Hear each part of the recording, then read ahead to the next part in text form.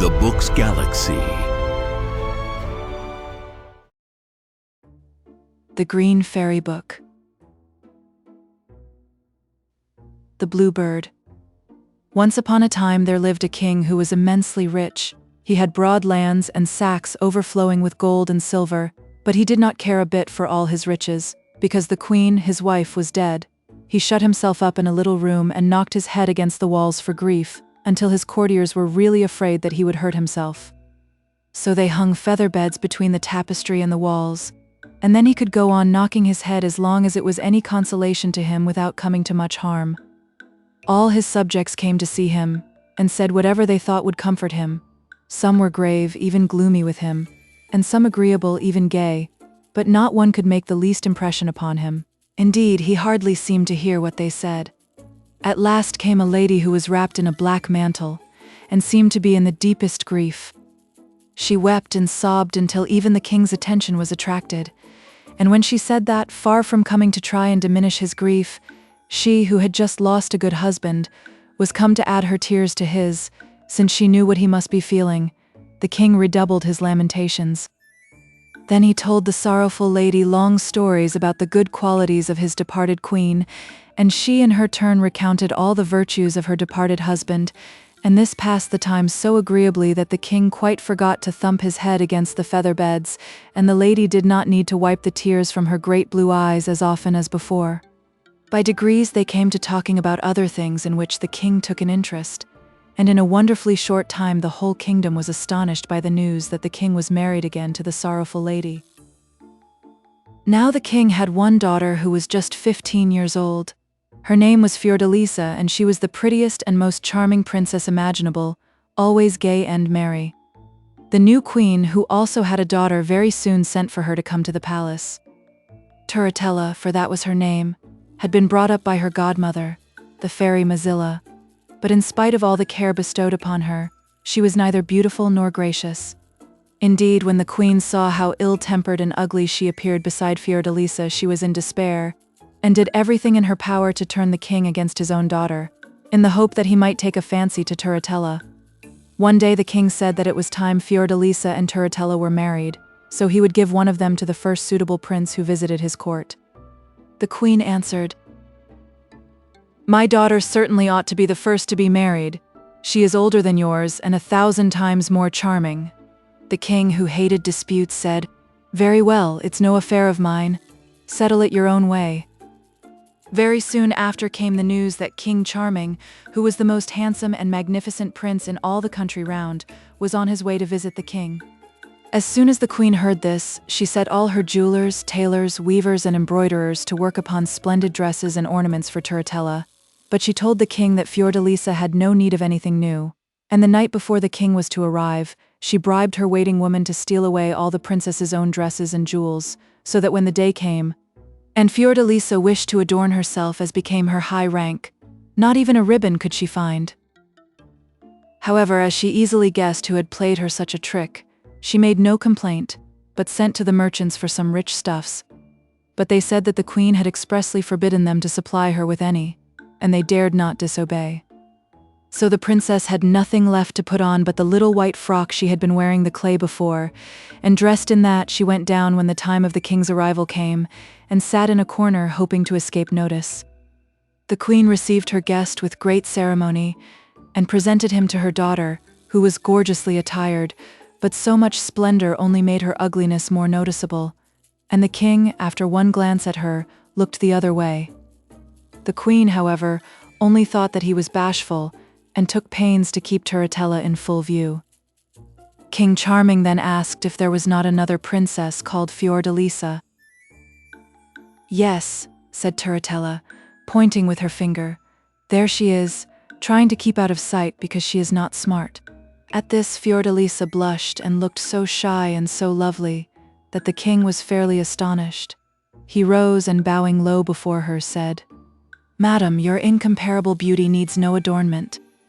"Sire," answered the princess, "I assure you that I am not in the habit of wearing dresses as crumpled and untidy as this one, so I should have been better pleased if you had not seen me at all." "Impossible!" cried King Charming. Wherever such a marvelously beautiful princess appears, I can look at nothing else."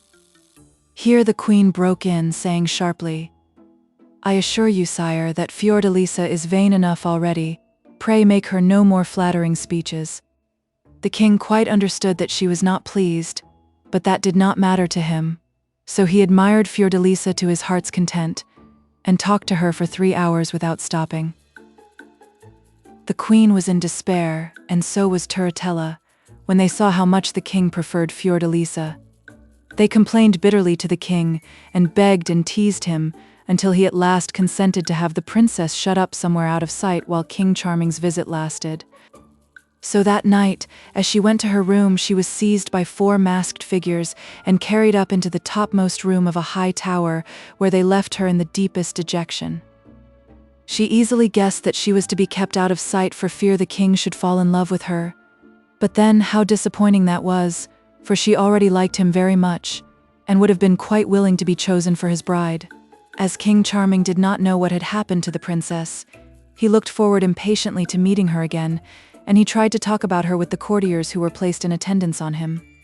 But by the queen's orders they would say nothing good of her, but declared that she was vain, capricious, and bad-tempered, that she tormented her waiting maids, and that, in spite of all the money that the king gave her, she was so mean that she preferred to go about dressed like a poor shepherdess, rather than spend any of it.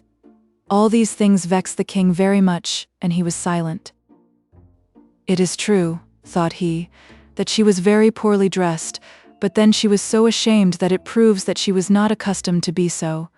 I cannot believe that with that lovely face she can be as ill-tempered and contemptible as they say. No, the queen must be jealous of her for the sake of that ugly daughter of hers, and so these evil reports are spread." The courtiers could not help seeing that what they had told the king did not please him, and one of them cunningly began to praise Fiordalisa, when he could talk to the king without being heard by the others. King Charming thereupon became so cheerful, and interested in all he said, that it was easy to guess how much he admired the princess. So when the queen sent for the courtiers and questioned them about all they had found out, their report confirmed her worst fears. As to the poor Princess Fiordalisa, she cried all night without stopping. "It would have been quite bad enough to be shut up in this gloomy tower before I had ever seen King Charming," she said, "but now when he is here, and they are all enjoying themselves with him, it is too unkind." The next day the queen sent King Charming splendid presents of jewels and rich stuffs, and among other things an ornament made expressly in honor of the approaching wedding. It was a heart cut out of one huge ruby, and was surrounded by several diamond arrows and pierced by one. A golden true lover's knot above the heart bore the motto, "But one can wound me," and the whole jewel was hung upon a chain of immense pearls. Never, since the world has been a world, had such a thing been made, and the king was quite amazed when it was presented to him. The page who brought it begged him to accept it from the princess, who chose him to be her knight. "What," cried he, "does the lovely Princess Fiordalisa deign to think of me in this amiable and encouraging way?" "You confuse the names, sire," said the page hastily. "I come on behalf of the Princess Turritella." "Oh, it is Turritella who wishes me to be her knight," said the king coldly. "I am sorry that I cannot accept the honor." And he sent the splendid gifts back to the queen and Turritella, who were furiously angry at the contempt with which they were treated. As soon as he possibly could, King Charming went to see the king and queen, and as he entered the hall he looked for Fiordalisa, and every time anyone came in he started round to see who it was, and was altogether so uneasy and dissatisfied that the queen saw it plainly. But she would not take any notice, and talked of nothing but the entertainments she was planning. The prince answered at random, and presently asked if he was not to have the pleasure of seeing the Princess Fiordalisa. "Sire," answered the queen haughtily, "her father has ordered that she shall not leave her own apartments until my daughter is married." "What can be the reason for keeping that lovely princess a prisoner?" cried the king in great indignation. "That I do not know," answered the queen, "and even if I did, I might not feel bound to tell you." The king was terribly angry at being thwarted like this. He felt certain that Turritella was to blame for it, so casting a furious glance at her, he abruptly took leave of the queen, and returned to his own apartments. There he said to a young squire whom he had brought with him, I would give all I have in the world to gain the goodwill of one of the princess's waiting women and obtain a moment's speech with Fiordalisa."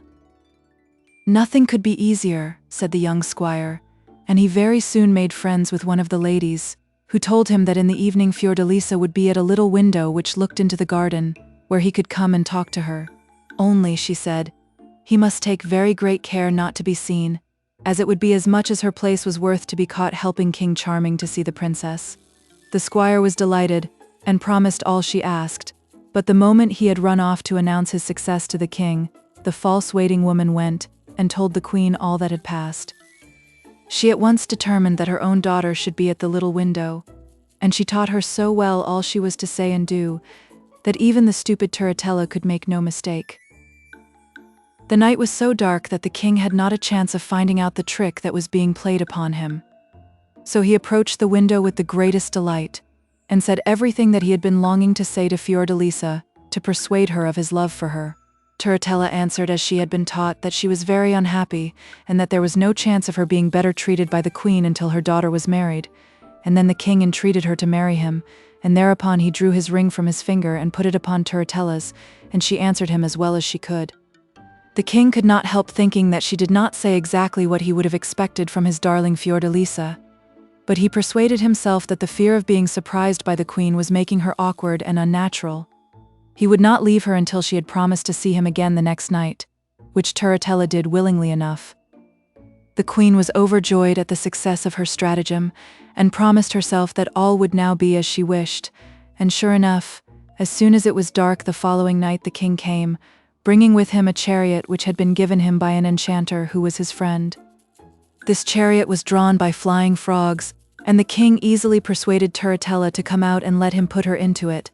Then mounting beside her he cried triumphantly, "Now, my princess, you are free. Where will it please you that we shall hold our wedding?" And Turritella, with her head muffled in her mantle, answered that the fairy Mazilla was her godmother, and that she would like it to be at her castle. So the king told the frogs, who had the map of the whole world in their heads, and very soon he and Turritella were set down at the castle of the fairy Mazilla. The king would certainly have found out his mistake the moment they stepped into the brilliantly lighted castle, but Turritella held her mantle more closely round her, and asked to see the fairy by herself, and quickly told her all that had happened, and how she had succeeded in deceiving King Charming. "Oh ho, my daughter," said the fairy, "I see we have no easy task before us. He loves Fiordalisa so much that he will not be easily pacified. I feel sure he will defy us." Meanwhile the king was waiting in a splendid room with diamond walls, so clear that he could see the fairy and Turritella as they stood whispering together, and he was very much puzzled. "Who can have betrayed us?" he said to himself. "How comes our enemy here? She must be plotting to prevent our marriage. Why doesn't my lovely Fiordalisa make haste and come back to me?" But it was worse than anything he had imagined when the fairy Mazilla entered, leading Turritella by the hand, and said to him, "King Charming, here is the Princess Turritella to whom you have plighted your faith. Let us have the wedding at once." "I," cried the king, "I marry that little creature. What do you take me for? I have promised her nothing. Say no more." "Have you no respect for a fairy?" cried she angrily. "Yes, madam," answered the king. "I am prepared to respect you as much as a fairy can be respected, if you will give me back my princess." "Am I not here?" interrupted Turritella. "Here is the ring you gave me. With whom did you talk at the little window if it was not with me?" "What?" cried the king angrily. "Have I been altogether deceived and deluded? Where is my chariot? Not another moment will I stay here." "Oh ho!" said the fairy. "Not so fast," and she touched his feet, which instantly became as firmly fixed to the floor as if they had been nailed there. "Oh, do whatever you like with me," said the king. "You may turn me to stone, but I will marry no one but Fiordalisa." And not another word would he say, though the fairy scolded and threatened, and Turritella wept and raged for 20 days and 20 nights. At last the fairy Mazilla said furiously, for she was quite tired out by his obstinacy, "Choose whether you will marry my goddaughter, or do penance 7 years for breaking your word to her."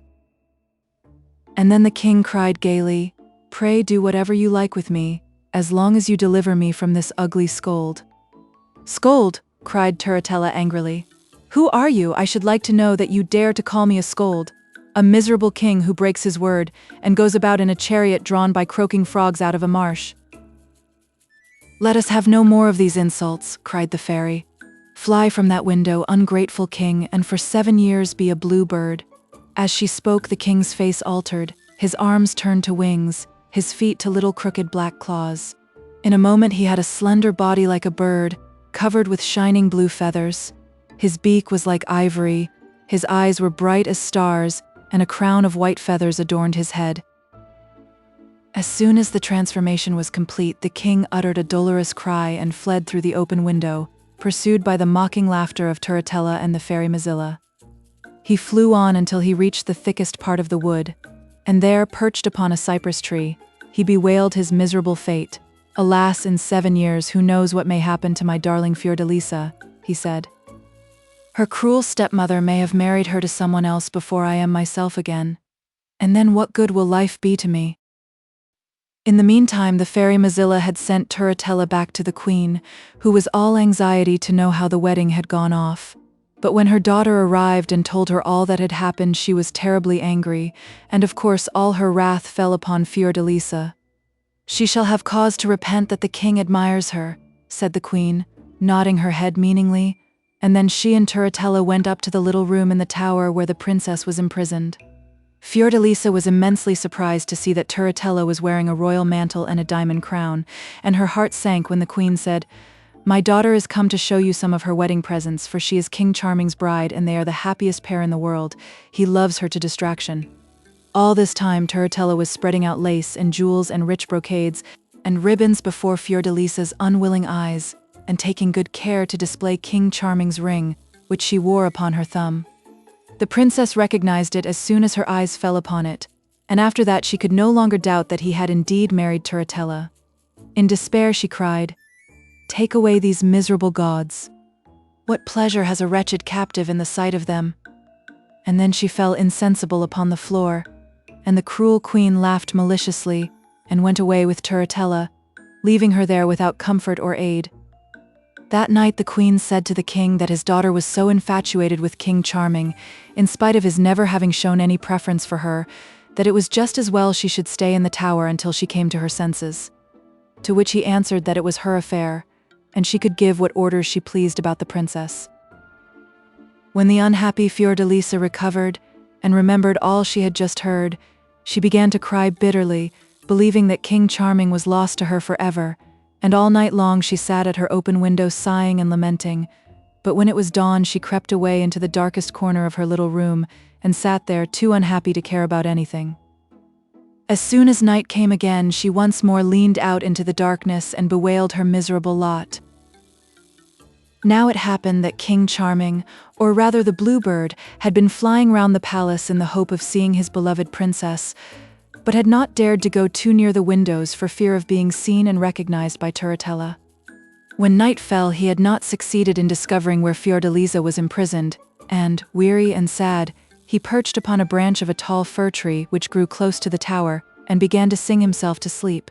But soon the sound of a soft voice lamenting attracted his attention, and listening intently he heard it say, "Ah, cruel queen, what have I ever done to be imprisoned like this? And was I not unhappy enough before, that you must needs come and taunt me with the happiness your daughter is enjoying now she is King Charming's bride?" The bluebird, greatly surprised, waited impatiently for the dawn, and the moment it was light flew off to see who it could have been who spoke thus. But he found the window shut, and could see no one. The next night, however, he was on the watch, and by the clear moonlight he saw that the sorrowful lady at the window was Fiordalisa herself. "My princess, have I found you at last?" said he, alighting close to her. "Who is speaking to me?" cried the princess in great surprise. "Only a moment since you mentioned my name, and now you do not know me, Fiordalisa," said he sadly. "But no wonder, since I am nothing but a bluebird and must remain one for 7 years. "What, little bluebird? Are you really the powerful King Charming?"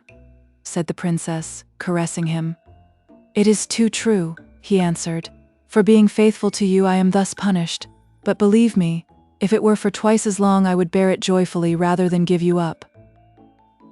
"Oh, what are you telling me?" cried the princess. "Has not your bride, Turritella, just visited me wearing the royal mantle and the diamond crown you gave her? I cannot be mistaken, for I saw your ring upon her thumb."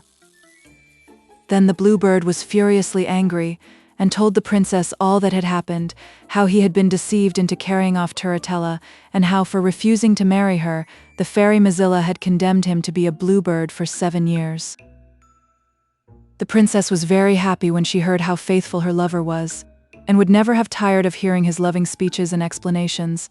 But too soon the sun rose, and they had to part lest the bluebird should be discovered. After promising to come again to the princess's window as soon as it was dark, he flew away, and hid himself in a little hole in the fir tree, while Fiordalisa remained devoured by anxiety lest he should be caught in a trap, or eaten up by an eagle. But the bluebird did not long stay in his hiding place. He flew away, until he came to his own palace, and got into it through a broken window, and there he found the cabinet where his jewels were kept, and chose out a splendid diamond ring as a present for the princess. By the time he got back, Fiordalisa was sitting waiting for him by the open window, and when he gave her the ring, she scolded him gently for having run such a risk to get it for her. "Promise me that you will wear it always," said the bluebird, and the princess promised on condition that he should come and see her in the day as well as by night. They talked all night long, and the next morning the bluebird flew off to his kingdom, and crept into his palace through the broken window, and chose from his treasures 2 bracelets, each cut out of a single emerald. When he presented them to the princess, she shook her head at him reproachfully, saying, "Do you think I love you so little that I need all these gifts to remind me of you?" And he answered, "No, my princess, but I love you so much that I feel I cannot express it, try as I may. I only bring you these worthless trifles to show that I have not ceased to think of you, though I have been obliged to leave you for a time." The following night he gave Fiordalisa a watch set in a single pearl. The princess laughed a little when she saw it and said, "You may well give me a watch, for since I have known you I have lost the power of measuring time. The hours you spend with me pass like minutes, and the hours that I drag through without you seem years to me." "Ah, princess, they cannot seem so long to you as they do to me," he answered. Day by day he brought more beautiful things for the princess, diamonds and rubies and opals, and at night she decked herself with them to please him, but by day she hid them in her straw mattress. When the sun shone, the bluebird, hidden in the tall fir tree, sang to her so sweetly that all the passers-by wondered, and said that the wood was inhabited by a spirit, and so 2 years slipped away, and still the princess was a prisoner, and Turritella was not married. The queen had offered her hand to all the neighboring princes, but they always answered that they would marry Fiordalisa with pleasure, but not Turritella on any account. This displeased the queen terribly. "Fiordalisa must be in league with them to annoy me," she said. "Let us go and accuse her of it." So she and Turritella went up into the tower. Now it happened that it was nearly midnight, and Fiordalisa, all decked with jewels, was sitting at the window with the bluebird, and as the queen paused outside the door to listen, she heard the princess and her lover singing together a little song he had just taught her. These were the words: "Oh, what a luckless pair are we, one in a prison and one in a tree. All our trouble and anguish came from our faithfulness spoiling our enemies' game, but vainly they practice their cruel arts, for naught can sever our 2 fond hearts." They sound melancholy perhaps, but the 2 voices sang them gaily enough, and the queen burst open the door, crying, "Ah, my Turritella, there is some treachery going on here."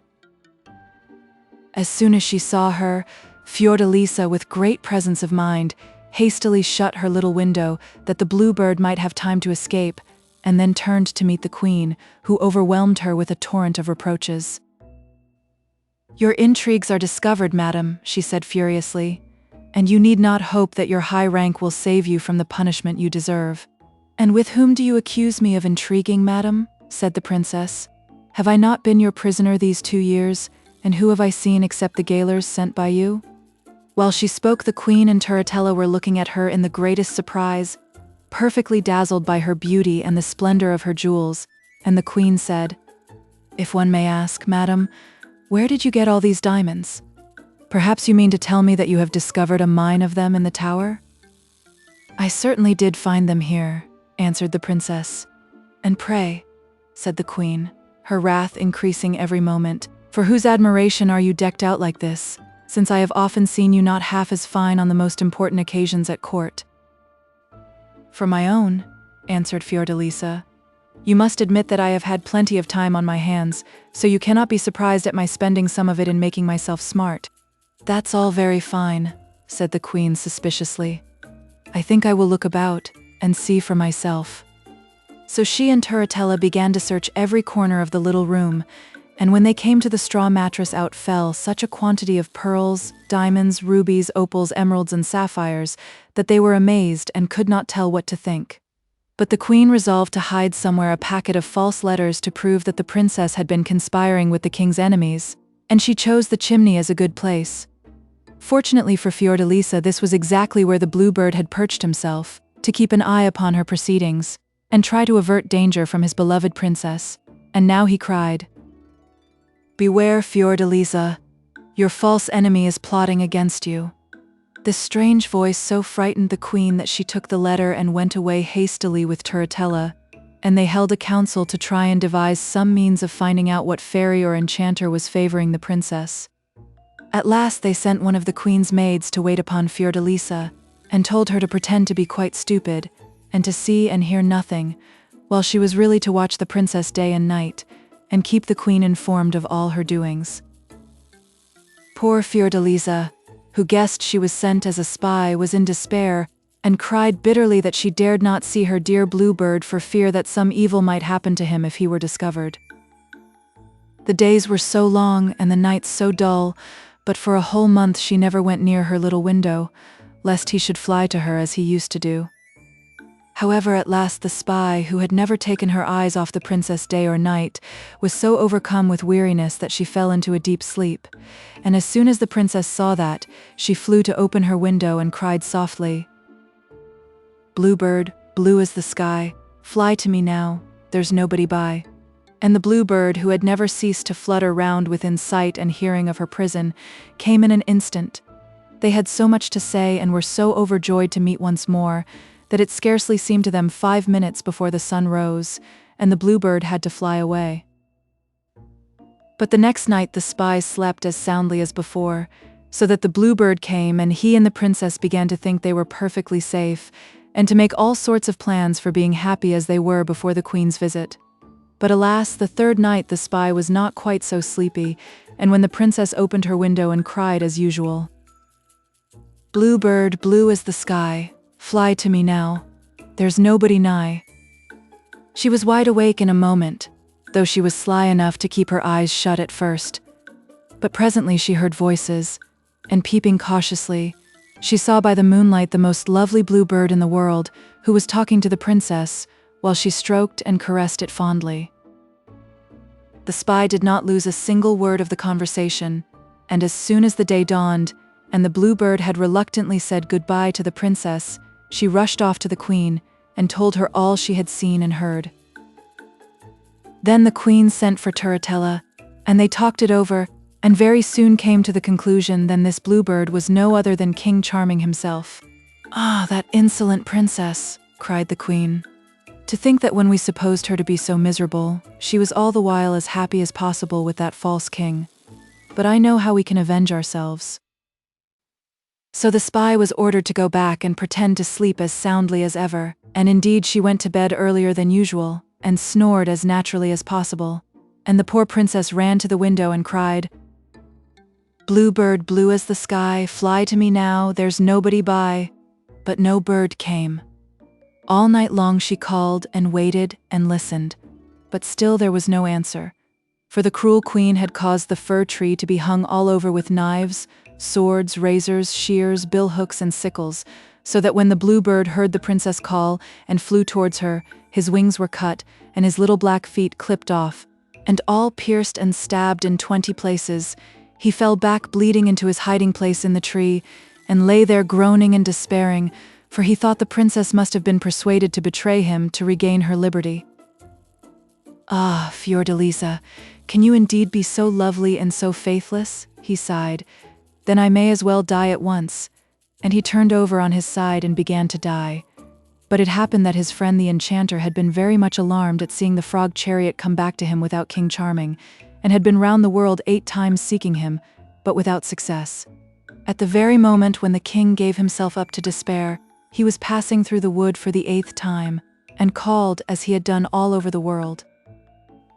"Charming, King Charming, are you here?" The king at once recognized his friend's voice, and answered very faintly, "I am here." The enchanter looked all round him, but could see nothing, and then the king said again, "I am a bluebird." Then the enchanter found him in an instant, and seeing his pitiable condition, ran hither and thither without a word, until he had collected a handful of magic herbs, with which, and a few incantations, he speedily made the king whole and sound again. "Now," said he, "let me hear all about it. There must be a princess at the bottom of this." "There are 2, answered King Charming, with a wry smile, and then he told the whole story, accusing Fiordalisa of having betrayed the secret of his visits to make her peace with the queen, and indeed saying a great many hard things about her fickleness and her deceitful beauty, and so on. The enchanter quite agreed with him, and even went further, declaring that all princesses were alike, except perhaps in the matter of beauty, and advised him to have done with Fiordalisa, and forget all about her. But, somehow or other, this advice did not quite please the king.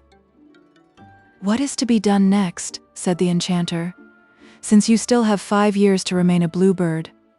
"Take me to your palace," answered the king.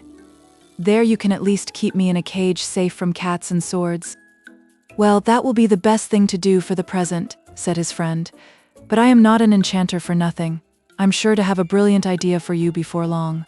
In the meantime, Fiordalisa, quite in despair, sat at her window day and night calling her dear bluebird in vain, and imagining over and over again all the terrible things that could have happened to him, until she grew quite pale and thin.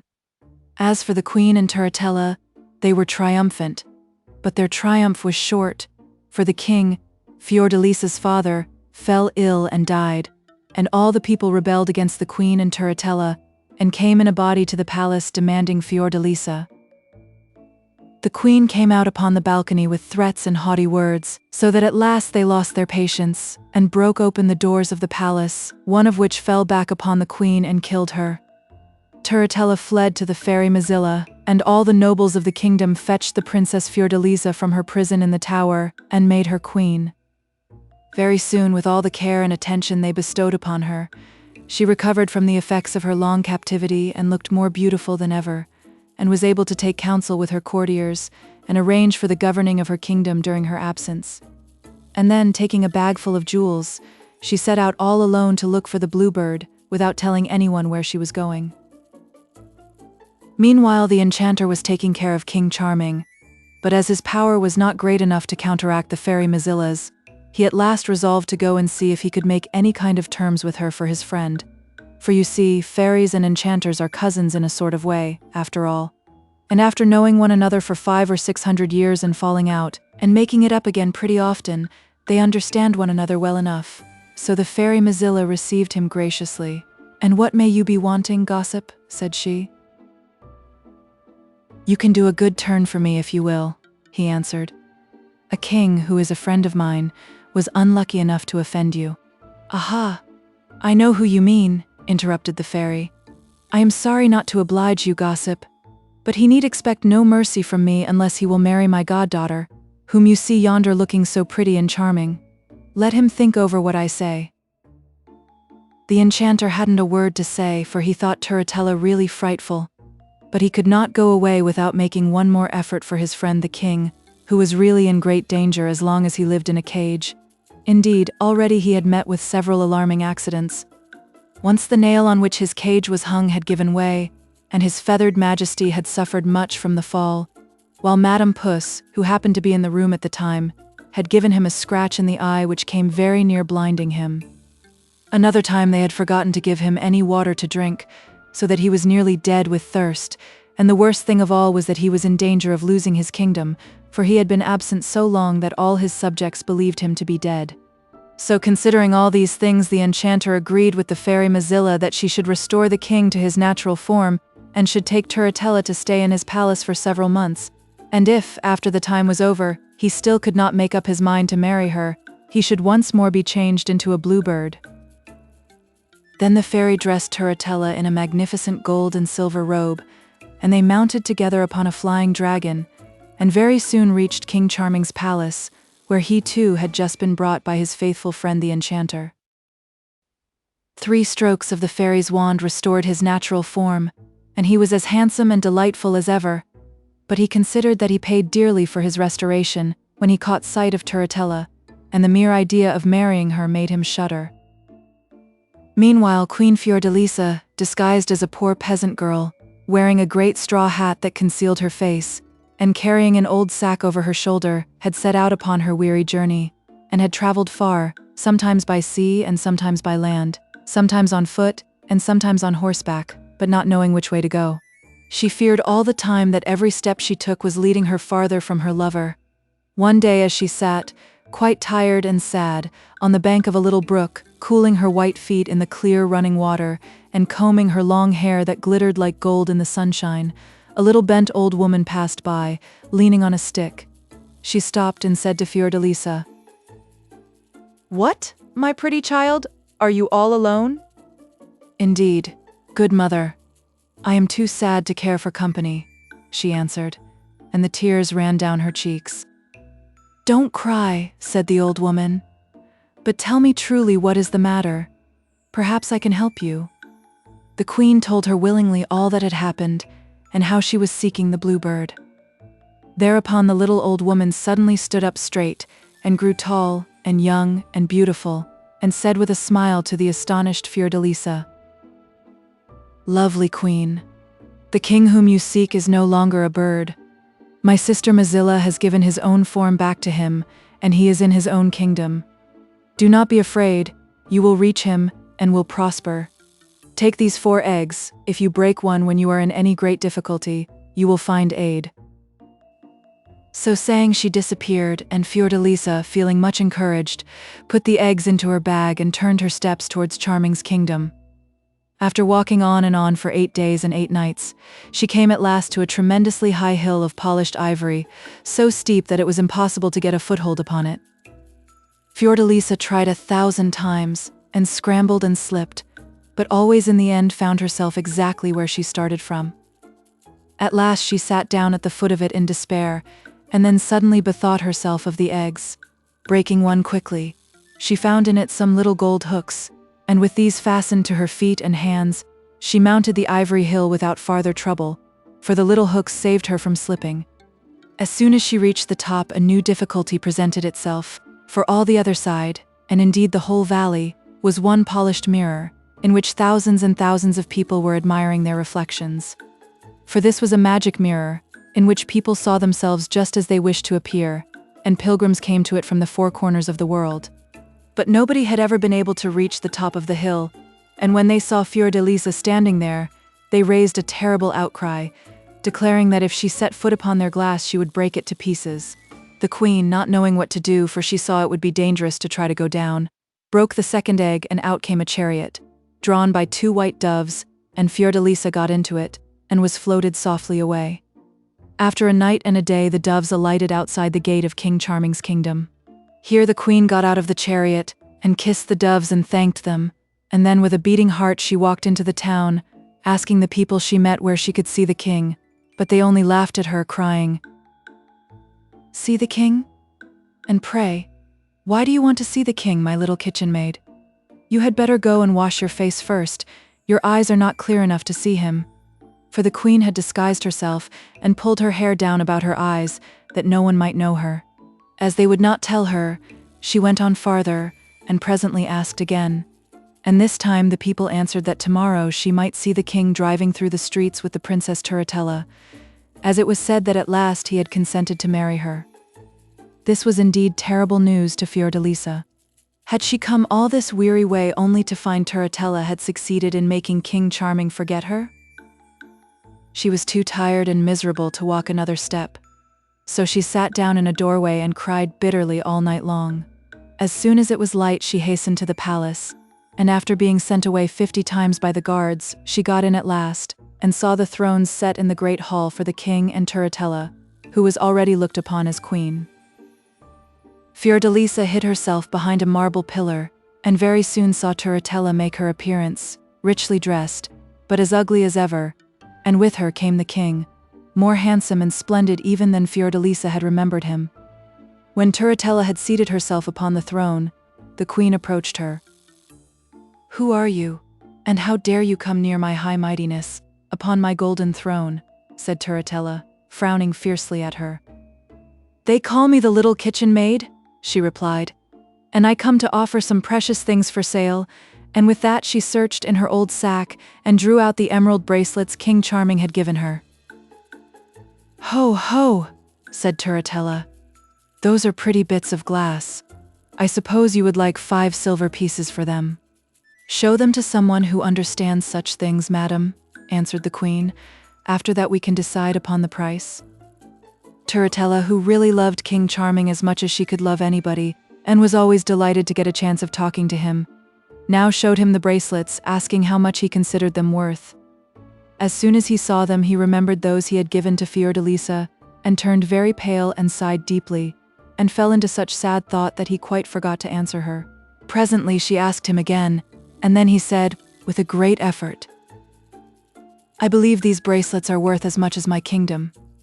I thought there was only one such pair in the world, but here it seems is another." Then Turritella went back to the queen and asked her what was the lowest price she would take for them. "More than you would find it easy to pay, madam," answered she. "But if you will manage for me to sleep one night in the Chamber of Echoes, I will give you the emeralds." "By all means, my little kitchen maid," said Turritella, highly delighted. The king did not try to find out where the bracelets had come from, not because he did not want to know, but because the only way would have been to ask Turritella, and he disliked her so much that he never spoke to her if he could possibly avoid it. It was he who had told Fiordalisa about the Chamber of Echoes, when he was a bluebird. It was a little room below the king's own bedchamber, and was so ingeniously built that the softest whisper in it was plainly heard in the king's room. Fiordalisa wanted to reproach him for his faithlessness, and could not imagine a better way than this. So when, by Turritella's orders, she was left there, she began to weep and lament, and never ceased until daybreak.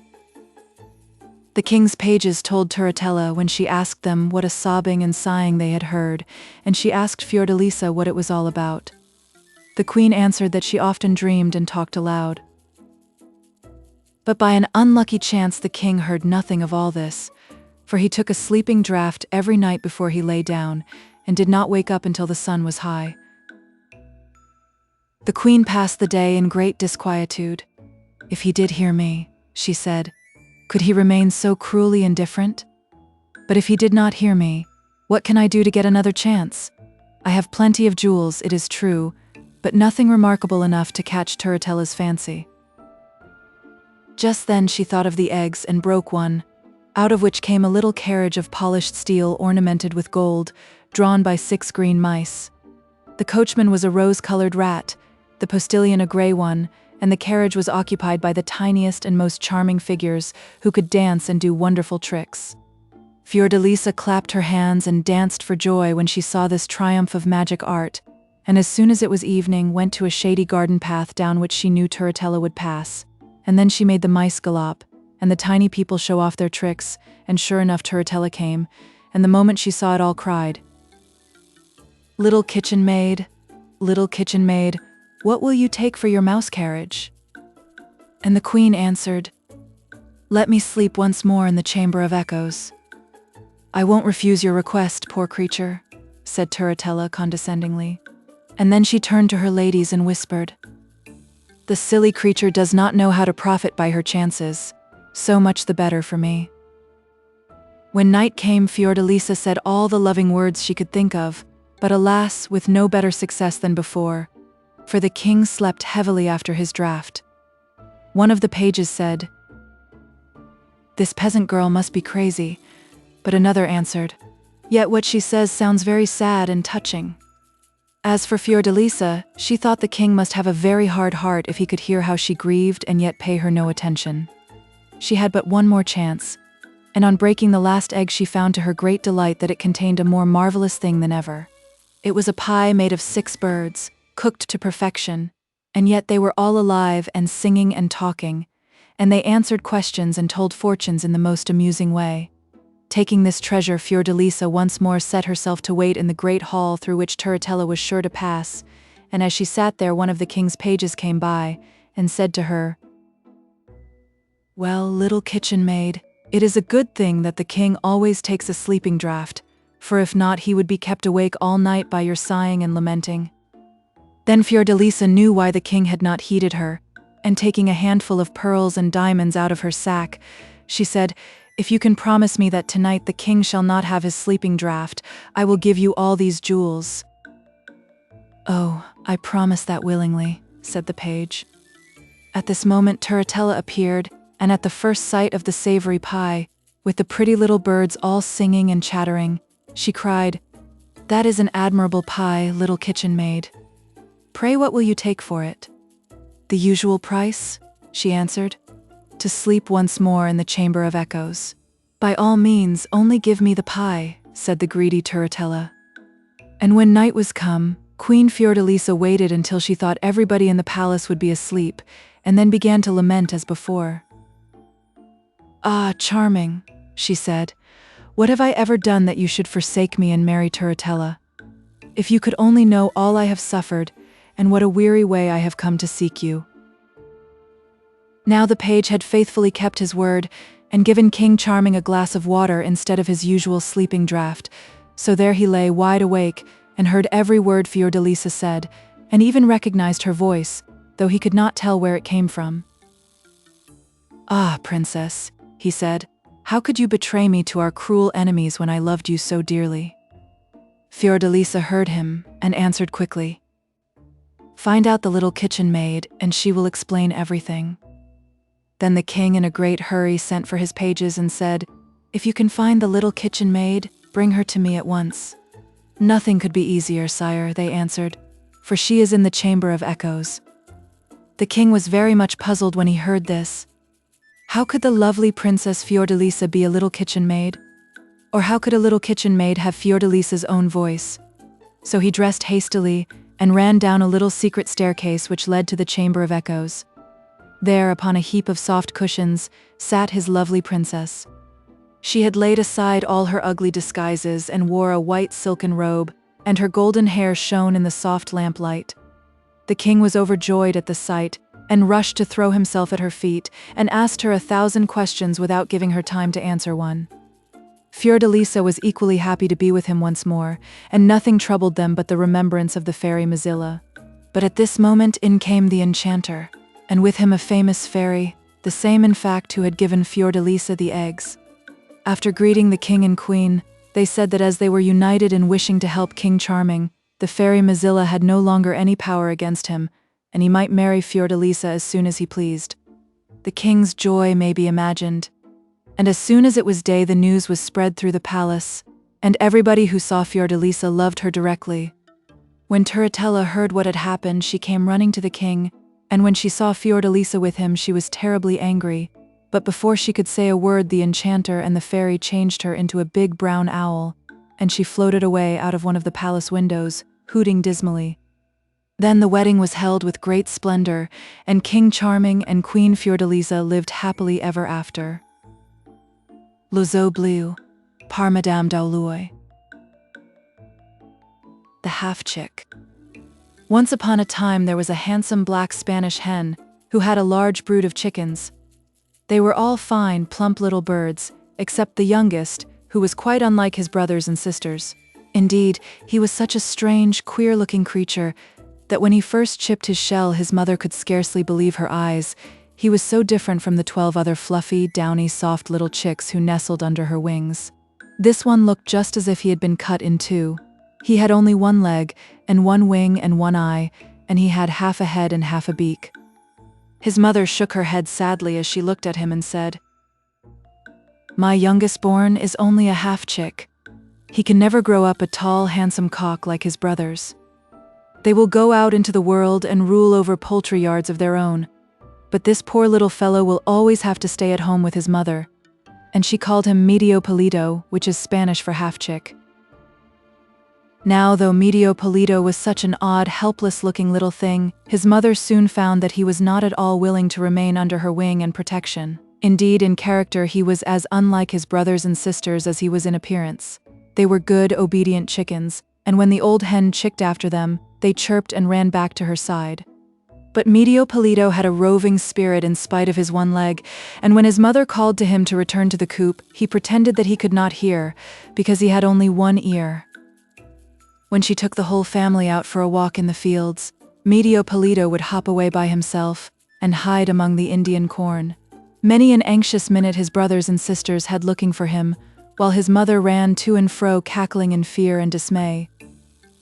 As he grew older, he became more self-willed and disobedient, and his manner to his mother was often very rude, and his temper to the other chickens very disagreeable. One day he had been out for a longer expedition than usual in the fields. On his return, he strutted up to his mother with the peculiar little hop and kick which was his way of walking, and cocking his one eye at her in a very bold way, he said, "Mother, I am tired of this life in a dull farmyard, with nothing but a dreary maize field to look at. I'm off to Madrid to see the king." "To Madrid, Medio Polito?" exclaimed his mother. "Why, you silly chick, it would be a long journey for a grown-up cock, and a poor little thing like you would be tired out before you had gone half the distance. No, stay at home with your mother, and some day, when you are bigger, we will go a little journey together." But Medio Polito had made up his mind, and he would not listen to his mother's advice, nor to the prayers and entreaties of his brothers and sisters. "What is the use of our all crowding each other up in this poky little place?" he said. "When I have a fine courtyard of my own at the king's palace, I shall perhaps ask some of you to come and pay me a short visit," and scarcely waiting to say goodbye to his family, away he stumped down the high road that led to Madrid. "Be sure that you are kind and civil to everyone you meet," called his mother, running after him. But he was in such a hurry to be off, that he did not wait to answer her, or even to look back. A little later in the day, as he was taking a short cut through a field, he passed a stream. Now the stream was all choked up, and overgrown with weeds and water plants, so that its waters could not flow freely. "Oh, Medio Polito," it cried as the half-chick hopped along its banks, "do come and help me by clearing away these weeds." "Help you indeed!" exclaimed Medio Polito, tossing his head and shaking the few feathers in his tail. "Do you think I have nothing to do but to waste my time on such trifles? Help yourself and don't trouble busy travelers. I am off to Madrid to see the king," and hoppity-kick, away stumped Medio Polito. A little later he came to a fire that had been left by some gypsies in a wood. It was burning very low, and would soon be out. "Oh, Medio Polito," cried the fire, in a weak, wavering voice as the half-chick approached, "in a few minutes I shall go quite out, unless you put some sticks and dry leaves upon me. Do help me, or I shall die." "Help you indeed," answered Medio Polito. "I have other things to do. Gather sticks for yourself, and don't trouble me. I am off to Madrid to see the king," and hoppity-kick away stumped Medio Polito. The next morning, as he was getting near Madrid, he passed a large chestnut tree, in whose branches the wind was caught and entangled. "Oh, Medio Polito," called the wind, "do hop up here and help me to get free of these branches. I cannot come away, and it is so uncomfortable." "It is your own fault for going there," answered Medio Polito. "I can't waste all my morning stopping here to help you. Just shake yourself off and don't hinder me, for I am off to Madrid to see the king," and hoppity-kick, away stumped Medio Polito in great glee, for the towers and roofs of Madrid were now in sight. When he entered the town, he saw before him a great splendid house, with soldiers standing before the gates. This he knew must be the king's palace, and he determined to hop up to the front gate and wait there until the king came out. But as he was hopping past one of the back windows, the king's cook saw him. "Here is the very thing I want," he exclaimed, "for the king has just sent a message to say that he must have chicken broth for his dinner." And opening the window, he stretched out his arm, caught Medio Polito, and popped him into the broth pot that was standing near the fire. Oh, how wet and clammy the water felt as it went over Medio Polito's head, making his feathers cling to his side. "Water, water," he cried in his despair. "Do have pity upon me and do not wet me like this." "Ah, Medio Polito," replied the water, "you would not help me when I was a little stream away on the fields. Now you must be punished."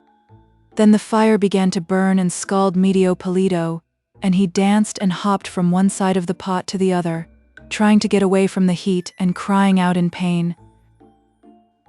"Fire, fire, do not scorch me like this, you can't think how it hurts." "Ah, Medio Polito," answered the fire, "you would not help me when I was dying away in the wood. You are being punished." At last, just when the pain was so great that Medio Polito thought he must die, the cook lifted up the lid of the pot to see if the broth was ready for the king's dinner. "Look here," he cried in horror. "This chicken is quite useless. It is burnt to a cinder. I can't send it up to the royal table." And opening the window, he threw Medio Polito out into the street. But the wind caught him up and whirled him through the air so quickly that Medio Polito could scarcely breathe, and his heart beat against his side till he thought it would break. "Oh, wind!" At last he gasped out, "If you hurry me along like this, you will kill me. Do let me rest a moment, or—" But he was so breathless that he could not finish his sentence. "Ah, Medio Polito," replied the wind, "when I was caught in the branches of the chestnut tree, you would not help me. Now you are punished." And he swirled Medio Polito over the roofs of the houses till they reached the highest church in the town, and there he left him fastened to the top of the steeple. And there stands Medio Polito to this day. And if you go to Madrid and walk through the streets till you come to the highest church, you will see Medio Polito perched on his one leg on the steeple, with his one wing drooping at his side, and gazing sadly out of his one eye over the town. Spanish tradition. The story of Caliph Stork. 1. Caliph Placida of Baghdad was resting comfortably on his divan one fine afternoon. He was smoking a long pipe, and from time to time he sipped a little coffee which a slave handed to him, and after each sip he stroked his long beard with an air of enjoyment. In short, anyone could see that the Caliph was in an excellent humor. This was, in fact, the best time of day in which to approach him, for just now he was pretty sure to be both affable and in good spirits, and for this reason the Grand Vizier Mansur always chose this hour in which to pay his daily visit. He arrived as usual this afternoon, but, contrary to his usual custom, with an anxious face. The Caliph withdrew his pipe for a moment from his lips and asked, "Why do you look so anxious, Grand Vizier?" The Grand Vizier crossed his arms on his breast and bent low before his master as he answered, "Oh, my lord, whether my countenance be anxious or not, I know not, but down below in the court of the palace is a peddler with such beautiful things that I cannot help feeling annoyed at having so little money to spare." The Caliph, who had wished for some time past to give his Grand Vizier a present, ordered his black slave to bring the peddler before him at once. The slave soon returned, followed by the peddler, a short, stout man with a swarthy face, and dressed in very ragged clothes. He carried a box containing all manner of wares, strings of pearls, rings, richly mounted pistols, goblets, and combs. The Caliph and his vizier inspected everything, and the Caliph chose some handsome pistols for himself and Mansur, and a jeweled comb for the vizier's wife. Just as the peddler was about to close his box, the Caliph noticed a small drawer, and asked if there was anything else in it for sale. The peddler opened the drawer and showed them a box containing a black powder, and a scroll written in strange characters, which neither the Caliph nor the Mansur could read. "I got these 2 articles from a merchant who had picked them up in the street at Mecca," said the peddler. "I do not know what they may contain, but as they are of no use to me, you are welcome to have them for a trifle." The Caliph, who liked to have old manuscripts in his library, even though he could not read them, purchased the scroll in the box and dismissed the peddler. Then, being anxious to know what might be the contents of the scroll, he asked the vizier if he did not know of anyone who might be able to decipher it. "Most gracious lord and master," replied the vizier, "near the great mosque lives a man called Selim the Learned, who knows every language under the sun. Send for him. It may be that he will be able to interpret these mysterious characters." The learned Selim was summoned immediately.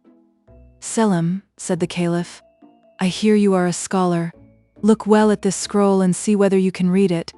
If you can, I will give you a robe of honor, but if you fail, I will order you to receive 12 strokes on your cheeks, and 25 on the soles of your feet, because you have been falsely called Selim the Learned." Selim prostrated himself and said, "Be it according to your will, O master." Then he gazed long at the scroll. Suddenly he exclaimed, "May I die, O my lord, if this isn't Latin." "Well," said the Caliph, "if it is Latin, let us hear what it means." So Selim began to translate. "Thou who mayest find this, praise Allah for his mercy. Whoever shall snuff the powder in this box and at the same time shall pronounce the word Mutabor can transform himself into any creature he likes, and will understand the language of all animals. When he wishes to resume the human form, he has only to bow 3 times towards the east, and to repeat the same word. Be careful, however, when wearing the shape of some beast or bird, not to laugh, or thou wilt certainly forget the magic word and remain an animal forever." When Selim the Learned had read this, the Caliph was delighted. He made the wise man swear not to tell the matter to anyone, gave him a splendid robe, and dismissed him. Then he said to his vizier, "That's what I call a good bargain, Mansur. I am longing for the moment when I can become some animal. Tomorrow morning I shall expect you early. We will go into the country, take some snuff from my box, and then hear what is being said in air, earth, and water." 2. Next morning Caliph Chasid had barely finished dressing and breakfasting, when the Grand Vizier arrived, according to orders, to accompany him in his expedition. The Caliph stuck the snuff-box in his girdle, and having desired his servants to remain at home, started off with the Grand Vizier only in attendance. First they walked through the palace gardens, but they looked in vain for some creature which could tempt them to try their magic power. At length the vizier suggested going further on to a pond which lay beyond the town, and where he had often seen a variety of creatures, especially storks, whose grave, dignified appearance and constant chatter had often attracted his attention. The Caliph consented, and they went straight to the pond. As soon as they arrived, they remarked a stork strutting up and down with a stately air, hunting for frogs, and now and then muttering something to itself. At the same time they saw another stork far above in the sky flying towards the same spot. "I would wager my beard, most gracious master," said the Grand Vizier, "that these 2 long legs will have a good chat together. How would it be if we turned ourselves into storks?" "Well said," replied the Caliph. "But first let us remember carefully how we are to become men once more. True, bow 3 times towards the east and say Mutabor, and I shall be Caliph and you my Grand Vizier again. But for heaven's sake don't laugh, or we are lost." As the Caliph spoke, he saw the second stork circling round his head and gradually flying towards the earth. Quickly he drew the box from his girdle, took a good pinch of the snuff, and offered one to Mansur, who also took one, and both cried together Mutabor. Instantly their legs shriveled up and grew thin and red, their smart yellow slippers turned to clumsy storks' feet, their arms to wings, their necks began to sprout from between their shoulders and grew a yard long, their beards disappeared, and their bodies were covered with feathers. "You've got a fine long bill, Sir Vizier," cried the Caliph, after standing for some time lost in astonishment. "By the beard of the Prophet, I never saw such a thing in all my life." "My very humble thanks," replied the Grand Vizier, as he bent his long neck. "But, if I may venture to say so, your Highness is even handsomer as a stork than as a Caliph. But come, if it so pleases you, let us go near our comrades there and find out whether we really do understand the language of storks." Meantime the second stork had reached the ground. It first scraped its bill with its claw, stroked down its feathers, and then advanced towards the first stork. The 2 newly made storks lost no time in drawing near, and to their amazement overheard the following conversation. "Good morning, Dame Longlegs. You are out early this morning." "Yes, indeed, dear Chatterbill. I am getting myself a morsel of breakfast. May I offer you a joint of lizard or a frog's thigh?" "1,000 thanks, but I have really no appetite this morning. I am here for a very different purpose. I am to dance today before my father's guests, and I have come to the meadow for a little quiet practice." Thereupon the young stork began to move about with the most wonderful steps. The Caliph and Mansur looked on in surprise for some time. But when at last she balanced herself in a picturesque attitude on one leg, and flapped her wings gracefully up and down, they could hold out no longer. A prolonged peal burst from each of their bills, and it was some time before they could recover their composure. The Caliph was the first to collect himself. "That was the best joke," said he, "I've ever seen. It's a pity the stupid creatures were scared away by our laughter, or no doubt they would have sung next." Suddenly, however, the vizier remembered how strictly they had been warned not to laugh during their transformation. He at once communicated his fears to the Caliph, who exclaimed, "By Mecca and Medina, it would indeed prove but a poor joke if I had to remain a stork for the remainder of my days. Do just try and remember the stupid word, it has slipped my memory. We must bow 3 times eastwards and say moo, moo, moo, moo." They turned to the east and fell to bowing till their bills touched the ground, but, oh horror, the magic word was quite forgotten, and however often the Caliph bowed and however touchingly his vizier cried, "Moo, moo, my lobe," I could not recall it, and the unhappy Placida and Mansur remained storks as they were. 3. The 2 enchanted birds wandered sadly on through the meadows. In their misery they could not think what to do next. They could not rid themselves of their new forms. There was no use in returning to the town and saying who they were, for who would believe a stork who announced that he was a caliph, and even if they did believe him, would the people of Baghdad consent to let a stork rule over them? So they lounged about for several days, supporting themselves on fruits which, however, they found some difficulty in eating with their long bills. They did not much care to eat frogs or lizards. Their one comfort in their sad plight was the power of flying, and accordingly they often flew over the roofs of Baghdad to see what was going on there. During the first few days they noticed signs of much disturbance and distress in the streets, but about the 4th day, as they sat on the roof of the palace, they perceived a splendid procession passing below them along the street. Drums and trumpets sounded. A man in a scarlet mantle, embroidered in gold, sat on a splendidly caparisoned horse surrounded by richly dressed slaves. Half Baghdad crowded after him, and they all shouted, "Hail Mirza, the Lord of Baghdad." The 2 storks on the palace roof looked at each other, and Caliph Qasid said, "Can you guess now, Grand Vizier, why I have been enchanted? This Mirza is the son of my deadly enemy, the mighty magician Kashnur, who in an evil moment vowed vengeance on me. Still, I will not despair. Come with me, my faithful friend. We will go to the grave of the Prophet, and perhaps at that sacred spot the spell may be loosed." They rose from the palace roof and spread their wings toward Medina. But flying was not quite an easy matter, for the 2 storks had had but little practice as yet. "Oh, my lord," gasped the vizier, after a couple of hours, "I can get on no longer. You really fly too quick for me. Besides, it is nearly evening, and we should do well to find some place in which to spend the night." Qasid listened with favor to his servant's suggestion, and perceiving in the valley beneath them a ruin which seemed to promise shelter, they flew towards it. The building in which they proposed to pass the night had apparently been formerly a castle. Some handsome pillars still stood amongst the heaps of ruins, and several rooms, which yet remained in fair preservation, gave evidence of former splendor. Qasid and his companion wandered along the passages seeking a dry spot, when suddenly Mansur stood still. "My lord and master," he whispered, "if it were not absurd for a grand vizier, and still more for a stork, to be afraid of ghosts, I should feel quite nervous, for someone or something close by me has sighed and moaned quite audibly." The Caliph stood still and distinctly heard a low weeping sound which seemed to proceed from a human being rather than from any animal. Full of curiosity, he was about to rush towards the spot from whence the sounds of woe came, when the vizier caught him by the wing with his bill and implored him not to expose himself to fresh and unknown dangers. The Caliph, however, under whose stork's breast a brave heart beat, tore himself away with the loss of a few feathers, and hurried down a dark passage. He saw a door which stood ajar, and through which he distinctly heard sighs mingled with sobs.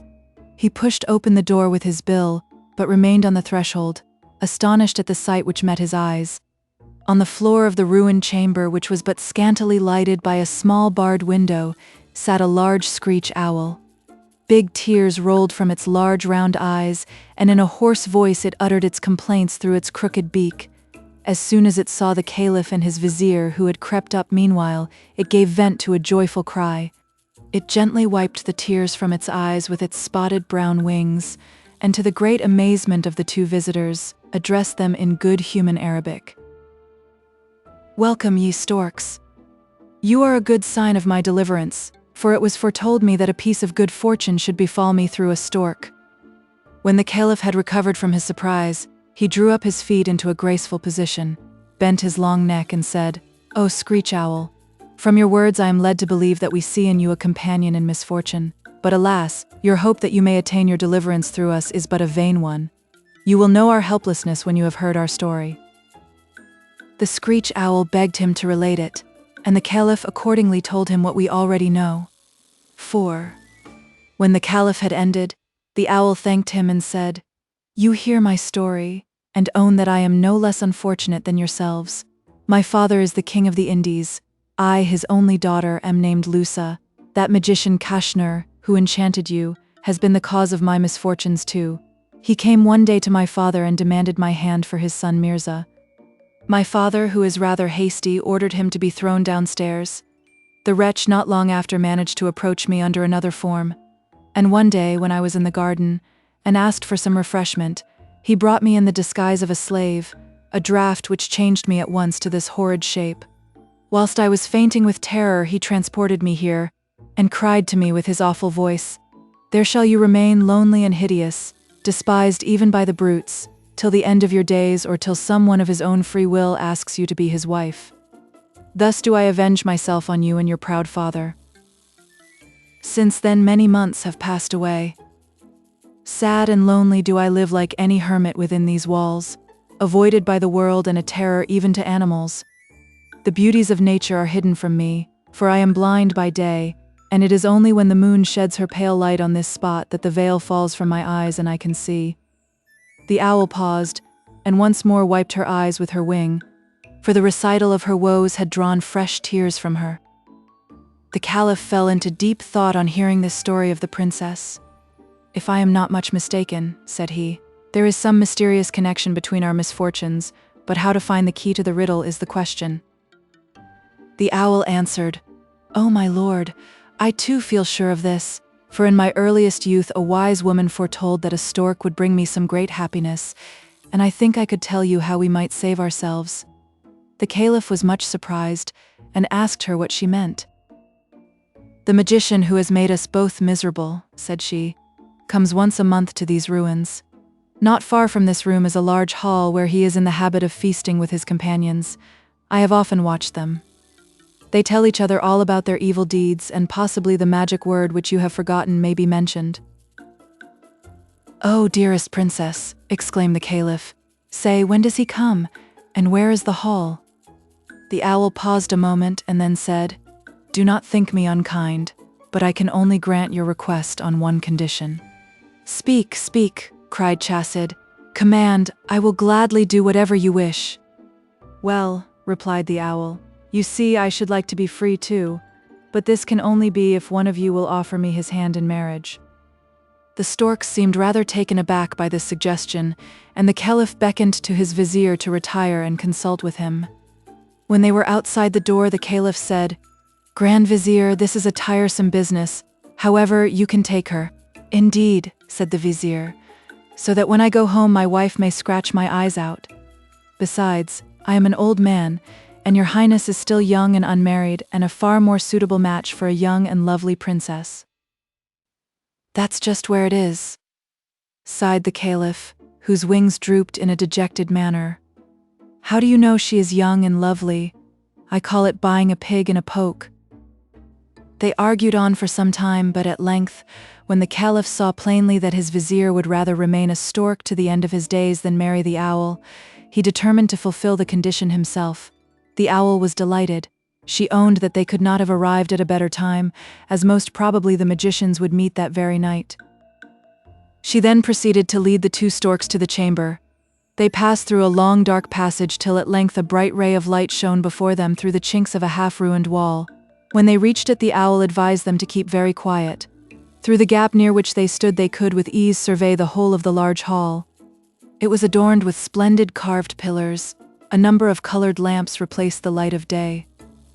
In the middle of the hall stood a round table covered with a variety of dishes, and about the table was a divan on which 8 men were seated. In one of these bad men, the 2 recognized the peddler who had sold the magic powder. The man next him begged him to relate all his latest doings, and amongst them he told the story of the Caliph and his vizier. "And what kind of word did you give them?" asked another old sorcerer. "A very difficult Latin word, it is mutabor." 5. As soon as the storks heard this, they were nearly beside themselves with joy. They ran at such a pace to the door of the ruined castle that the owl could scarcely keep up with them. When they reached it, the Caliph turned to the owl and said with much feeling, "Deliverer of my friend and myself, as a proof of my eternal gratitude, accept me as your husband." Then he turned towards the east. 3 times the storks bowed their long necks to the sun, which was just rising over the mountains. "Mutabor," they both cried, and in an instant they were once more transformed. In the rapture of their newly given lives, master and servant fell laughing and weeping into each other's arms. Who shall describe their surprise when they at last turned round and beheld standing before them a beautiful lady exquisitely dressed? With a smile she held out her hand to the Caliph and asked, "Do you not recognize your screech owl?" It was she. The Caliph was so enchanted by her grace and beauty that he declared being turned into a stork had been the best piece of luck which had ever befallen him. The 3 set out at once for Baghdad. Fortunately, the Caliph found not only the box with the magic powder, but also his purse and his girdle. He was therefore able to buy in the nearest village all they required for their journey, and so at last they reached the gates of Baghdad. Here the Caliph's arrival created the greatest sensation. He had been quite given up for dead, and the people were greatly rejoiced to see their beloved ruler again. Their rage with the usurper Mirza, however, was great in proportion. They marched in force to the palace and took the old magician and his son prisoners. The Caliph sent the magician to the room where the princess had lived as an owl, and there had him hanged. As the son, however, knew nothing of his father's acts, the Caliph gave him his choice between death and a pinch of the magic snuff. When he chose the latter, the Grand Vizier handed him the box. 1 good pinch, and the magic word transformed him to a stork. The Caliph ordered him to be confined in an iron cage and placed in the palace gardens. Caliph Chasid lived long and happily with his wife, the princess. His merriest time was when the Grand Vizier visited him in the afternoon, and when the Caliph was in particularly high spirits, he would condescend to mimic the Vizier's appearance when he was a stork. He would strut gravely, and with well-stiffened legs up and down the room, chattering, and showing how he had vainly bowed to the east and cried, "Moo, moo," but Caliphess and her children were always much entertained by this performance. But when the Caliph went on nodding and bowing, and calling moo moo moo too long, the Vizier would threaten laughingly to tell the Caliphess the subject of the discussion carried on one night outside the door of Princess Screech Owl. The Enchanted Watch. Once upon a time there lived a rich man who had 3 sons. When they grew up, he sent the eldest to travel and see the world, and 3 years passed before his family saw him again. Then he returned magnificently dressed, and his father was so delighted with his behavior that he gave a great feast in his honor, to which all the relations and friends were invited. When the rejoicings were ended, the second son begged leave of his father to go in his turn to travel and mix with the world. The father was enchanted at the request and gave him plenty of money for his expenses, saying, "If you behave as well as your brother, I will do honor to you as I did to him." The young man promised to do his best, and his conduct during 3 years was all that it should be. Then he went home, and his father was so pleased with him that his feast of welcome was even more splendid than the one before.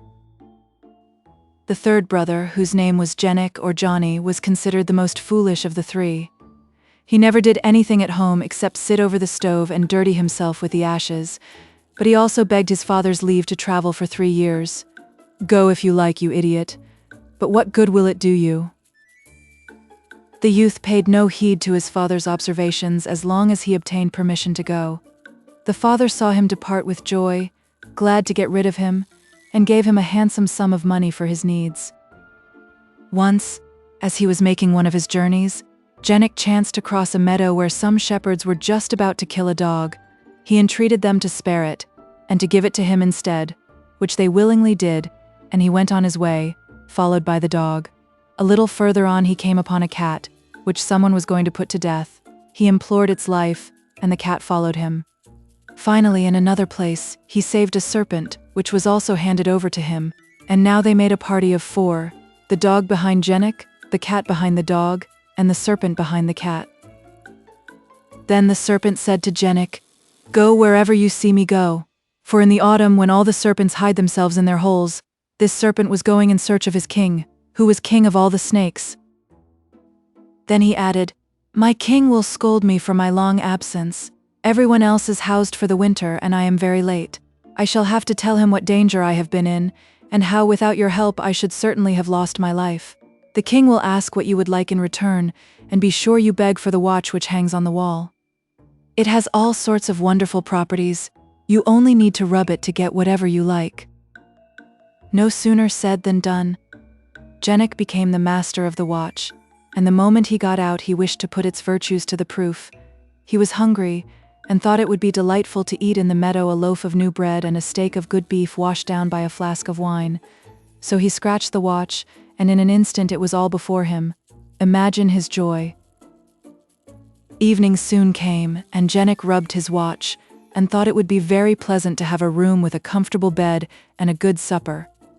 In an instant they were all before him. After supper he went to bed and slept till morning, as every honest man ought to do. Then he set forth for his father's house, his mind dwelling on the feast that would be awaiting him. But as he returned in the same old clothes in which he went away, his father flew into a great rage, and refused to do anything for him. Jenik went to his old place near the stove, and dirtied himself in the ashes without anybody minding. The third day, feeling rather dull, he thought it would be nice to see a 3-story house filled with beautiful furniture, and with vessels of silver and gold. So he rubbed the watch, and there it all was. Jenik went to look for his father, and said to him, "You offered me no feast of welcome, but permit me to give one to you, and come and let me show you my plate." The father was much astonished, and longed to know where his son had got all this wealth. Jenik did not reply, but begged him to invite all their relations and friends to a grand banquet. So the father invited all the world, and everyone was amazed to see such splendid things, so much plate, and so many fine dishes on the table. After the first course, Jenik prayed his father to invite the king, and his daughter the princess. He rubbed his watch and wished for a carriage ornamented with gold and silver, and drawn by 6 horses, with harness glittering with precious stones. The father did not dare to sit in this gorgeous coach, but went to the palace on foot. The king and his daughter were immensely surprised with the beauty of the carriage, and mounted the steps at once to go to Jenik's banquet. Then Jenik rubbed his watch afresh, and wished that for 6 miles the way to the house should be paved with marble. Who ever felt so astonished as the king? Never had he traveled over such a gorgeous road. When Jenik heard the wheels of the carriage, he rubbed his watch and wished for a still more beautiful house, 4 stories high, and hung with gold, silver, and damask, filled with wonderful tables, covered with dishes such as no king had ever eaten before. The king, the queen, and the princess were speechless with surprise. Never had they seen such a splendid palace, nor such a high feast. At dessert, the king asked Jenik's father to give him the young man for a son-in-law. No sooner said than done. The marriage took place at once, and the king returned to his own palace, and left Jenik with his wife in the enchanted house. Now Jenik was not a very clever man, and at the end of a very short time he began to bore his wife. She inquired how he managed to build palaces and to get so many precious things. He told her all about the watch, and she never rested till she had stolen the precious talisman. One night she took the watch, rubbed it, and wished for a carriage drawn by 4 horses. And in this carriage she at once set out for her father's palace. There she called to her own attendants, bade them follow her into the carriage, and drove straight to the seaside. Then she rubbed her watch, and wished that the sea might be crossed by a bridge, and that a magnificent palace might arise in the middle of the sea. No sooner said than done. The princess entered the house, rubbed her watch, and in an instant the bridge was gone. Left alone, Jenik felt very miserable. His father, mother, and brothers, and indeed everybody else, all laughed at him. Nothing remained to him but the cat and dog whose lives he had once saved. He took them with him and went far away, for he could no longer live with his family. He reached at last a great desert, and saw some crows flying towards a mountain. One of them was a long way behind, and when he arrived his brothers inquired what had made him so late. "Winter is here," they said, "and it is time to fly to other countries." He told them that he had seen in the middle of the sea the most wonderful house that ever was built. On hearing this, Joringel at once concluded that this must be the hiding place of his wife, so he proceeded directly to the shore with his dog and his cat. When he arrived on the beach, he said to the dog, "You are an excellent swimmer, and you, little one, are very light. Jump on the dog's back and he will take you to the palace. Once there, he will hide himself near the door, and you must steal secretly in and try to get hold of my watch." No sooner said than done. The two animals crossed the sea, the dog hid near the house, and the cat stole into the chamber. The princess recognized him, and guessed why he had come, and she took the watch down to the cellar and locked it in a box. But the cat wriggled its way into the cellar, and the moment the princess turned her back, he scratched and scratched till he had made a hole in the box. Then he took the watch between his teeth, and waited quietly till the princess came back. Scarcely had she opened the door when the cat was outside, and the watch into the bargain. The cat was no sooner beyond the gates than she said to the dog, "We are going to cross the sea. Be very careful not to speak to me." The dog laid this to heart and said nothing. But when they approached the shore, he could not help asking, "Have you got the watch?" The cat did not answer. He was afraid that he might let the talisman fall. When they touched the shore, the dog repeated his question. "Yes," said the cat. And the watch fell into the sea. Then our two friends began each to accuse the other, and both looked sorrowfully at the place where their treasure had fallen in. Suddenly a fish appeared near the edge of the sea. The cat seized it, and thought it would make them a good supper. "I have 9 little children," cried the fish. "Spare the father of a family." "Granted," replied the cat, "but on condition that you find our watch." The fish executed his commission, and they brought the treasure back to their master. Joringel rubbed the watch and wished that the palace, with the princess and all its inhabitants, should be swallowed up in the sea. No sooner said than done. Joringel returned to his parents, and he and his watch, his cat and his dog, lived together happily to the end of their days. Dolan. Rosanella. Everybody knows that though the fairies live hundreds of years, they do sometimes die, and especially as they are obliged to pass one day in every week under the form of some animal, when of course they are liable to accident. It was in this way that death once overtook the Queen of the Fairies, and it became necessary to call a general assembly to elect a new sovereign. After much discussion, it appeared that the choice lay between 2 fairies, one called Celandine and the other Paradami, and their claims were so equal that it was impossible without injustice to prefer one to the other.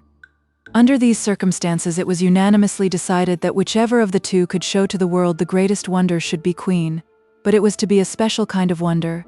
No moving of mountains or any such common fairy tricks would do. Celandine, therefore, resolved that she would bring up a prince whom nothing could make constant, while Paradami decided to display to admiring mortals a princess so charming that no one could see her without falling in love with her. They were allowed to take their own time, and meanwhile the 4 oldest fairies were to attend to the affairs of the kingdom. Now Paradami had for a long time been very friendly with King Bardendone, who was a most accomplished prince, and whose court was the model of what a court should be. His queen, Balanice, was also charming. Indeed, it is rare to find a husband and wife so perfectly of one mind about everything. They had one little daughter, whom they had named Rosanella, because she had a little pink rose printed upon her white throat. From her earliest infancy, she had shown the most astonishing intelligence, and the courtiers knew her smart sayings by heart, and repeated them on all occasions. In the middle of the night following the assembly of fairies, Queen Balanice woke up with a shriek, and when her maids of honor ran to see what was the matter, they found she had had a frightful dream. "I thought," said she, "that my little daughter had changed into a bouquet of roses, and that as I held it in my hand, a bird swooped down suddenly and snatched it from me and carried it away. Let someone run and see that all is well with the princess," she added. So they ran, but what was their dismay when they found that the cradle was empty, and though they sought high and low, not a trace of Rosanella could they discover. The queen was inconsolable, and so indeed was the king. Only being a man, he did not say quite so much about his feelings. He presently proposed to Balanice that they should spend a few days at one of their palaces in the country, and to this she willingly agreed, since her grief made the gaiety of the capital distasteful to her. One lovely summer evening, as they sat together on a shady lawn shaped like a star, from which radiated 12 splendid avenues of trees, the queen looked round and saw a charming peasant girl approaching by each path, and what was still more singular was that everyone carried something in a basket which appeared to occupy her whole attention. As each drew near, she laid her basket at Balanice's feet, saying, "Charming queen, may this be some slight consolation to you in your unhappiness?" The queen hastily opened the baskets, and found in each a lovely baby girl, about the same age as the little princess for whom she sorrowed so deeply. At first the sight of them renewed her grief, but presently their charms so gained upon her that she forgot her melancholy in providing them with nursery maids, cradle-rockers and ladies-in-waiting, and in sending hither and thither for swings and dolls and tops and bushels of the finest sweetmeats. Oddly enough, every baby had upon its throat a tiny pink rose. The queen found it so difficult to decide on suitable names for all of them, that until she could settle the matter she chose a special color for everyone, by which it was known, so that when they were all together they looked like nothing so much as a nosegay of gay flowers. As they grew older, it became evident that though they were all remarkably intelligent and profited equally by the education they received, yet they differed one from another in disposition, so much so that they gradually ceased to be known as Pearl, or Primrose, or whatever might have been their color, and the queen instead would say, "Where is my sweet, or my beautiful, or my gay?" Of course, with all these charms they had lovers by the dozen, not only in their own court, but princes from afar who were constantly arriving, attracted by the reports which were spread abroad. But these lovely girls, the first maids of honor, were as discreet as they were beautiful and favored no one. But let us return to Serpentine. She had fixed upon the son of a king who was cousin to Bardendone, to bring up as her fickle prince. She had before, at his christening, given him all the graces of mind and body that a prince could possibly require. But now she redoubled her efforts, and spared no pains in adding every imaginable charm and fascination, so that whether he happened to be cross or amiable, splendidly or simply attired, serious or frivolous, he was always perfectly irresistible. In truth, he was a charming young fellow, since the fairy had given him the best heart in the world as well as the best head, and had left nothing to be desired but constancy. For it cannot be denied that Prince Mirliflor was a desperate flirt, and as fickle as the wind, so much so that by the time he arrived at his 18th birthday there was not a heart left for him to conquer in his father's kingdom. They were all his own, and he was tired of everyone. Things were in this state when he was invited to visit the court of his father's cousin, King Bardendone. Imagine his feelings when he arrived and was presented at once to 12 of the loveliest creatures in the world, and his embarrassment was heightened by the fact that they all liked him as much as he liked each one of them, so that things came to such a pass that he was never happy a single instant without them. For could he not whisper soft speeches to Sweet, and laugh with joy while he looked at Beauty? And in his more serious moments what could be pleasanter than to talk to Grave upon some shady lawn, while he held the hand of Loving in his own, and all the others lingered near in sympathetic silence? For the first time in his life he really loved, though the object of his devotion was not one person, but 12, to whom he was equally attached, and even Serpentine was deceived into thinking that this was indeed the height of inconstancy. But Paridamie said not a word. In vain did Prince Mirliflor's father write commanding him to return, and proposing for him one good match after another. Nothing in the world could tear him from his 12 enchantresses.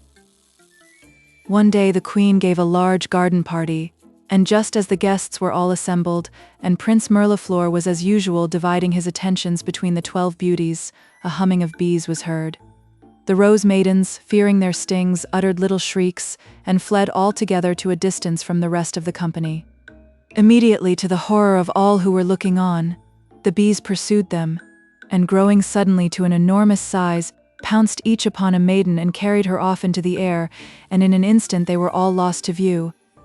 This amazing occurrence plunged the whole court into the deepest affliction, and Prince Mirliflor, after giving way to the most violent grief at first, fell gradually into a state of such deep dejection that it was feared if nothing could rouse him, he would certainly die. Serpentine came in all haste to see what she could do for her darling, but he rejected with scorn all the portraits of lovely princesses which she offered him for his collection. In short, it was evident that he was in a bad way, and the fairy was at her wits' end. One day, as he wandered about absorbed in melancholy reflections, he heard sudden shouts and exclamations of amazement, and if he had taken the trouble to look up, he could not have helped being as astonished as everyone else, for through the air a chariot of crystal was slowly approaching, which glittered in the sunshine. 6 lovely maidens with shining wings drew it by rose-colored ribbons, while a whole flight of others, equally beautiful, were holding long garlands of roses crossed above it, so as to form a complete canopy. In it sat the fairy Paridamie, and by her side a princess whose beauty positively dazzled all who saw her. At the foot of the great staircase they descended, and proceeded to the queen's apartments, though everyone had run together to see this marvel, till it was quite difficult to make a way through the crowd, and exclamations of wonder rose on all sides at the loveliness of the strange princess.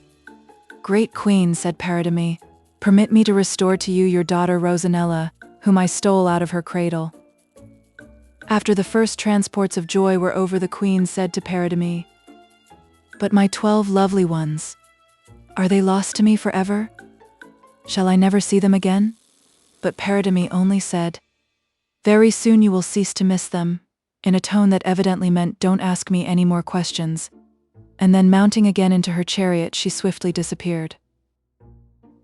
The news of his beautiful cousin's arrival was soon carried to the prince, but he had hardly the heart to go and see her. However, it became absolutely necessary that he should pay his respects, and he had scarcely been 5 minutes in her presence before it seemed to him that she combined in her own charming person all the gifts and graces which had so attracted him in the 12 rose maidens whose loss he had so truly mourned, and after all it is really more satisfactory to make love to one person at a time. So it came to pass that before he knew where he was entreating his lovely cousin to marry him, and the moment the words had left his lips, Paridamie appeared, smiling and triumphant, in the chariot of the Queen of the Fairies, for by that time they had all heard of her success, and declared her to have earned the kingdom. She had to give a full account of how she had stolen Rosanella from her cradle, and divided her character into 12 parts, that each might charm Prince Mirliflor, and when once more united might cure him of his inconstancy once and forever. And as one more proof of the fascination of the whole Rosanella, I may tell you that even the defeated Serpentine sent her a wedding gift, and was present at the ceremony which took place as soon as the guests could arrive. Prince Mirliflor was constant for the rest of his life, and indeed who would not have been in his place? As for Rosanella, she loved him as much as all the 12 beauties put together, so they reigned in peace and happiness to the end of their long lives. By the Comte de Caliph. Sylvain and Jocosa. Once upon a time there lived in the same village 2 children, one called Sylvain and the other Jocosa, who were both remarkable for beauty and intelligence. It happened that their parents were not on terms of friendship with one another, on account of some old quarrel, which had, however, taken place so long ago that they had quite forgotten what it was all about, and only kept up the feud from force of habit. Sylvain and Jocosa, for their parts, were far from sharing this enmity, and indeed were never happy when apart. Day after day they fed their flocks of sheep together, and spent the long sunshiny hours in playing, or resting upon some shady bank. It happened one day that the fairy of the meadows passed by and saw them, and was so much attracted by their pretty faces and gentle manners that she took them under her protection, and the older they grew the dearer they became to her. At first she showed her interest by leaving in their favorite haunts many little gifts, such as they delighted to offer one to the other, for they loved each other so much that their first thought was always, "What will Jocosa like?" or "What will please Sylvain?" And the fairy took a great delight in their innocent enjoyment of the cakes and sweetmeats she gave them nearly every day. When they were grown up, she resolved to make herself known to them, and chose a time when they were sheltering from the noonday sun in the deep shade of a flowery hedgerow. They were startled at first by the sudden apparition of a tall and slender lady, dressed all in green, and crowned with a garland of flowers. But when she spoke to them sweetly, and told them how she had always loved them, and that it was she who had given them all the pretty things which it had so surprised them to find. They thanked her gratefully, and took pleasure in answering the questions she put to them. When she presently bade them farewell, she told them never to tell anyone else that they had seen her. "You will often see me again," added she, "and I shall be with you frequently, even when you do not see me." So saying, she vanished, leaving them in a state of great wonder and excitement. After this she came often, and taught them numbers of things, and showed them many of the marvels of her beautiful kingdom, and at last one day she said to them, "You know that I have always been kind to you. Now I think it is time you did something for me in your turn. You both remember the fountain I call my favorite? Promise me that every morning before the sun rises you will go to it and clear away every stone that impedes its course, and every dead leaf or broken twig that sullies its clear waters. I shall take it as a proof of your gratitude to me if you neither forget nor delay this duty, and I promise that so long as the sun's earliest rays find my favorite spring the clearest and sweetest in all my meadows, you two shall not be parted from one another." Sylvain and Jocosa willingly undertook this service, and indeed felt that it was but a very small thing in return for all that the fairy had given and promised to them. So for a long time the fountain was tended with the most scrupulous care, and was the clearest and prettiest in all the country round. But one morning in the spring, long before the sun rose, they were hastening towards it from opposite directions when, tempted by the beauty of the myriads of gay flowers which grew thickly on all sides, they paused each to gather some for the other. "I will make Sylvain a garland," said Jocosa. "And how pretty Jocosa will look in this crown," thought Sylvain.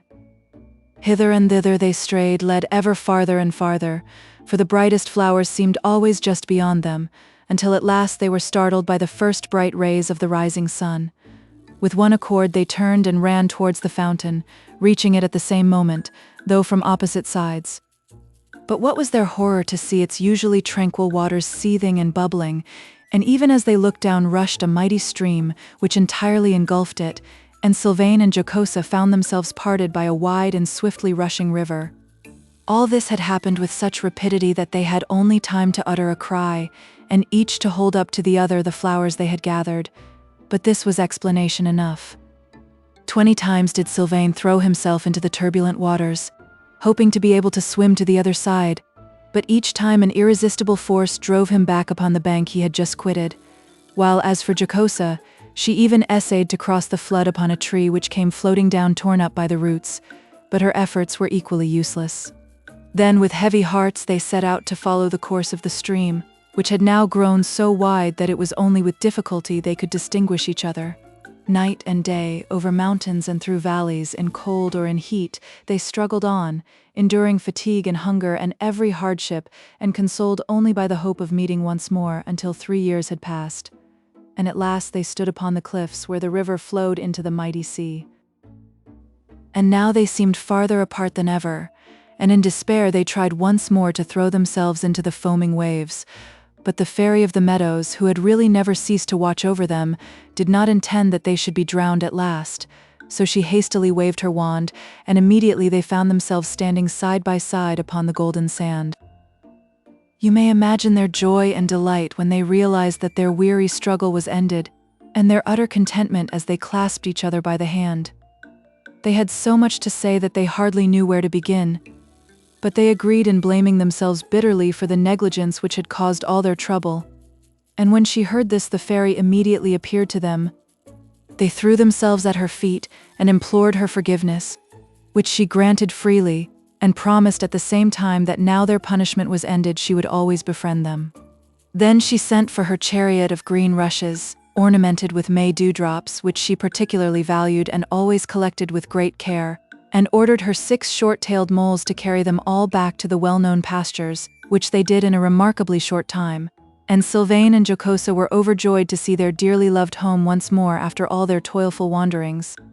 The fairy, who had set her mind upon securing their happiness, had in their absence quite made up the quarrel between their parents, and gained their consent to the marriage of the faithful lovers, and now she conducted them to the most charming little cottage that can be imagined, close to the fountain, which had once more resumed its peaceful aspect, and flowed gently down into the little brook which enclosed the garden and orchard and pasture which belonged to the cottage. Indeed, nothing more could have been thought of, either for Sylvain and Jocosa or for their flocks, and their delight satisfied even the fairy who had planned it all to please them. When they had explored and admired until they were tired, they sat down to rest under the rose-covered porch, and the fairy said that to pass the time until the wedding guests whom she had invited could arrive, she would tell them a story. This is it. The Yellow Bird. Once upon a time, a fairy who had somehow or other got into mischief was condemned by the High Court of Fairyland to live for several years under the form of some creature, and at the moment of resuming her natural appearance once again to make the fortune of two men.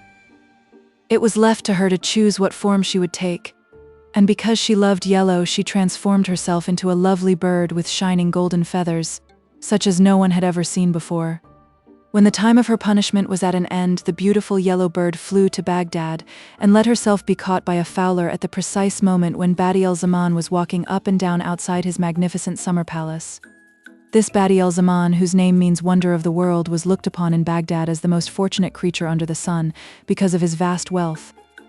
But really, what with anxiety about his riches and being weary of everything, and always desiring something he had not, he never knew a moment's real happiness.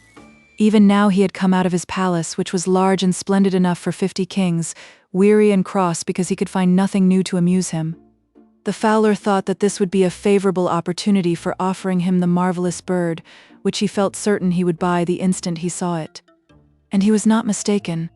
For when Badi-el-Zaman took the lovely prisoner into his own hands, he saw written under its right wing the words, "He who eats my head will become a king," and under its left wing, "He who eats my heart will find 100 gold pieces under his pillow every morning." In spite of all his wealth, he at once began to desire the promised gold, and the bargain was soon completed. Then the difficulty arose as to how the bird was to be cooked, for among all his army of servants not one could Badi-el-Zaman trust. At last he asked the fowler if he were married, and on hearing that he bade him take the bird home with him and tell his wife to cook it. "Perhaps," said he, "this will give me an appetite, which I have not had for many a long day, and if so, your wife shall have 100 pieces of silver." The fowler with great joy ran home to his wife, who speedily made a savory stew of the yellow bird. But when Badi-el-Zaman reached the cottage and began eagerly to search in the dish for its head and its heart, he could not find either of them, and turned to the fowler's wife in a furious rage. She was so terrified that she fell upon her knees before him and confessed that her 2 children had come in just before he arrived, and had so teased her for some of the dish she was preparing that she had presently given the head to one and the heart to the other, since these morsels are not generally much esteemed. And Badi-el-Zaman rushed from the cottage vowing vengeance against the whole family. The wrath of a rich man is generally to be feared, so the fowler and his wife resolved to send their children out of harm's way, but the wife, to console her husband, confided to him that she had purposely given them the head and heart of the bird because she had been able to read what was written under its wings.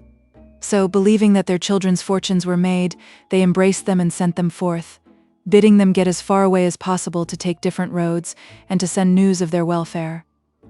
For themselves, they remained hidden and disguised in the town, which was really rather clever of them. But very soon afterwards, Badi-el-Zaman died of vexation and annoyance at the loss of the promised treasure, and then they went back to their cottage to wait for news of their children. The younger, who had eaten the heart of the yellow bird, very soon found out what it had done for him, for each morning when he awoke he found a purse containing 100 gold pieces under his pillow. But, as all poor people may remember for their consolation, nothing in the world causes so much trouble or requires so much care as a great treasure. Consequently, the fowler's son, who spent with reckless profusion and was supposed to be possessed of a great hoard of gold, was before very long attacked by robbers, and in trying to defend himself was so badly wounded that he died. The elder brother, who had eaten the yellow bird's head, traveled a long way without meeting with any particular adventure, until at last he reached a large city in Asia, which was all in an uproar over the choosing of a new emir. All the principal citizens had formed themselves into 2 parties, and it was not until after a prolonged squabble that they agreed that the person to whom the most singular thing happened should be emir. Our young traveler entered the town at this juncture, with his agreeable face and jaunty air, and all at once felt something alight upon his head, which proved to be a snow-white pigeon. Thereupon all the people began to stare, and to run after him, so that he presently reached the palace with the pigeon upon his head, and all the inhabitants of the city at his heels, and before he knew where he was, they made him emir, to his great astonishment. As there is nothing more agreeable than to command, and nothing to which people get accustomed more quickly, the young emir soon felt quite at his ease in his new position, but this did not prevent him from making every kind of mistake, and so misgoverning the kingdom that at last the whole city rose in revolt and deprived him at once of his authority and his life, a punishment which he richly deserved, for in the days of his prosperity he disowned the fowler and his wife, and allowed them to die in poverty. I have told you this story, my dear Sylvain and Jocosa, added the fairy, to prove to you that this little cottage and all that belongs to it is a gift more likely to bring you happiness and contentment than many things that would at first seem grander and more desirable.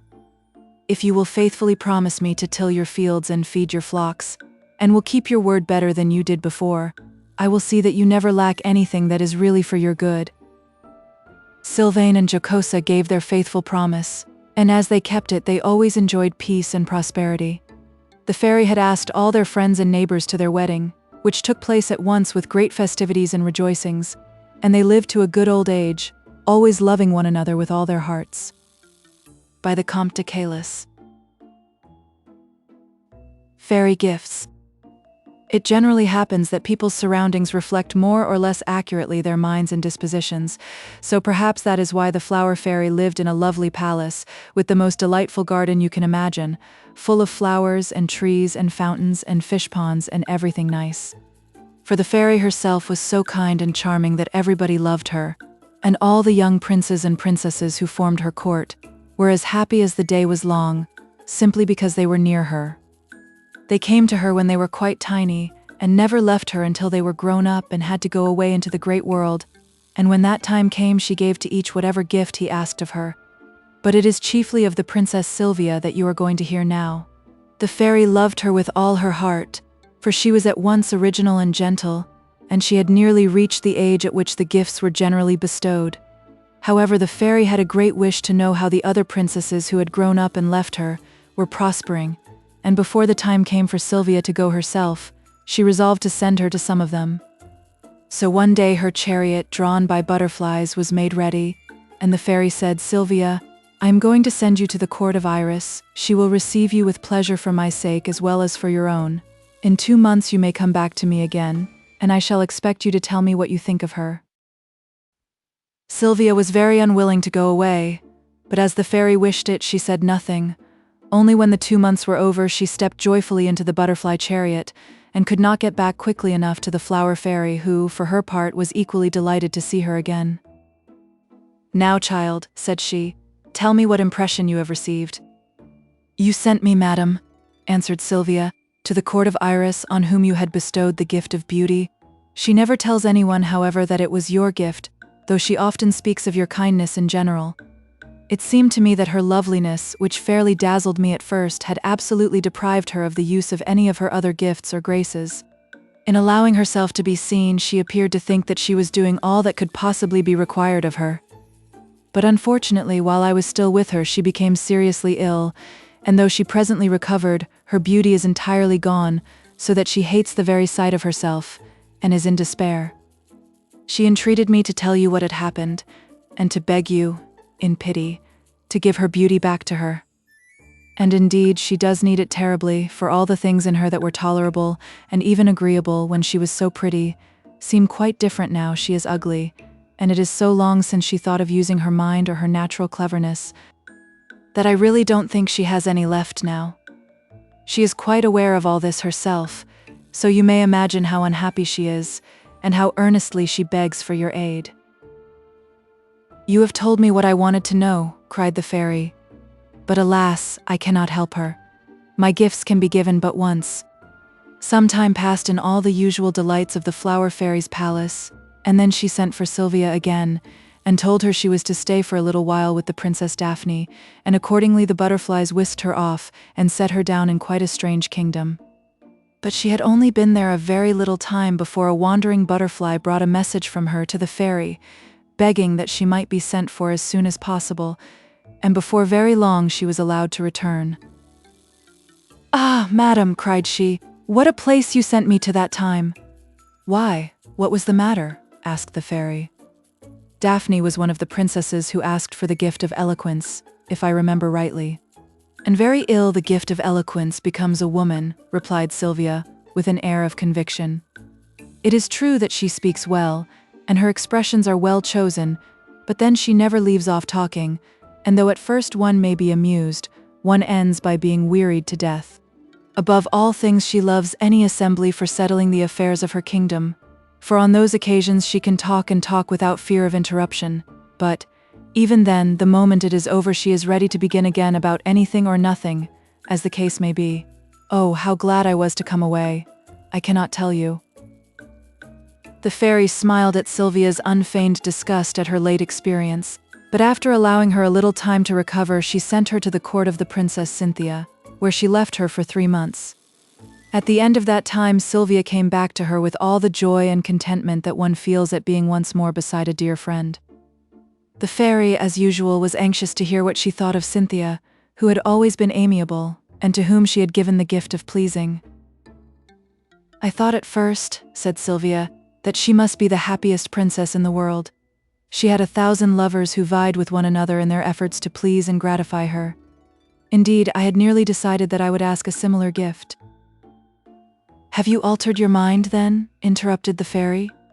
"Yes, indeed, madam," replied Sylvia, "and I will tell you why.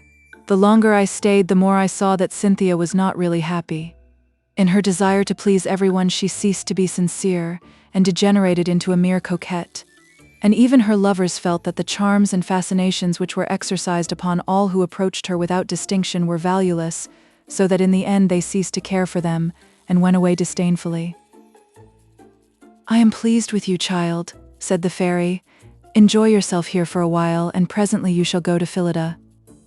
Sylvia was glad to have leisure to think, for she could not make up her mind at all what she should ask for herself, and the time was drawing very near. However, before very long the fairy sent her to Phillida, and waited for her report with unabated interest. "I reached her court safely," said Sylvia, "and she received me with much kindness, and immediately began to exercise upon me that brilliant wit which you had bestowed upon her.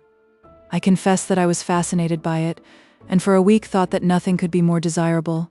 The time passed like magic, so great was the charm of her society. But I ended by ceasing to covet that gift more than any of the others I have seen, for, like the gift of pleasing, it cannot really give satisfaction. By degrees I wearied of what had so delighted me at first, especially as I perceived more and more plainly that it is impossible to be constantly smart and amusing without being frequently ill-natured, and too apt to turn all things, even the most serious, into mere occasions for a brilliant jest." The fairy in her heart agreed with Sylvia's conclusions, and felt pleased with herself for having brought her up so well. But now the time was come for Sylvia to receive her gift, and all her companions were assembled. The fairy stood in the midst and in the usual manner asked what she would take with her into the great world. Sylvia paused for a moment, and then answered, "A quiet spirit." And the fairy granted her request. This lovely gift makes life a constant happiness to its possessor, and to all who are brought into contact with her. She has all the beauty of gentleness and contentment in her sweet face, and if at times it seems less lovely through some chance grief or disquietude, the hardest thing that one ever hears said is, "Sylvia's dear face is pale today. It grieves one to see her so." And when, on the contrary, she is gay and joyful, the sunshine of her presence rejoices all who have the happiness of being near her. By the Comte de Caliph. Prince Narcissus and the Princess Potentilla. Once upon a time there lived a king and queen who, though it is a very long while since they died, were much the same in their tastes and pursuits as people nowadays. The king, who was called Cloverleaf, liked hunting better than anything else, but he nevertheless bestowed as much care upon his kingdom as he felt equal to, that is to say, he never made an end of folding and unfolding the state documents. As to the queen, she had once been very pretty, and she liked to believe that she was so still, which is, of course, always made quite easy for queens. Her name was Frivola, and her one occupation in life was the pursuit of amusement. Balls, masquerades, and picnics followed one another in rapid succession, as fast as she could arrange them, and you may imagine that under these circumstances the kingdom was somewhat neglected. As a matter of fact, if anyone had a fancy for a town or a province, he helped himself to it. But as long as the king had his horses and dogs, and the queen her musicians and her actors, they did not trouble themselves about the matter. King Cloverleaf and Queen Frivola had but one child, and this princess had from her very babyhood been so beautiful that by the time she was 4 years old the queen was desperately jealous of her, and so fearful that when she was grown up she would be more admired than herself, that she resolved to keep her hidden away out of sight. To this end she caused a little house to be built not far beyond the palace gardens on the bank of a river. This was surrounded by a high wall, and in it the charming Potentilla was imprisoned. Her nurse, who was dumb, took care of her, and the necessaries of life were conveyed to her through a little window in the wall, while guards were always pacing to and fro outside, with orders to cut off the head of anyone who tried to approach, which they would certainly have done without thinking twice about it. The queen told everyone, with much pretended sorrow, that the princess was so ugly and so troublesome, and altogether so impossible to love, that to keep her out of sight was the only thing that could be done for her. And this tale she repeated so often, that at last the whole court believed it. Things were in this state, and the princess was about 15 years old when Prince Narcissus, attracted by the report of Queen Frivola's gay doings, presented himself at the court. He was not much older than the princess, and was as handsome a prince as you would see in a day's journey, and really, for his age, not so very scatterbrained. His parents were a king and queen, whose story you will perhaps read someday. They died almost at the same time, leaving their kingdom to the eldest of their children, and commending their youngest son, Prince Narcissus, to the care of the fairy Melinette. In this they did very well for him, for the fairy was as kind as she was powerful, and she spared no pains in teaching the little prince everything it was good for him to know, and even imparted to him some of her own fairy lore. But as soon as he was grown up, she sent him out to see the world for himself, though all the time she was secretly keeping watch over him, ready to help in any time of need. Before he started, she gave him a ring which would render him invisible when he put it on his finger. These rings seem to be quite common. You must often have heard of them even if you have never seen one. It was in the course of the prince's wanderings, in search of experience of men and things, that he came to the court of Queen Frivola, where he was extremely well received. The queen was delighted with him, so were all her ladies, and the king was very polite to him, though he did not quite see why the whole court was making such a fuss over him. Prince Narcissus enjoyed all that went on, and found the time pass very pleasantly. Before long, of course, he heard the story about the Princess Potentilla, and as it had by that time been repeated many times, and had been added to here and there, she was represented as such a monster of ugliness that he was really quite curious to see her, and resolved to avail himself of the magic power of his ring to accomplish his design. So he made himself invisible, and passed the guard without their so much as suspecting that anyone was near. Climbing the wall was rather a difficulty, but when he at length found himself inside it, he was charmed with the peaceful beauty of the little domain it enclosed, and still more delighted when he perceived a slender, lovely maiden wandering among the flowers.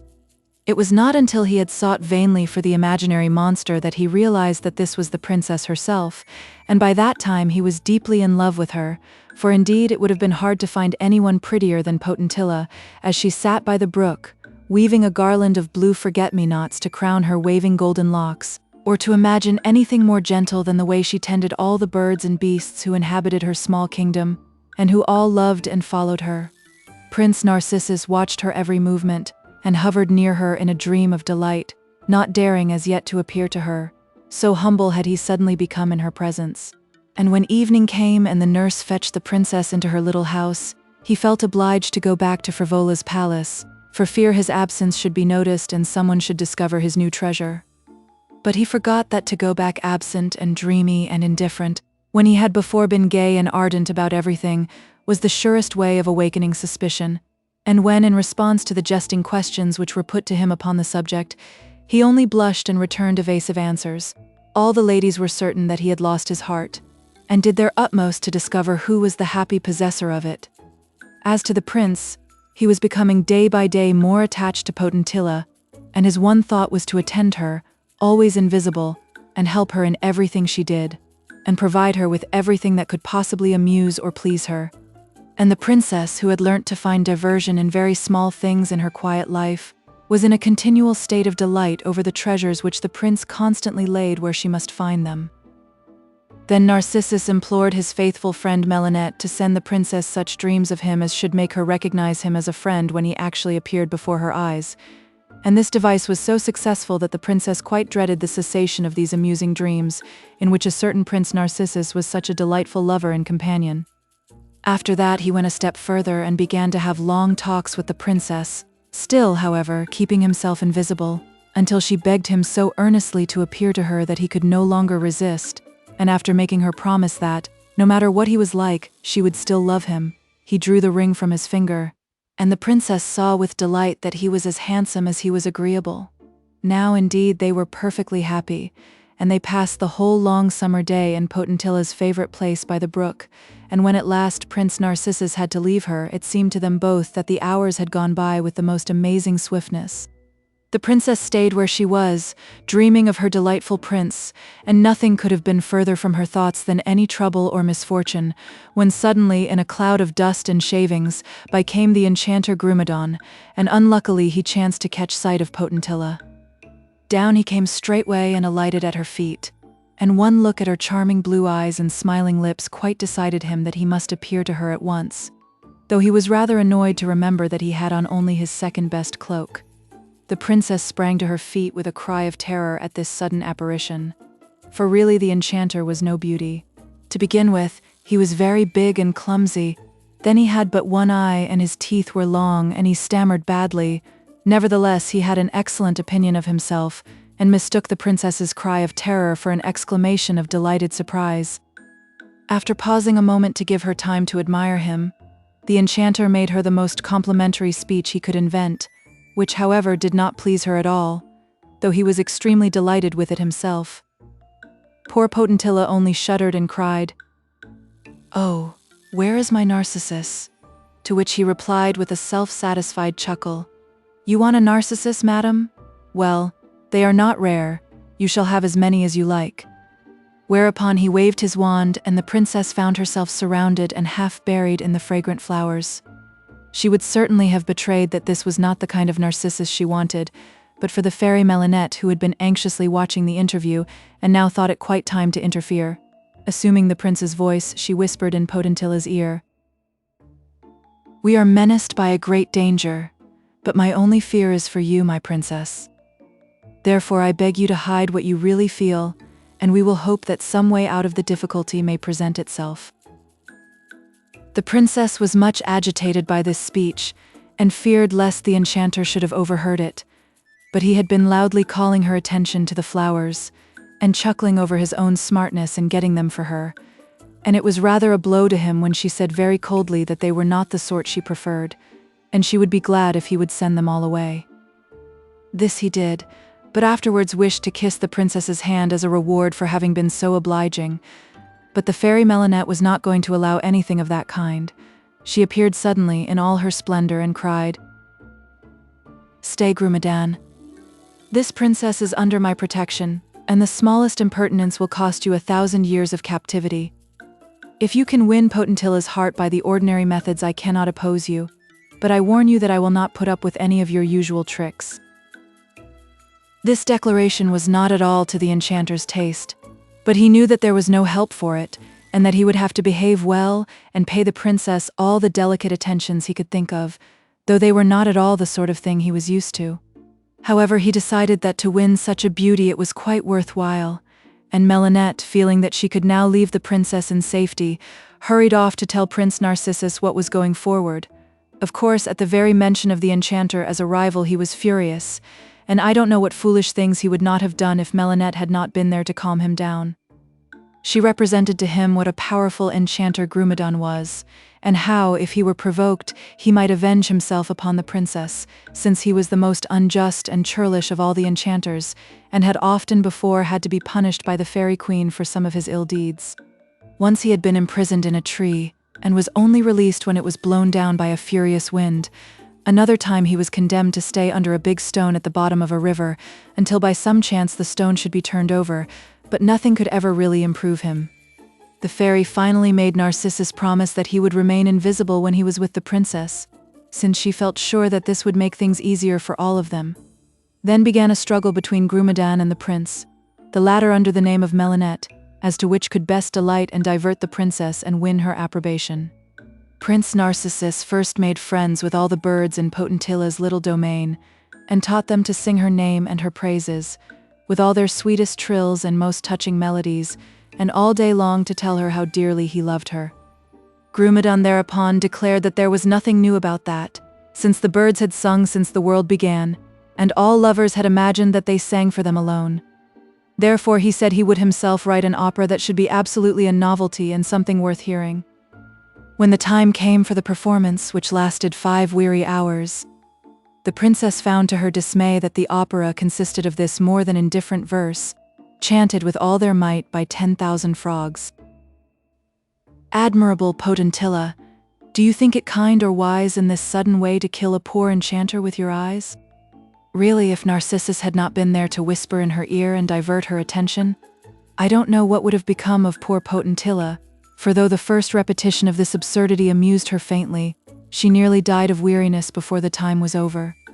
Luckily Grumedan did not perceive this, as he was too much occupied in whipping up the frogs, many of whom perished miserably from fatigue, since he did not allow them to rest for a moment.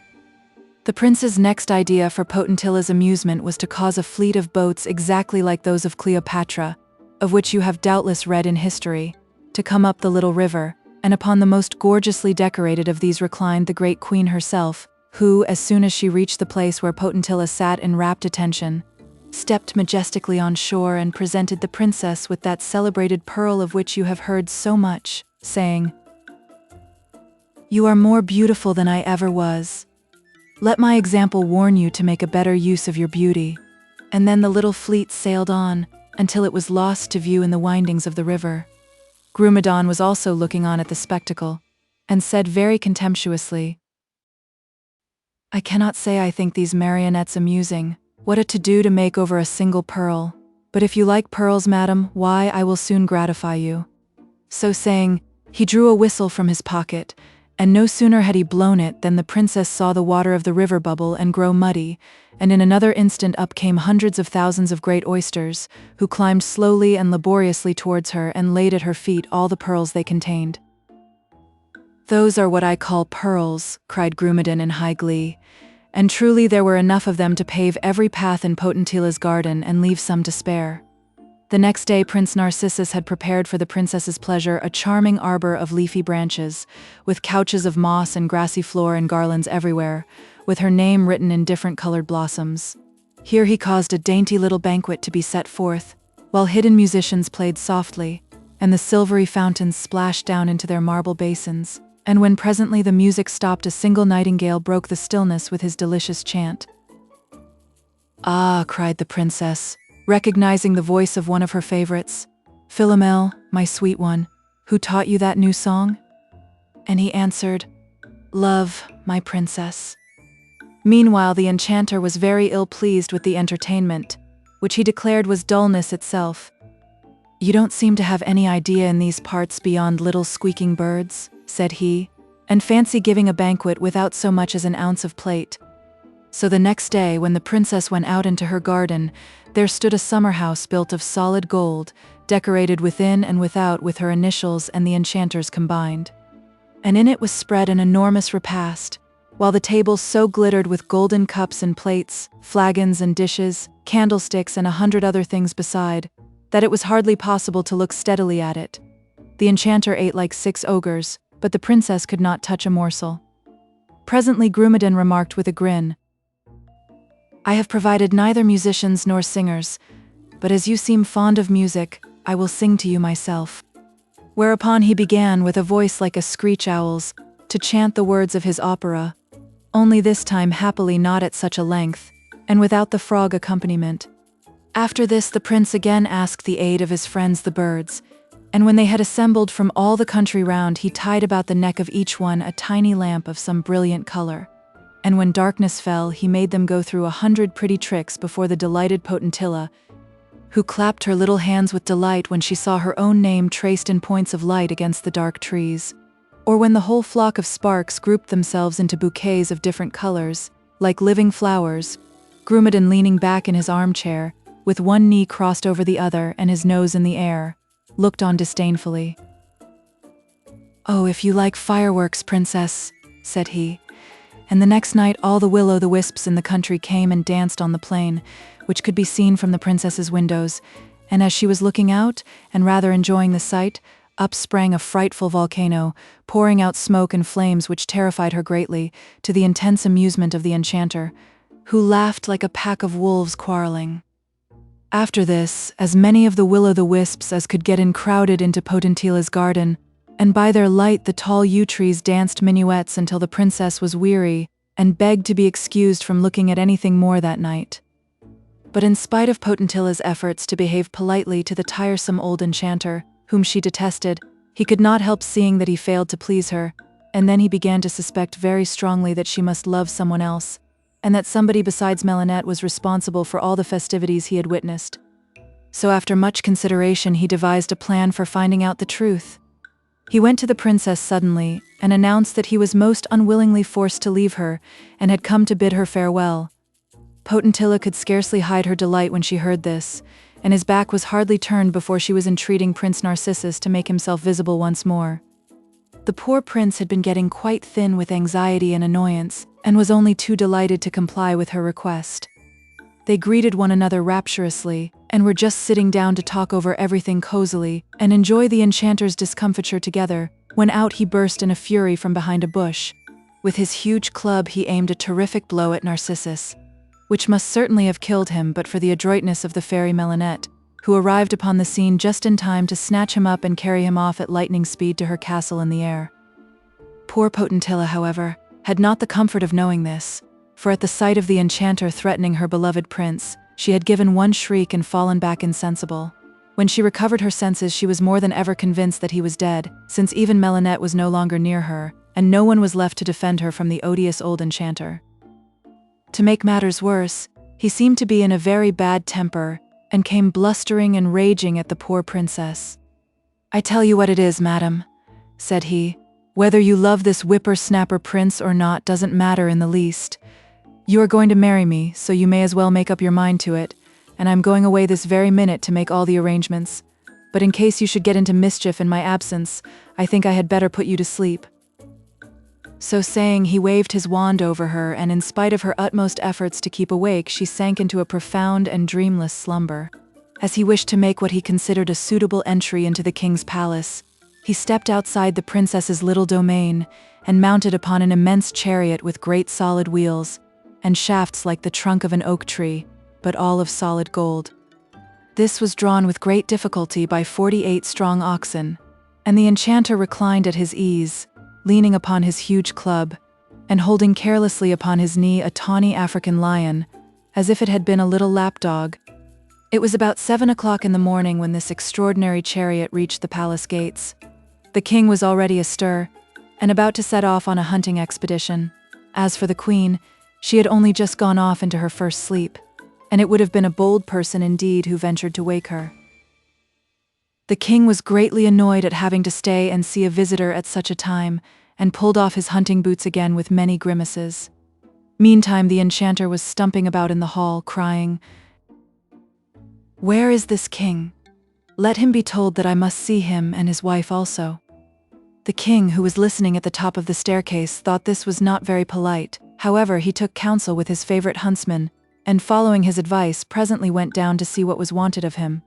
He was struck with astonishment at the sight of the chariot, and was gazing at it, when the enchanter strode up to him, exclaiming, "Shake hands, Cloverleaf, old fellow, don't you know me?" "No, I can't say I do," replied the king, somewhat embarrassed. "Why, I am Grumedan, the enchanter," said he, "and I am come to make your fortune. Let us come in and talk things over a bit." Thereupon he ordered the oxen to go about their business, and they bounded off like stags and were out of sight in a moment. Then, with one blow of his club, he changed the massive chariot into a perfect mountain of gold pieces. "Those are for your lackeys," said he to the king, "that they may drink my health." Naturally a great scramble ensued, and at last the laughter and shouting awoke the queen, who rang for her maids to ask the reason of such an unwonted hurly-burly. when they said that a visitor was asking for her, and then proceeded each one to tell breathlessly a different tale of wonder, in which she could only distinguish the words oxen, gold, club, giant, lion. She thought they were all out of their minds. Meanwhile, the king was asking the enchanter to what he was indebted for the honor of this visit, and on his replying that he would not say until the queen was also present, messenger after messenger was dispatched to her to beg her immediate attendance. But Frivola was in a very bad humor at having been so unceremoniously awakened, and declared that she had a pain in her little finger, and that nothing should induce her to come. When the enchanter heard this, he insisted that she must come. "Take my club to Her Majesty," said he, "and tell her that if she smells the end of it, she will find it wonderfully reviving." So 4 of the king's strongest men-at-arms staggered off with it, and after some persuasion the queen consented to try this novel remedy. She had hardly smelt it for an instant when she declared herself to be perfectly restored, but whether that was due to the scent of the wood or to the fact that as soon as she touched it out fell a perfect shower of magnificent jewels, I leave you to decide. At any rate, she was now all eagerness to see the mysterious stranger, and hastily throwing on her royal mantle, popped her second-best diamond crown over her nightcap, put a liberal dab of rouge upon each cheek, and holding up her largest fan before her nose, for she was not used to appearing in broad daylight, she went mincing into the great hall. The enchanter waited until the king and queen had seated themselves upon their throne, and then, taking his place between them, he began solemnly. "My name is Grumedan. I am an extremely well-connected enchanter. My power is immense. In spite of all this, the charms of your daughter Potentilla have so fascinated me that I cannot live without her. She fancies that she loves a certain contemptible puppy called Narcissus, but I have made very short work with him. I really do not care whether you consent to my marriage with your daughter or not, but I am bound to ask your consent on account of a certain meddling fairy called Melinette, with whom I have reason for wishing to keep on good terms." The king and queen were somewhat embarrassed to know what answer to make to this terrible suitor, but at last they asked for time to talk over the matter, since, they said, their subjects might think that the heir to the throne should not be married with as little consideration as a dairymaid. "Oh, take a day or 2 if you like," said the enchanter. "But in the meantime I am going to send for your daughter. Perhaps you will be able to induce her to be reasonable." So saying, he drew out his favorite whistle, and blew one ear-piercing note, whereupon the great lion, who had been dozing in the sunny courtyard, come bounding in on his soft, heavy feet. "Orion," said the enchanter, "go and fetch me the princess, and bring her here at once. Be gentle now." At these words Orion went off at a great pace, and was soon at the other end of the king's gardens. Scattering the guards right and left, he cleared the wall at a bound, and seizing the sleeping princess, he threw her onto his back, where he kept her by holding her robe in his teeth. Then he trotted gently back, and in less than 5 minutes stood in the great hall before the astonished king and queen. The enchanter held his club close to the princess's charming little nose, whereupon she woke up and shrieked with terror at finding herself in a strange place with the detested Grumedan. Frivola, who had stood by, stiff with displeasure at the sight of the lovely princess, now stepped forward, and with much pretended concern proposed to carry off Potentilla to her own apartments that she might enjoy the quiet she seemed to need. Really, her one idea was to let the princess be seen by as few people as possible. So, throwing a veil over her head, she led her away and locked her up securely. All this time Prince Narcissus, gloomy and despairing, was kept a prisoner by Melinette in her castle in the air, and in spite of all the splendor by which he was surrounded, and all the pleasures which he might have enjoyed, his one thought was to get back to Potentilla. The fairy, however, left him there, promising to do her very best for him, and commanding all her swallows and butterflies to wait upon him and do his bidding.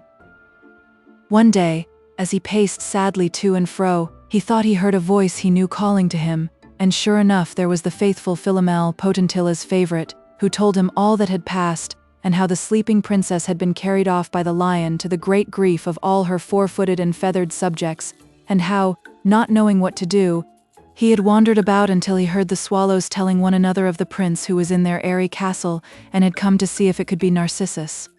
The prince was more distracted than ever, and tried vainly to escape from the castle by leaping from the roof into the clouds, but every time they caught him, and rolling softly up, brought him back to the place from which he started, so at last he gave up the attempt and waited with desperate patience for the return of Melinette.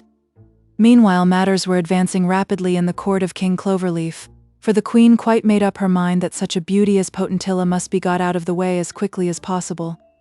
So she sent for the enchanter secretly, and after making him promise that he would never turn herself and King Cloverleaf out of their kingdom, and that he would take Potentilla far away, so that never again might she set eyes upon her, she arranged the wedding for the next day but one. You may imagine how Potentilla lamented her sad fate and entreated to be spared. All the comfort she could get out of Frivola was that if she preferred a cup of poison to a rich husband, she would certainly provide her with one. When then the fatal day came, the unhappy Potentilla was led into the great hall between the king and queen, the latter wild with envy at the murmurs of admiration which rose on all sides at the loveliness of the princess. An instant later in came Grumedan by the opposite door. His hair stood on end, and he wore a huge bag purse and a cravat tied in a bow. His mantle was made of a shower of silver coins with a lining of rose color, and his delight in his own appearance knew no bounds. That any princess could prefer a cup of poison to himself never for an instant occurred to him. Nevertheless, that was what did happen, for when Queen Frivola in jest held out the fatal cup to the princess, she took it eagerly, crying, "Ah, beloved Narcissus, I come to thee," and was just raising it to her lips when the window of the great hall burst open, and the fairy Melinette floated in upon a glowing sunset cloud, followed by the prince himself. All the court looked on in dazzled surprise, while Potentilla, catching sight of her lover, dropped the cup and ran joyfully to meet him. The enchanter's first thought was to defend himself when he saw Melinette appear, but she slipped round to his blind side, and catching him by the eyelashes dragged him off to the ceiling of the hall, where she held him kicking for a while just to give him a lesson, and then touching him with her wand, she imprisoned him for 1,000 years in a crystal ball which hung from the roof.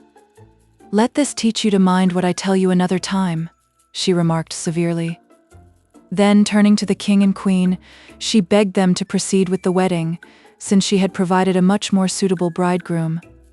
She also deprived them of their kingdom, for they had really shown themselves unfit to manage it, and bestowed it upon the prince and princess, who, though they were unwilling to take it, had no choice but to obey the fairy. However, they took care that the king and queen were always supplied with everything they could wish for. Prince Narcissus and Princess Potentilla lived long and happily, beloved by all their subjects. As for the enchanter, I don't believe he has been let out yet. La Princesse Pimpernella et le Prince Romarin. Prince Featherhead and the Princess Celandine. Once upon a time there lived a king and queen who were the best creatures in the world, and so kind-hearted that they could not bear to see their subjects want for anything. The consequence was they gradually gave away all their treasures, till they positively had nothing left to live upon, and this coming to the ears of their neighbor, King Bruin, he promptly raised a large army and marched into their country. The poor king, having no means of defending his kingdom, was forced to disguise himself with a false beard, and carrying his only son, the little Prince Featherhead, in his arms, and accompanied only by the queen, to make the best of his way into the wild country. They were lucky enough to escape the soldiers of King Bruin, and at last, after unheard of fatigues and adventures, they found themselves in a charming green valley, through which flowed a stream clear as crystal and overshadowed by beautiful trees. As they looked round them with delight, a voice said suddenly, "Fish, and see what you will catch." Now the king had always loved fishing, and never went anywhere without a fishhook or two in his pocket. So he drew one out hastily, and the queen lent him her girdle to fasten it to, and it had hardly touched the water before it caught a big fish, which made them an excellent meal, and not before they needed it, for they had found nothing until then but a few wild berries and roots. They thought that for the present they could not do better than stay in this delightful place, and the king set to work, and soon built a bower of branches to shelter them, and when it was finished the queen was so charmed with it that she declared nothing was lacking to complete her happiness but a flock of sheep, which she and the little prince might tend while the king fished. They soon found that the fish were not only abundant and easily caught, but also very beautiful, with glittering scales of every imaginable hue, and before long the king discovered that he could teach them to talk and whistle better than any parrot. Then he determined to carry some to the nearest town and try to sell them, and as no one had ever before seen any like them, the people flocked about him eagerly and bought all he had caught, so that presently not a house in the city was considered complete without a crystal bowl full of fish, and the king's customers were very particular about having them to match the rest of the furniture, and gave him a vast amount of trouble in choosing them. However, the money he obtained in this way enabled him to buy the queen her flock of sheep, as well as many of the other things which go to make life pleasant, so that they never once regretted their lost kingdom. Now it happened that the fairy of the beech woods lived in the lovely valley to which chance had led the poor fugitives, and it was she who had, in pity for their forlorn condition, sent the king such good luck to his fishing, and generally taken them under her protection. This she was all the more inclined to do as she loved children, and little Prince Featherhead, who never cried and grew prettier day by day, quite won her heart. She made the acquaintance of the king and the queen without at first letting them know that she was a fairy, and they soon took a great fancy to her, and even trusted her with the precious prince, whom she carried off to her palace, where she regaled him with cakes and tarts and every other good thing. This was the way she chose of making him fond of her, but afterwards, as he grew older, she spared no pains in educating and training him as a prince should be trained. But unfortunately, in spite of all her care, he grew so vain and frivolous that he quitted his peaceful country life in disgust, and rushed eagerly after all the foolish gaieties of the neighboring town, where his handsome face and charming manners speedily made him popular. The king and queen deeply regretted this alteration in their son, but did not know how to mend matters, since the good old fairy had made him so self-willed. Just at this time the fairy of the beech woods received a visit from an old friend of hers called Celandine, who rushed into her house so breathless with rage that she could hardly speak. "Dear, dear, what is the matter?" said the fairy of the beech woods soothingly. "The matter!" cried Celandine. "You shall soon hear all about it. You know that, not content with endowing Celandine, Princess of the Summer Islands, with everything she could desire to make her charming, I actually took the trouble to bring her up myself, and now what does she do but come to me with more coaxings and caresses than usual to beg a favor? And what do you suppose this favor turns out to be when I have been cajoled into promising to grant it? Nothing more nor less than a request that I will take back all my gifts since, says my young madam, if I have the good fortune to please you, how am I to know that it is really I, myself? And that's how it will be all my life long whenever I meet anybody. You see what a weariness my life will be to me under these circumstances, and yet I assure you I am not ungrateful to you for all your kindness. I did all I can, continued Celandine, to make her think better of it, but in vain. So after going through the usual ceremony for taking back my gifts, I'm come to you for a little peace and quietness. But after all, I have not taken anything of consequence from this provoking Celandine. Nature had already made her so pretty, and given her such a ready wit of her own, that she will do perfectly well without me. However, I thought she deserved a little lesson, so to begin with I have whisked her off into the desert, and there left her. What? All alone and without any means of existence, cried the kind-hearted old fairy. You had better hand her over to me. I don't think so very badly of her after all. I'll just cure her vanity by making her love someone better than herself. Really, when I come to consider of it, I declare the little minx has shown more spirit and originality in the matter than one expects of a princess. Celandine willingly consented to this arrangement, and the old fairy's first care was to smooth away all the difficulties which surrounded the princess, and lead her by the mossy path overhung with trees to the bower of the king and queen, who still pursued their peaceful life in the valley. They were immensely surprised at her appearance, but her charming face and the deplorably ragged condition to which the thorns and briars had reduced her once elegant attire speedily won their compassion. They recognized her as a companion in misfortune, and the queen welcomed her heartily, and begged her to share their simple repast. Celandine gracefully accepted their hospitality, and soon told them what had happened to her. The king was charmed with her spirit, while the queen thought she had indeed been daring thus to go against the fairy's wishes. Since it has ended in my meeting you, said the princess, I cannot regret the step I have taken, and if you will let me stay with you, I shall be perfectly happy. The king and queen were only too delighted to have this charming princess to supply the place of Prince Featherhead, whom they saw but seldom, since the fairy had provided him with a palace in the neighboring town, where he lived in the greatest luxury and did nothing but amuse himself from morning to night. So Celandine stayed and helped the queen to keep house, and very soon they loved her dearly. When the fairy of the beech woods came to them, they presented the princess to her and told her story, little thinking that the fairy knew more about Celandine than they did.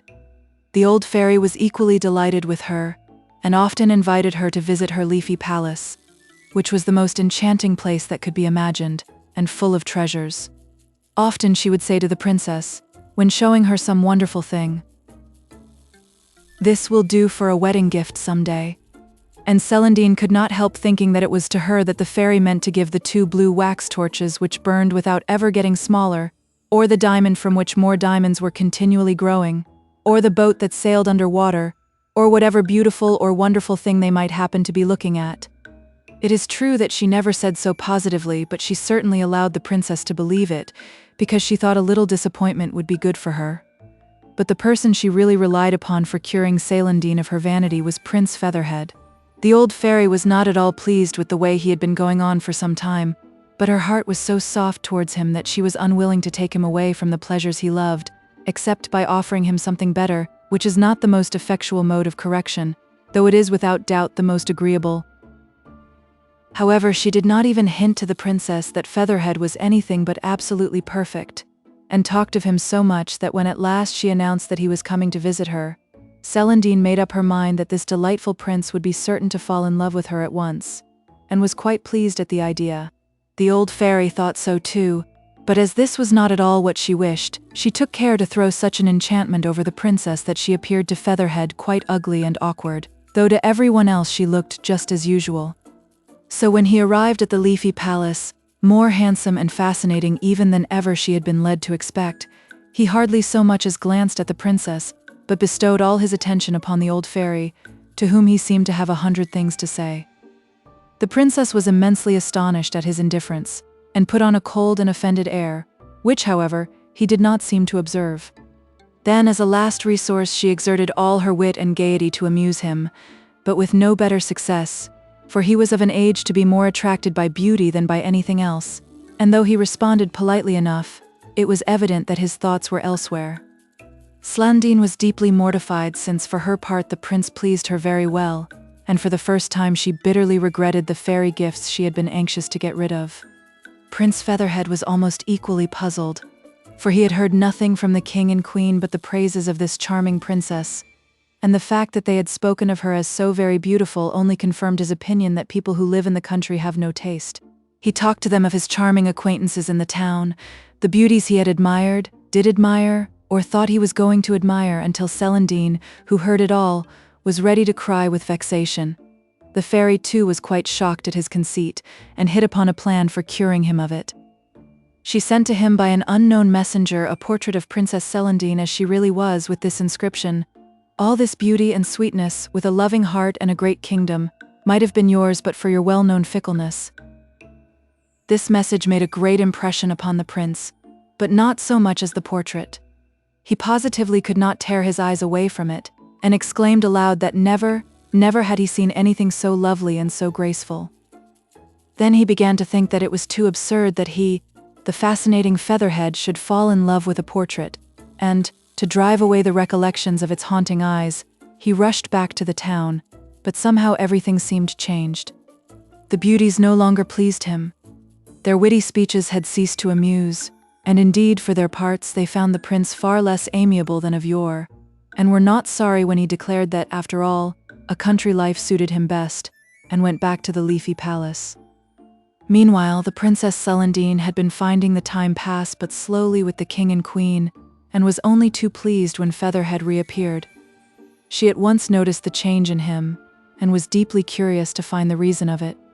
Far from avoiding her, he now sought her company and seemed to take pleasure in talking to her, and yet the princess did not for a moment flatter herself with the idea that he was in love with her, though it did not take her long to decide that he certainly loved someone.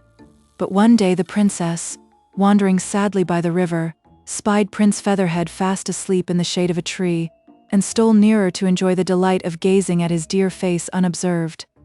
Judge of her astonishment when she saw that he was holding in his hand a portrait of herself. In vain did she puzzle over the apparent contradictoriness of his behavior. Why did he cherish her portrait while he was so fatally indifferent to herself? At last she found an opportunity of asking him the name of the princess whose picture he carried about with him always. "Alas, how can I tell you?" replied he. "Why should you not?" said the princess timidly. "Surely there is nothing to prevent you." "Nothing to prevent me," repeated he. "When my utmost efforts have failed to discover the lovely original, should I be so sad if I could but find her? But I do not even know her name." More surprised than ever, the princess asked to be allowed to see the portrait, and after examining it for a few minutes returned it, remarking shyly that at least the original had every cause to be satisfied with it. "That means that you consider it flattered," said the prince severely. "Really, Celandine, I thought better of you, and should have expected you to be above such contemptible jealousy, but all women are alike." "Indeed, I meant only that it was a good likeness," said the princess meekly. "Then you know the original," cried the prince, throwing himself on his knees beside her. "Pray tell me at once who it is, and don't keep me in suspense." "Oh, don't you see that? It is meant for me," cried Celandine. The prince sprang to his feet, hardly able to refrain from telling her that she must be blinded by vanity to suppose she resembled the lovely portrait even in the slightest degree, and after gazing at her for an instant with icy surprise, turned and left her without another word, and in a few hours quitted the leafy palace altogether. Now the princess was indeed unhappy, and could no longer bear to stay in a place where she had been so cruelly disdained. So, without even bidding farewell to the king and queen, she left the valley behind her, and wandered sadly away, not caring whither. After walking until she was weary, she saw before her a tiny house, and turned her slow steps towards it. The nearer she approached, the more miserable it appeared, and at length she saw a little old woman sitting upon the doorstep, who said grimly, "Here comes one of these fine beggars who are too idle to do anything but run about the country." "Alas, madam," said Celandine, with tears in her pretty eyes, "a sad fate forces me to ask you for shelter." "Didn't I tell you what it would be?" growled the old hag. "From shelter we shall proceed to demand supper, and from supper money to take us on our way. Upon my word, if I could be sure of finding someone every day whose head was as soft as his heart, I wouldn't wish for a more agreeable life myself. But I have worked hard to build my house and secure a morsel to eat, and I suppose you think that I am to give away everything to the first passer-by who chooses to ask for it. Not at all. I wager that a fine lady like you has more money than I have.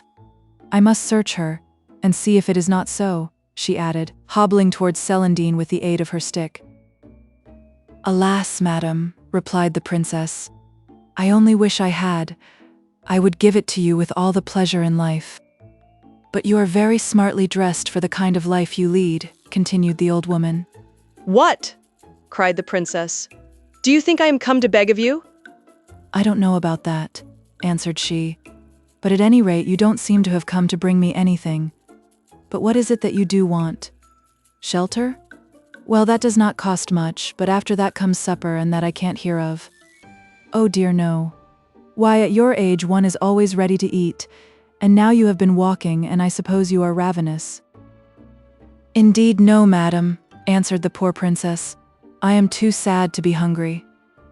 "Oh well, if you will promise to go on being sad, you may stay for the night," said the old woman mockingly.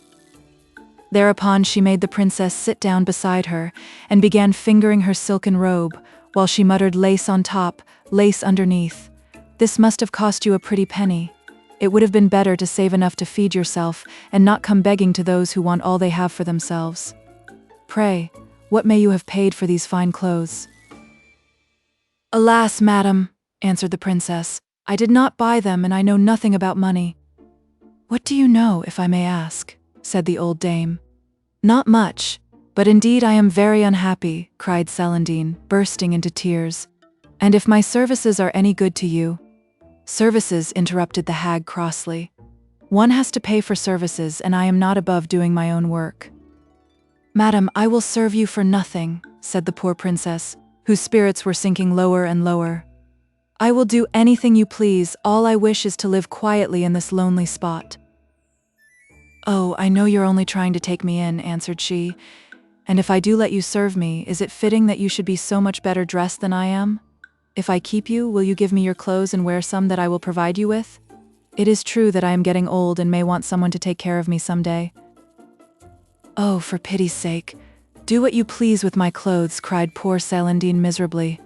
And the old woman hobbled off with great alacrity, and fetched a little bundle containing a wretched dress, such as the princess had never even seen before, and nimbly skipped round, helping her to put it on instead of her own rich robe, with many exclamations of, "Saints!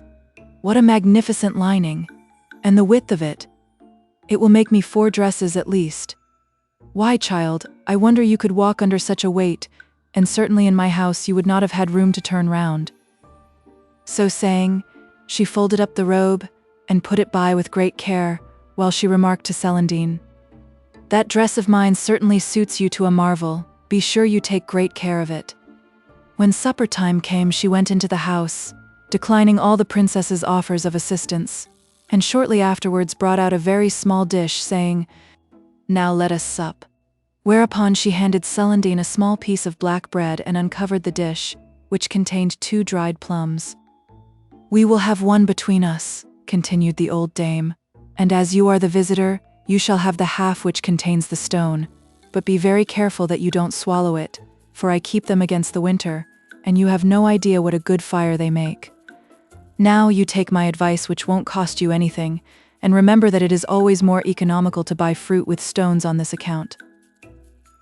Celandine, absorbed in her own sad thoughts, did not even hear this prudent counsel, and quite forgot to eat her share of the plum, which delighted the old woman, who put it by carefully for her breakfast, saying, "I am very much pleased with you, and if you go on as you have begun, we shall do very well, and I can teach you many useful things which people don't generally know. For instance, look at my house. It is built entirely of the seeds of all the pears I have eaten in my life. Now most people throw them away, and that only shows what a number of things are wasted for want of a little patience and ingenuity."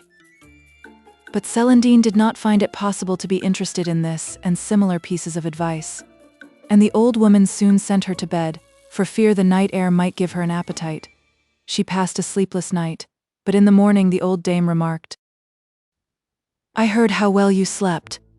After such a night you cannot want any breakfast. So while I do my household tasks you had better stay in bed, since the more one sleeps the less one need eat. And as it is market day I will go to town and buy a pennyworth of bread for the week's eating." And so she chattered on, but poor Celandine did not hear or heed her. She wandered out into the desolate country to think over her sad fate.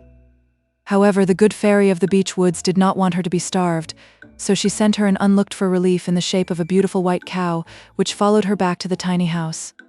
When the old woman saw it, her joy knew no bounds. "Now we can have milk and cheese and butter," cried she. "Ah, how good milk is! What a pity it is so ruinously expensive." So they made a little shelter of branches for the beautiful creature, which was quite gentle, and followed Celandine about like a dog when she took it out every day to graze. One morning as she sat by a little brook thinking sadly, she suddenly saw a young stranger approaching, and got up quickly, intending to avoid him. But Prince Featherhead, for it was he, perceiving her at the same moment, rushed towards her with every demonstration of joy, for he had recognized her, not as the Celandine whom he had slighted, but as the lovely princess whom he had sought vainly for so long. The fact was that the fairy of the beech woods, thinking she had been punished enough, had withdrawn the enchantment from her and transferred it to Featherhead, thereby in an instant depriving him of the good looks which had done so much towards making him the fickle creature he was. Throwing himself down at the princess's feet, he implored her to stay, and at least speak to him, and she at last consented, but only because he seemed to wish it so very much. After that he came every day in the hope of meeting her again, and often expressed his delight at being with her. But one day, when he had been begging Celandine to love him, she confided to him that it was quite impossible, since her heart was already entirely occupied by another. "I have," said she, "the unhappiness of loving a prince who is fickle, frivolous, proud, incapable of caring for anyone but himself, who has been spoilt by flattery, and to crown all who does not love me." "But," cried Prince Featherhead, "surely you cannot care for so contemptible and worthless a creature as that." "Alas, but I do care," answered the princess, weeping. "But where can his eyes be?" said the prince, "that your beauty makes no impression upon him? As for me, since I have possessed your portrait, I have wandered over the whole world to find you, and now we have met, I see that you are 10 times lovelier than I could have imagined, and I would give all I own to win your love." "My portrait?" cried Celandine with sudden interest. "Is it possible that Prince Featherhead can have parted with it?" "He would part with his life sooner, lovely princess," answered he. "I can assure you of that, for I am Prince Featherhead." At the same moment the fairy of the beech woods took away the enchantment, and the happy princess recognized her lover, now truly hers, for the trials they had both undergone had so changed and improved them that they were capable of a real love for each other. You may imagine how perfectly happy they were, and how much they had to hear and to tell.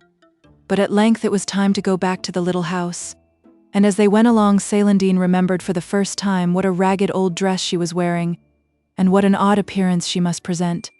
But the prince declared that it became her vastly, and that he thought it most picturesque.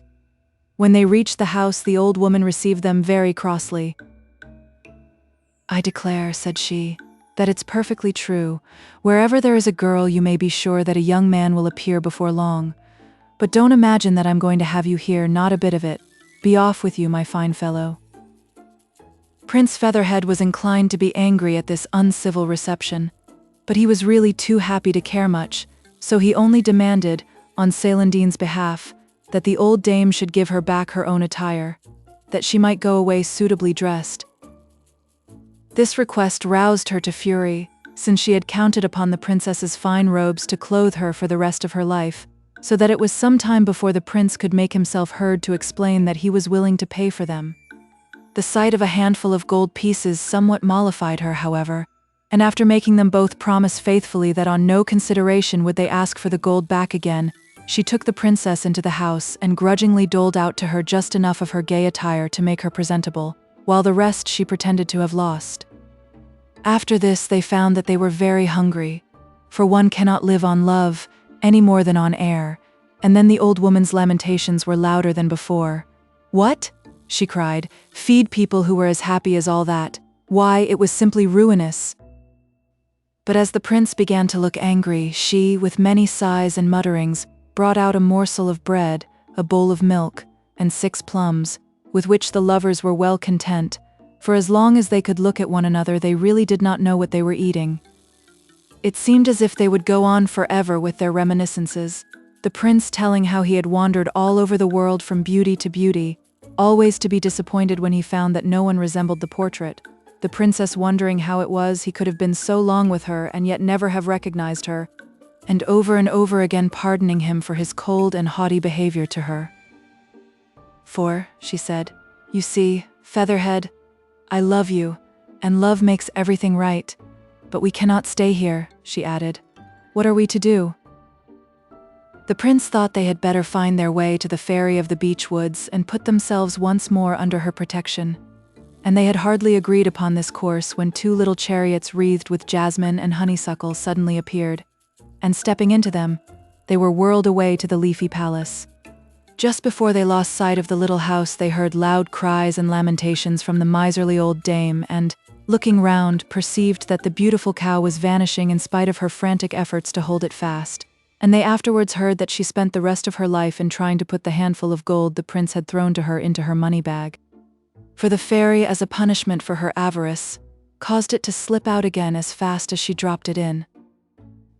The fairy of the beech woods ran to welcome the prince and princess with open arms, only too delighted to find them so much improved that she could, with a clear conscience, begin to spoil them again. Very soon the fairy Celandine also arrived, bringing the king and queen with her. Princess Celandine implored her pardon, which she graciously gave. Indeed, the princess was so charming she could refuse her nothing. She also restored to her the Summer Islands, and promised her protection in all things.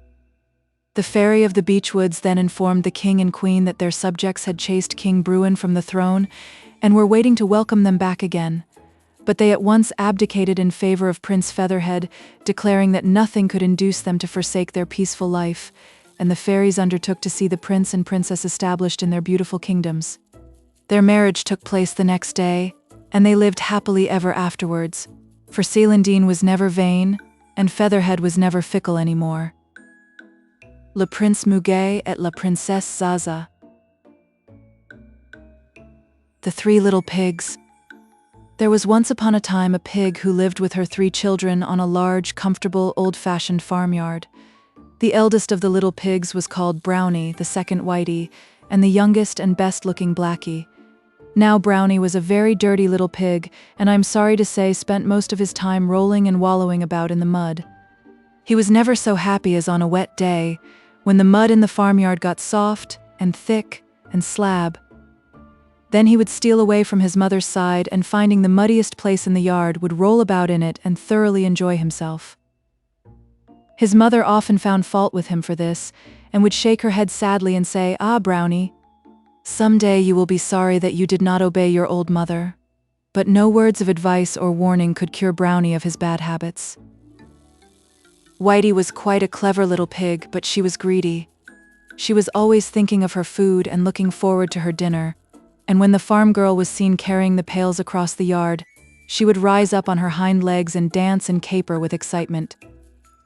As soon as the food was poured into the trough, she jostled Blackie and Brownie out of the way in her eagerness to get the best and biggest bits for herself. Her mother often scolded her for her selfishness, and told her that someday she would suffer for being so greedy and grabbing. Blackie was a good, nice little pig, neither dirty nor greedy. He had nice, dainty ways for a pig, and his skin was always as smooth and shining as black satin. He was much cleverer than Brownie and Whitey, and his mother's heart used to swell with pride when she heard the farmers' friends say to each other that someday the little black fellow would be a prize pig. Now the time came when the mother pig felt old and feeble and near her end. One day she called the 3 little pigs round her and said, "My children, I feel that I am growing old and weak, and that I shall not live long. Before I die, I should like to build a house for each of you, as this dear old sty in which we have lived so happily will be given to a new family of pigs, and you will have to turn out. Now, Brownie, what sort of a house would you like to have?" "A house of mud," replied Brownie, looking longingly at a wet puddle in the corner of the yard. "And you, Whitey?" said the mother pig in rather a sad voice, for she was disappointed that Brownie had made so foolish a choice. "A house of cabbage," answered Whitey, with a mouthful, and scarcely raising her snout out of the trough in which she was grubbing for some potato parings. "Foolish, foolish child," said the mother pig, looking quite distressed. "And you, Blackie?" turning to her youngest son. "What sort of a house shall I order for you?" "A house of brick, please, mother, as it will be warm in winter, and cool in summer, and safe all the year round." "That is a sensible little pig," replied his mother, looking fondly at him. "I will see that the 3 houses are got ready at once.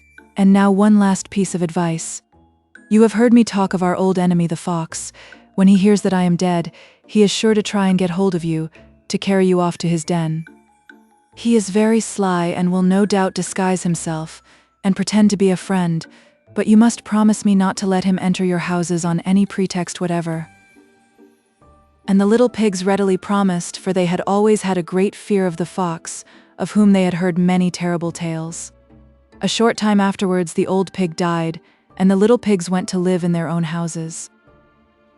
Brownie was quite delighted with his soft mud walls and with the clay floor, which soon looked like nothing but a big mud pie. But that was what Brownie enjoyed, and he was as happy as possible, rolling about all day and making himself in such a mess. One day, as he was lying half asleep in the mud, he heard a soft knock at his door, and a gentle voice said, "May I come in, Master Brownie? I want to see your beautiful new house." "Who are you?" said Brownie, starting up in great fright, for though the voice sounded gentle, he felt sure it was a feigned voice, and he feared it was the fox. "I am a friend come to call on you," answered the voice. "No, no," replied Brownie. "I don't believe you are a friend. You are the wicked fox against whom our mother warned us. I won't let you in." "Oh ho, is that the way you answer me?" said the fox, speaking very roughly in his natural voice. "We shall soon see who is master here." And with his paws he set to work and scraped a large hole in the soft mud walls. A moment later he had jumped through it, and catching Brownie by the neck, flung him on his shoulders and trotted off with him to his den.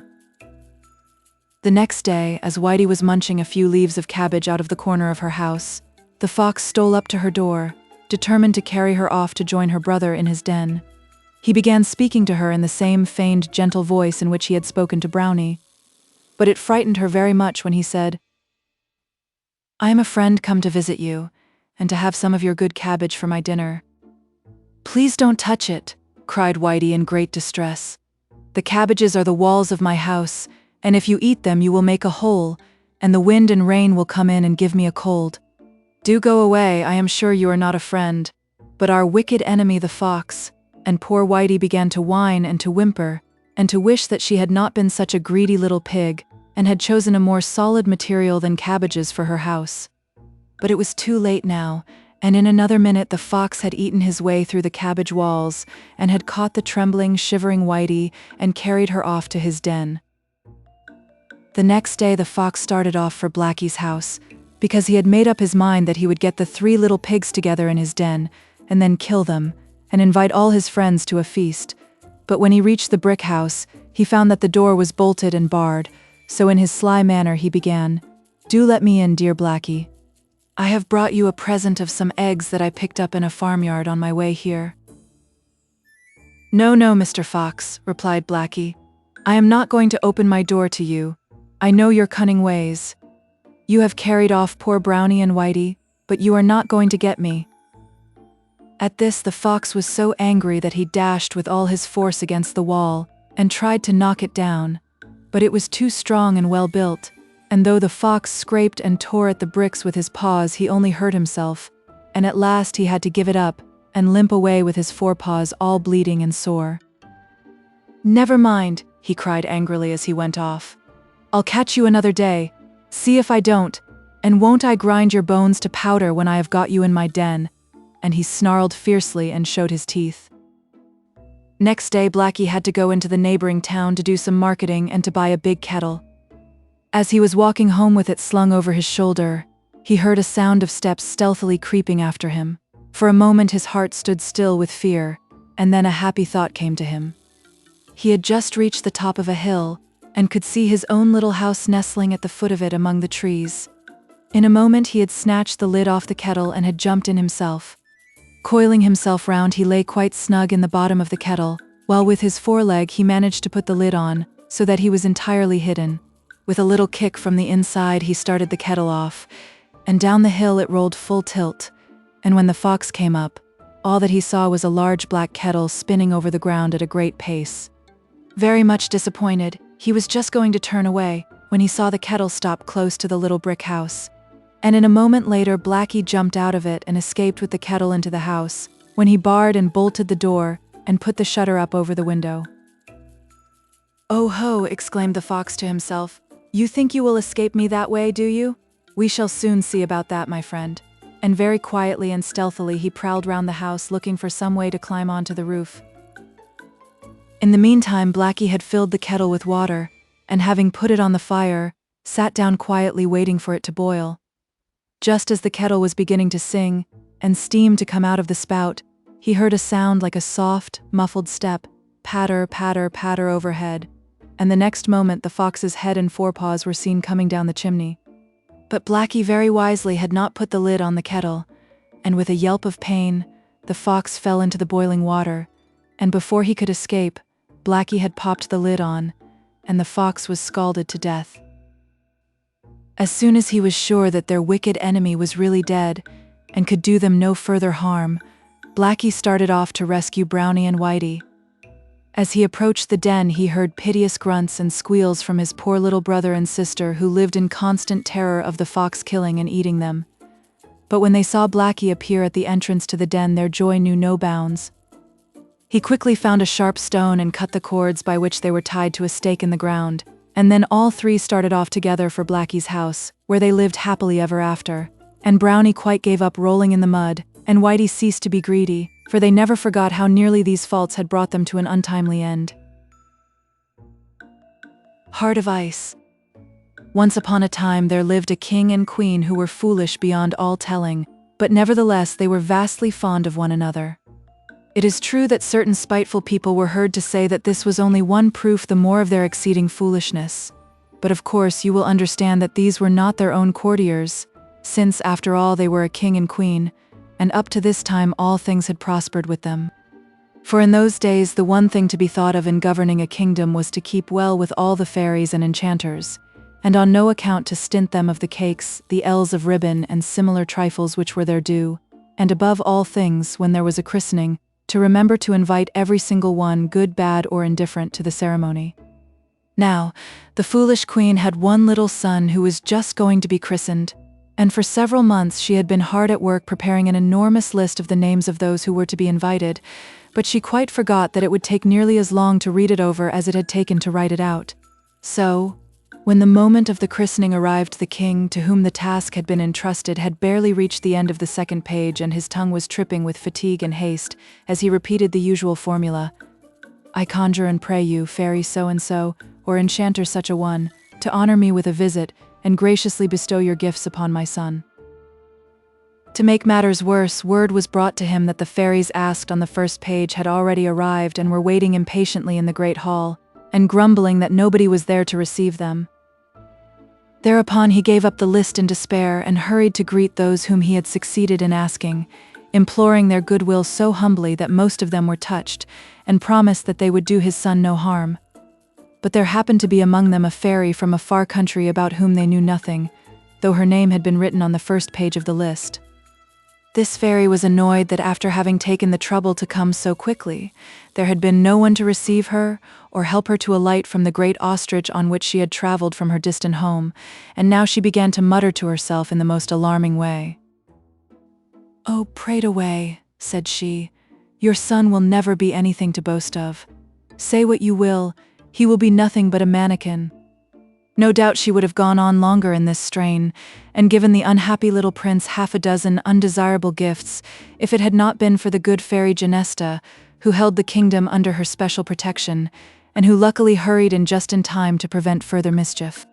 When she had by compliments and entreaties pacified the unknown fairy, and persuaded her to say no more, she gave the king a hint that now was the time to distribute the presents, after which ceremony they all took their departure, excepting the fairy Genesta, who then went to see the queen, and said to her, "A nice mess you seem to have made of this business, madam.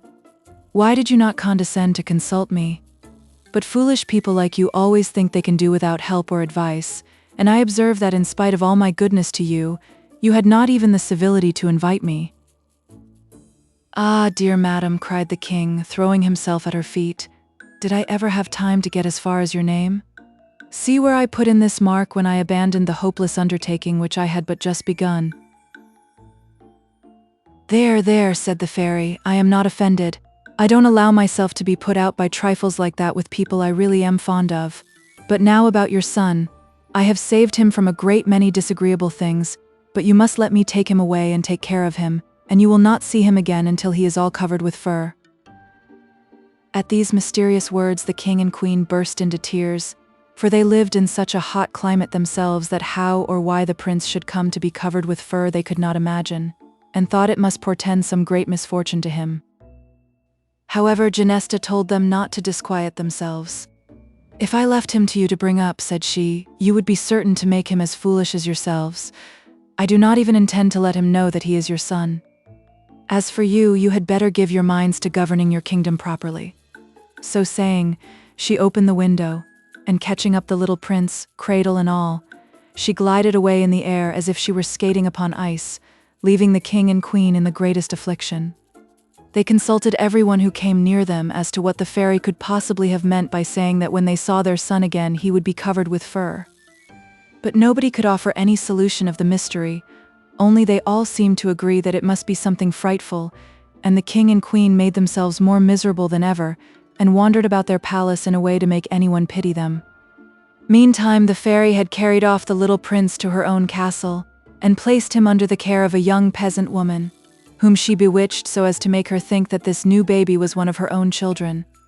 So the prince grew up healthy and strong, leading the simple life of a young peasant, for the fairy thought that he could have no better training. Only as he grew older she kept him more and more with herself, that his mind might be cultivated and exercised as well as his body. But her care did not cease there. She resolved that he should be tried by hardships and disappointments and the knowledge of his fellow men. For indeed she knew the prince would need every advantage that she could give him, since, though he increased in years, he did not increase in height, but remained the tiniest of princes. However, in spite of this, he was exceedingly active and well-formed, and altogether so handsome and agreeable that the smallness of his stature was of no real consequence. The prince was perfectly aware that he was called by the ridiculous name of mannequin, but he consoled himself by vowing that, happen what might, he would make it illustrious. In order to carry out her plans for his welfare, the fairy now began to send Prince Mannequin the most wonderful dreams of adventure by sea and land, and of these adventures he himself was always the hero. Sometimes he rescued a lovely princess from some terrible danger. Again, he earned a kingdom by some brave deed, until at last he longed to go away and seek his fortune in a far country where his humble birth would not prevent his gaining honor and riches by his courage. And it was with a heart full of ambitious projects that he rode one day into a great city, not far from the fairy's castle. As he had set out intending to hunt in the surrounding forest, he was quite simply dressed, and carried only a bow and arrows and a light spear, but even thus arrayed he looked graceful and distinguished. As he entered the city, he saw that the inhabitants were all racing with one accord towards the marketplace, and he also turned his horse in the same direction, curious to know what was going forward. When he reached the spot, he found that certain foreigners of strange and outlandish appearance were about to make a proclamation to the assembled citizens, and he hastily pushed his way into the crowd until he was near enough to hear the words of the venerable old man who was their spokesman. Let the whole world know that he who can reach the summit of the ice mountain shall receive as his reward not only the incomparable Sibella, fairest of the fair, but also all the realms of which she is queen. Here, continued the old man after he had made this proclamation, here is the list of all those princes who, struck by the beauty of the princess, have perished in the attempt to win her. And here is the list of those who have just entered upon the high emprise. Prince Mannequin was seized with a violent desire to inscribe his name among the others, but the remembrance of his dependent position and his lack of wealth held him back. But while he hesitated, the old man, with many respectful ceremonies, unveiled a portrait of the lovely Sibella, which was carried by some of the attendants, and after one glance at it the prince delayed no longer, but, rushing forward, demanded permission to add his name to the list. When they saw his tiny stature and simple attire, the strangers looked at each other doubtfully, not knowing whether to accept or refuse him, but the prince said haughtily, "Give me the paper that I may sign it," and they obeyed. What between admiration for the princess and annoyance at the hesitation shown by her ambassadors, the prince was too much agitated to choose any other name than the one by which he was always known. But when, after all the grand titles of the other princes, he simply wrote Mannequin, the ambassadors broke into shouts of laughter. "Miserable wretches," cried the prince, "but for the presence of that lovely portrait I would cut off your heads." But he suddenly remembered that after all it was a funny name, and that he had not yet had time to make it famous, so he was calm and inquired the way to the Princess Sibella's country. Though his heart did not fail him in the least, still he felt there were many difficulties before him, and he resolved to set out at once, without even taking leave of the fairy, for fear she might try to stop him. Everybody in the town who knew him made great fun of the idea of Mannequin's undertaking such an expedition, and it even came to the ears of the foolish king and queen, who laughed over it more than any of the others, without having an idea that the presumptuous Mannequin was their only son. Meantime, the prince was traveling on, though the directions he had received for his journey were none of the clearest. 400 leagues north of Mount Caucasus you will receive your orders and instructions for the conquest of the Ice Mountain. Fine marching orders, those for a man starting from a country near where Japan is nowadays. However, he fared eastward, avoiding all towns, lest the people should laugh at his name, for, you see, he was not a very experienced traveler, and had not yet learned to enjoy a joke even if it were against himself. At night he slept in the woods, and at first he lived upon wild fruits, but the fairy, who was keeping a benevolent eye upon him, thought that it would never do to let him be half-starved in that way, so she took to feeding him with all sorts of good things while he was asleep, and the prince wondered very much that when he was awake he never felt hungry. True to her plan, the fairy sent him various adventures to prove his courage, and he came successfully through them all. Only in his last fight with a furious monster, rather like a tiger, he had the ill luck to lose his horse. However, nothing daunted, he struggled on foot, and at last reached a seaport. Here he found a boat sailing for the coast which he desired to reach, and, having just enough money to pay his passage, he went on board and they started. But after some days a fearful storm came on, which completely wrecked the little ship, and the prince only saved his life by swimming a long way to the only land that was in sight, and which proved to be a desert island. Here he lived by fishing and hunting, always hoping that the good fairy would presently rescue him.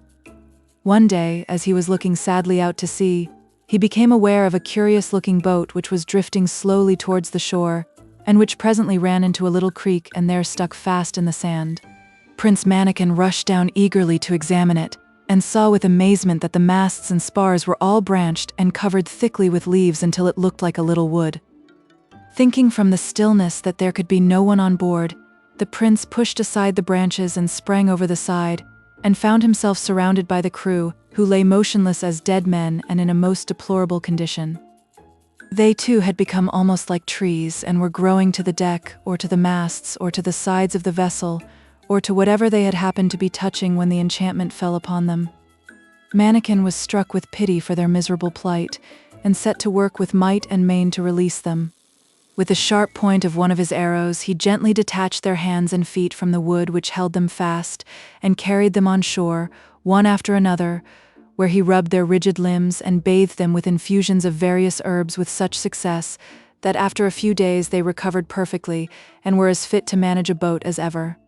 You may be sure that the good fairy Genesta had something to do with this marvelous cure, and she also put it into the prince's head to rub the boat itself with the same magic herbs, which cleared it entirely, and not before it was time, for, at the rate at which it was growing before, it would very soon have become a forest. The gratitude of the sailors was extreme, and they willingly promised to land the prince upon any coast he pleased, but, when he questioned them about the extraordinary thing that had happened to them and to their ship, they could in no way explain it, except that they said that, as they were passing along a thickly wooded coast, a sudden gust of wind had reached them from the land and enveloped them in a dense cloud of dust, after which everything in the boat that was not metal had sprouted and blossomed, as the prince had seen, and that they themselves had grown gradually numb and heavy, and had finally lost all consciousness. Prince Mannikin was deeply interested in this curious story, and collected a quantity of the dust from the bottom of the boat, which he carefully preserved, thinking that its strange property might one day stand him in good stead. Then they joyfully left the desert island, and after a long and prosperous voyage over calm seas they at length came in sight of land, and resolved to go on shore, not only to take in a fresh stock of water and provisions, but also to find out, if possible, where they were and in what direction to proceed. As they neared the coast they wondered if this could be another uninhabited land, for no human beings could be distinguished, and yet that something was stirring became evident, for in the dust clouds that moved near the ground small dark forms were dimly visible. These appeared to be assembling at the exact spot where they were preparing to run ashore, and what was their surprise to find they were nothing more nor less than large and beautiful spaniels, some mounted as sentries, others grouped in companies and regiments, all eagerly watching their disembarkation. When they found that Prince Mannikin, instead of saying "shoot them," as they had feared, said, "Hi, good dog," in a thoroughly friendly and ingratiating way, they crowded round him with a great wagging of tails and giving of paws, and very soon made him understand that they wanted him to leave his men with the boat and follow them. The prince was so curious to know more about them that he agreed willingly. So, after arranging with the sailors to wait for him 15 days, and then, if he had not come back, to go on their way without him, he set out with his new friends. Their way lay inland, and Mannikin noticed with great surprise that the fields were well cultivated and that the carts and plows were drawn by horses or oxen, just as they might have been in any other country, and when they passed any village the cottages were trim and pretty, and an air of prosperity was everywhere. At one of the villages a dainty little repast was set before the prince, and while he was eating a chariot was brought, drawn by 2 splendid horses, which were driven with great skill by a large spaniel. In this carriage he continued his journey very comfortably, passing many similar equipages upon the road, and being always most courteously saluted by the spaniels who occupied them. At last they drove rapidly into a large town, which Prince Mannikin had no doubt was the capital of the kingdom. News of his approach had evidently been received, for all the inhabitants were at their doors and windows, and all the little spaniels had climbed upon the wall and gates to see him arrive. The prince was delighted with the hearty welcome they gave him, and looked round him with the deepest interest. After passing through a few wide streets, well paved, and adorned with avenues of fine trees, they drove into the courtyard of a grand palace, which was full of spaniels who were evidently soldiers. "The king's bodyguard," thought the prince to himself as he returned their salutations, and then the carriage stopped, and he was shown into the presence of the king, who lay upon a rich Persian carpet surrounded by several little spaniels, who were occupied in chasing away the flies lest they should disturb his majesty. He was the most beautiful of all spaniels, with a look of sadness in his large eyes, which however quite disappeared as he sprang up to welcome Prince Mannikin with every demonstration of delight, after which he made a sign to his courtiers, who came one by one to pay their respects to the visitor. The prince thought that he would find himself puzzled as to how he should carry on a conversation, but as soon as he and the king were once more left alone, a secretary of state was sent for, who wrote from His Majesty's dictation a most polite speech, in which he regretted much that they were unable to converse, except in writing, the language of dogs being difficult to understand. As for the writing, it had remained the same as the prince's own.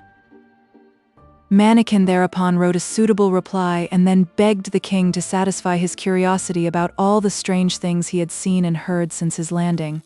This appeared to awaken sad recollections in the king's mind, but he informed the prince that he was called King Bayard, and that a fairy, whose kingdom was next his own, had fallen violently in love with him, and had done all she could to persuade him to marry her, but that he could not do so, as he himself was the devoted lover of the Queen of the Spice Islands.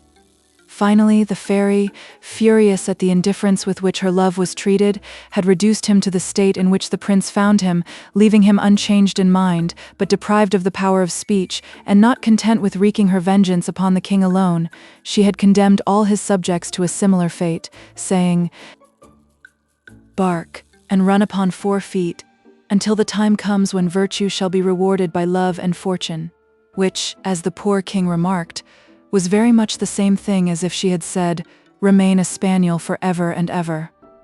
Prince Mannikin was quite of the same opinion. Nevertheless, he said what we should all have said in the same circumstances: "Your Majesty must have patience." He was indeed deeply sorry for poor King Bayard, and said all the consoling things he could think of, promising to aid him with all his might if there was anything to be done. In short, they became firm friends, and the king proudly displayed to Mannikin the portrait of the Queen of the Spice Islands, and he quite agreed that it was worthwhile to go through anything for the sake of a creature so lovely. Prince Mannikin in his turn told his own history, and the great undertaking upon which he had set out, and King Bayard was able to give him some valuable instructions as to which would be the best way for him to proceed, and then they went together to the place where the boat had been left. The sailors were delighted to see the prince again, though they had known that he was safe, and when they had taken on board all the supplies which the king had sent for them, they started once more. The king and prince parted with much regret, and the former insisted that Mannikin should take with him one of his own pages, named Musta, who was charged to attend to him everywhere, and serve him faithfully, which he promised to do. The wind being favorable, they were soon out of hearing of the general howl of regret from the whole army, which had been given by order of the king as a great compliment, and it was not long before the land was entirely lost to view. They met with no further adventures worth speaking of, and presently found themselves within 2 leagues of the harbor for which they were making. The prince, however, thought it would suit him better to land where he was, so as to avoid the town, since he had no money left and was very doubtful as to what he should do next. So the sailors set him and Musta on shore, and then went back sorrowfully to their ship, while the prince and his attendant walked off in what looked to them the most promising direction.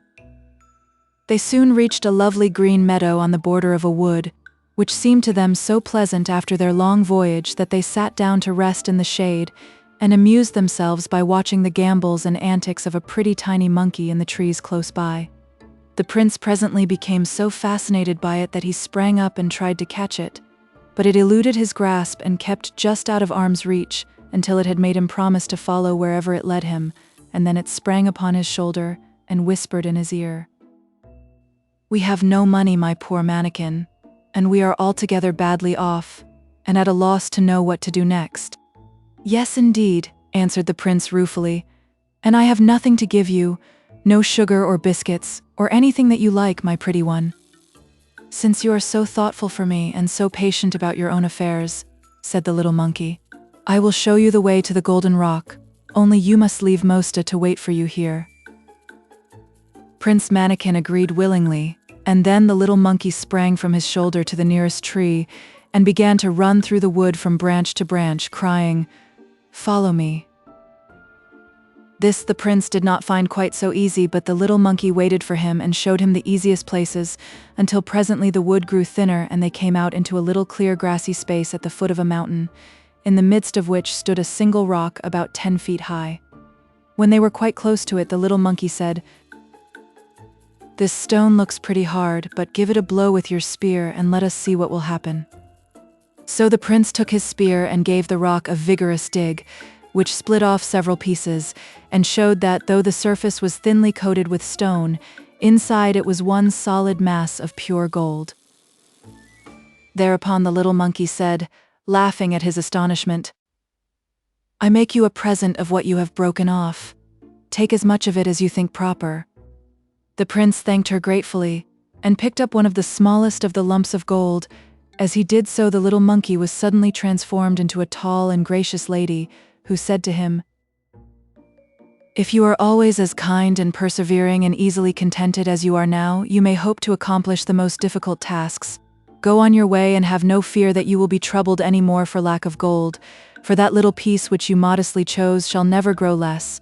Use it as much as you will. But that you may see the danger you have escaped by your moderation, come with me." So saying, she led him back into the wood by a different path, and he saw that it was full of men and women.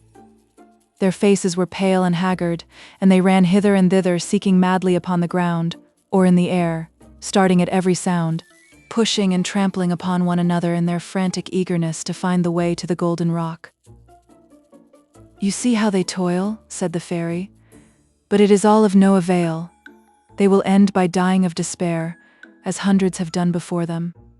As soon as they had got back to the place where they had left, Mosta the fairy disappeared, and the prince and his faithful squire, who had greeted him with every demonstration of joy, took the nearest way to the city. Here they stayed several days, while the prince provided himself with horses and attendants, and made many enquiries about the Princess Sibella and the way to her kingdom, which was still so far away that he could hear but little, and that of the vaguest description. But when he presently reached Mount Caucasus, it was quite a different matter. Here they seemed to talk of nothing but the Princess Sibella, and strangers from all parts of the world were traveling towards her father's court. The prince heard plenty of assurances as to her beauty and her riches, but he also heard of the immense number of his rivals and their power. One brought an army at his back, another had vast treasures, a third was as handsome and accomplished as it was possible to be, while as to poor Mannequin, he had nothing but his determination to succeed, his faithful spaniel and his ridiculous name, which last was hardly likely to help him, but as he could not alter it, he wisely determined not to think of it any more. After journeying for 2 whole months, they came at last to Trelinton, the capital of the Princess Sibella's kingdom, and here he heard dismal stories about the ice mountain, and how none of those who had attempted to climb it had ever come back. He heard also the story of King Farda Kinbras, Sibella's father. It appeared that he, being a rich and powerful monarch, had married a lovely princess named Bourbantine, and they were as happy as the day was long, so happy that as they were out sledging one day, they were foolish enough to defy fate to spoil their happiness. "We shall see about that," grumbled an old hag who sat by the wayside, blowing her fingers to keep them warm. The king thereupon was very angry, and wanted to punish the woman, but the queen prevented him, saying, "Alas, sire, do not let us make bad worse. No doubt this is a fairy." "You are right there," said the old woman, and immediately she stood up, and as they gazed at her in horror, she grew gigantic and terrible. Her staff turned to a fiery dragon with outstretched wings, her ragged cloak to a golden mantle, and her wooden shoes to 2 bundles of rockets. "You are right there, and you will see what will come of your fine goings-on, and remember the fairy Gorgonzola. So saying, she mounted the dragon and flew off, the rockets shooting in all directions and leaving long trails of sparks. In vain did Farda Kinbras and Bourbantine beg her to return, and endeavor by their humble apologies to pacify her. She never so much as looked at them, and was very soon out of sight, leaving them a prey to all kinds of dismal forebodings. Very soon after this, the queen had a little daughter, who was the most beautiful creature ever seen. All the fairies of the north were invited to her christening, and warned against the malicious Gorgonzola. She also was invited, but she neither came to the banquet nor received her present. But as soon as all the others were seated at table, after bestowing their gifts upon the little princess, she stole into the palace disguised as a black cat, and hid herself under the cradle until the nurses and the cradle rockers had all turned their backs, and then she sprang out, and in an instant had stolen the little princess's heart and made her escape, only being chased by a few dogs and scullions on her way across the courtyard. Once outside, she mounted her chariot and flew straight away to the North Pole, where she shut up her stolen treasure on the summit of the ice mountain, and surrounded it with so many difficulties that she felt quite easy about its remaining there, as long as the princess lived, and then she went home, chuckling at her success. As to the other fairies, they went home after the banquet without discovering that anything was amiss, and so the king and queen were quite happy. Sybella grew prettier day by day. She learned everything a princess ought to know without the slightest trouble, and yet something always seemed lacking to make her perfectly charming. She had an exquisite voice, but whether her songs were grave or gay, it did not matter. She did not seem to know what they meant, and everyone who heard her said, "She certainly sings perfectly, but there is no tenderness, no heart in her voice. Poor Sybella, how could there be when her heart was far away on the ice mountains?" And it was just the same with all the other things that she did. As time went on, in spite of the admiration of the whole court and the blind fondness of the king and queen, it became more and more evident that something was fatally wrong. For those who love no one cannot long be loved, and at last the king called a general assembly and invited the fairies to attend, that they might, if possible, find out what was the matter. After explaining their grief as well as he could, he ended by begging them to see the princess for themselves.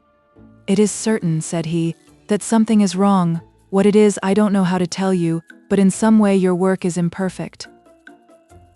They all assured him that so far as they knew, everything had been done for the princess, and they had forgotten nothing that they could bestow on so good a neighbor as the king had been to them. After this they went to see Sybella, but they had no sooner entered her presence than they cried out with one accord, "Oh, horror! She has no heart." On hearing this frightful announcement, the king and queen gave a cry of despair, and entreated the fairies to find some remedy for such an unheard-of misfortune. Thereupon the eldest fairy consulted her book of magic, which she always carried about with her, hung to her girdle by a thick silver chain, and there she found out at once that it was Gorgonzola who had stolen the princess's heart, and also discovered what the wicked old fairy had done with it. "What shall we do? What shall we do?" cried the king and queen in one breath. "You must certainly suffer much annoyance from seeing and loving Sybella, who is nothing but a beautiful image," replied the fairy, "and this must go on for a long time, but I think I see that, in the end, she will once more regain her heart. My advice is that you shall at once cause her portrait to be sent all over the world, and promise her hand and all her possessions to the prince who is successful in reaching her heart. Her beauty alone is sufficient to engage all the princes of the world in the quest." This was accordingly done, and Prince Mannikin heard that already 500 princes had perished in the snow and ice, not to mention their squires and pages, and that more continued to arrive daily, eager to try their fortune. After some consideration, he determined to present himself at court, but his arrival made no stir, as his retinue was as inconsiderable as his stature, and the splendor of his rivals was great enough to throw even Farda Kinbras himself into the shade. However, he paid his respects to the king very gracefully, and asked permission to kiss the hand of the princess in the usual manner. But when he said he was called Mannikin, the king could hardly repress a smile, and the princes who stood by openly shouted with laughter. Turning to the king, Prince Mannikin said with great dignity, "Pray laugh, if it pleases your majesty. I am glad that it is in my power to afford you any amusement, but I am not a plaything for these gentlemen, and I must beg them to dismiss any ideas of that kind from their minds at once." And with that, he turned upon the one who had laughed the loudest and proudly challenged him to a single combat. This prince, who was called Featherhead, accepted the challenge very scornfully, mocking at Mannikin, whom he felt sure had no chance against himself. But the meeting was arranged for the next day. When Prince Mannikin quitted the king's presence, he was conducted to the audience hall of the Princess Sybilla. The sight of so much beauty and magnificence almost took his breath away for an instant, but, recovering himself with an effort, he said, "Lovely princess, irresistibly drawn by the beauty of your portrait, I come from the other end of the world to offer my services to you. My devotion knows no bounds, but my absurd name has already involved me in a quarrel with one of your courtiers. Tomorrow I am to fight this ugly, overgrown prince, and I beg you to honor the combat with your presence, and prove to the world that there is nothing in a name, and that you deign to accept Mannikin as your knight." When it came to this, the princess could not help being amused, for, though she had no heart, she was not without humor. However, she answered graciously that she accepted with pleasure, which encouraged the prince to entreat further that she would not show any favor to his adversary. "Alas," said she, "I favor none of these foolish people, who weary me with their sentiment and their folly. I do very well as I am, and yet from one year's end to another they talk of nothing but delivering me from some imaginary affliction. Not a word do I understand of all their pratings about love, and who knows what dull things besides, which, I declare to you, I cannot even remember." Mannikin was quick enough to gather from this speech that to amuse and interest the princess would be a far surer way of gaining her favor than to add himself to the list of those who continually teased her about that mysterious thing called love, which she was so incapable of comprehending. So he began to talk of his rivals, and found in each of them something to make merry over, in which diversion the princess joined him heartily, and so well did he succeed in his attempt to amuse her, that before very long she declared that of all the people at court, he was the one to whom she preferred to talk.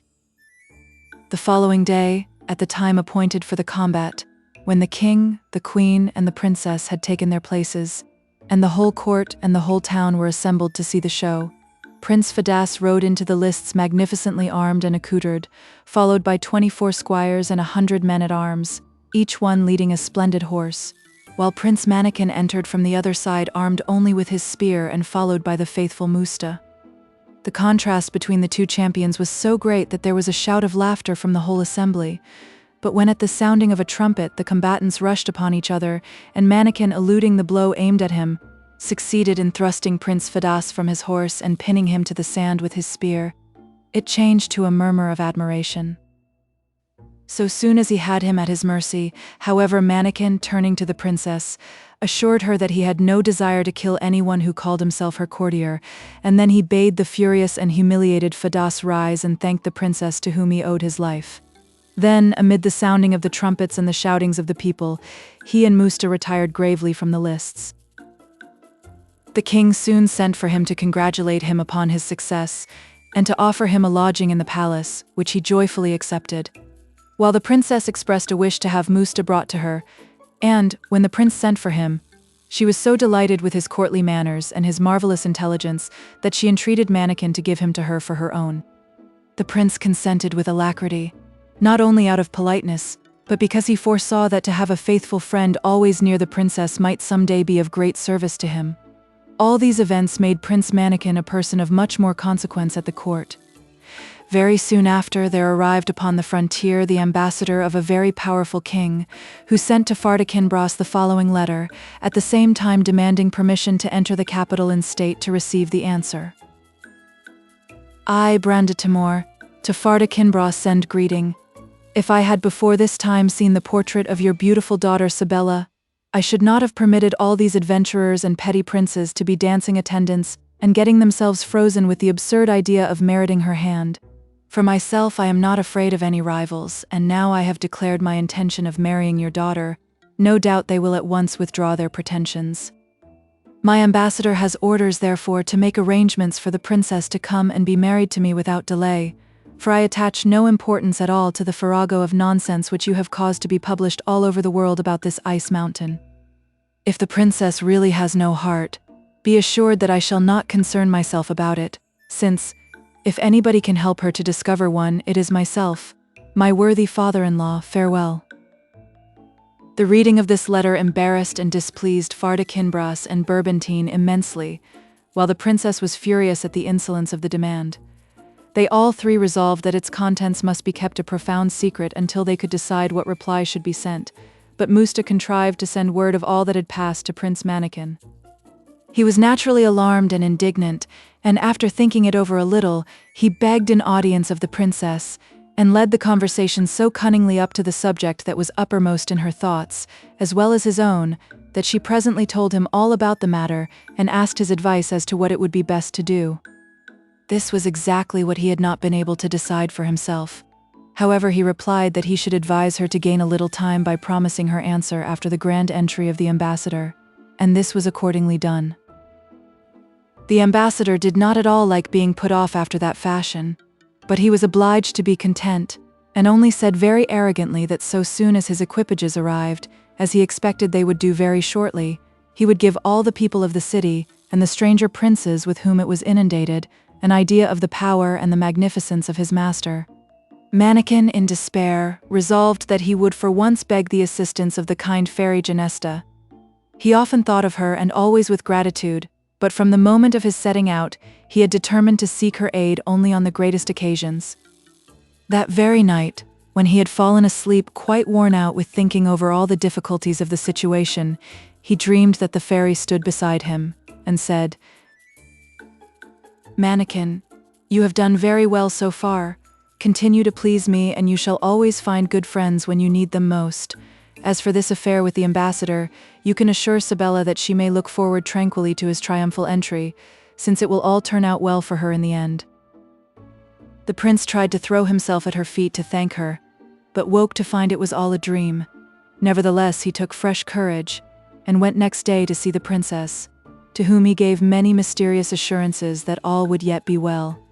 He even went so far as to ask her if she would not be very grateful to anyone who would rid her of the insolent Brandatimor, to which she replied that her gratitude would know no bounds. Then he wanted to know what would be her best wish for the person who was lucky enough to accomplish it, to which she said that she would wish them to be as insensible to the folly called love as she was herself. This was indeed a crushing speech to make to such a devoted lover as Prince Mannikin, but he concealed the pain it caused him with great courage.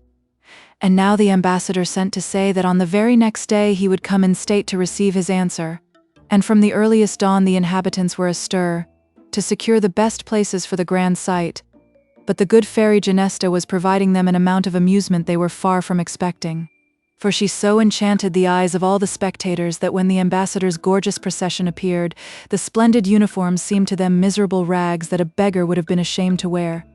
The prancing horses appeared as wretched skeletons hardly able to drag one leg after the other, while their trappings, which really sparkled with gold and jewels, looked like old sheepskins that would not have been good enough for a plough horse.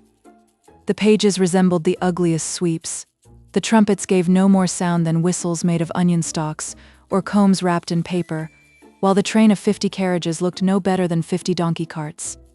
In the last of these sat the ambassador with the haughty and scornful air which he considered becoming in the representative of so powerful a monarch, for this was the crowning point of the absurdity of the whole procession, that all who took part in it wore the expression of vanity and self-satisfaction and pride in their own appearance and all their surroundings which they believed their splendor amply justified. The laughter and howls of derision from the whole crowd rose ever louder and louder as the extraordinary cortege advanced, and at last reached the ears of the king as he waited in the audience hall, and before the procession reached the palace he had been informed of its nature, and supposing that it must be intended as an insult, he ordered the gates to be closed. You may imagine the fury of the ambassador when, after all his pomp and pride, the king absolutely and unaccountably refused to receive him. He raved wildly both against king and people, and the cortege retired in great confusion, jeered at and pelted with stones and mud by the enraged crowd. It is needless to say that he left the country as fast as horses could carry him, but not before he had declared war, with the most terrible menaces, threatening to devastate the country with fire and sword. Some days after this disastrous embassy, King Bayard sent couriers to Prince Mannikin with a most friendly letter, offering his services in any difficulty, and inquiring with the deepest interest how he fared. Mannequin at once replied, relating all that had happened since they parted, not forgetting to mention the event which had just involved Fardakinbras and Branditimor in this deadly quarrel, and he ended by entreating his faithful friend to dispatch a few thousands of his veteran spaniels to his assistance. Neither the king, the queen, nor the princess could in the least understand the amazing conduct of Branditimor's ambassador. Nevertheless, the preparations for the war went forward briskly, and all the princes who had not gone on towards the Ice Mountain offered their services, at the same time demanding all the best appointments in the king's army. Mannequin was one of the first to volunteer, but he only asked to go as aide-de-camp to the commander-in-chief, who was a gallant soldier and celebrated for his victories. As soon as the army could be got together, it was marched to the frontier, where it met the opposing force headed by Branditimor himself, who was full of fury, determined to avenge the insult to his ambassador and to possess himself of the Princess Sibella. All the army of Fardakinbras could do, being so heavily outnumbered, was to act upon the defensive, and before long Mannequin won the esteem of the officers for his ability, and of the soldiers for his courage and care for their welfare, and in all the skirmishes which he conducted he had the good fortune to vanquish the enemy. At last Branditimor engaged the whole army in a terrific conflict, and though the troops of Fardakinbras fought with desperate courage, their general was killed, and they were defeated and forced to retreat with immense loss. Mannequin did wonders and half a dozen times turned the retreating forces and beat back the enemy, and he afterwards collected troops enough to keep them in check until, the severe winter setting in, put an end to hostilities for a while. He then returned to the court, where consternation reigned. The king was in despair at the death of his trusty general, and ended by imploring Mannequin to take the command of the army, and his counsel was followed in all the affairs of the court. He followed up his former plan of amusing the princess, and on no account reminding her of that tedious thing called love, so that she was always glad to see him, and the winter slipped by gaily for both of them. The prince was all the while secretly making plans for the next campaign. He received private intelligence of the arrival of a strong reinforcement of spaniels, to whom he sent orders to post themselves along the frontier without attracting attention, and as soon as he possibly could he held a consultation with their commander, who was an old and experienced warrior. Following his advice, he decided to have a pitched battle as soon as the enemy advanced, and this Branditimor lost not a moment in doing, as he was perfectly persuaded that he was now going to make an end of the war and utterly vanquish Fardakinbras. But no sooner had he given the order to charge than the spaniels, who had mingled with his troops unperceived, leaped each upon the horse nearest to him, and not only threw the whole squadron into confusion by the terror they caused, but, springing at the throats of the riders, unhorsed many of them by the suddenness of their attack. Then turning the horses to the rear, they spread consternation everywhere and made it easy for Prince Mannequin to gain a complete victory. He met Branditimor in single combat and succeeded in taking him prisoner, but he did not live to reach the court to which Mannequin had sent him. His pride killed him at the thought of appearing before Sibella under these altered circumstances. In the meantime, Prince Fadassi and all the others who had remained behind were setting out with all speed for the conquest of the Ice Mountain, being afraid that Prince Mannequin might prove as successful in that as he seemed to be in everything else. And when Mannequin returned, he heard of it with great annoyance. True, he had been serving the princess, but she only admired and praised him for his gallant deeds, and seemed no whit nearer bestowing on him the love he so ardently desired. And all the comfort Mausta could give him on the subject was that at least she loved no one else, and with that he had to content himself. But he determined that, come what might, he would delay no longer, but attempt the great undertaking for which he had come so far. When he went to take leave of the king and queen, they entreated him not to go, as they had just heard that Prince Fadassi, and all who accompanied him, had perished in the snow, but he persisted in his resolve. As for Sibella, she gave him her hand to kiss with precisely the same gracious indifference as she had given it to him the first time they met. It happened that this farewell took place before the whole court, and so great a favorite had Prince Mannequin become that they were all indignant at the coldness with which the princess treated him. Finally the king said to him, "Prince, you have constantly refused all the gifts which, in my gratitude for your invaluable services, I have offered to you, but I wish the princess to present you with her cloak of marten's fur, and that I hope you will not reject." Now this was a splendid fur mantle which the princess was very fond of wearing, not so much because she felt cold, as that its richness set off to perfection the delicate tints of her complexion and the brilliant gold of her hair. However, she took it off, and with graceful politeness begged Prince Mannikin to accept it, which you may be sure he was charmed to do, and, taking only this and a little bundle of all kinds of wood, and accompanied only by 2 spaniels out of the 50 who had stayed with him when the war was ended, he set forth, receiving many tokens of love and favor from the people in every town he passed through. At the last little village he left his horse behind him, to begin his toilful march through the snow, which extended blank and terrible, in every direction as far as the eye could see. Here he had appointed to meet the other 48 spaniels, who received him joyfully and assured him that, happen what might, they would follow and serve him faithfully. And so they started, full of heart and hope. At first there was a slight track, difficult, but not impossible to follow. But this was soon lost, and the pole star was their only guide. When the time came to call a halt, the prince, who had after much consideration decided on his plan of action, caused a few twigs from the faggot he had brought with him to be planted in the snow, and then he sprinkled over them a pinch of the magic powder he had collected from the enchanted boat. To his great joy they instantly began to sprout and grow, and in a marvelously short time the camp was surrounded by a perfect grove of trees of all sorts, which blossomed and bore ripe fruit, so that all their wants were easily supplied, and they were able to make huge fires to warm themselves. The prince then sent out several spaniels to reconnoiter, and they had the good luck to discover a horse laden with provisions stuck fast in the snow. They at once fetched their comrades, and brought the spoil triumphantly into the camp. And, as it consisted principally of biscuits, not a spaniel among them went supperless to sleep. In this way they journeyed by day and encamped safely at night, always remembering to take on a few branches to provide them with food and shelter.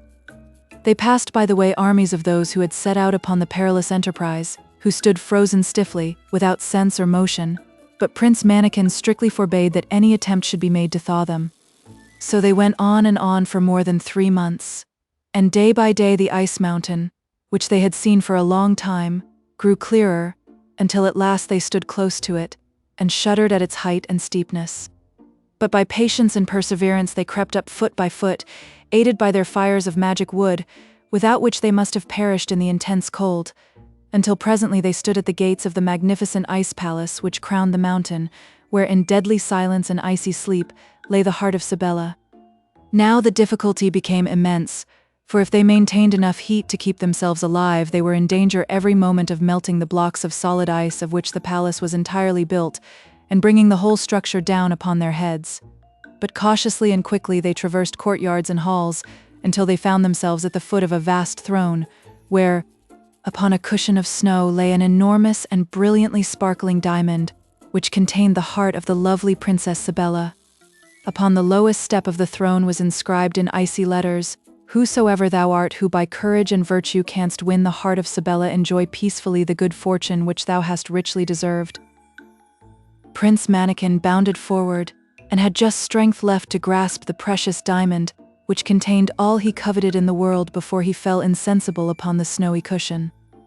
But his good spaniels lost no time in rushing to the rescue, and between them they bore him hastily from the hall, and not a moment too soon, for all around them they heard the clang of the falling blocks of ice as the fairy palace slowly collapsed under the unwanted heat.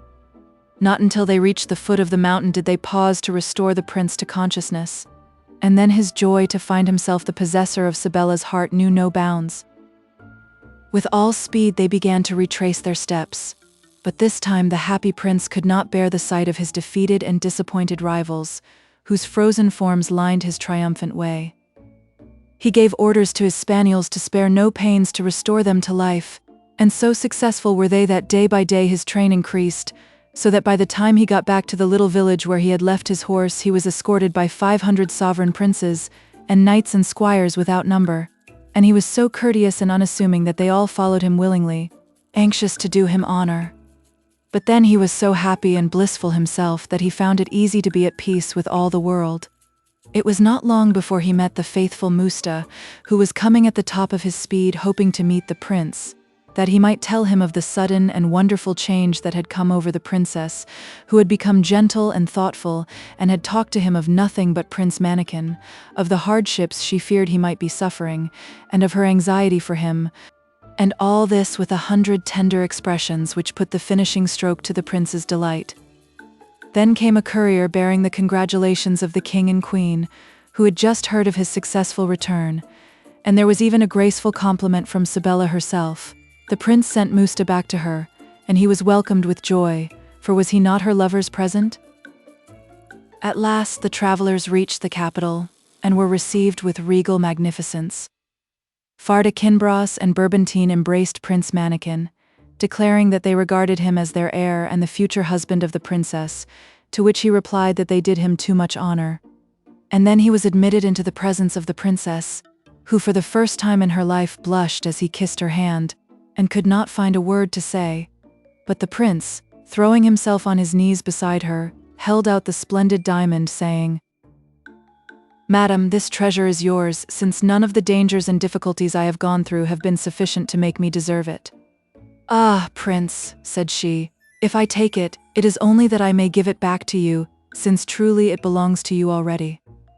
At this moment in came the king and queen, and interrupted them by asking all the questions imaginable, and not infrequently the same over and over again.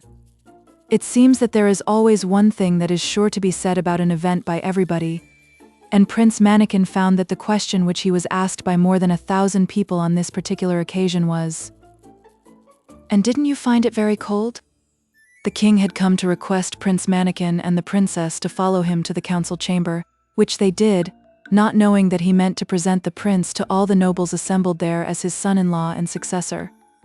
But when Mannikin perceived his intention, he begged permission to speak first, and told his whole story, even to the fact that he believed himself to be a peasant's son. Scarcely had he finished speaking when the sky grew black, the thunder growled, and the lightning flashed, and in the blaze of light the good fairy Genesta suddenly appeared. Turning to Prince Mannikin, she said, "I am satisfied with you, since you have shown not only courage but a good heart." Then she addressed King Farda Kinbras, and informed him of the real history of the prince, and how she had determined to give him the education she knew would be best for a man who was to command others. "You have already found the advantage of having a faithful friend," she added to the prince. "And now you will have the pleasure of seeing King Bayard and his subjects regain their natural forms as a reward for his kindness to you." Just then arrived a chariot drawn by eagles, which proved to contain the foolish king and queen, who embraced their long-lost son with great joy, and were greatly struck with the fact that they did indeed find him covered with fur. While they were caressing Sybella and wringing her hands, which is a favorite form of endearment with foolish people, chariots were seen approaching from all points of the compass, containing numbers of fairies. "Sire," said Genesta to Farda Kinbras, "I have taken the liberty of appointing your court as a meeting place for all the fairies who could spare the time to come, and I hope you can arrange to hold the great ball which we have once in 100 years on this occasion." The king, having suitably acknowledged the honor done him, was next reconciled to Gorgonzola, and they two presently opened the ball together. The fairy Marcentine restored their natural forms to King Bayard and all his subjects, and he appeared once more as handsome a king as you could wish to see. One of the fairies immediately dispatched her chariot for the Queen of the Spice Islands, and their wedding took place at the same time as that of Prince Mannikin and the lovely and gracious Sybella. They lived happily ever afterwards, and their vast kingdoms were presently divided between their children. The prince, out of grateful remembrance of the Princess Sybella's first gift to him, bestowed the right of bearing her name upon the most beautiful of the martens, and that is why they are called sables to this day. Comte de Caliph. The Enchanted Ring. Once upon a time there lived a young man named Rosamond, who was as good and handsome as his elder brother Brementho was ugly and wicked. Their mother detested her eldest son, and had only eyes for the youngest. This excited Brementho's jealousy, and he invented a horrible story in order to ruin his brother. He told his father that Rosamond was in the habit of visiting a neighbor who was an enemy of the family, and betraying to him all that went on in the house, and was plotting with him to poison their father. The father flew into a rage and flogged his son till the blood came. Then he threw him into prison and kept him for 3 days without food, and after that he turned him out of the house and threatened to kill him if he ever came back. The mother was miserable and did nothing but weep, but she dared not say anything. The youth left his home with tears in his eyes, not knowing where to go, and wandered about for many hours till he came to a thick wood. Night overtook him at the foot of a great rock, and he fell asleep on a bank of moss, lulled by the music of a little brook. It was dawn when he woke, and he saw before him a beautiful woman seated on a gray horse, with trappings of gold, who looked as if she were preparing for the hunt. "Have you seen a stag and some deerhounds go by?" she asked. "No, madam," he replied. Then she added, "You look unhappy. Is there anything the matter? Take this ring, which will make you the happiest and most powerful of men, provided you never make a bad use of it. If you turn the diamond inside, you will become invisible. If you turn it outside, you will become visible again. If you place it on your little finger, you will take the shape of the king's son, followed by a splendid court. If you put it on your fourth finger, you will take your own shape."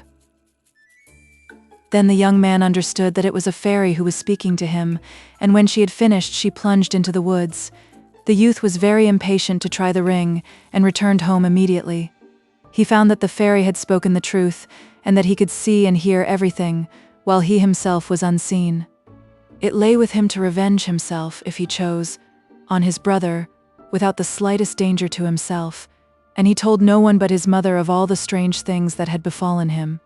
He afterwards put the enchanted ring on his little finger, and appeared as the king's son, followed by 100 fine horses, and a guard of officers all richly dressed. His father was much surprised to see the king's son in his quiet little house, and he felt rather embarrassed, not knowing what was the proper way to behave on such a grand occasion. Then Rosamond asked him how many sons he had. "2," replied he. "I wish to see them," said Rosamond. "Send for them at once. I desire to take them both to court, in order to make their fortunes." The father hesitated, then answered, "Here is the eldest, whom I have the honor to present to your highness." "But where is the youngest?" "I wish to see him too," persisted Rosamond. "He is not here," said the father. "I had to punish him for a fault, and he has run away." Then Rosamond replied, "You should have shown him what was right, but not have punished him. However, let the elder come with me, and as for you, follow these 2 guards, who will escort you to a place that I will point out to them." Then the 2 guards led off the father, and the fairy of whom you have heard found him in the forest, and beat him with a golden birch rod, and cast him into a cave that was very deep and dark, where he lay enchanted. "Lie there," she said, "till your son comes to take you out again."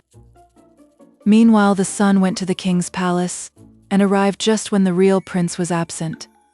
He had sailed away to make war on a distant island, but the winds had been contrary, and he had been shipwrecked on unknown shores, and taken captive by a savage people.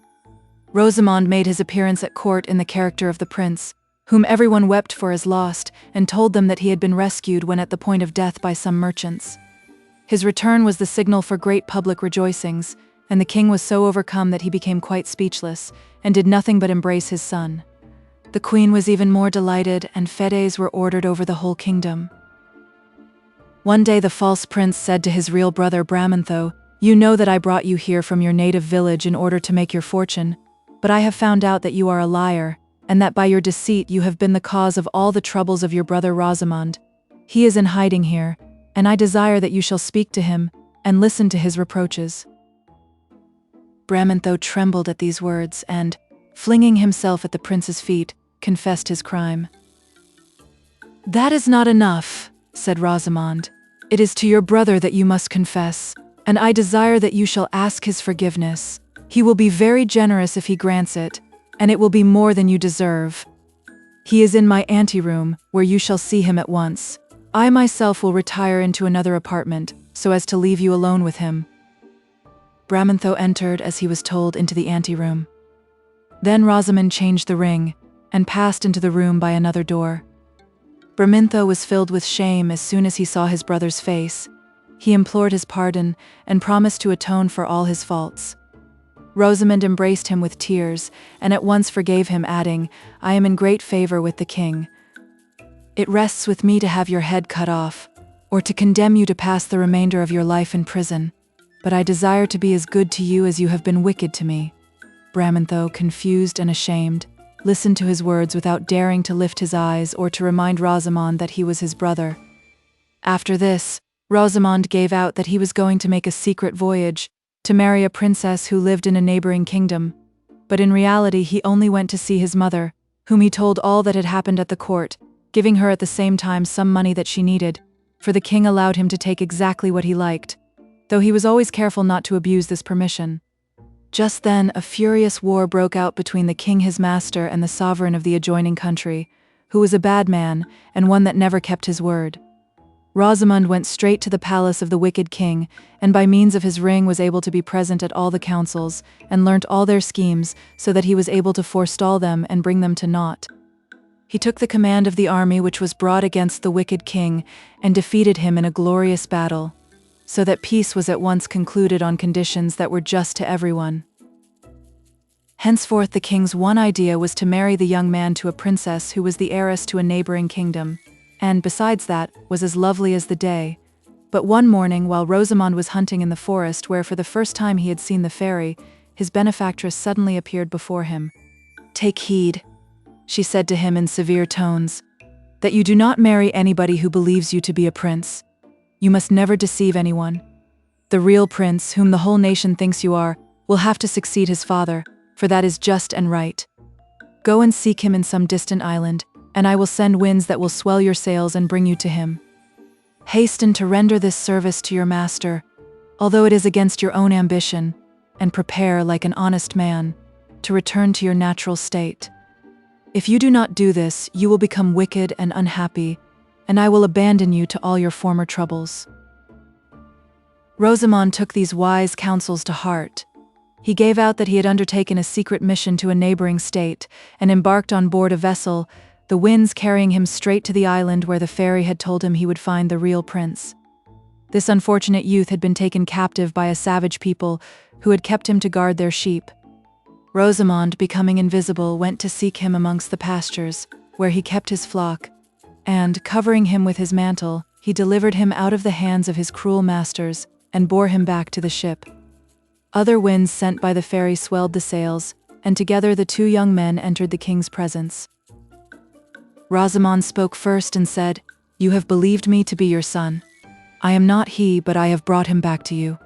The king, filled with astonishment, turned to his real son and asked, "Was it not you, my son, who conquered my enemies and won such a glorious peace? Or is it true that you have been shipwrecked and taken captive, and that Rosamond has set you free?" "Yes, my father," replied the prince. "It is he who sought me out in my captivity and set me free, and to him I owe the happiness of seeing you once more. It was he, not I, who gained the victory." The king could hardly believe his ears, but Rosamond, turning the ring, appeared before him in the likeness of the prince, and the king gazed distractedly at the two youths who seemed both to be his son. Then he offered Rosamond immense rewards for his services, which were refused, and the only favor the young man would accept was that one of his posts at court should be conferred on his brother Bramantho, for he feared for himself the changes of fortune, the envy of mankind, and his own weakness. His desire was to go back to his mother and his native village, and to spend his time in cultivating the land. One day, when he was wandering through the woods, he met the fairy, who showed him the cavern where his father was imprisoned, and told him what words he must use in order to set him free. He repeated them joyfully, for he had always longed to bring the old man back and to make his last days happy. Rosamond thus became the benefactor of all his family, and had the pleasure of doing good to those who had wished to do him evil. As for the court, to whom he had rendered such services, all he asked was the freedom to live far from its corruption, and to crown all, fearing that if he kept the ring he might be tempted to use it in order to regain his lost place in the world, he made up his mind to restore it to the fairy. For many days he sought her up and down the woods, and at last he found her. "I want to give you back," he said, holding out the ring. "A gift as dangerous as it is powerful, and which I fear to use wrongfully. I shall never feel safe till I have made it impossible for me to leave my solitude and to satisfy my passions." While Rosamond was seeking to give back the ring to the fairy, Bramantho, who had failed to learn any lessons from experience, gave way to all his desires, and tried to persuade the prince, lately become king, to ill-treat Rosamond. But the fairy, who knew all about everything, said to Rosamond when he was imploring her to accept the ring, "Your wicked brother is doing his best to poison the mind of the king towards you, and to ruin you. He deserves to be punished, and he must die, and in order that he may destroy himself, I shall give the ring to him." Rosamond wept at these words and then asked, "What do you mean by giving him the ring as a punishment? He will only use it to persecute everyone and to become master." "The same things," answered the fairy, "are often a healing medicine to one person and a deadly poison to another. Prosperity is the source of all evil to a naturally wicked man. If you wish to punish a scoundrel, the first thing to do is to give him power. You will see that with this rope he will soon hang himself." Having said this, she disappeared and went straight to the palace, where she showed herself to Bramintho under the disguise of an old woman covered with rags. She at once addressed him in these words: "I have taken this ring from the hands of your brother, to whom I had lent it, and by its help he covered himself with glory. I now give it to you, and be careful what you do with it."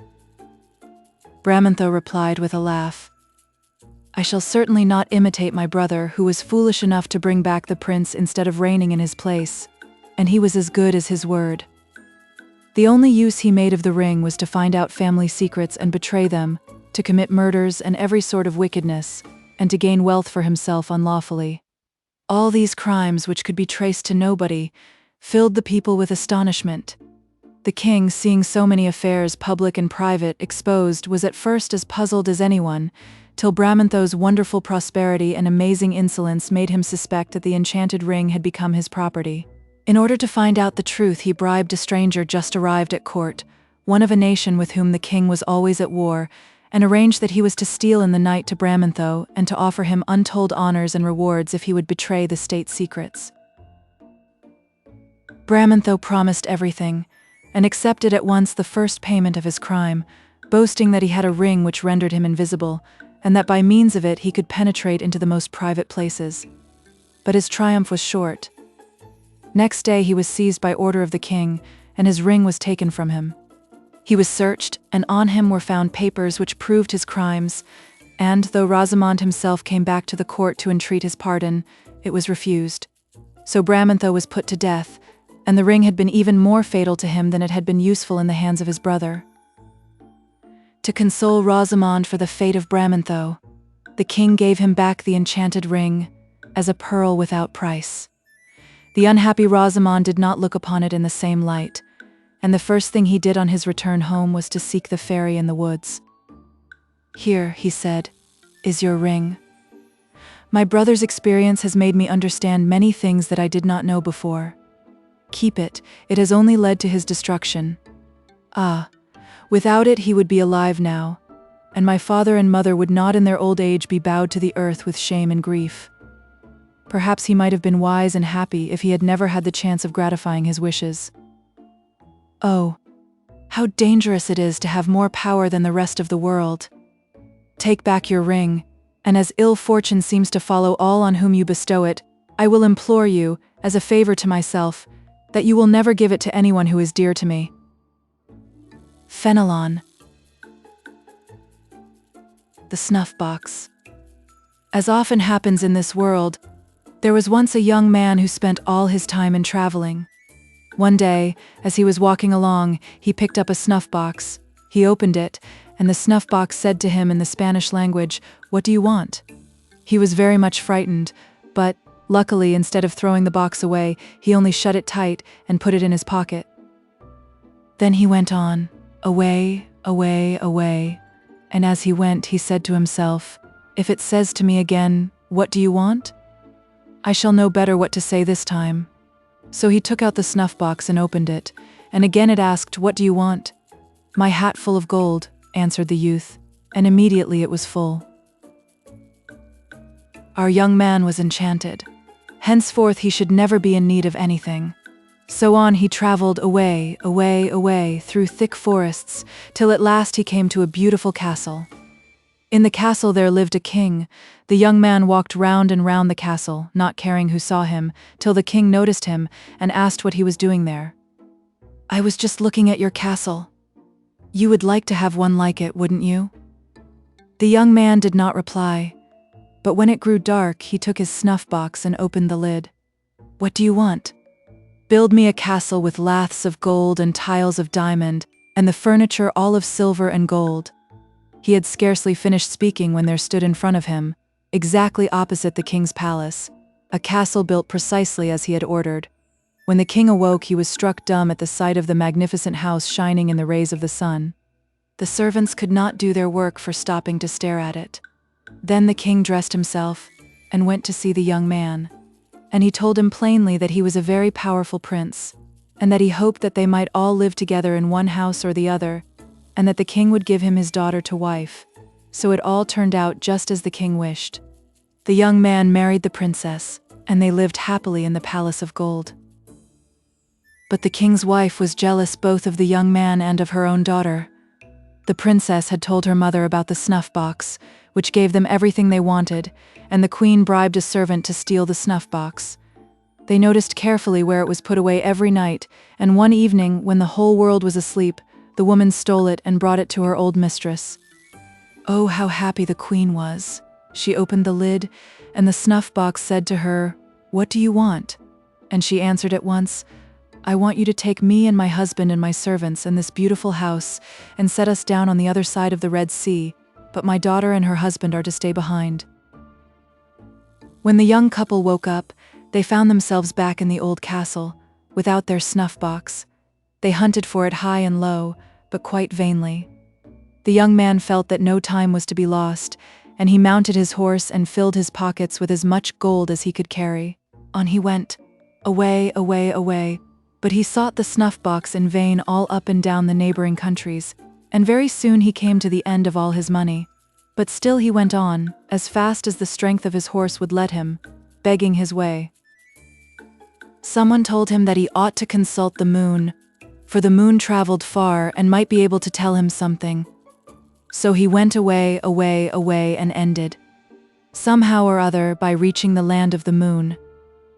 There he found a little old woman who said to him, "What are you doing here?" "My son eats all living things he sees, and if you are wise, you will go away without coming any further." But the young man told her all his sad tale, and how he possessed a wonderful snuff-box, and how it had been stolen from him, and how he had nothing left, now that he was parted from his wife and was in need of everything. And he said that perhaps her son, who traveled so far, might have seen a palace with laths of gold and tiles of diamond, and furnished all in silver and gold. As he spoke these last words, the moon came in and said he smelt mortal flesh and blood. But his mother told him that it was an unhappy man who had lost everything, and had come all this way to consult him, and bade the young man not to be afraid, but to come forward and show himself. So he went boldly up to the moon, and asked if by any accident he had seen a palace with the laths of gold and the tiles of diamond, and all the furniture of silver and gold. Once this house belonged to him, but now it was stolen. And the moon said no, but that the sun traveled farther than he did, and that the young man had better go and ask him. So the young man departed, and went away, away, away, as well as his horse would take him, begging his living as he rode along, and somehow or other at last he got to the land of the sun. There he found a little old woman who asked him, "What are you doing here? Go away. Have you not heard that my son feeds upon Christians?"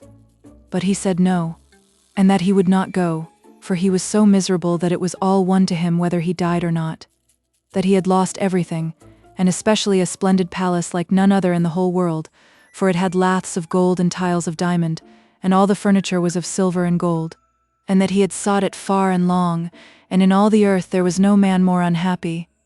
So the old woman's heart melted, and she agreed to hide him. When the son arrived, he declared that he smelt Christian flesh, and he meant to have it for his dinner.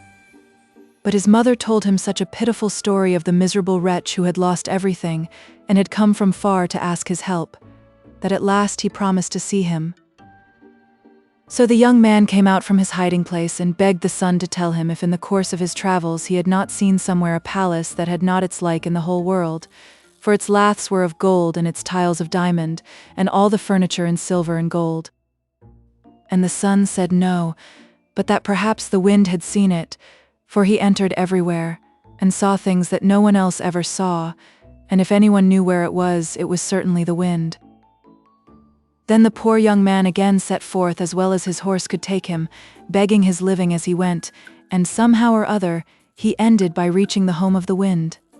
He found there a little old woman busily occupied in filling great barrels with water. She asked him what had put it into his head to come there, for her son ate everything he saw, and that he would shortly arrive quite mad, and that the young man had better look out. But he answered that he was so unhappy that he had ceased to mind anything, even being eaten, and then he told her that he had been robbed of a palace that had not its equal in all the world, and of all that was in it, and that he had even left his wife, and was wandering over the world until he found it, and that it was the sun who had sent him to consult the wind. So she hid him under the staircase, and soon they heard the south wind arrive, shaking the house to its foundations. Thirsty as he was, he did not wait to drink, but he told his mother that he smelt the blood of a Christian man, and that she had better bring him out at once and make him ready to be eaten. But she bade her son eat and drink what was before him, and said that the poor young man was much to be pitied, and that the sun had granted him his life in order that he might consult the wind. Then she brought out the young man, who explained how he was seeking for his palace, and that no man had been able to tell him where it was, so he had come to the wind. And he added that he had been shamefully robbed, and that the laths were of gold and the tiles of diamond, and all the furniture in silver and gold, and he inquired if the wind had not seen such a palace during his wanderings.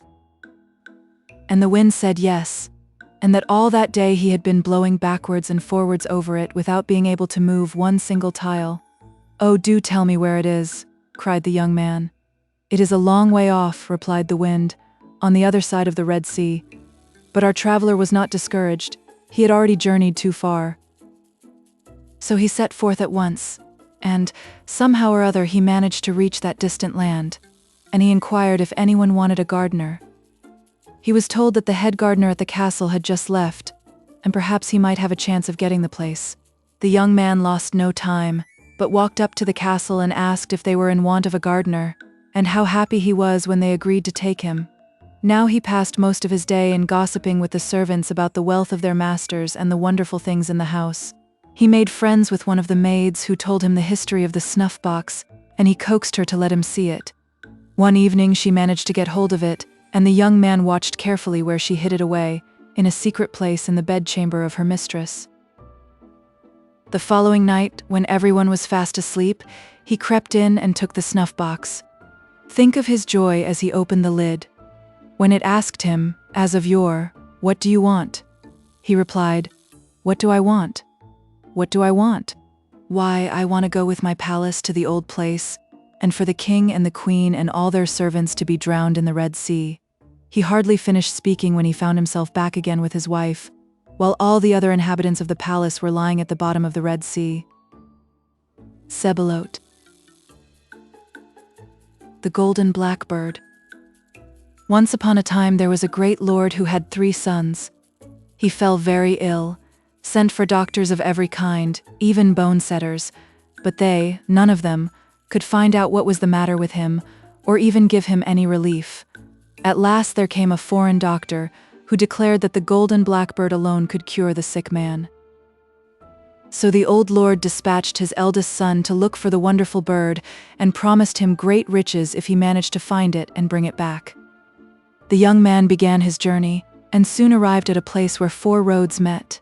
He did not know which to choose, and tossed his cap in the air, determining that the direction of its fall should decide him.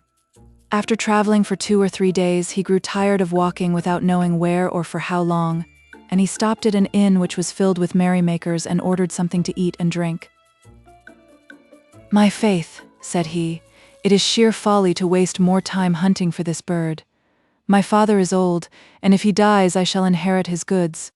The old man, after waiting patiently for some time, sent his second son to seek the Golden Blackbird.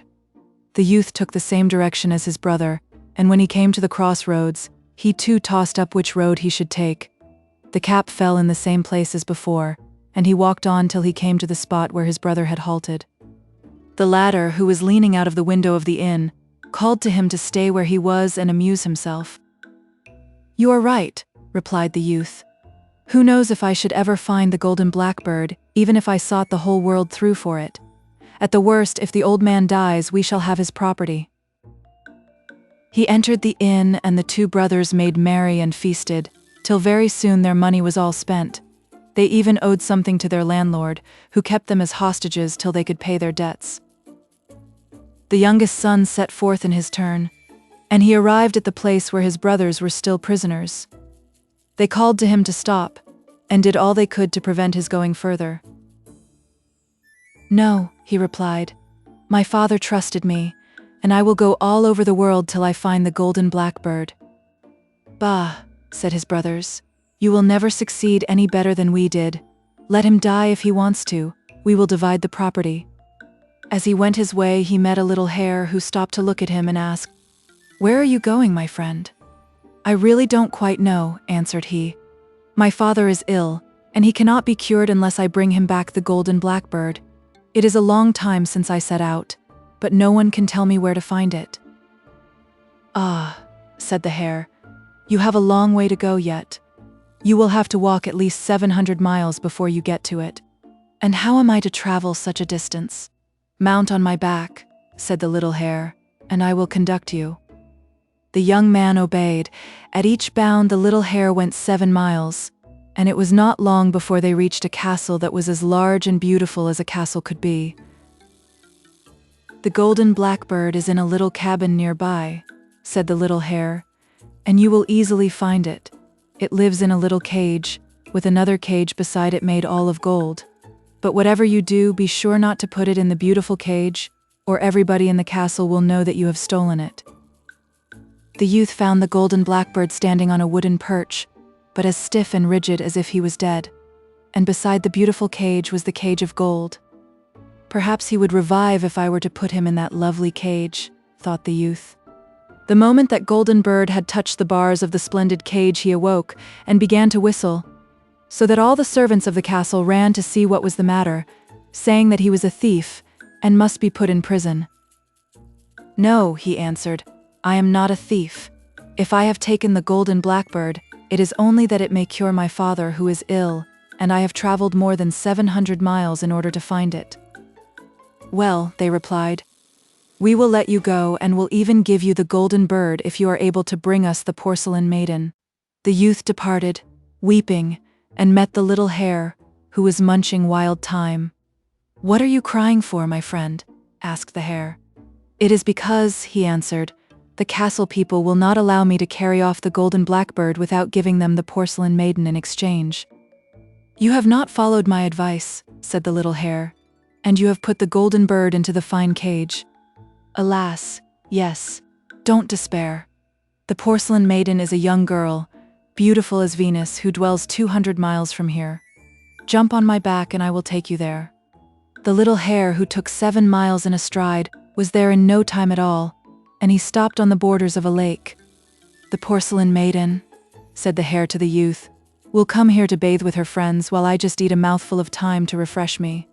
When she is in the lake, be sure you hide her clothes, which are of dazzling whiteness, and do not give them back to her unless she consents to follow you."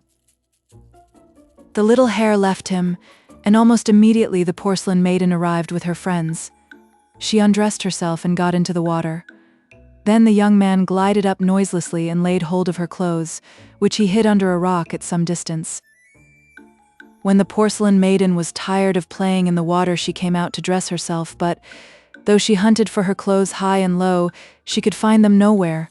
Her friends helped her in the search, but seeing at last that it was of no use, they left her, alone on the bank, weeping bitterly. "Why do you cry?" said the young man, approaching her.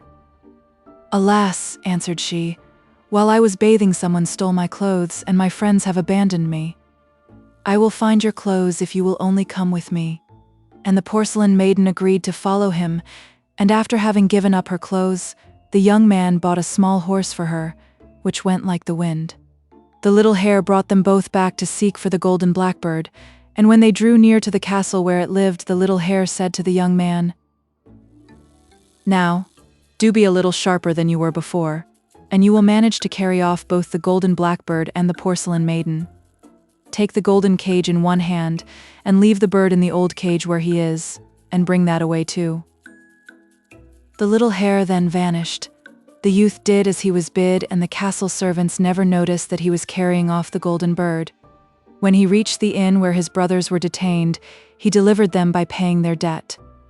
They set out all together, but as the two elder brothers were jealous of the success of the youngest, they took the opportunity as they were passing by the shores of a lake to throw themselves upon him, seize the golden bird, and fling him in the water.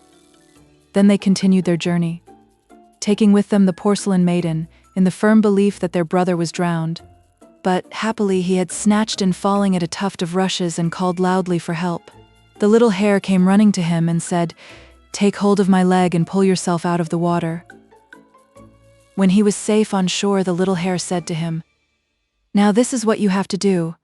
Dress yourself like a Breton seeking a place as stable boy, and go and offer your services to your father. Once there, you will easily be able to make him understand the truth." The young man did as the little hare bade him, and he went to his father's castle and inquired if they were not in want of a stable boy. "Yes," replied his father, "very much indeed, but it is not an easy place. There is a little horse in the stable which will not let anyone go near it, and it has already kicked to death several people who have tried to groom it." "I will undertake to groom it," said the youth. "I never saw the horse I was afraid of yet." The little horse allowed itself to be rubbed down without a toss of its head and without a kick. "Good gracious," exclaimed the master. "How is it that he lets you touch him, when no one else can go near him?" "Perhaps he knows me," answered the stable boy. 2 or 3 days later, the master said to him, "The porcelain maiden is here, but though she is as lovely as the dawn, she is so wicked that she scratches everyone that approaches her. Try if she will accept your services."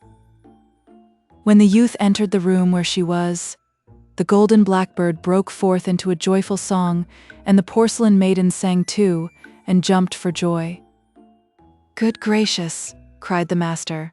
"The porcelain maiden and the golden blackbird know you too?" "Yes," replied the youth, "and the porcelain maiden can tell you the whole truth if she only will." Then she told all that had happened, and how she had consented to follow the young man who had captured the golden blackbird. "Yes," added the youth, "I delivered my brothers who were kept prisoners in an inn, and as a reward they threw me into a lake, so I disguised myself and came here in order to prove the truth to you." So the old lord embraced his son, and promised that he should inherit all his possessions, and he put to death the 2 elder ones, who had deceived him and had tried to slay their own brother. The young man married the porcelain maiden, and had a splendid wedding feast. Sebelat.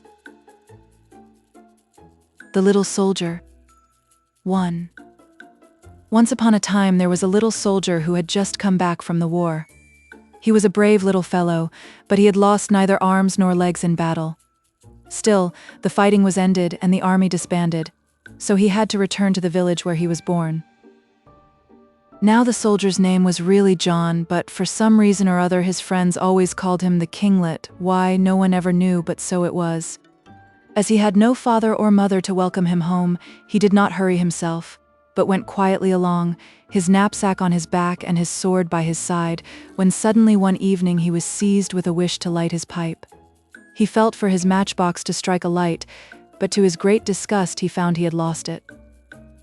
He had only gone about a stone's throw after making this discovery when he noticed a light shining through the trees. He went towards it and perceived before him an old castle, with the door standing open. The little soldier entered the courtyard, and peeping through a window, saw a large fire blazing at the end of a low hall. He put his pipe in his pocket and knocked gently, saying politely, "Would you give me a light?" But he got no answer. After waiting for a moment, John knocked again, this time more loudly. There was still no reply. He raised the latch and entered. The hall was empty.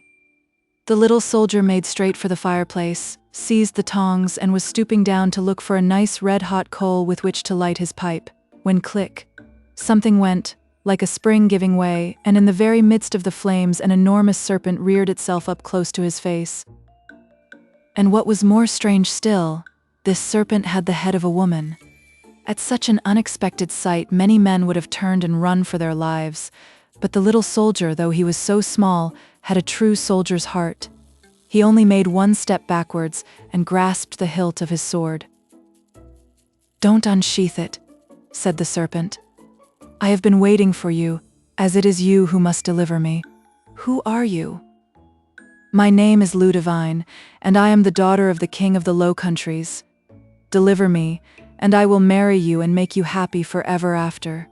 Now, some people might not have liked the notion of being made happy by a serpent with the head of a woman, but the kinglet had no such fears.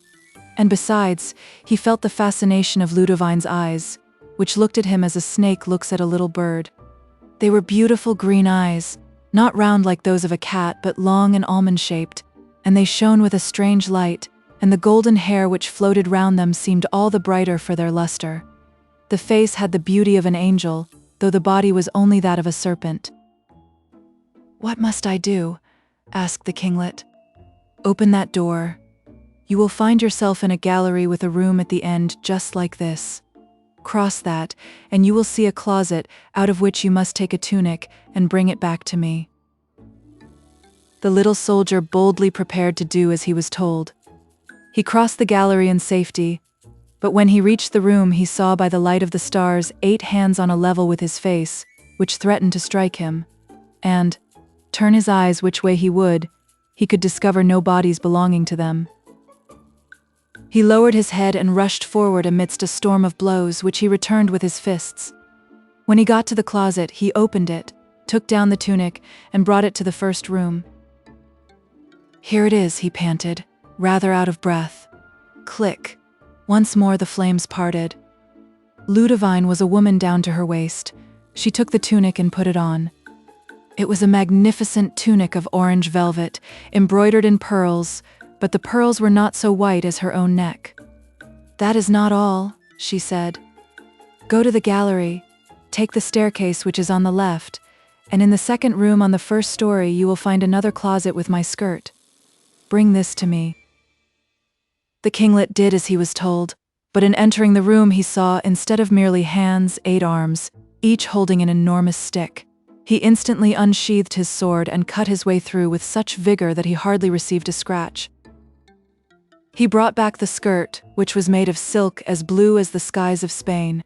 "Here it is," said John as the serpent appeared.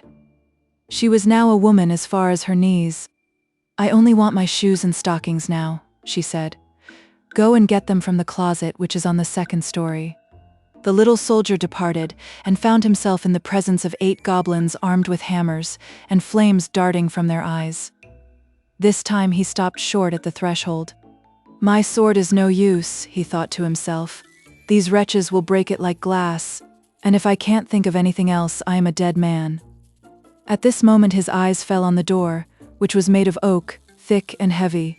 He wrenched it off its hinges and held it over his head, and then went straight at the goblins, whom he crushed beneath it. After that he took the shoes and stockings out of the closet and brought them to Ludivine, who directly she had put them on, became a woman all over. When she was quite dressed in her white silk stockings and little blue slippers dotted over with carbuncles, she said to her deliverer, "Now you must go away, and never come back here, whatever happens. Here is a purse with 200 ducats. Sleep tonight at the inn which is at the edge of the wood, and awake early in the morning, for at 9 o'clock I shall pass the door, and shall take you up in my carriage." "Why shouldn't we go now?" asked the little soldier. "Because the time has not yet come," said the princess. "But first you may drink my health in this glass of wine." And as she spoke she filled a crystal goblet with a liquid that looked like melted gold. John drank, then lit his pipe and went out. 2. When he arrived at the inn he ordered supper, but no sooner had he sat down to eat it than he felt that he was going sound asleep. "I must be more tired than I thought," he said to himself, and after telling them to be sure to wake him next morning at 8 o'clock, he went to bed. All night long he slept like a dead man. At 8 o'clock they came to wake him, and at 1:30, and a quarter of an hour later. But it was no use, and at last they decided to leave him in peace. The clocks were striking 12 when John awoke. He sprang out of bed, and scarcely waiting to dress himself, hastened to ask if anyone had been to inquire for him. "There came a lovely princess," replied the landlady, "in a coach of gold. She left you this bouquet, and a message to say that she would pass this way tomorrow morning at 8 o'clock. The little soldier cursed his sleep but tried to console himself by looking at his bouquet, which was of immortelles. "It is the flower of remembrance," thought he, forgetting that it is also the flower of the dead. When the night came, he slept with one eye open and jumped up 20 times an hour. When the birds began to sing, he could lie still no longer, and climbed out of his window into the branches of one of the great lime trees that stood before the door. There he sat, dreamily gazing at his bouquet till he ended by going fast asleep.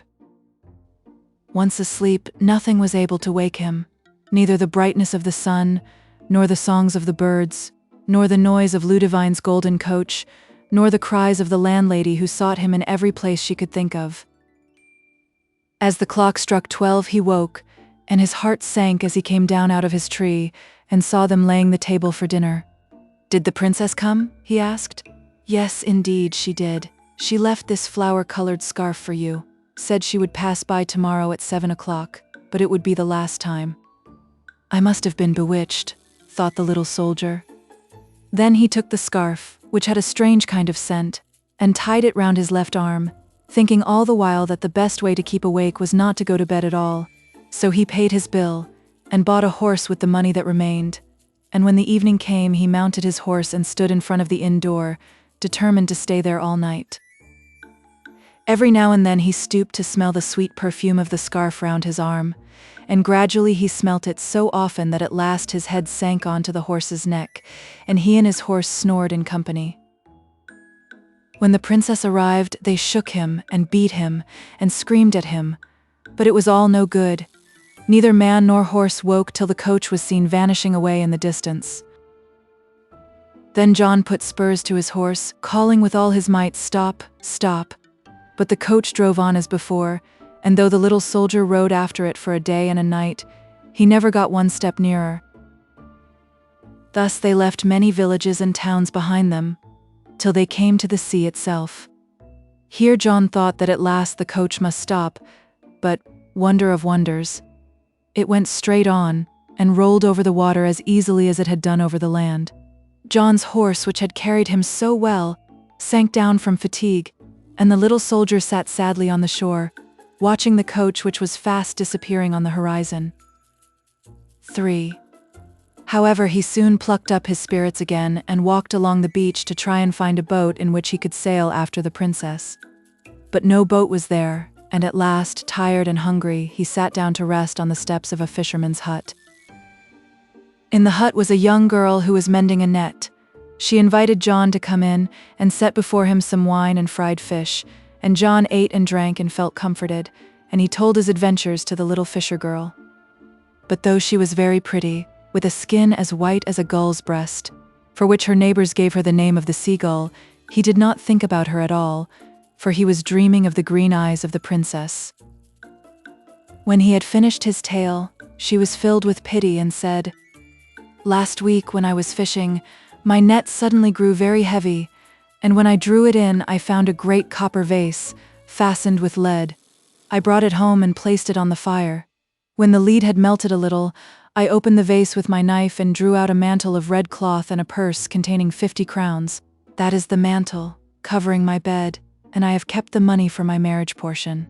But take it and go to the nearest seaport, where you will find a ship sailing for the Low Countries, and when you become king, you will bring me back my 50 crowns. And the kinglet answered, "When I am king of the Low Countries, I will make you lady-in-waiting to the queen, for you are as good as you are beautiful. So farewell," said he.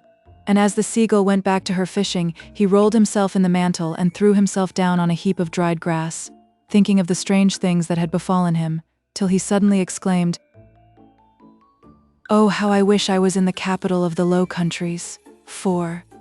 In one moment the little soldier found himself standing before a splendid palace.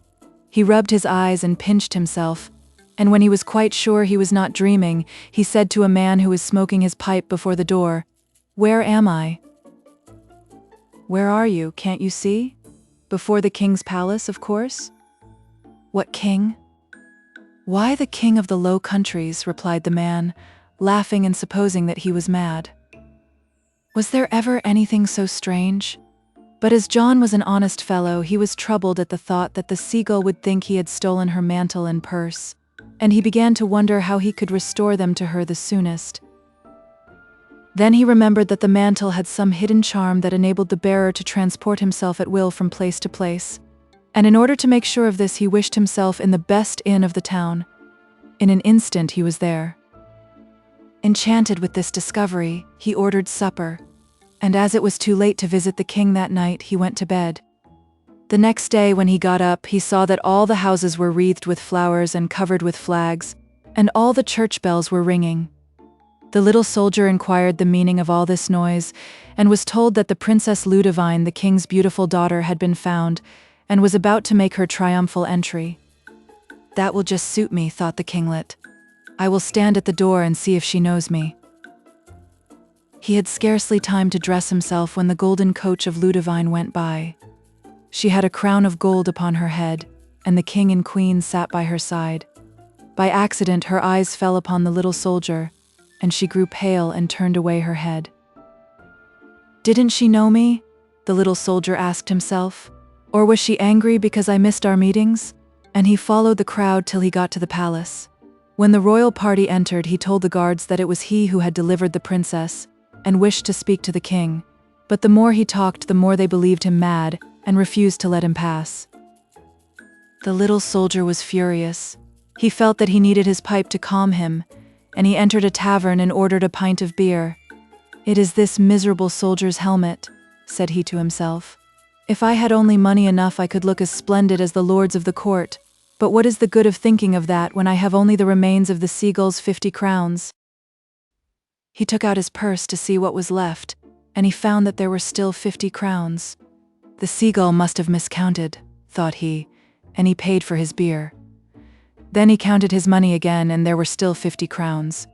He took away 5 and counted a third time, but there were still 50. He emptied the purse altogether and then shut it. When he opened it, the 50 crowns were still there. Then a plan came into his head, and he determined to go at once to the court tailor and coach builder. He ordered the tailor to make him a mantle and vest of blue velvet embroidered with pearls, and the coach builder to make him a golden coach like the coach of the Princess Ludivine. If the tailor and the coach builder were quick, he promised to pay them double. A few days later, the little soldier was driven through the city in his coach drawn by 6 white horses, and with 4 lackeys richly dressed standing behind. Inside sat John, clad in blue velvet, with a bouquet of immortelles in his hand and a scarf bound round his arm. He drove twice round the city, throwing money to the right and left, and the third time, as he passed under the palace windows, he saw Ludivine lift a corner of the curtain and peep out. 5. The next day no one talked of anything but the rich lord who had distributed money as he drove along. The talk even reached the court, and the queen, who was very curious, had a great desire to see the wonderful prince. "Very well," said the king. "Let him be asked to come and play cards with me." This time the kinglet was not late for his appointment. The king sent for the cards and they sat down to play. They had 6 games, and John always lost. The stake was 50 crowns, and each time he emptied his purse, which was full the next instant. The 6th time the king exclaimed, "It is amazing." The queen cried, "It is astonishing." The princess said, "It is bewildering." "Not so bewildering," replied the little soldier, "as your change into a serpent." "Hush!" interrupted the king, who did not like the subject. "I only spoke of it," said John, "because you see in me the man who delivered the princess from the goblins and whom she promised to marry." "Is that true?" asked the king of the princess. "Quite true," answered Ludivine. "But I told my deliverer to be ready to go with me when I passed by with my coach. I passed 3 times, but he slept so soundly that no one could wake him." "What is your name?" said the king. "And who are you?" "My name is John. I am a soldier, and my father is a boatman. You are not a fit husband for my daughter. Still, if you will give us your purse, you shall have her for your wife." "My purse does not belong to me, and I cannot give it away." "But you can lend it to me till our wedding day," said the princess with one of those glances the little soldier never could resist. And when will that be? At Easter, said the monarch. Or in a blue moon, murmured the princess. But the kinglet did not hear her and let her take his purse. Next evening he presented himself at the palace to play piquet with the king and to make his court to the princess. But he was told that the king had gone into the country to receive his rents. He returned the following day and had the same answer. Then he asked to see the queen, but she had a headache. When this had happened 5 or 6 times, he began to understand that they were making fun of him. That is not the way for a king to behave, thought John. Old scoundrel, and then suddenly he remembered his red cloak. Ah, what an idiot I am, said he. Of course I can get in whenever I like with the help of this. That evening he was in front of the palace, wrapped in his red cloak.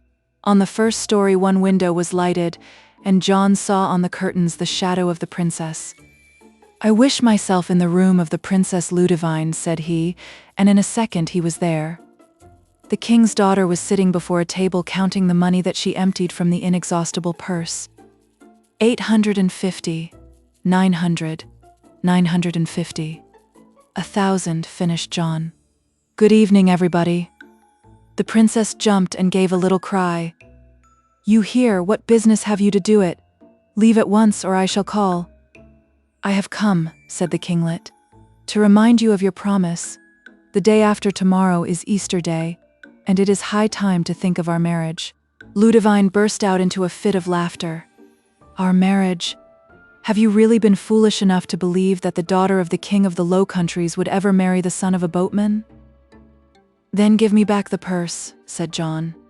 Never, said the princess, and put it calmly in her pocket. As you like, said the little soldier.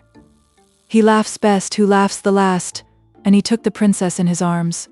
I wish, he cried, that we were at the ends of the earth, and in 1 second he was there, still clasping the princess tightly in his arms. Oof, said John, laying her gently at the foot of a tree. I never took such a long journey before. What do you say, madam? The princess understood that it was no time for jesting and did not answer. Besides, she was still feeling giddy from her rapid flight and had not yet collected her senses. 6. The king of the Low Countries was not a very scrupulous person, and his daughter took after him.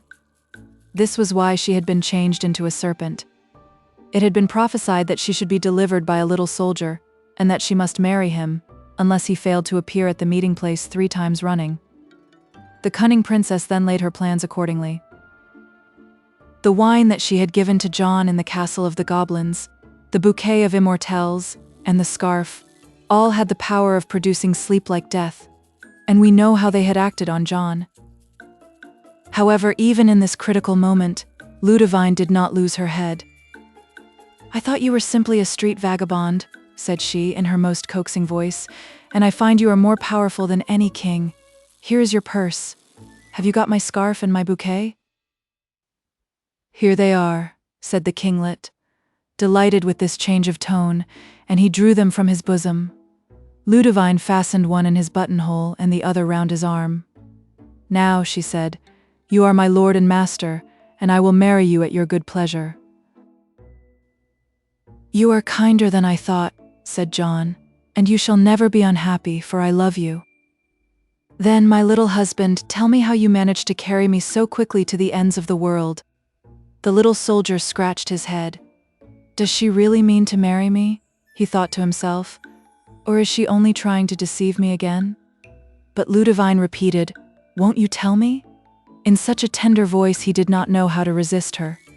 After all, he said to himself, what does it matter telling her the secret, as long as I don't give her the cloak?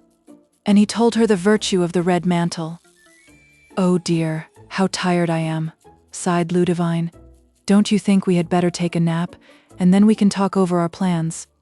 She stretched herself on the grass, and the kinglet did the same. He laid his head on his left arm, round which the scarf was tied, and was soon fast asleep. Ludivine was watching him out of one eye, and no sooner did she hear him snore than she unfastened the mantle, drew it gently from under him and wrapped it round her, took the purse from his pocket, and put it in hers and said, I wish I was back in my own room. In another moment she was there. 7. Who felt foolish but John when he awoke, 24 hours after, and found himself without purse, without mantle, and without princess? He tore his hair, he beat his breast, he trampled on the bouquet, and tore the scarf of the traitress to atoms. Besides this, he was very hungry, and he had nothing to eat. He thought of all the wonderful things his grandmother had told him when he was a child, but none of them helped him now. He was in despair when suddenly he looked up and saw that the tree under which he had been sleeping was a superb plum, covered with fruit as yellow as gold. "Here goes for the plums," he said to himself. "All is fair in war." He climbed the tree and began to eat steadily. But he had hardly swallowed 2 plums when, to his horror, he felt as if something was growing on his forehead. He put up his hand and found that he had 2 horns. He leapt down from the tree and rushed to a stream that flowed close by. Alas, there was no escape. 2 charming little horns that would not have disgraced the head of a goat. Then his courage failed him. "As if it was not enough," said he, "that a woman should trick me, but the devil must mix himself up in it and lend me his horns. What a pretty figure I should cut if I went back into the world." But as he was still hungry, and the mischief was done, he climbed boldly up another tree and plucked 2 plums of a lovely green color. No sooner had he swallowed 2 than the horns disappeared. The little soldier was enchanted, though greatly surprised, and came to the conclusion that it was no good to despair too quickly. When he had done eating, an idea suddenly occurred to him. "Perhaps," thought he, "these pretty little plums may help me to recover my purse, my cloak, and my heart from the hands of this wicked princess. She has the eyes of a deer already. Let her have the horns of one. If I can manage to set her up with a pair, I will bet any money that I shall cease to want her for my wife." A horned maiden is by no means lovely to look at, so he plaited a basket out of the long willows and placed in it carefully both sorts of plums. Then he walked bravely on for many days, having no food but the berries by the wayside, and was in great danger from wild beasts and savage men. But he feared nothing, except that his plums should decay, and this never happened. At last he came to a civilized country, and with the sale of some jewels that he had about him on the evening of his flight, he took passage on board a vessel for the Low Countries. So, at the end of a year and a day, he arrived at the capital of the kingdom. 8. The next day he put on a false beard in the dress of a date merchant, and taking a little table, he placed himself before the door of the church. He spread carefully out on a fine white cloth his Mirabelle plums, which looked for all the world as if they had been freshly gathered, and when he saw the princess coming out of church, he began to call out in a feigned voice, "Fine plums, lovely plums." "How much are they?" said the princess. 50 crowns each." 50 crowns. But what is there so very precious about them? Do they give one wit? Or will they increase one's beauty? They could not increase what is perfect already, fair princess. But still they might add something. Rolling stones gather no moss, but they sometimes gain polish, and the months which John had spent in roaming about the world had not been wasted. Such a neatly turned compliment flattered Ludovine. "What will they add?" she smilingly asked. "You will see, fair princess, when you taste them. It will be a surprise for you." Ludovine's curiosity was roused. She drew out the purse and shook out as many little heaps of 50 crowns as there were plums in the basket. The little soldier was seized with a wild desire to snatch the purse from her and proclaim her a thief, but he managed to control himself. His plums all sold. He shut up shop, took off his disguise, changed his inn, and kept quiet, waiting to see what would happen. No sooner had she reached her room than the princess exclaimed, "Now let us see what these fine plums can add to my beauty," and throwing off her hood, she picked up a couple and ate them. Imagine with what surprise and horror she felt all of a sudden that something was growing out of her forehead. She flew to her mirror and uttered a piercing cry. "Horns! So that was what he promised me. Let someone find the plum seller at once and bring him to me. Let his nose and ears be cut off. Let him be flayed alive, or burnt at a slow fire and his ashes scattered to the winds. Oh, I shall die of shame and despair." Her women ran at the sound of her screams and tried to wrench off the horns, but it was of no use, and they only gave her a violent headache. The king then sent round a herald to proclaim that he would give the hand of the princess to anyone who would rid her of her strange ornaments. So all the doctors and sorcerers and surgeons in the Low Countries and the neighboring kingdoms thronged to the palace, each with a remedy of his own. But it was all no good, and the princess suffered so much from their remedies that the king was obliged to send out a second proclamation that anyone who undertook to cure the princess, and who failed to do it, should be hanged up to the nearest tree. But the prize was too great for any proclamation to put a stop to the efforts of the crowd of suitors, and that year the orchards of the Low Countries all bore a harvest of dead men. 9. The king had given orders that they should seek high and low for the plum seller, but in spite of all their pains, he was nowhere to be found. When the little soldier discovered that their patience was worn out, he pressed the juice of the green queen-clawed plums into a small phial, bought a doctor's robe, put on a wig and spectacles, and presented himself before the king of the Low Countries. He gave himself out as a famous physician who had come from distant lands, and he promised that he would cure the princess if only he might be left alone with her. "Another madman determined to be hanged," said the king. "Very well, do as he asks. One should refuse nothing to a man with a rope round his neck." As soon as the little soldier was in the presence of the princess, he poured some drops of the liquid into a glass. The princess had scarcely tasted it when the tip of the horns disappeared. "They would have disappeared completely," said the pretended doctor, "if there did not exist something to counteract the effect. It is only possible to cure people whose souls are as clean as the palm of my hand. Are you sure you have not committed some little sin? Examine yourself well." Ludivine had no need to think over it long, but she was torn in pieces between the shame of a humiliating confession and the desire to be unhorned. At last she made answer with downcast eyes. "I have stolen a leather purse from a little soldier. Give it to me. The remedy will not act till I hold the purse in my hands." It cost Ludivine a great pang to give up the purse, but she remembered that riches would not benefit her if she was still to keep the horns. With a sigh, she handed the purse to the doctor, who poured more of the liquid into the glass, and when the princess had drunk it, she found that the horns had diminished by 1/2. "You must really have another little sin on your conscience. Did you steal nothing from this soldier but his purse?" "I also stole from him his cloak."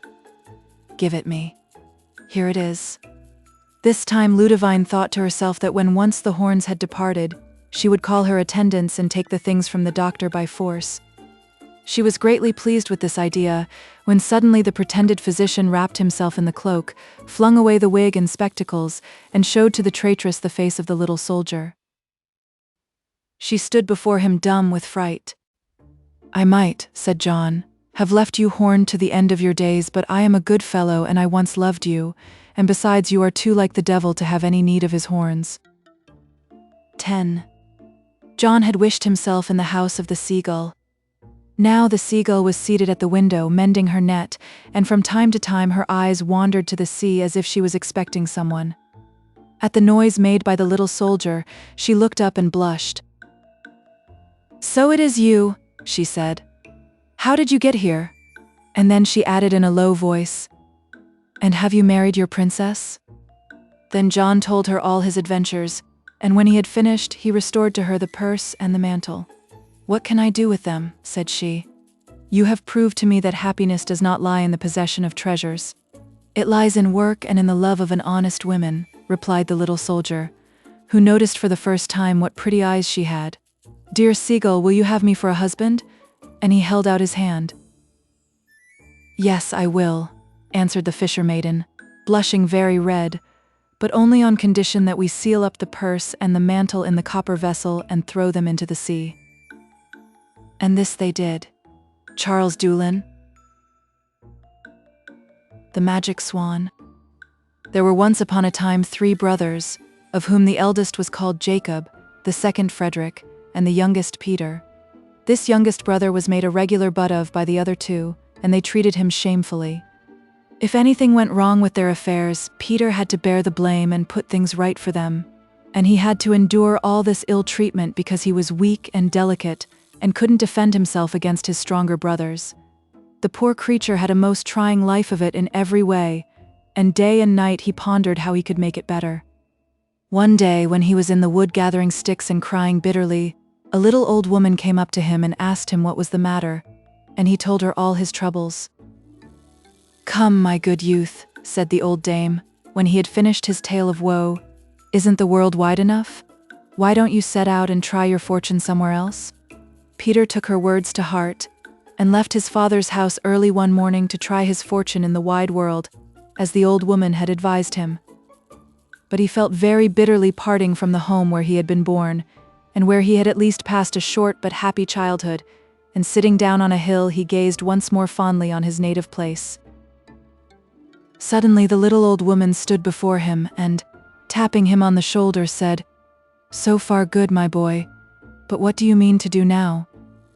Peter was at a loss what to answer, for so far he had always thought that fortune would drop into his mouth like a ripe cherry. The old woman, who guessed his thoughts, laughed kindly and said, "I'll tell you what you must do, for I've taken a fancy to you and I'm sure you won't forget me when you've made your fortune." Peter promised faithfully he wouldn't, and the old woman continued, "This evening at sunset go to yonder pear tree which you see growing at the crossroads.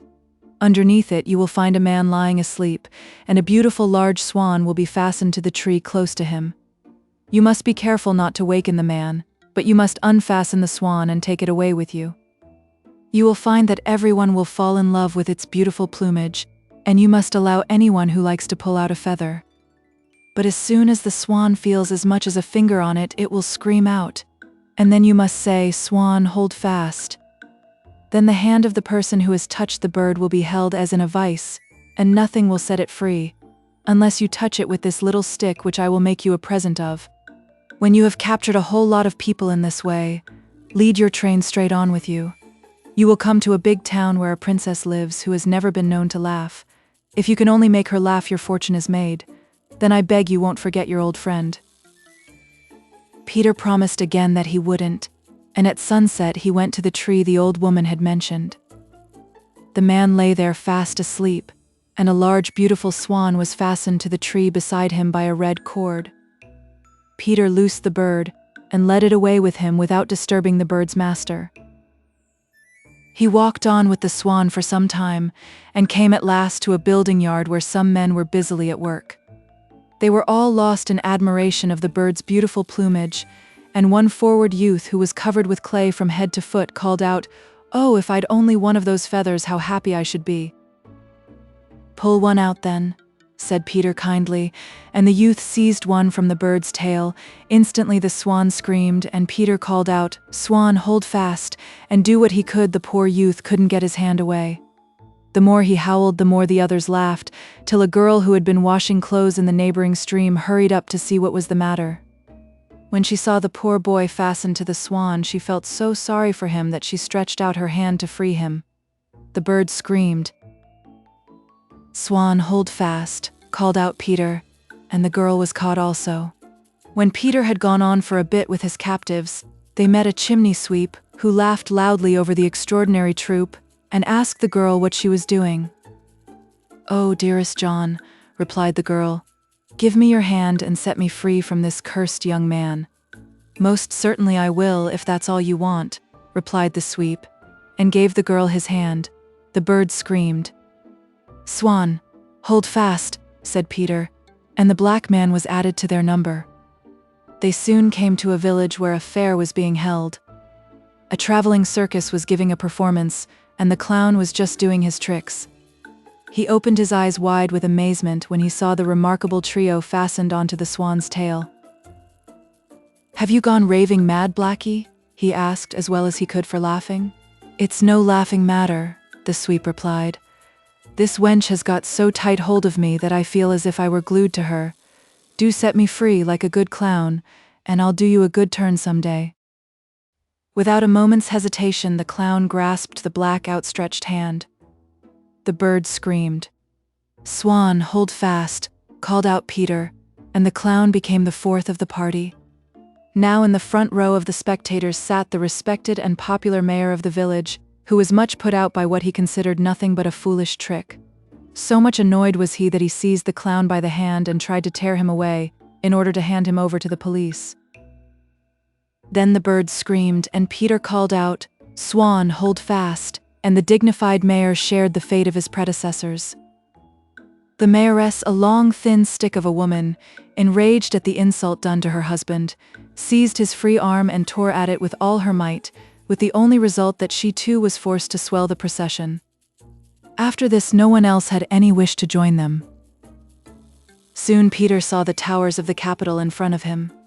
Just before entering it, a glittering carriage came out to meet him, in which was seated a young lady as beautiful as the day, but with a very solemn and serious expression. But no sooner had she perceived the motley crowd fastened to the swan's tail, than she burst into a loud fit of laughter, in which she was joined by all her servants and ladies-in-waiting. "The princess has laughed at last," they all cried with joy. She stepped out of her carriage to look more closely at the wonderful sight, and laughed again over the capers the poor captives cut. She ordered her carriage to be turned round and drove slowly back into the town, never taking her eyes off Peter and his procession. When the king heard the news that his daughter had actually laughed, he was more than delighted and had Peter and his marvelous train brought before him. He laughed himself when he saw them till the tears rolled down his cheeks. "My good friend," he said to Peter, "do you know what I promised the person who succeeded in making the princess laugh?" "No, I don't," said Peter. "Then I'll tell you," answered the king, 1,000 gold crowns or a piece of land. Which will you choose?" Peter decided in favor of the land. Then he touched the youth, the girl, the sweep, the clown, the mayor, and the mayoress with his little stick, and they were all free again, and ran away home as if a fire were burning behind them, and their flight, as you may imagine, gave rise to renewed merriment. Then the princess felt moved to stroke the swan, at the same time admiring its plumage. The bird screamed. "Swan, hold fast," called out Peter, and so he won the princess for his bride. But the swan flew up into the air and vanished in the blue horizon. Peter now received a duchy as a present, and became a very great man indeed. But he did not forget the little old woman who had been the cause of all his good fortune, and appointed her as head housekeeper to him, and his royal bride in their magnificent castle. Kletki. The Dirty Shepherdess. Once upon a time there lived a king who had 2 daughters, and he loved them with all his heart. When they grew up, he was suddenly seized with a wish to know if they, on their part, truly loved him, and he made up his mind that he would give his kingdom to whichever best proved her devotion. So he called the elder princess and said to her, "How much do you love me?" "As the apple of my eye," answered she. "Ah!" exclaimed the king, kissing her tenderly as he spoke. "You are indeed a good daughter." Then he sent for the younger, and asked her how much she loved him. "I look upon you, my father," she answered, "as I look upon salt in my food." But the king did not like her words, and ordered her to quit the court, and never again to appear before him. The poor princess went sadly up to her room and began to cry. But when she was reminded of her father's commands, she dried her eyes, and made a bundle of her jewels and her best dresses, and hurriedly left the castle where she was born.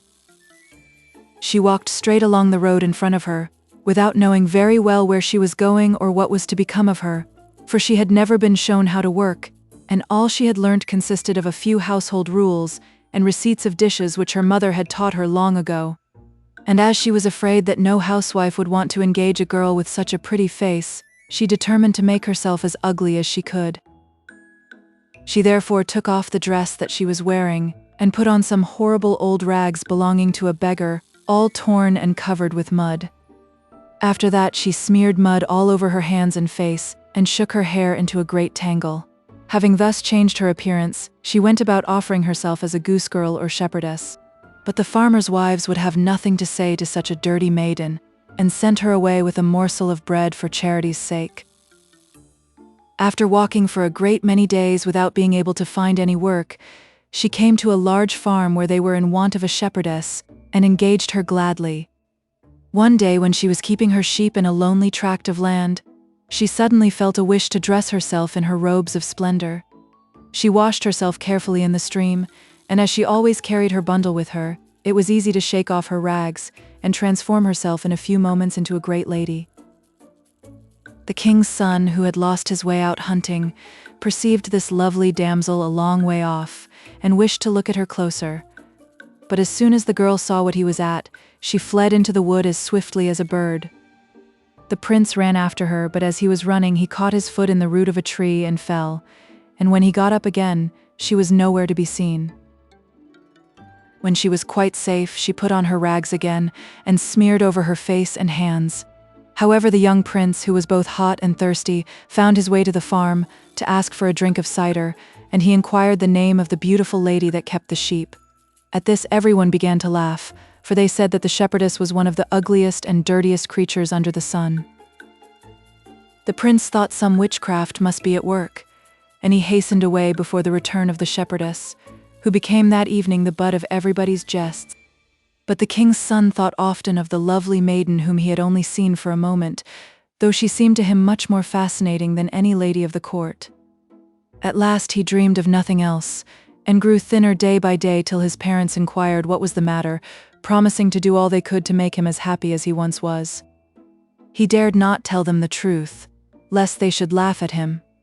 So he only said that he should like some bread baked by the kitchen girl in the distant farm. Although the wish appeared rather odd, they hastened to fulfill it, and the farmer was told the request of the king's son.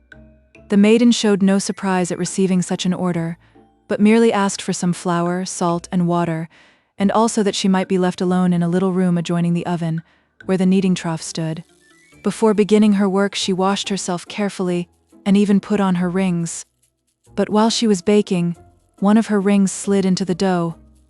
When she had finished, she dirtied herself again and let lumps of the dough stick to her fingers, so that she became as ugly as before. The loaf, which was a very little one, was brought to the king's son, who ate it with pleasure. But in cutting it, he found the ring of the princess and declared to his parents that he would marry the girl whom that ring fitted. So the king made a proclamation through his whole kingdom, and ladies came from afar to lay claim to the honor. But the ring was so tiny that even those who had the smallest hands could only get it on their little fingers. In a short time, all the maidens of the kingdom, including the peasant girls, had tried on the ring, and the king was just about to announce that their efforts had been in vain, when the prince observed that he had not yet seen the shepherdess. They sent to fetch her, and she arrived covered with rags, but with her hands cleaner than usual, so that she could easily slip on the ring. The king's son declared that he would fulfill his promise, and when his parents mildly remarked that the girl was only a keeper of sheep, and a very ugly one too, the maiden boldly said that she was born a princess, and that, if they would only give her some water and leave her alone in a room for a few minutes, she would show that she could look as well as anyone in fine clothes. They did what she asked, and when she entered in a magnificent dress, she looked so beautiful that all saw she must be a princess in disguise. The king's son recognized the charming damsel of whom he had once caught a glimpse, and flinging himself at her feet, asked if she would marry him. The princess then told her story, and said that it would be necessary to send an ambassador to her father to ask his consent, and to invite him to the wedding. The princess's father, who had never ceased to repent his harshness towards his daughter, had sought her through the land, but as no one could tell him anything of her, he supposed her dead. Therefore it was with great joy he heard that she was living, and that a king's son asked her in marriage, and he quitted his kingdom with his elder daughter so as to be present at the ceremony.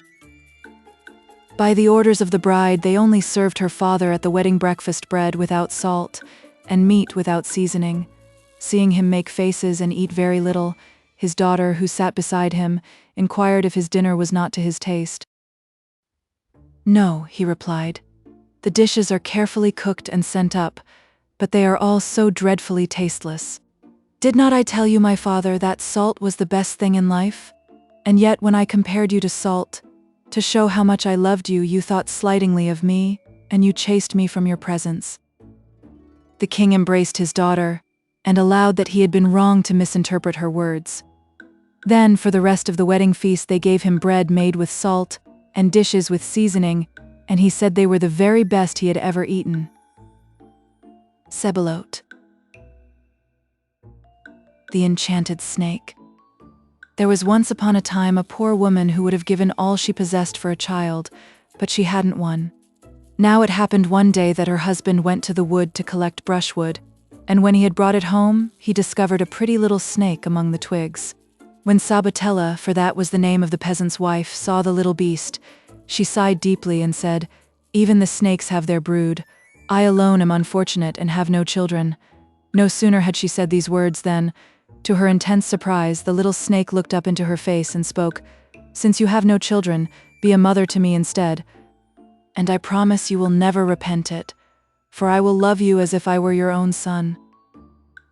At first, Potentilla was frightened to death at hearing a snake speak, but plucking up her courage, she replied, "If it weren't for any other reason than your kindly thought, I would agree to what you say, and I will love you and look after you like a mother."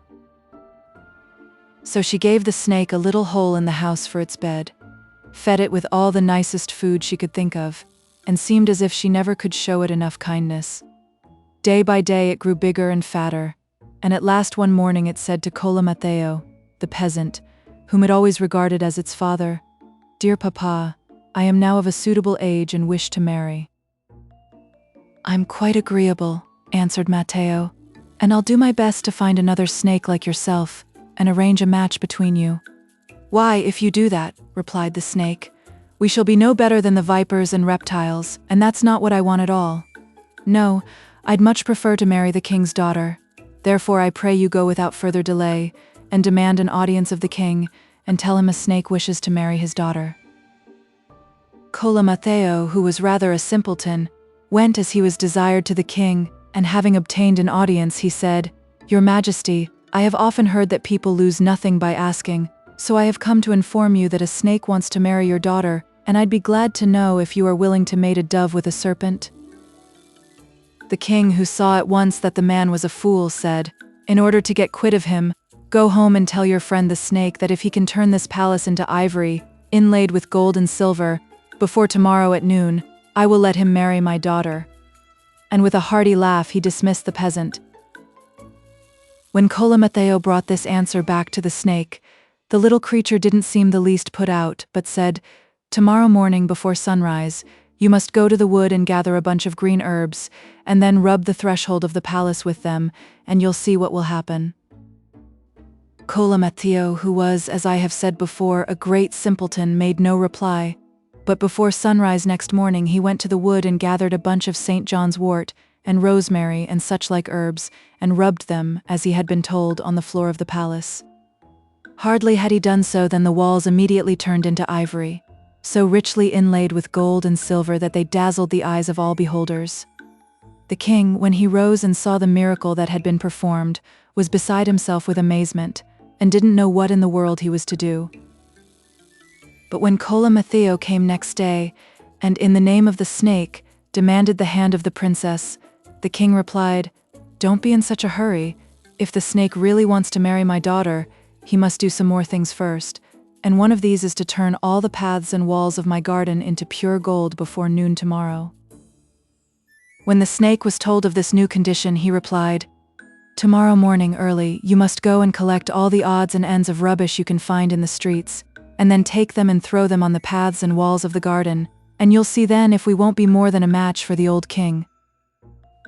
So Colamateo rose at cock-crow, took a large basket under his arm, and carefully collected all the broken fragments of pots and pans, and jugs and lamps, and other trash of that sort. No sooner had he scattered them over the paths and walls of the king's garden than they became one blaze of glittering gold, so that everyone's eyes were dazzled with the brilliancy, and everyone's soul was filled with wonder. The king, too, was amazed at the sight, but still he couldn't make up his mind to part with his daughter. So when Colamateo came to remind him of his promise, he replied, "I have still a third demand to make. If the snake can turn all the trees and fruit of my garden into precious stones, then I promise him my daughter in marriage." When the peasant informed the snake what the king had said, he replied, "Tomorrow morning early you must go to the market and buy all the fruit you see there, and then sow all the stones and seeds in the palace garden, and if I'm not mistaken, the king will be satisfied with the result." Colamateo rose at dawn, and taking a basket on his arm, he went to the market, and bought all the pomegranates, apricots, cherries, and other fruit he could find there, and sowed the seeds and stones in the palace garden.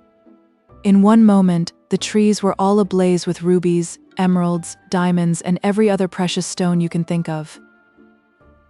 This time the king felt obliged to keep his promise, and calling his daughter to him, he said, "My dear Granonia," for that was the princess's name, more as a joke than anything else, "I demanded what seemed to me impossibilities from your bridegroom, but now that he has done all I required, I am bound to stick to my part of the bargain. Be a good child, and as you love me, do not force me to break my word, but give yourself up with as good grace as you can to a most unhappy fate. Do with me what you like, my lord and father, for your will is my law," answered Granonia. When the king heard this, he told Cola Matteo to bring the snake to the palace, and said that he was prepared to receive the creature as his son-in-law. The snake arrived at court in a carriage made of gold and drawn by 6 white elephants, but wherever it appeared on the way, the people fled in terror at the sight of the fearful reptile. When the snake reached the palace, all the courtiers shook and trembled with fear down to the very scullion, and the king and queen were in such a state of nervous collapse that they hid themselves in a faraway turret. Granonia alone kept her presence of mind, and although both her father and mother implored her to fly for her life, she wouldn't move a step, saying, "I'm certainly not going to fly from the man you have chosen for my husband." As soon as the snake saw Granonia, it wound its tail round her and kissed her. Then, leading her into a room, it shut the door, and throwing off its skin, it changed into a beautiful young man with golden locks and flashing eyes, who embraced Granonia tenderly and said all sorts of pretty things to her. When the king saw the snake shut itself into a room with his daughter, he said to his wife, "Heaven be merciful to our child, for I fear it is all over with her now. This cursed snake has most likely swallowed her up." Then they put their eyes to the keyhole to see what had happened. Their amazement knew no bounds when they saw a beautiful youth standing before their daughter with the snake's skin lying on the floor beside him. In their excitement they burst open the door, and seizing the skin they threw it into the fire. But no sooner had they done this than the young man called out, "Oh, wretched people! What have you done?" And before they had time to look round, he had changed himself into a dove, and dashing against the window he broke a pane of glass, and flew away from their sight.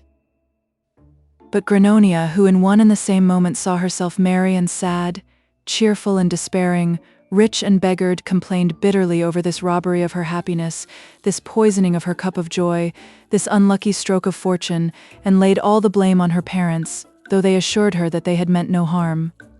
But the princess refused to be comforted, and at night, when all the inhabitants of the palace were asleep, she stole out by a back door, disguised as a peasant woman, determined to seek for her lost happiness till she found it. When she got to the outskirts of the town, led by the light of the moon, she met a fox, who offered to accompany her, an offer which Granonia gladly accepted, saying, "You are most heartily welcome, for I don't know my way at all about the neighborhood." So they went on their way together, and came at last to a wood, where, being tired with walking, they paused to rest under the shade of a tree, where a spring of water sported with the tender grass, refreshing it with its crystal spray. They laid themselves down on the green carpet and soon fell fast asleep, and did not waken again till the sun was high in the heavens. They rose up and stood for some time listening to the birds singing, because Granonia delighted in their songs. When the fox perceived this, he said, "If you only understood, as I do, what these little birds are saying, your pleasure would be even greater." Provoked by his words, for we all know that curiosity is as deeply inborn in every woman as even the love of talking, Granonia implored the fox to tell her what the birds had said. At first the wily fox refused to tell her what he had gathered from the conversation of the birds, but at last he gave way to her entreaties, and told her that they had spoken of the misfortunes of a beautiful young prince, whom a wicked enchantress had turned into a snake for the period of 7 years. At the end of this time he had fallen in love with a charming princess, but that when he had shut himself up into a room with her, and had thrown off his snake's skin, her parents had forced their way into the room and had burnt the skin, whereupon the prince, changed into the likeness of a dove, had broken a pane of glass in trying to fly out of the window. and had wounded himself so badly that the doctors despaired of his life. Granonia, when she learnt that they were talking of her lover, asked at once whose son he was, and if there was any hope of his recovery, to which the fox made answer that the birds had said he was the son of the king of Vallone Grosso, and that the only thing that could cure him was to rub the wounds on his head with the blood of the very birds who had told the tale. Then Granonia knelt down before the fox and begged him in her sweetest way to catch the birds for her and procure their blood, promising at the same time to reward him richly. "All right," said the fox, "only don't be in such a hurry. Let's wait till night, when the little birds have gone to roost, then I'll climb up and catch them all for you." So they passed the day, talking now of the beauty of the prince, now of the father of the princess, and then of the misfortune that had happened. At last the night arrived, and all the little birds were asleep high up on the branches of a big tree.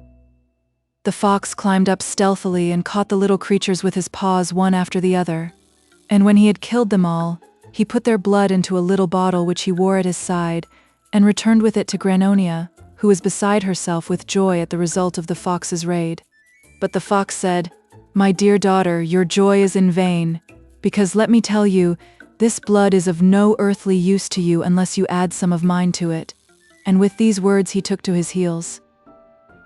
Granonia, who saw her hopes dashed to the ground in this cruel way, had recourse to flattery and cunning, weapons which have often stood the sex in good stead, and called out after the fox, "Father Fox, you would be quite right to save your skin, if, in the first place, I didn't feel I owed so much to you, and if, in the second, there weren't other foxes in the world. But as you know how grateful I feel to you, and as there are heaps of other foxes about, you can trust yourself to me. Don't behave like the cow that kicks the pail over after it has filled it with milk, but continue your journey with me, and when we get to the capital you can sell me to the king as a servant girl." It never entered the fox's head that even foxes can be outwitted, so after a bit he consented to go with her. But he hadn't gone far before the cunning girl seized a stick and gave him such a blow with it on the head that he dropped down dead on the spot. Then Granonia took some of his blood and poured it into her little bottle, and went on her way as fast as she could to Vallone Grosso. When she arrived there, she went straight to the royal palace, and let the king be told she had come to cure the young prince. The king commanded her to be brought before him at once, and was much astonished when he saw that it was a girl who undertook to do what all the cleverest doctors of his kingdom had failed in. As an attempt hurts no one, he willingly consented that she should do what she could. "All I ask," said Granonia, "is that, should I succeed in what you desire, you will give me your son in marriage." The king, who had given up all hopes of his son's recovery, replied, "Only restore him to life and health, and he shall be yours. It is only fair to give her a husband who gives me a son." And so they went into the prince's room. The moment Granonia had rubbed the blood on his wounds, the illness left him, and he was as sound and well as ever. When the king saw his son thus marvelously restored to life and health, he turned to him and said, "My dear son, I thought of you as dead, and now, to my great joy and amazement, you are alive again. I promised this young woman that if she should cure you, to bestow your hand and heart on her, and seeing that heaven has been gracious, you must fulfill the promise I made her, for gratitude alone forces me to pay this debt." But the prince answered, "My lord and father, I would that my will were as free as my love for you is great. But as I have plighted my word to another maiden, you will see yourself, and so will this young woman, that I cannot go back from my word and be faithless to her whom I love." When Granonia heard these words, and saw how deeply rooted the prince's love for her was, she felt very happy, and blushing rosy red, she said, "But should I get the other lady to give up her rights, would you then consent to marry me?" "Far be it from me," replied the prince, "to banish the beautiful picture of my love from my heart. Whatever she may say, my heart and desire will remain the same, and though I were to lose my life for it, I couldn't consent to this exchange." Granonia could keep silence no longer, and throwing off her peasant's disguise, she discovered herself to the prince, who was nearly beside himself with joy when he recognized his fair lady love. He then told his father at once who she was, and what she had done and suffered for his sake. Then they invited the king and queen of Starzalonga to their court, and had a great wedding feast, and proved once more that there is no better seasoning for the joys of true love than a few pangs of grief. Kletki. The biter bit. Once upon a time there lived a man called Simon, who was very rich, but at the same time as stingy and miserly as he could be. He had a housekeeper called Nina, a clever, capable woman, and as she did her work carefully and conscientiously, her master had the greatest respect for her. In his young days, Simon had been one of the gayest and most active youths of the neighborhood, but as he grew old and stiff, he found it very difficult to walk, and his faithful servant urged him to get a horse so as to save his poor old bones. At last Simon gave way to the request and persuasive eloquence of his housekeeper, and betook himself one day to the market where he had seen a mule, which he thought would just suit him, and which he bought for 7 gold pieces. Now it happened that there were 3 merry rascals hanging about the marketplace, who much preferred living on other people's goods to working for their own living. As soon as they saw that Simon had bought a mule, one of them said to his 2 boon companions, "My friends, this mule must be ours before we are many hours older." "But how shall we manage it?" asked one of them. "We must all 3 station ourselves at different intervals along the old man's homeward way, and must each in his turn declare that the mule he has bought is a donkey. If we only stick to it, you'll see the mule will soon be ours." This proposal quite satisfied the others, and they all separated as they had agreed. Now when Simon came by, the first rogue said to him, "God bless you, my fine gentleman." "Thanks for your courtesy," replied Simon. "Where have you been?" asked the thief. "To the market," was the reply. "And what did you buy there?" continued the rogue. "This mule." "Which mule?" "The one I'm sitting upon, to be sure," replied Simon. "Are you in earnest or only joking?" "What do you mean?" "Because it seems to me you've got hold of a donkey, and not of a mule." "A donkey? Rubbish!" screamed Simon, and without another word he rode on his way. After a few hundred yards he met the second confederate, who addressed him, "Good day, dear sir. Where are you coming from?" "From the market," answered Simon. "Did things go pretty cheap?" asked the other. "I should just think so," said Simon. "And did you make any good bargain yourself?" "I bought this mule on which you see me." "Is it possible that you really bought that beast for a mule?" "Why, certainly. But, good heavens, it's nothing but a donkey."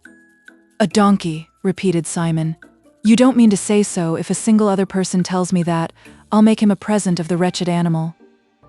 With these words he continued his way, and very soon met the third knave, who said to him, "God bless you, sir. Are you by any chance coming from the market?" "Yes, I am," replied Simon. "And what bargain did you drive there?" asked the cunning fellow. "I bought this mule on which I am riding." "A mule? Are you speaking seriously, or do you wish to make a fool of me?" "I'm speaking in sober earnest," said Simon. "It wouldn't occur to me to make a joke of it." "Oh, my poor friend," cried the rascal. "Don't you see that is a donkey and not a mule? You have been taken in by some wretched cheats." "You are the 3rd person in the last 2 hours who has told me the same thing," said Simon. But I couldn't believe it, and dismounting from the mule he spoke, "Keep the animal, I make you a present of it." The rascal took the beast, thanked him kindly, and rode on to join his comrades, while Simon continued his journey on foot. As soon as the old man got home, he told his housekeeper that he had bought a beast under the belief that it was a mule, but that it had turned out to be a donkey, at least so he had been assured by several people he had met on the road, and that in disgust he had at last given it away. "Oh, you simpleton," cried Nina. "Didn't you see that they were only playing you a trick? Really, I thought you'd have had more gumption than that. They wouldn't have taken me in that way." "Never mind," replied Simon. "I'll play them one worth 2 of that, for depend upon it they won't be contented with having got the donkey out of me, but they'll try by some new dodge to get something more, or I'm much mistaken." Now there lived in the village not far from Simon's house a peasant who had 2 goats, so alike in every respect that it was impossible to distinguish one from the other. Simon bought them both, paid as small a price as he could for them, and leading them home with him, he told Nina to prepare a good meal, as he was going to invite some friends to dinner. He ordered her to roast some veal, and to boil a pair of chickens, and gave her some herbs to make a good savory, and told her to bake the best tart she could make. Then he took one of the goats and tied it to a post in the courtyard, and gave it some grass to eat, but he bound a cord round the neck of the other goat and led it to the market. Hardly had he arrived there than the 3 gentlemen who had got his mule perceived him, and coming up to him said, "Welcome, Mr. Simon. What brings you here? Are you on the lookout for a bargain?" "I've come to get some provisions," he answered, "because some friends are coming to dine with me today, and it would give me much pleasure if you were to honor me with your company also." The accomplices willingly accepted this invitation, and after Simon had made all his purchases, he tied them onto the goat's back, and said to it, in the presence of the 3 cheats, "Go home now, and tell Nina to roast the veal, and boil the chickens, and tell her to prepare a savory with herbs, and to bake the best tart she can make. Have you followed me? Then go, and heaven's blessing go with you." As soon as it felt itself free, the laden goat trotted off as quickly as it could, and to this day nobody knows what became of it. But Simon, after wandering about the market for some time with his 3 friends and some others he had picked up, returned home to his house. When he and his guests entered the courtyard, they noticed the goat tied to the post quietly chewing the cud. They were not a little astonished at this, for of course they thought it was the same goat that Simon had sent home laden with provisions. As soon as they reached the house, Mr. Simon said to his housekeeper, "Well, Nina, have you done what I told the goat to tell you to do?" The artful woman, who at once understood her master, answered, "Certainly I have. The veal is roasted, and the chickens boiled." "That's all right," said Simon. When the 3 rogues saw the cooked meats and the tart in the oven, and heard Nina's words, they were nearly beside themselves with amazement, and began to consult at once how they were to get the goat into their own possession. At last, towards the end of the meal, having sought in vain for some cunning dodge to get the goat away from Mr. Simon, one of them said to him, "My worthy host, you must sell your goat to us." Simon replied that he was most unwilling to part with the creature, as no amount of money would make up to him for its loss. Still, if they were quite set on it, he would let them have the goat for 50 gold pieces. The knaves, who thought they were doing a capital piece of business, paid down the 50 gold pieces at once, and left the house quite happily, leading the goat with them. When they got home, they said to their wives, "You needn't begin to cook the dinner tomorrow till we send the provisions home." The following day they went to the market and bought chickens and other eatables, and after they had packed them on the back of the goat, which they had brought with them, they told it all the dishes they wished their wives to prepare. As soon as the goat felt itself free, it ran as quickly as it could, and was very soon lost to sight, and, as far as I know, was never heard of again. When the dinner hour approached, all 3 went home and asked their wives if the goat had returned with the necessary provisions, and had told them what they wished prepared for their meal. "Oh, you fools and blockheads," cried their wives, "how could you ever believe for a moment that a goat would do the work of a servant maid? You have been finely deceived for once in a way. Of course, if you're always taking in other people, your turn to be taken in comes too, and this time you've been made to look pretty foolish." When the 3 comrades saw that Mr. Simon had got the better of them, and done them out of 50 gold pieces, they flew into such a rage that they made up their minds to kill him, and seizing their weapons for this purpose, went to his house. But the sly old man, who was terrified for his life that the 3 rogues might do him some harm, was on his guard, and said to his housekeeper, "Nina, take this bladder, which is filled with blood, and hide it under your cloak. Then when these thieves come, I'll lay all the blame on you, and will pretend to be so angry with you that I will run at you with my knife, and pierce the bladder with it. Then you must fall on the ground as if you were dead, and leave the rest to me." Hardly had Simon said these words when the 3 rogues appeared and fell on him to kill him. "My friends," called out Simon to them, "what do you accuse me of? I am in no way to blame. Perhaps my housekeeper has done you some injury of which I know nothing." And with these words he turned on Nina with his knife, and stuck it right into her, so that he pierced the bladder filled with blood. Instantly the housekeeper fell down as if she were dead, and the blood streamed all over the ground. Simon then pretended to be seized with remorse at the sight of this dreadful catastrophe, and cried out in a loud voice, "Unhappy wretch that I am! What have I done? Like a madman, I have killed the woman who is the prop and stay of my old age. How could I ever go on living without her?" Then he seized a pipe, and when he had blown into it for some time, Nina sprang up alive and well. The rogues were more amazed than ever. They forgot their anger, and buying the pipe for 200 gold pieces, they went joyfully home. Not long after this, one of them quarreled with his wife, and in his rage he thrust his knife into her breast so that she fell dead on the ground. Then he took Simon's pipe and blew into it with all his might in the hopes of calling his wife back to life. But he blew in vain, for the poor soul was as dead as a doornail. When one of his comrades heard what had happened, he said, "You blockhead, you can't have done it properly, just let me have a try." And with these words he seized his wife by the roots of her hair, cut her throat with a razor, and then took the pipe and blew into it with all his might, but he couldn't bring her back to life. The same thing happened to the third rogue, so that they were now all three without wives. Full of wrath, they ran to Simon's house, and refusing to listen to a word of explanation or excuse, they seized the old man and put him into a sack, meaning to drown him in the neighboring river. On their way there, however, a sudden noise threw them into such a panic that they dropped the sack with Simon in it and ran for their lives. Soon after this, a shepherd happened to pass by with his flock, and while he was slowly following the sheep, who paused here and there by the wayside to browse on the tender grass, he heard a pitiful voice wailing, "They insist on my taking her, and I don't want her, for I am too old, and I really can't have her."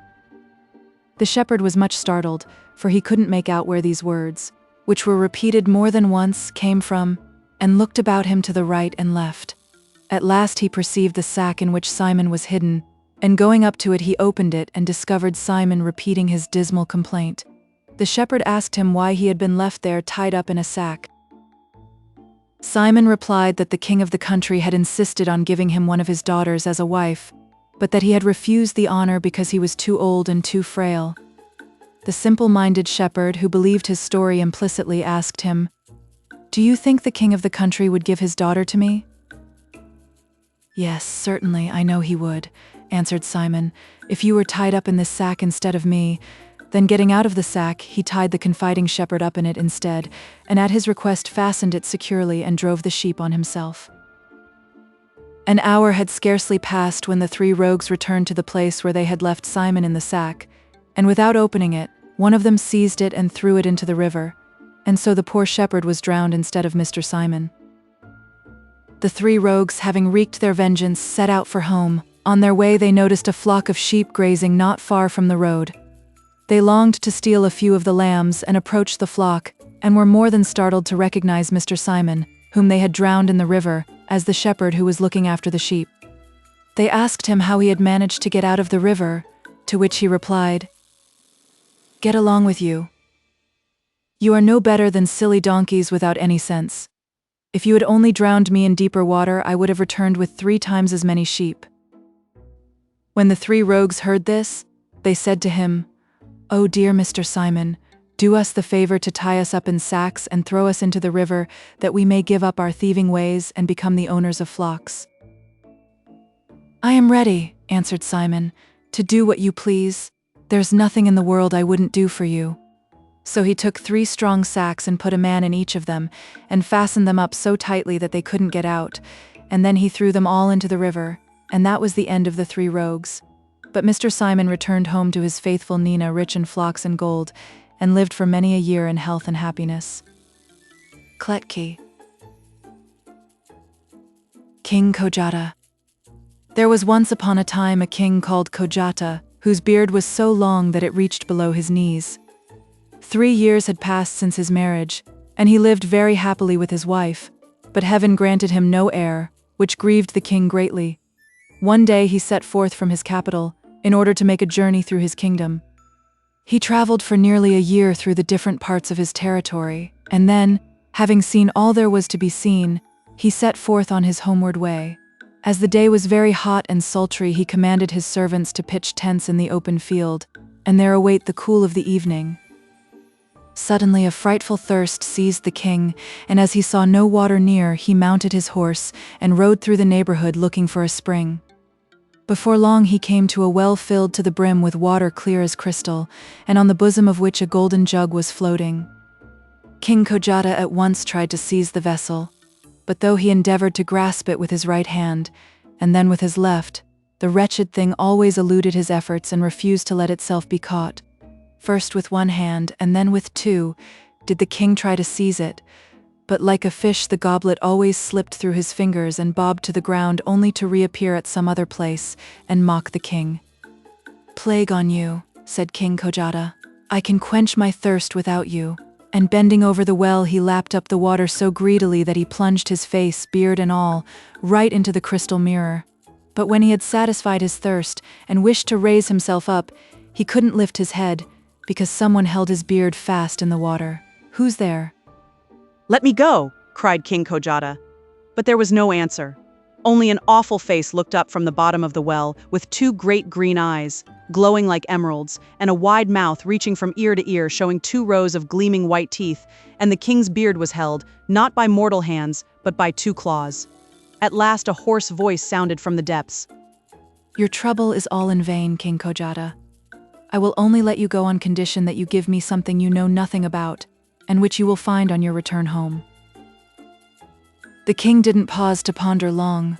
"For what," thought he, "could be in my palace without my knowing about it? The thing is absurd," so he answered quickly. "Yes, I promise that you shall have it." The voice replied, "Very well, but it will go ill with you if you fail to keep your promise." Then the claws relaxed their hold, and the face disappeared in the depths. The king drew his chin out of the water and shook himself like a dog. Then he mounted his horse and rode thoughtfully home with his retinue. When they approached the capital, all the people came out to meet them with great joy and acclamation, and when the king reached his palace, the queen met him on the threshold.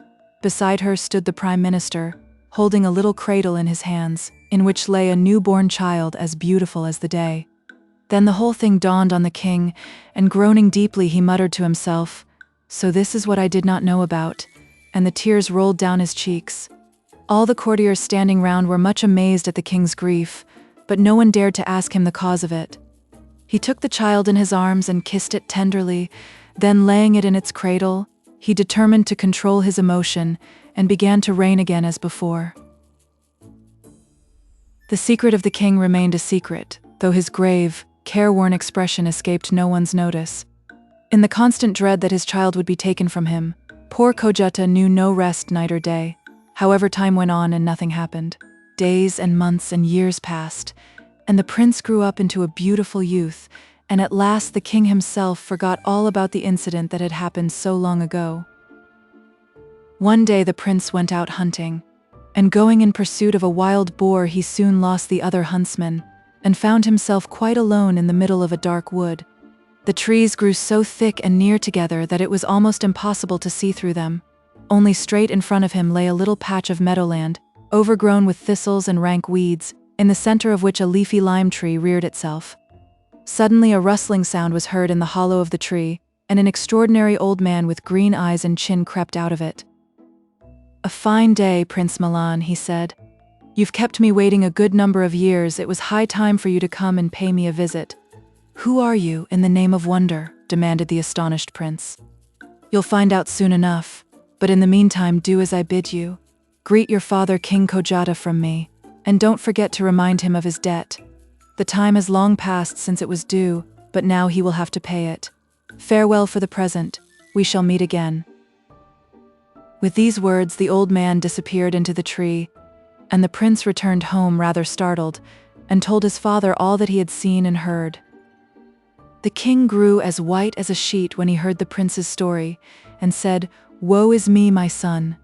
The time has come when we must part," and with a heavy heart he told the prince what had happened at the time of his birth. "Don't worry or distress yourself, dear father," answered Prince Milan.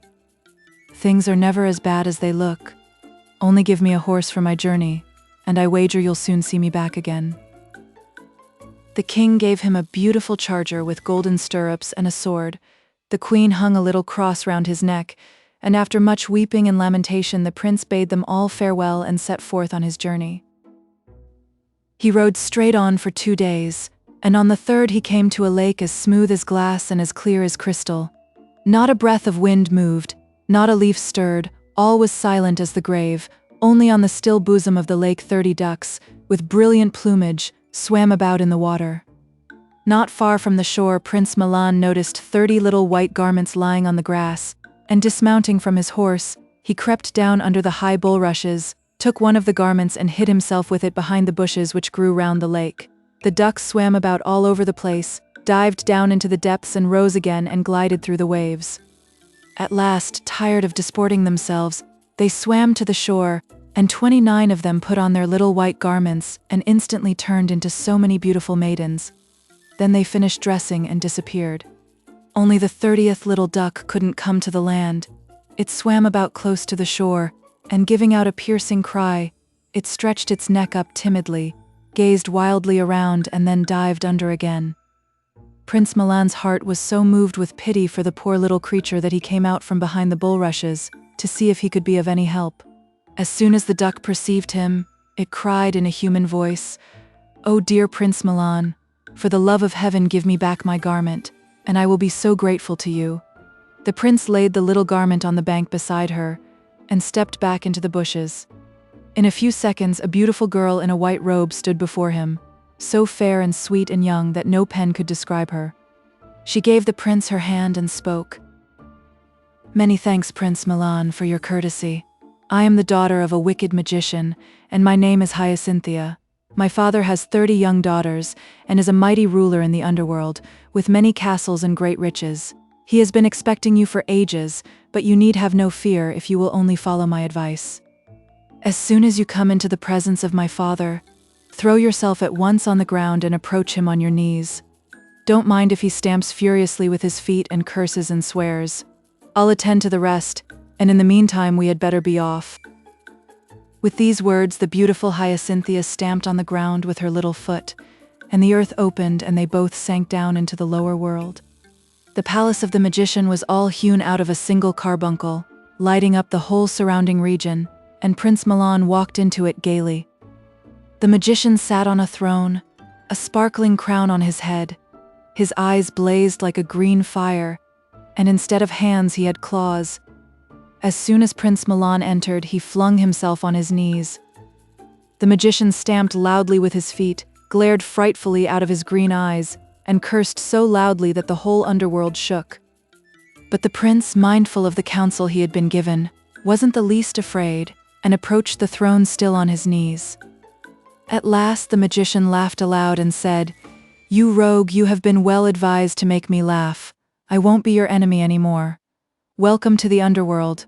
All the same, for your delay in coming here, we must demand 3 services from you. For today you may go, but tomorrow I shall have something more to say to you." Then 2 servants led Prince Milan to a beautiful apartment, and he lay down fearlessly on the soft bed that had been prepared for him, and was soon fast asleep. Early the next morning the magician sent for him and said, "Let's see now what you've learnt. In the first place you must build me a palace tonight. The roof of purest gold, the walls of marble, and the windows of crystal. All round you must lay out a beautiful garden, with fish ponds and artistic waterfalls.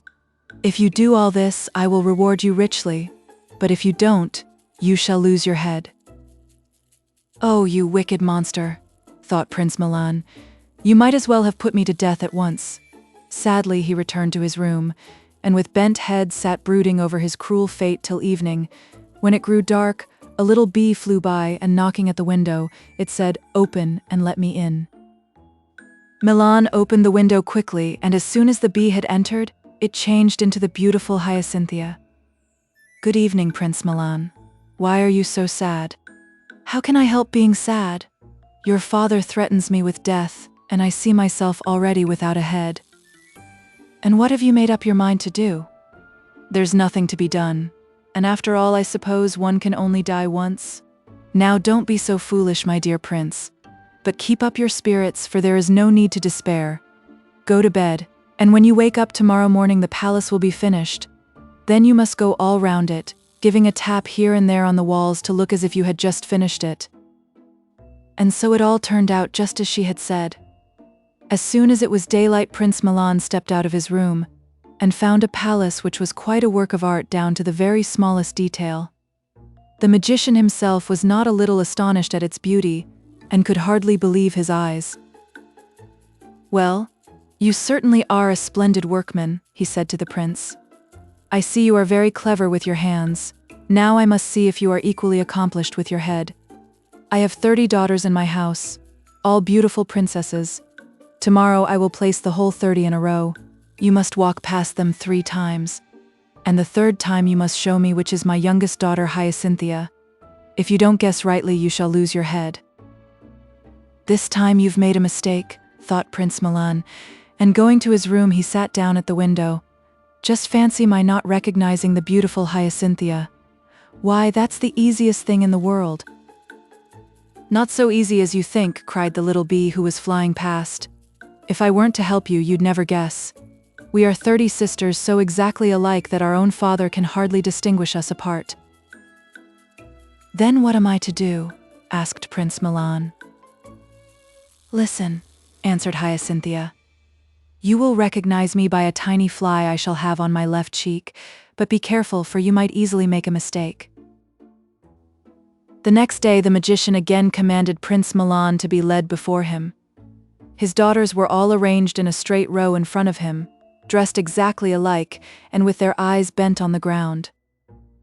"Now, you genius," said the magician, "look at these beauties 3 times and then tell us which is the Princess Hyacinthia."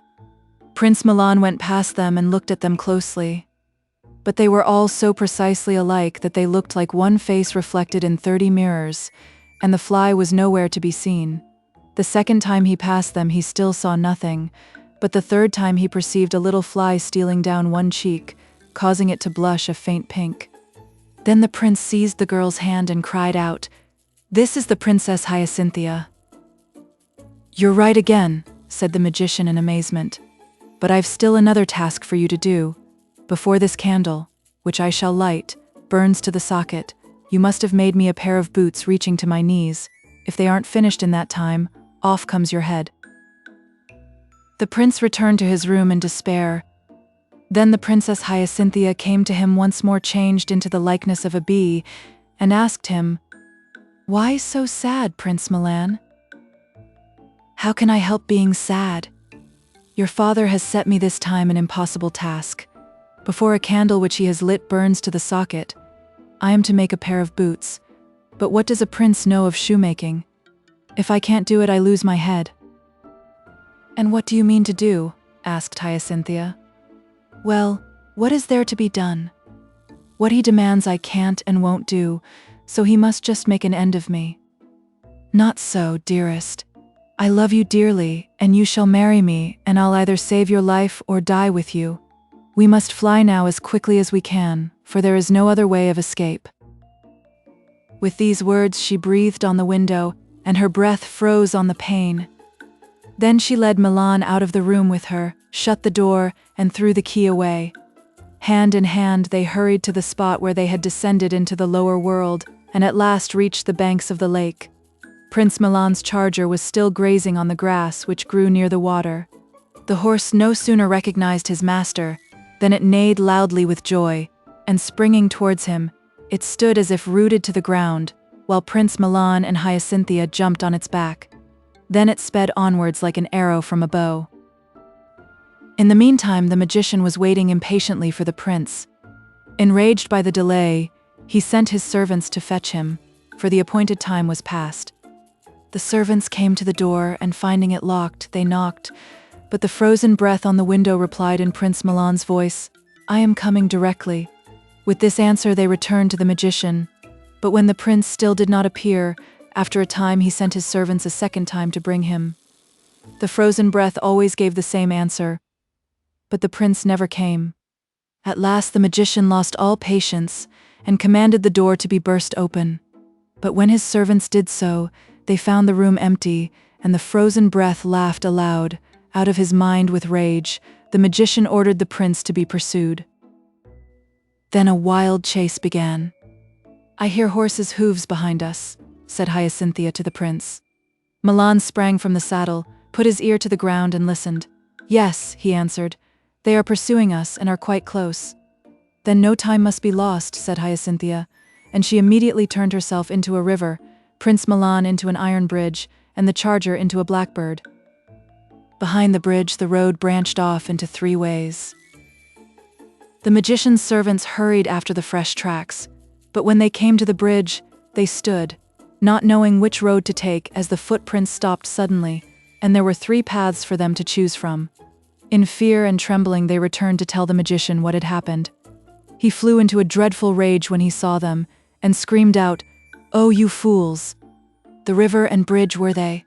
Go back and bring them to me at once, or it will be the worse for you." Then the pursuit began afresh. "I hear horses' hoofs," sighed Hyacinthia. The prince dismounted and put his ear to the ground. "They are hurrying after us and are already quite near." In a moment the Princess Hyacinthia had changed herself, the prince and his charger into a thick wood where 1,000 paths and roads crossed each other. Their pursuers entered the forest but searched in vain for Prince Milan and his bride. At last they found themselves back at the same spot they had started from, and in despair they returned once more with empty hands to the magician. "Then I'll go after the wretches myself," he shouted. "Bring a horse at once, they shan't escape me." Once more the beautiful Hyacinthia murmured, "I hear horses' hooves quite near," and the prince answered, "They are pursuing us hotly and are quite close. We are lost now, for that is my father himself, but at the first church we come to his power ceases. He may chase us no further. Hand me your cross."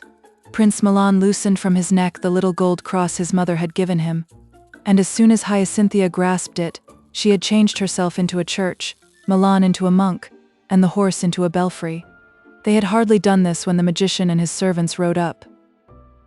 "Did you see no one pass by on horseback, Reverend Father?" he asked the monk. "Prince Milan and Princess Hyacinthia have just gone on this minute. They stopped for a few minutes in the church to say their prayers, and bade me light this wax candle for you and give you their love." "I'd like to wring their necks," said the magician, and made all haste home, where he had every one of his servants beaten to within an inch of their lives. Prince Milan rode on slowly with his bride without fearing any further pursuit. The sun was just setting, and its last rays lit up a large city they were approaching. Prince Milan was suddenly seized with an ardent desire to enter the town. "Oh, my beloved," implored Hyacinthia, "please don't go, for I am frightened and fear some evil." "What are you afraid of?" asked the prince. "We'll only go and look at what's to be seen in the town for about an hour, and then we'll continue our journey to my father's kingdom." "The town is easy to get into, but more difficult to get out of," sighed Hyacinthia. "But let it be as you wish. Go, and I will await you here, but I will first change myself into a white milestone, only I pray you be very careful. The king and queen of the town will come out to meet you, leading a little child with them. Whatever you do, don't kiss the child, or you will forget me and all that has happened to us.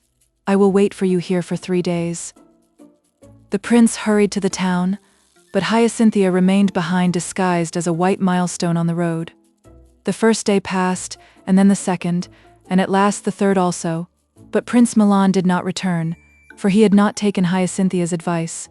The king and queen came out to meet him as she had said, leading with them a lovely fair-haired little girl, whose eyes shone like 2 clear stars. The child at once caressed the prince, who, carried away by its beauty, bent down and kissed it on the cheek. From that moment his memory became a blank, and he forgot all about the beautiful Hyacinthia. When the prince did not return, poor Hyacinthia wept bitterly, and changing herself from a milestone into a little blue field flower, she said, "I will grow here on the wayside till some passerby tramples me underfoot," and one of her tears remained as a dewdrop and sparkled on the little blue flower. Now it happened shortly after this that an old man passed by, and seeing the flower he was delighted with its beauty. He pulled it up carefully by the roots and carried it home. Here he planted it in a pot, and watered and tended the little plant carefully. And now the most extraordinary thing happened, for from this moment everything in the old man's house was changed. When he awoke in the morning, he always found his room tidied and put into such beautiful order that not a speck of dust was to be found anywhere. When he came home at midday, he found a table laid out with the most dainty food, and he had only to sit down and enjoy himself to his heart's content. At first he was so surprised he didn't know what to think, but after a time he grew a little uncomfortable and went to an old witch to ask for advice. The witch said, "Get up before the cock crows, and watch carefully till you see something move, and then throw this cloth quickly over it, and you'll see what will happen." All night the old man never closed an eye. When the first ray of light entered the room, he noticed that the little blue flower began to tremble, and at last it rose out of the pot and flew about the room, put everything in order, swept away the dust, and lit the fire. In great haste the old man sprang from his bed, and covered the flower with the cloth the old witch had given him, and in a moment the beautiful Princess Hyacinthia stood before him. "What have you done?" she cried. "Why have you called me back to life? For I have no desire to live since my bridegroom, the beautiful Prince Milan, has deserted me." "Prince Milan is just going to be married," replied the old man. "Everything is being got ready for the feast, and all the invited guests are flocking to the palace from all sides." The beautiful Hyacinthia cried bitterly when she heard this. Then she dried her tears and went into the town dressed as a peasant woman. She went straight to the king's kitchen, where the white-aproned cooks were running about in great confusion. The princess went up to the head cook and said, "Dear cook, please listen to my request, and let me make a wedding cake for Prince Milan." The busy cook was just going to refuse her demand and order her out of the kitchen, but the words died on his lips when he turned and beheld the beautiful Hyacinthia, and he answered politely, "You have just come in the nick of time, fair maiden. Bake your cake, and I myself will lay it before Prince Milan." The cake was soon made. The invited guests were already thronging round the table, when the head cook entered the room, bearing a beautiful wedding cake on a silver dish, and laid it before Prince Milan. The guests were all lost in admiration, for the cake was quite a work of art. Prince Milan at once proceeded to cut it open, when to his surprise 2 white doves sprang out of it, and one of them said to the other, "My dear mate, do not fly away and leave me, and forget me as Prince Milan forgot his beloved Hyacinthia." Milan sighed deeply when he heard what the little dove said.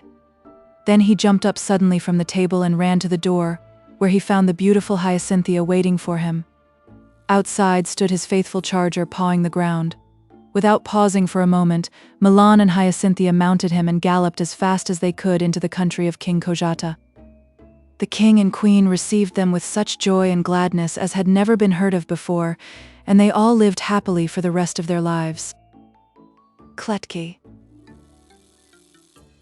Prince Fickle and Fair Helena. There was once upon a time a beautiful girl called Helena. Her own mother had died when she was quite a child, and her stepmother was as cruel and unkind to her as she could be. Helena did all she could to gain her love, and performed the heavy work given her to do cheerfully and well, but her stepmother's heart wasn't in the least touched, and the more the poor girl did, the more she asked her to do. One day she gave Helena 12 pounds of mixed feathers and bade her separate them all before evening, threatening her with a heavy punishment if she failed to do so. The poor child sat down to her task with her eyes so full of tears that she could hardly see to begin, and when she had made one little heap of feathers, she sighed so deeply that they all blew apart again, and so it went on, and the poor girl grew more and more miserable. She bowed her head in her hands and cried, "Is there no one under heaven who will take pity on me?" Suddenly a soft voice replied, "Be comforted, my child. I have come to help you." Terrified to death, Helena looked up and saw a fairy standing in front of her, who asked in the kindest way possible, "Why are you crying, my dear?" Helena, who for long had heard no friendly voice, confided her sad tale of woe to the fairy, and told her what the new task she had been given to do was, and how she despaired of ever accomplishing it. "Don't worry yourself about it any more," said the kind fairy. "Lie down and go to sleep, and I'll see that your work is done all right." So Helena lay down, and when she awoke all the feathers were sorted into little bundles, but when she turned to thank the good fairy she had vanished. In the evening, her stepmother returned and was much amazed to find Helena sitting quietly with her work all finished before her. She praised her diligence, but at the same time racked her brain as to what harder task she could set her to do. The next day, she told Helena to empty a pond near the house with a spoon which was full of holes. Helena set to work at once, but she very soon found that what her stepmother had told her to do was an impossibility. Full of despair and misery, she was in the act of throwing the spoon away, when suddenly the kind fairy stood before her again and asked her why she was so unhappy. When Helena told her of her stepmother's new demand, she said, "Trust to me and I will do your task for you. Lie down and have a sleep in the meantime."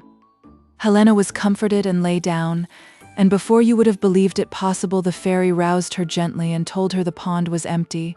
Full of joy and gratitude, Helena hurried to her stepmother, hoping that now at last her heart would be softened towards her.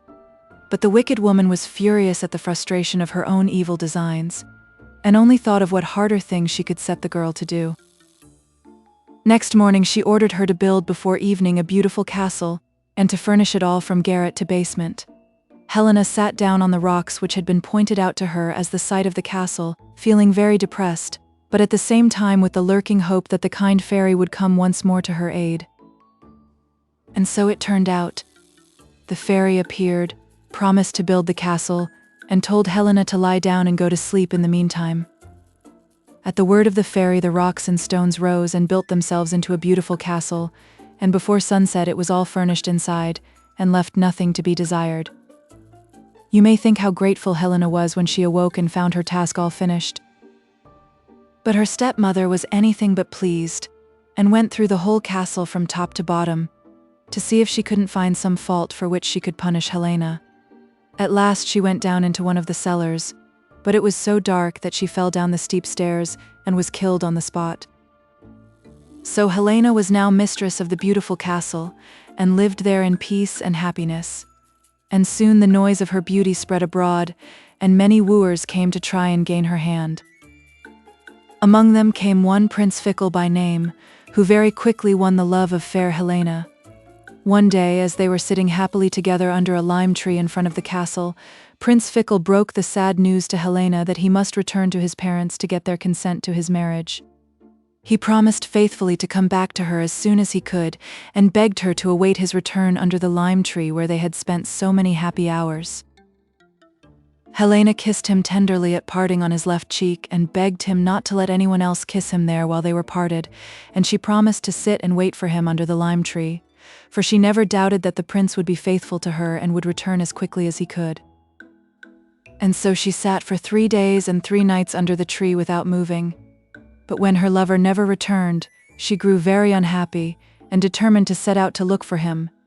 She took as many of her jewels as she could carry, and 3 of her most beautiful dresses, one embroidered with stars, one with moons, and the third with suns, all of pure gold. Far and wide she wandered through the world, but nowhere did she find any trace of her bridegroom. At last she gave up the search in despair. She could not bear to return to her own castle where she had been so happy with her lover, but determined rather to endure her loneliness and desolation in a strange land. She took a place as herd girl with a peasant and buried her jewels and beautiful dresses in a safe and hidden spot. Every day she drove the cattle to pasture, and all the time she thought of nothing but her faithless bridegroom. She was very devoted to a certain little calf in the herd, and made a great pet of it, feeding it out of her own hands.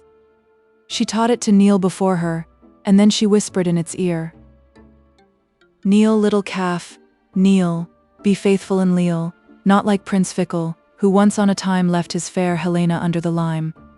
After some years passed in this way, she heard that the daughter of the king of the country she was living in was going to marry a prince called Fickle. Everybody rejoiced at the news except poor Helena, to whom it was a fearful blow, for at the bottom of her heart she had always believed her lover to be true. Now it chanced that the way to the capital led right past the village where Helena was, and often when she was leading her cattle forth to the meadows, Prince Fickle rode past her, without ever noticing the poor herd girl, so engrossed was he in thoughts of his new bride. Then it occurred to Helena to put his heart to the test, and to see if it weren't possible to recall herself to him. So one day, as Prince Fickle rode by, she said to her little calf, "Kneel, little calf, kneel, be faithful and leal, not like Prince Fickle, who once on a time left his poor Helena under the lime." When Prince Fickle heard her voice, it seemed to him to remind him of something, but of what he couldn't remember, for he hadn't heard the words distinctly, as Helena had only spoken them very low and with a shaky voice. Helena herself had been far too moved to let her see what impression her words had made on the prince, and when she looked round he was already far away. But she noticed how slowly he was riding, and how deeply sunk he was in thought, so she didn't quite give herself up as lost. In honor of the approaching wedding, a feast lasting many nights was to be given in the capital. Helena placed all her hopes on this, and determined to go to the feast and there to seek out her bridegroom. When evening drew near, she stole out of the peasant's cottage secretly and, going to her hiding place, she put on her dress embroidered with the gold suns and all her jewels, and loosed her beautiful golden hair, which up to now she had always worn under a kerchief, and adorned thus, she set out for the town. When she entered the ballroom, all eyes were turned on her, and everyone marveled at her beauty, but no one knew who she was. Prince Fickle, too, was quite dazzled by the charms of the beautiful maiden, and never guessed that she had once been his own lady love. He never left her side all night, and it was with great difficulty that Helena escaped from him in the crowd when it was time to return home. Prince Fickle searched for her everywhere, and longed eagerly for the next night, when the beautiful lady had promised to come again. The following evening the fair Helena started early for the feast. This time she wore her dress embroidered with silver moons, and in her hair she placed a silver crescent. Prince Fickle was enchanted to see her again, and she seemed to him even more beautiful than she had been the night before. He never left her side, and refused to dance with anyone else. He begged her to tell him who she was, but this she refused to do. Then he implored her to return again next evening, and this she promised him she would. On the third evening, Prince Fickle was so impatient to see his fair enchantress again, that he arrived at the feast hours before it began, and never took his eyes from the door. At last Helena arrived in a dress all covered with gold and silver stars, and with a girdle of stars round her waist, and a band of stars in her hair. Prince Fickle was more in love with her than ever, and begged her once again to tell him her name. Then Helena kissed him silently on the left cheek, and in one moment Prince Fickle recognized his old love. Full of remorse and sorrow, he begged for her forgiveness, and Helena, only too pleased to have got him back again, did not, you may be sure, keep him waiting very long for her pardon, and so they were married, and returned to Helena's castle, where they are no doubt still sitting happily together under the lime tree. Kletki. Puddocky. There was once upon a time a poor woman who had one little daughter called Parsley. She was so called because she liked eating parsley better than any other food. Indeed, she would hardly eat anything else. Her poor mother hadn't enough money always to be buying parsley for her, but the child was so beautiful that she could refuse her nothing, and so she went every night to the garden of an old witch who lived near and stole great branches of the coveted vegetable in order to satisfy her daughter. This remarkable taste of the fair parsley soon became known, and the theft was discovered. The witch called the girl's mother to her, and proposed that she should let her daughter come and live with her, and then she could eat as much parsley as she liked. The mother was quite pleased with this suggestion, and so the beautiful Parsley took up her abode with the old witch. One day 3 princes, whom their father had sent abroad to travel, came to the town where Parsley lived and perceived the beautiful girl combing and plaiting her long black hair at the window. In one moment they all fell hopelessly in love with her, and longed ardently to have the girl for their wife, but hardly had they with one breath expressed their desire than, mad with jealousy, they drew their swords and all 3 set upon each other. The struggle was so violent and the noise so loud that the old witch heard it, and said at once, "Of course Parsley is at the bottom of all this." And when she had convinced herself that this was so, she stepped forward and, full of wrath over the quarrels and feuds Parsley's beauty gave rise to, she cursed the girl and said, "I wish you were an ugly toad, sitting under a bridge at the other end of the world." Hardly were the words out of her mouth than Parsley was changed into a toad and vanished from their sight. The princes, now that the cause of their dispute was removed, put up their swords, kissed each other affectionately, and returned to their father.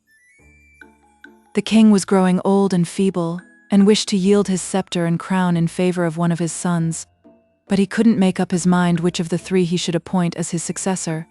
He determined that fate should decide for him.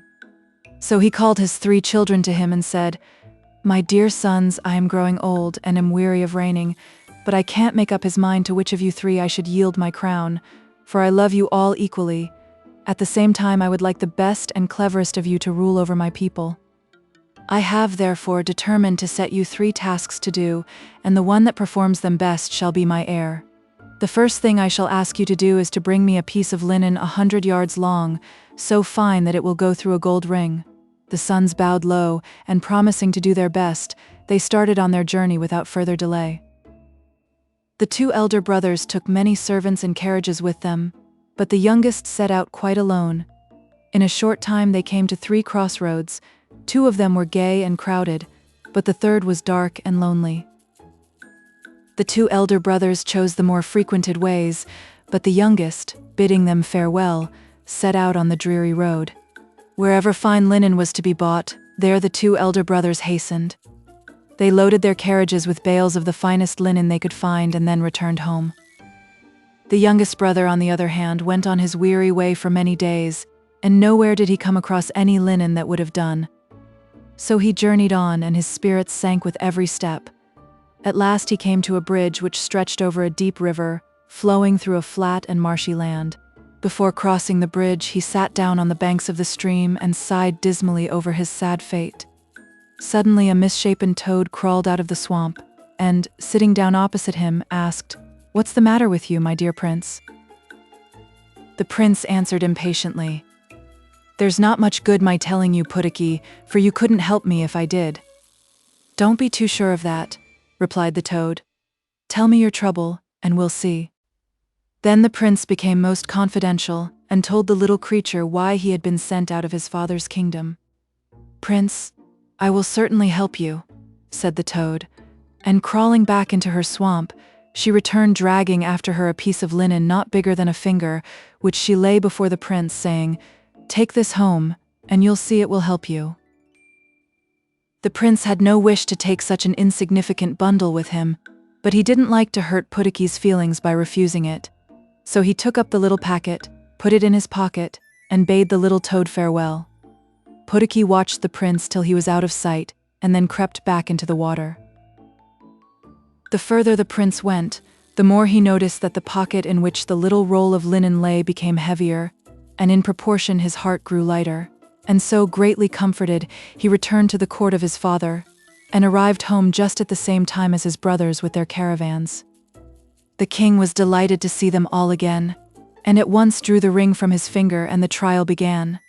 In all the wagon loads there was not one piece of linen the 10th part of which would go through the ring, and the 2 elder brothers, who had at first sneered at their youngest brother for returning with no baggage, began to feel rather small.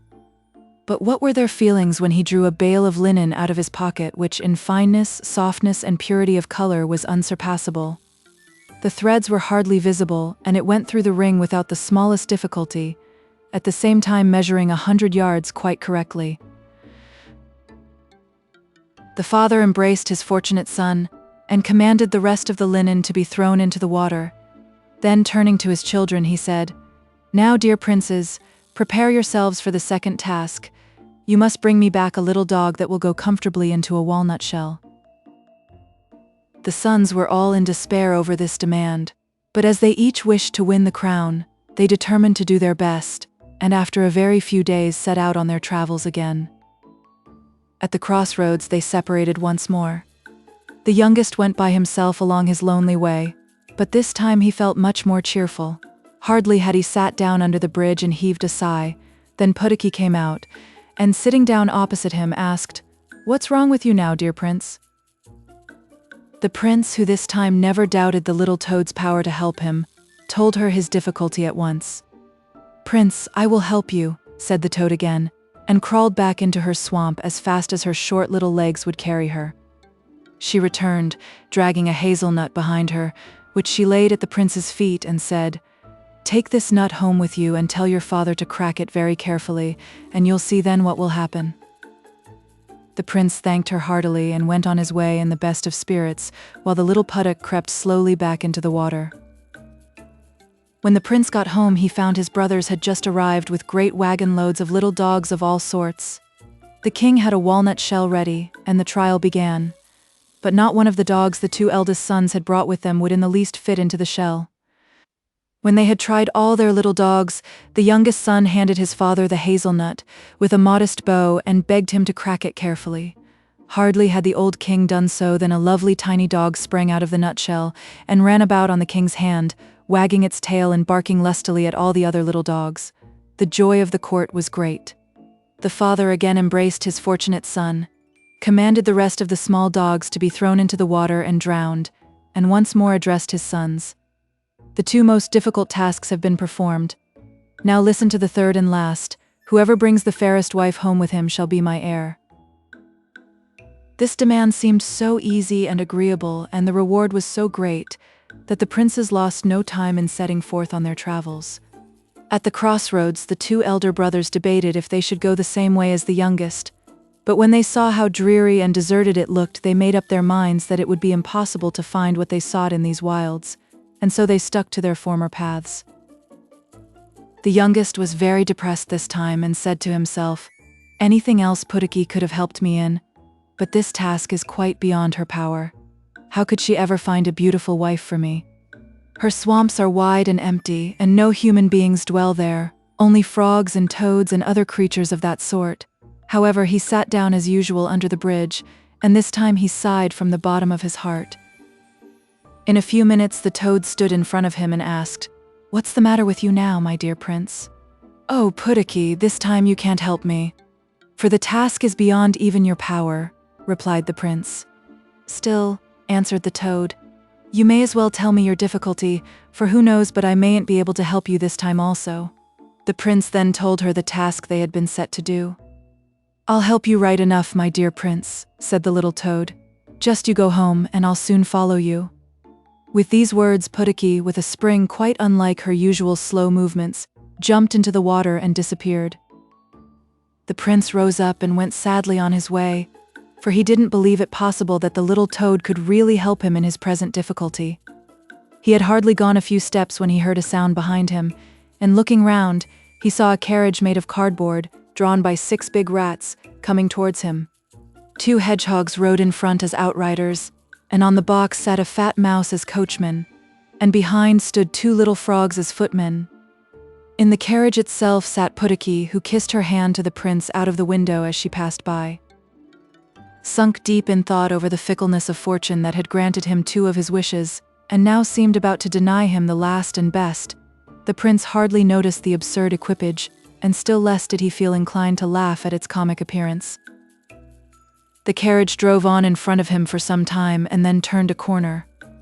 But what was his joy and surprise when suddenly, round the same corner, but coming towards him, there appeared a beautiful coach drawn by 6 splendid horses, with outriders, coachmen, footmen, and other servants, all in the most gorgeous liveries, and seated in the carriage was the most beautiful woman the prince had ever seen, and in whom he at once recognized the beautiful Parsley, for whom his heart had formerly burned. The carriage stopped when it reached him, and the footman sprang down and opened the door for him. He got in and sat down beside the beautiful Parsley, and thanked her heartily for her help, and told her how much he loved her. And so he arrived at his father's capital at the same moment as his brothers, who had returned with many carriage loads of beautiful women. But when they were all led before the king, the whole court with one consent awarded the prize of beauty to the fair Parsley. The old king was delighted, and embraced his thrice fortunate son and his new daughter-in-law tenderly, and appointed them as his successors to the throne. But he commanded the other women to be thrown into the water and drowned, like the bales of linen and the little dogs. The prince married Puddocky and reigned long and happily with her, and if they aren't dead, I suppose they are living still. The Story of Hok Lee and the Dwarfs. There once lived in a small town in China a man named Hok Lee. He was a steady, industrious man, who not only worked hard at his trade, but did all his own housework as well, for he had no wife to do it for him. "What an excellent, industrious man is this Hok Lee," said his neighbors. "How hard he works. He never leaves his house to amuse himself or to take a holiday as others do." But Hok Lee was by no means the virtuous person his neighbors thought him. True, he worked hard enough by day, but at night, when all respectable folk were fast asleep, he used to steal out and join a dangerous band of robbers who broke into rich people's houses and carried off all they could lay hands on. This state of things went on for some time, and though a thief was caught now and then and punished, no suspicion ever fell on Hok Lee. He was such a very respectable, hard-working man. Hok Lee had already amassed a good store of money as his share of the proceeds of these robberies when it happened one morning on going to market that a neighbor said to him, "Why, Hok Lee, what is the matter with your face? One side of it is all swelled up." True enough, Hok Lee's right cheek was twice the size of his left, and it soon began to feel very uncomfortable. "I will bind up my face," said Hok Lee. "Doubtless the warmth will cure the swelling, but no such thing." Next day it was worse, and day by day it grew bigger and bigger till it was nearly as large as his head and became very painful. Hok Lee was at his wits' ends what to do. Not only was his cheek unsightly and painful, but his neighbors began to jeer and make fun of him, which hurt his feelings very much indeed. One day, as luck would have it, a traveling doctor came to the town. He sold not only all kinds of medicine, but also dealt in many strange charms against witches and evil spirits. Hok Lee determined to consult him, and asked him into his house. After the doctor had examined him carefully, he spoke thus: "This, O Hok Lee, is no ordinary swelled face. I strongly suspect you have been doing some wrong deed which has called down the anger of the spirits on you. None of my drugs will avail to cure you, but if you are willing to pay me handsomely, I can tell you how you may be cured." Then Hok Lee and the doctor began to bargain together, and it was a long time before they could come to terms. However, the doctor got the better of it in the end, for he was determined not to part with his secret under a certain price. And Hok Lee had no mind to carry his huge cheek about with him to the end of his days, so he was obliged to part with the greater portion of his ill-gotten gains. When the doctor had pocketed the money, he told Hok Lee to go on the first night of the full moon to a certain wood and there to watch by a particular tree.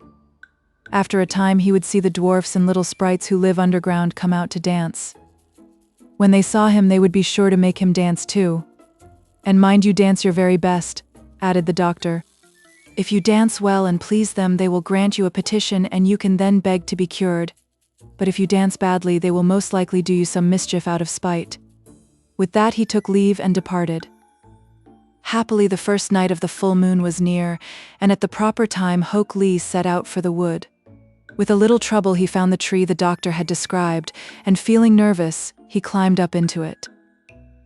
He had hardly settled himself on a branch when he saw the little dwarfs assembling in the moonlight. They came from all sides, till at length there appeared to be hundreds of them. They seemed in high glee, and danced and skipped and capered about, whilst Hok Lee grew so eager watching them, that he crept further and further along his branch till at length it gave a loud crack. All the dwarfs stood still, and Hok Lee felt as if his heart stood still also. Then one of the dwarfs called out, "Someone is up in that tree. Come down at once, whoever you are, or we must come and fetch you." In great terror Hok Lee proceeded to come down, but he was so nervous that he tripped near the ground and came rolling down in the most absurd manner. When he had picked himself up, he came forward with a low bow, and the dwarf who had first spoken, and who appeared to be the leader, said, "Now then, who art thou, and what brings thee here?" So Hok Lee told him the sad story of his swelled cheek, and how he had been advised to come to the forest and beg the dwarfs to cure him. "It is well," replied the dwarf. "We will see about that first. However, thou must dance before us. Should thy dancing please us, perhaps we may be able to do something, but shouldest thou dance badly, we shall assuredly punish thee, so now take warning and dance away." With that, he and all the other dwarfs sat down in a large ring, leaving Hok Lee to dance alone in the middle. He felt half frightened to death, and besides was a good deal shaken by his fall from the tree, and did not feel at all inclined to dance. But the dwarfs were not to be trifled with. "Begin," cried their leader. "And begin," shouted the rest in chorus. So in despair, Hok Lee began. First he hopped on one foot and then on the other, but he was so stiff and so nervous that he made but a poor attempt, and after a time sank down on the ground and vowed he could dance no more. The dwarfs were very angry. They crowded round Hok Lee and abused him. "Thou to come here to be cured, indeed," they cried. "Thou hast brought one big cheek with thee, but thou shalt take away two," and with that they ran off and disappeared, leaving Hok Lee to find his way home as best he might. He hobbled away, weary and depressed, and not a little anxious on account of the dwarf's threat. Nor were his fears unfounded, for when he rose next morning his left cheek was swelled up as big as his right, and he could hardly see out of his eyes. Hok Lee felt in despair, and his neighbors jeered at him more than ever. The doctor too had disappeared, so there was nothing for it but to try the dwarfs once more. He waited a month till the first night of the full moon came round again, and then he trudged back to the forest, and sat down under the tree from which he had fallen. He had not long to wait. Ere long the dwarfs came trooping out till all were assembled. "I don't feel quite easy," said one. "I feel as if some horrid human being were near us." When Hok Lee heard this, he came forward and bent down to the ground before the dwarfs, who came crowding round, and laughed heartily at his comical appearance with his two big cheeks. "What dost thou want?" they asked, and Hok Lee proceeded to tell them of his fresh misfortunes, and begged so hard to be allowed one more trial at dancing that the dwarfs consented, for there is nothing they love so much as being amused. Now Hok Lee knew how much depended on his dancing well, so he plucked up a good spirit and began, first quite slowly and faster by degrees, and he danced so well and gracefully, and made such new and wonderful steps, that the dwarfs were quite delighted with him. They clapped their tiny hands and shouted, "Well done, Hok Lee, well done, go on, dance more, for we are pleased." And Hok Lee danced on till he really could dance no more, and was obliged to stop. Then the leader of the dwarfs said, "We are well pleased, Hok Lee, and as a recompense for thy dancing, thy face shall be cured, farewell." With these words he and the other dwarfs vanished, and Hok Lee, putting his hands to his face, found to his great joy that his cheeks were reduced to their natural size. The way home seemed short and easy to him, and he went to bed happy and resolved never to go out robbing again. Next day the whole town was full of the news of Hok's sudden cure. His neighbors questioned him, but could get nothing from him, except the fact that he had discovered a wonderful cure for all kinds of diseases. After a time, a rich neighbor, who had been ill for some years, came and offered to give Hok Lee a large sum of money if he would tell him how he might get cured. Hok Lee consented on condition that he swore to keep the secret. He did so, and Hok Lee told him of the dwarfs and their dances. The neighbor went off, carefully obeyed Hok Lee's directions, and was duly cured by the dwarfs. Then another and another came to Hok Lee to beg his secret, and from each he extracted a vow of secrecy and a large sum of money. This went on for some years, so that at length Hok Lee became a very wealthy man, and ended his days in peace and prosperity. The Story of the Three Bears. Once upon a time there were 3 bears who lived together in a house of their own in a wood. One of them was a little small wee bear, and one was a middle-sized bear, and the other was a great huge bear. They had each a pot for their porridge, a little pot for the little small wee bear, and a middle-sized pot for the middle bear, and a great pot for the great huge bear. And they had each a chair to sit in, a little chair for the little small wee bear, and a middle-sized chair for the middle bear, and a great chair for the great, huge bear. And they had each a bed to sleep in, a little bed for the little, small wee bear, and a middle-sized bed for the middle bear, and a great bed for the great, huge bear. One day, after they had made the porridge for their breakfast and poured it into their porridge pots, they walked out into the wood while the porridge was cooling, that they might not burn their mouths by beginning too soon to eat it. And while they were walking, a little old woman came to the house. She could not have been a good, honest old woman, for, first she looked in at the window, and then she peeped in at the keyhole, and seeing nobody in the house, she lifted the latch. The door was not fastened, because the bears were good bears, who did nobody any harm, and never suspected that anybody would harm them. So the little old woman opened the door and went in, and well pleased she was when she saw the porridge on the table. If she had been a good little old woman, she would have waited till the bears came home, and then, perhaps, they would have asked her to breakfast, for they were good bears, a little rough or so, as the manner of bears is, but for all that very good-natured and hospitable. But she was an impudent, bad old woman, and set about helping herself.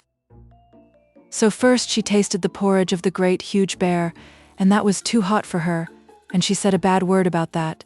And then she tasted the porridge of the middle bear, and that was too cold for her, and she said a bad word about that too. And then she went to the porridge of the little small wee bear, and tasted that, and that was neither too hot nor too cold, but just right, and she liked it so well that she ate it all up. But the naughty old woman said a bad word about the little porridge pot, because it did not hold enough for her. Then the little old woman sate down in the chair of the great, huge bear, and that was too hard for her. And then she sate down in the chair of the middle bear, and that was too soft for her. And then she sate down in the chair of the little, small, wee bear, and that was neither too hard nor too soft, but just right. So she seated herself in it, and there she sate till the bottom of the chair came out, and down came she, plump upon the ground. And the naughty old woman said a wicked word about that too. Then the little old woman went upstairs into the bedchamber in which the three bears slept, and first she lay down upon the bed of the great, huge bear, but that was too high at the head for her. And next she lay down upon the bed of the middle bear, and that was too high at the foot for her. And then she lay down upon the bed of the little small wee bear, and that was neither too high at the head, nor at the foot, but just right. So she covered herself up comfortably, and lay there till she fell fast asleep. By this time the three bears thought their porridge would be cool enough, so they came home to breakfast. Now the little old woman had left the spoon of the great huge bear, standing in his porridge. "Somebody has been at my porridge?" said the great huge bear, in his great gruff voice, and when the middle bear looked at his, he saw that the spoon was standing in it too. They were wooden spoons. If they had been silver ones, the naughty old woman would have put them in her pocket. "Somebody has been at my porridge," said the middle bear, in his middle voice. Then the little small wee bear looked at his, and there was the spoon in the porridge pot, but the porridge was all gone. "Somebody has been at my porridge, and has eaten it all up," said the little small wee bear, in his little small wee voice. Upon this the three bears, seeing that someone had entered their house and eaten up the little small wee bear's breakfast, began to look about them. Now the little old woman had not put the hard cushion straight when she rose from the chair of the great huge bear. "Somebody has been sitting in my chair," said the great huge bear in his great rough, gruff voice. And the little old woman had squatted down the soft cushion of the middle bear. "Somebody has been sitting in my chair," said the middle bear in his middle voice. And you know what the little old woman had done to the third chair? "Somebody has been sitting in my chair, and has sate the bottom of it out," said the little small wee bear in his little small wee voice. Then the three bears thought it necessary that they should make farther search, so they went upstairs into their bedchamber. Now the little old woman had pulled the pillow of the great, huge bear out of its place. "Somebody has been lying in my bed," said the great, huge bear, in his great, rough, gruff voice. And the little old woman had pulled the bolster of the middle bear out of its place. "Somebody has been lying in my bed," said the middle bear in his middle voice. And when the little small wee bear came to look at his bed, there was the bolster in its place, and the pillow in its place upon the bolster, and upon the pillow was the little old woman's ugly, dirty head, which was not in its place, for she had no business there. "Somebody has been lying in my bed, and here she is," said the little small wee bear in his little small wee voice. The little old woman had heard in her sleep the great, rough, gruff voice of the great, huge bear, but she was so fast asleep that it was no more to her than the roaring of wind or the rumbling of thunder. And she had heard the middle voice of the middle bear, but it was only as if she had heard someone speaking in a dream. But when she heard the little small wee voice of the little small wee bear, it was so sharp and so shrill that it awakened her at once. Up she started, and when she saw the 3 bears on one side of the bed, she tumbled herself out at the other and ran to the window. Now the window was open, because the bears, like good, tidy bears as they were, always opened their bedchamber window when they got up in the morning. Out the little old woman jumped, and whether she broke her neck in the fall, or ran into the wood and was lost there, or found her way out of the wood and was taken up by the constable and sent to the house of correction for a vagrant as she was, I cannot tell, but the 3 bears never saw anything more of her. Southey. Prince Vivien and the Princess Placida. Once upon a time there lived a king and queen who loved one another dearly. Indeed, the queen, whose name was Santorina, was so pretty and so kind-hearted that it would have been a wonder if her husband had not been fond of her, while King Gridelin himself was a perfect bundle of good qualities, for the fairy who presided at his christening had summoned the shades of all his ancestors, and taken something good from each of them to form his character. Unfortunately, though, she had given him rather too much kindness of heart, which is a thing that generally gets its possessor into trouble, but so far all things had prospered with King Gridelin. However, it was not to be expected such good fortune could last, and before very long the queen had a lovely little daughter who was named Placida. Now the king, who thought that if she resembled her mother in face and mind she would need no other gift, never troubled to ask any of the fairies to her christening, and this offended them mortally, so that they resolved to punish him severely for thus depriving them of their rights. So, to the despair of King Gridelin, the queen first of all became very ill, and then disappeared altogether. If it had not been for the little princess, there is no saying what would have become of him. He was so miserable, but there she was to be brought up. And luckily the good fairy Lolotte, in spite of all that had passed, was willing to come and take charge of her, and of her little cousin Prince Vivien, who was an orphan and had been placed under the care of his uncle, King Gridelin, when he was quite a baby. Although she neglected nothing that could possibly have been done for them, their characters, as they grew up, plainly proved that education only softens down natural defects, but cannot entirely do away with them, for Placida, who was perfectly lovely, and with a capacity and intelligence which enabled her to learn and understand anything that presented itself, was at the same time as lazy and indifferent as it is possible for anyone to be, while Vivien, on the contrary, was only too lively, and was forever taking up some new thing and as promptly tiring of it, and flying off to something else which held his fickle fancy an equally short time. As these 2 children would possibly inherit the kingdom, it was natural that their people should take a great interest in them, and it fell out that all the tranquil and peace-loving citizens desired that Placida should one day be their queen, while the rash and quarrelsome hoped great things for Vivien. Such a division of ideas seemed to promise civil wars and all kinds of troubles to the state, and even in the palace the 2 parties frequently came into collision. As for the children themselves, though they were too well brought up to quarrel, still the difference in all their tastes and feelings made it impossible for them to like one another, so there seemed no chance of their ever consenting to be married, which was a pity, since that was the only thing that would have satisfied both parties. Prince Vivien was fully aware of the feeling in his favor, but being too honorable to wish to injure his pretty cousin, and perhaps too impatient and volatile to care to think seriously about anything, he suddenly took it into his head that he would go off by himself in search of adventure. Luckily, this idea occurred to him when he was on horseback, for he would certainly have set out on foot rather than lose an instant. As it was, he simply turned his horse's head without another thought than that of getting out of the kingdom as soon as possible. This abrupt departure was a great blow to the state, especially as no one had any idea what had become of the prince. Even King Gridelin, who had never cared for anything since the disappearance of Queen Santorina, was roused by this new loss, and though he could not so much as look at the Princess Placida without shedding floods of tears, he resolved to see for himself what talents and capabilities she showed. He very soon found out that in addition to her natural indolence, she was being as much indulged and spoilt day by day as if the fairy had been her grandmother, and was obliged to remonstrate very seriously upon the subject. Lolotte took his reproaches meekly, and promised faithfully that she would not encourage the princess in her idleness and indifference any more. From this moment poor Placida's troubles began.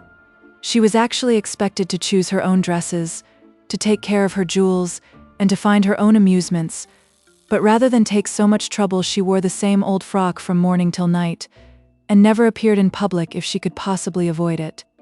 However, this was not all. King Gridelin insisted that the affairs of the kingdom should be explained to her, and that she should attend all the councils and give her opinion upon the matter in hand whenever it was asked of her. And this made her life such a burden to her that she implored Lolotte to take her away from a country where too much was required of an unhappy princess. The fairy refused at first with a great show of firmness, but who could resist the tears and entreaties of anyone so pretty as Placida? It came to this in the end, that she transported the princess just as she was, cozily tucked up upon her favorite couch, to her own grotto, and this new disappearance left all the people in despair, and Gridelin went about looking more distracted than ever. But now let us return to Prince Vivien, and see what his restless spirit has brought him to.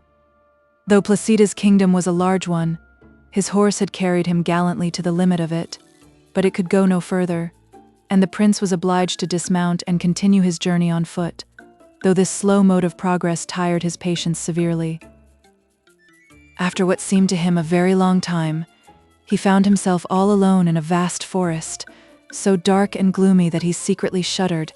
However, he chose the most promising-looking path he could find, and marched along it courageously at his best speed, but in spite of all his efforts, night fell before he reached the edge of the wood. For some time he stumbled along, keeping to the path as well as he could in the darkness, and just as he was almost wearied out he saw before him a gleam of light. This sight revived his drooping spirits, and he made sure that he was now close to the shelter and supper he needed so much, but the more he walked towards the light the further away it seemed. Sometimes he even lost sight of it altogether, and you may imagine how provoked and impatient he was by the time he finally arrived at the miserable cottage from which the light proceeded. He gave a loud knock at the door, and an old woman's voice answered from within. But as she did not seem to be hurrying herself to open it, he redoubled his blows, and demanded to be let in imperiously, quite forgetting that he was no longer in his own kingdom. But all this had no effect upon the old woman, who only noticed all the uproar he was making by saying gently, "You must have patience." He could hear that she really was coming to open the door to him, only she was so very long about it.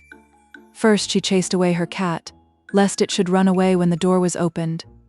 Then he heard her talking to herself, and made out that her lamp wanted trimming, that she might see better who it was that knocked, and then that it lacked fresh oil, and she must refill it. So what with one thing and another she was an immense time trotting to and fro, and all the while she now and again bade the prince have patience. When at last he stood within the little hut he saw with despair that it was a picture of poverty, and that not a crumb of anything eatable was to be seen, and when he explained to the old woman that he was dying of hunger and fatigue, she only answered tranquilly that he must have patience. However, she presently showed him a bundle of straw on which he could sleep. "But what can I have to eat?" cried Prince Vivien sharply. Wait a little," she replied. "If you will only have patience, I am just going out into the garden to gather some peas. We will shell them at our leisure, then I will light a fire and cook them, and when they are thoroughly done we can enjoy them peaceably. There is no hurry." "I shall have died of starvation by the time all that is done," said the prince ruefully. "Patience, patience," said the old woman looking at him with her slow, gentle smile. "I can't be hurried. All things come at last to him who waits. You must have heard that often." Prince Vivien was wild with aggravation, but there was nothing to be done. "Come then," said the old woman. "You shall hold the lamp to light me while I pick the peas." The prince in his haste snatched it up so quickly that it went out, and it took him a long time to light it again with 2 little bits of glowing charcoal which he had to dig out from the pile of ashes upon the hearth. However, at last the peas were gathered and shelled, and the fire lighted, but then they had to be carefully counted, since the old woman declared that she would cook 54, and no more. In vain did the prince represent to her that he was famished, that 54 peas would go no way towards satisfying his hunger, that a few peas more or less surely could not matter. It was quite useless. In the end he had to count out the 54, and worse than that, because he dropped 1 or 2 in his hurry, he had to begin again from the very first, to be sure the number was complete. As soon as they were cooked, the old dame took a pair of scales and a morsel of bread from the cupboard, and was just about to divide it when Prince Vivien, who really could wait no longer, seized the whole piece and ate it up, saying in his turn, "Patience." "You mean that for a joke?" said the old woman, as gently as ever. but that is really my name, and someday you will know more about me." Then they each ate their 27 peas, and the prince was surprised to find that he wanted nothing more, and he slept as sweetly upon his bed of straw as he had ever done in his palace.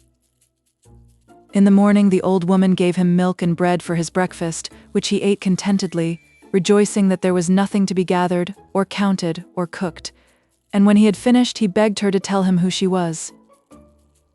"That I will with pleasure," she replied, "but it will be a long story."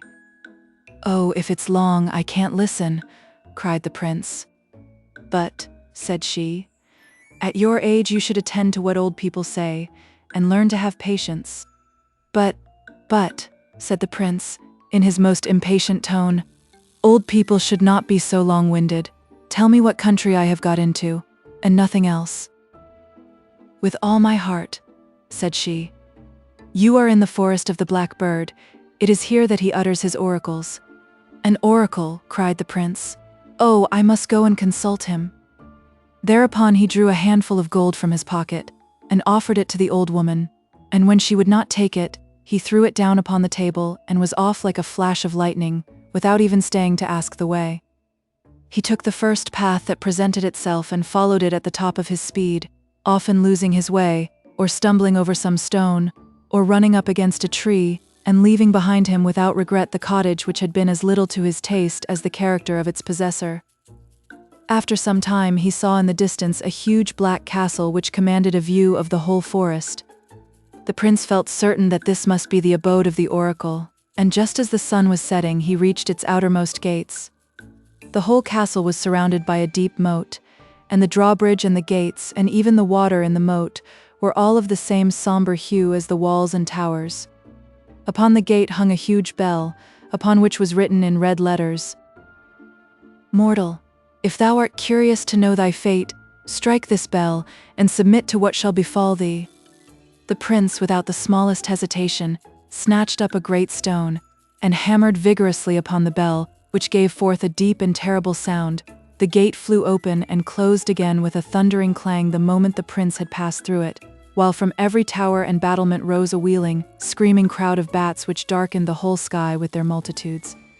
Anyone but Prince Vivien would have been terrified by such an uncanny sight, but he strode stoutly forward till he reached the second gate, which was opened to him by 60 black slaves covered from head to foot in long mantles.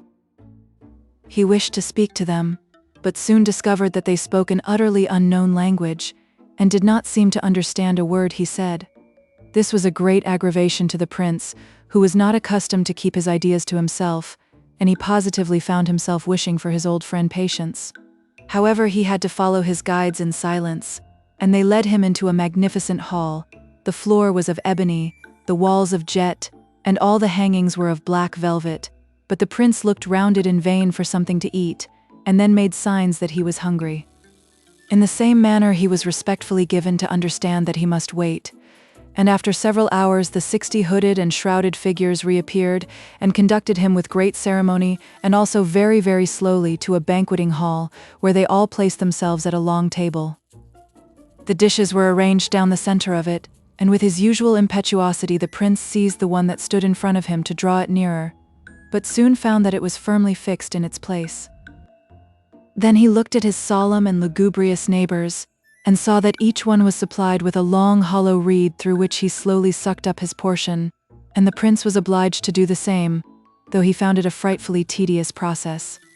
After supper, they returned as they had come to the ebony room, where he was compelled to look on while his companions played interminable games of chess, and not until he was nearly dying of weariness did they, slowly and ceremoniously as before, conduct him to his sleeping apartment.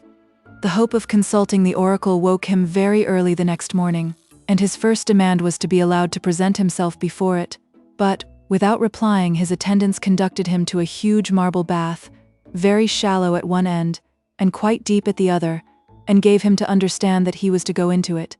The prince, nothing loth, was for springing at once into deep water, but he was gently but forcibly held back and only allowed to stand where it was about an inch deep, and he was nearly wild with impatience when he found that this process was to be repeated every day in spite of all he could say or do, the water rising higher and higher by inches.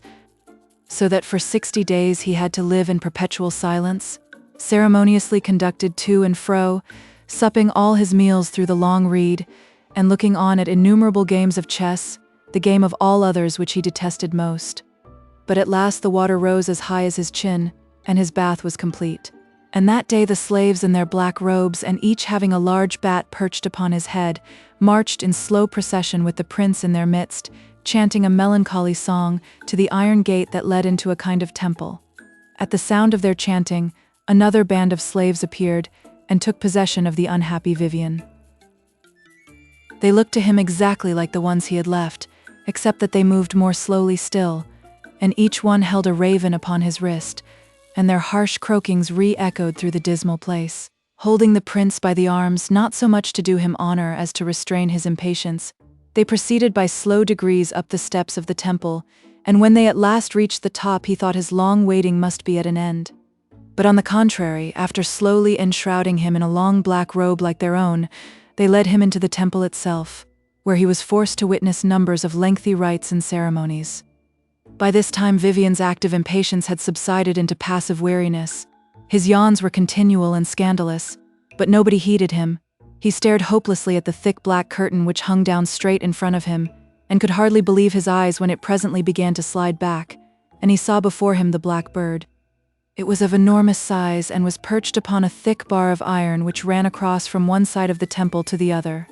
At the sight of it all the slaves fell upon their knees and hid their faces, and when it had 3 times flapped its mighty wings it uttered distinctly in Prince Vivien's own language the words, "Prince, your only chance of happiness depends upon that which is most opposed to your own nature."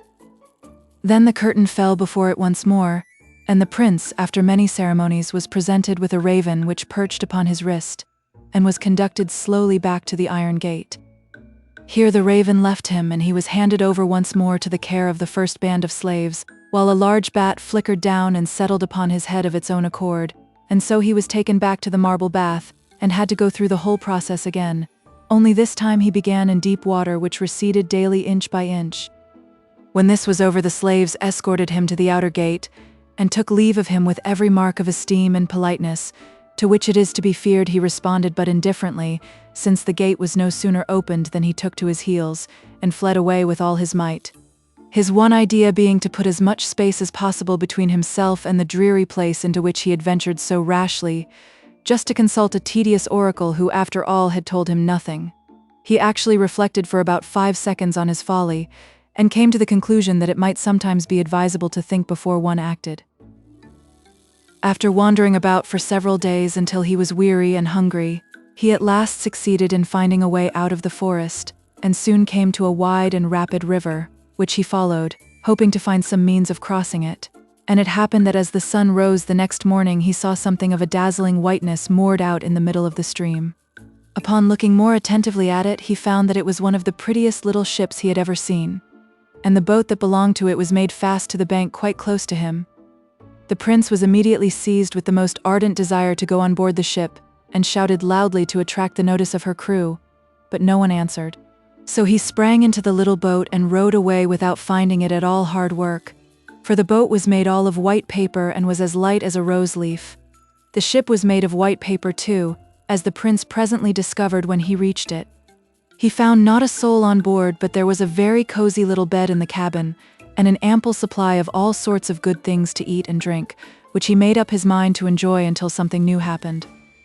Having been thoroughly well brought up at the court of King Gridolin, of course he understood the art of navigation, but when once he had started, the current carried the vessel down at such a pace that before he knew where he was the prince found himself out at sea, and a wind springing up behind him just at this moment soon drove him out of sight of land. By this time he was somewhat alarmed, and did his best to put the ship about and get back to the river, but wind and tide were too strong for him, and he began to think of the number of times, from his childhood up, that he had been warned not to meddle with water. But it was too late now to do anything but wish vainly that he had stayed on shore, and to grow heartily weary of the boat and the sea and everything connected with it. These 2 things, however, he did most thoroughly. To put the finishing touch to his misfortunes, he presently found himself becalmed in mid-ocean, a state of affairs which would be considered trying by the most patient of men, so you may imagine how it affected Prince Vivien. He even came to wishing himself back at the castle of the Blackbird, for there at least he saw some living beings, whereas on board the white paper ship he was absolutely alone, and could not imagine how he was ever to get away from his wearisome prison. However, after a very long time he did see land, and his impatience to be on shore was so great that he at once flung himself over the ship's side, that he might reach it sooner by swimming. But this was quite useless, for spring as far as he might from the vessel, it was always under his feet again before he reached the water, and he had to resign himself to his fate, and wait with what patience he could muster until the winds and waves carried the ship into a kind of natural harbor, which ran far into the land. After his long imprisonment at sea, the prince was delighted with the sight of the great trees which grew down to the very edge of the water, and leaping lightly on shore he speedily lost himself in the thick forest. When he had wandered a long way he stopped to rest beside a clear spring of water, but scarcely had he thrown himself down upon the mossy bank, when there was a great rustling in the bushes close by, and out sprang a pretty little gazelle panting and exhausted, which fell at his feet gasping out, "Oh, Vivien, save me!" The prince in great astonishment leapt to his feet, and had just time to draw his sword before he found himself face to face with a large green lion which had been hotly pursuing the poor little gazelle. Prince Vivien attacked it gallantly and a fierce combat ensued, which however ended before long in the prince's dealing his adversary a terrific blow which felled him to the earth. As he fell, the lion whistled loudly 3 times with such force that the forest rang again, and the sound must have been heard for more than 2 leagues round, after which, having apparently nothing more to do in the world, he rolled over on his side and died. The prince, without paying any further heed to him or to his whistling, returned to the pretty gazelle, saying, "Well, are you satisfied now? Since you can talk, pray tell me instantly what all this is about, and how you happen to know my name."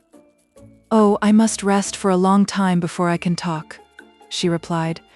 "And beside, I very much doubt if you will have leisure to listen, for the affair is by no means finished. In fact," she continued in the same languid tone, "you had better look behind you now." The prince turned sharply round and to his horror saw a huge giant approaching with mighty strides, crying fiercely, "Who has made my lion whistle, I should like to know?" "I have," replied Prince Vivien boldly, "but I can answer for it that he will not do it again." At these words the giant began to howl and lament. "Alas, my poor Tiny, my sweet little pet," he cried, "but at least I can avenge thy death." Thereupon he rushed at the prince, brandishing an immense serpent which was coiled about his wrist. Vivien, without losing his coolness, aimed a terrific blow at it with his sword, but no sooner did he touch the snake than it changed into a giant and the giant into a snake, with such rapidity that the prince felt perfectly giddy, and this happened at least 6 times, until at last with a fortunate stroke he cut the serpent in halves, and picking up one morsel flung it with all his force at the nose of the giant, who fell insensible on top of the lion, and in an instant a thick black cloud rolled up which hid them from view, and when it cleared away they had all disappeared. Then the prince, without even waiting to sheath his sword, rushed back to the gazelle, crying, "Now you have had plenty of time to recover your wits, and you have nothing more to fear, so tell me who you are, and what this horrible giant, with his lion and his serpent, have to do with you, and for pity's sake be quick about it." "I will tell you with pleasure," she answered, "but where is the hurry? I want you to come back with me to the Green Castle, but I don't want to walk there. It is so far, and walking is so fatiguing." "Let us set out at once then," replied the prince severely, "or else really I shall have to leave you where you are. Surely a young and active gazelle like you ought to be ashamed of not being able to walk a few steps. The further off this castle is the faster we ought to walk, but as you don't appear to enjoy that, I will promise that we will go gently, and we can talk by the way." "It would be better still if you would carry me," said she sweetly, "but as I don't like to see people giving themselves trouble, you may carry me, and make that snail carry you." So saying, she pointed languidly with one tiny foot at what the prince had taken for a block of stone, but now he saw that it was a huge snail. "What? I ride a snail?" cried the prince. "You are laughing at me, and beside we should not get there for a year." "Oh, well then, don't do it," replied the gazelle. "I am quite willing to stay here. The grass is green and the water clear. But if I were you, I should take the advice that was given me and ride the snail." So, though it did not please him at all, the prince took the gazelle in his arms and mounted upon the back of the snail, which glided along very peaceably, entirely declining to be hurried by frequent blows from the prince's heels. In vain did the gazelle represent to him that she was enjoying herself very much, and that this was the easiest mode of conveyance she had ever discovered. Prince Vivien was wild with impatience, and thought that the Green Castle would never be reached. However, at last they did get there, and everyone who was in it ran to see the prince dismount from his singular steed. But what was his surprise when, having at her request set the gazelle gently down upon the steps which led up to the castle, he saw her suddenly change into a charming princess, and recognized in her his pretty cousin Placida, who greeted him with her usual tranquil sweetness. His delight knew no bounds, and he followed her eagerly up into the castle, impatient to know what strange events had brought her there. But after all, he had to wait for the princess's story, for the inhabitants of the Greenlands, hearing that the giant was dead, ran to offer the kingdom to his vanquisher, and Prince Vivien had to listen to various complimentary harangues, which took a great deal of time, though he cut them as short as politeness allowed, if not shorter. But at last he was free to rejoin Placida, who at once began the story of her adventures. "After you had gone away," said she, "they tried to make me learn how to govern the kingdom, which wearied me to death, so that I begged and prayed Lolotte to take me away with her, and this she presently did, but very reluctantly. However, having been transported to her grotto upon my favorite couch, I spent several delicious days, soothed by the soft green light, which was like a beech wood in the spring, and by the murmuring of bees and the tinkle of falling water. But alas, Lolotte was forced to go away to a general assembly of the fairies, and she came back in great dismay, telling me that her indulgence to me had cost her dear, for she had been severely reprimanded and ordered to hand me over to the fairy Merlifici, who was already taking charge of you, and who had been much commended for her management of you." "Fine management indeed," interrupted the prince. "If it is to her I owe all the adventures I have met with. But go on with your story, my cousin. I can tell you all about my doings afterwards, and then you can judge for yourself." "At first I was grieved to see Lolotte cry," resumed the princess, "but I soon found that grieving was very troublesome, so I thought it better to be calm, and very soon afterwards I saw the fairy Merlific arrive, mounted upon her great unicorn. She stopped before the grotto and bade Lolotte bring me out to her, at which she cried worse than ever, and kissed me a dozen times, but she dared not refuse. I was lifted up onto the unicorn, behind Merlific, who said to me, 'Hold on tight, little girl, if you don't want to break your neck.' And indeed, I had to hold on with all my might, for her horrible steed trotted so violently that it positively took my breath away. However, at last we stopped at a large farm, and the farmer and his wife ran out as soon as they saw the fairy, and helped us to dismount. I knew that they were really a king and queen, whom the fairies were punishing for their ignorance and idleness. You may imagine that I was by this time half dead with fatigue, but Merlifici insisted upon my feeding her unicorn before I did anything else. To accomplish this, I had to climb up a long ladder into the hayloft, and bring down, one after another, 24 handfuls of hay. Never before did I have such a wearisome task. It makes me shudder to think of it now. And that was not all. In the same way, I had to carry the 24 handfuls of hay to the stable, and then it was supper time, and I had to wait upon all the others. After that, I really thought I should be allowed to go peaceably to my little bed, but, oh dear no. First of all, I had to make it, for it was all in confusion, and then I had to make one for the fairy, and tuck her in, and draw the curtains round her, beside rendering her a dozen little services which I was not at all accustomed to. Finally, when I was perfectly exhausted by all this toil, I was free to go to bed myself, but as I had never before undressed myself, and really did not know how to begin, I lay down as I was.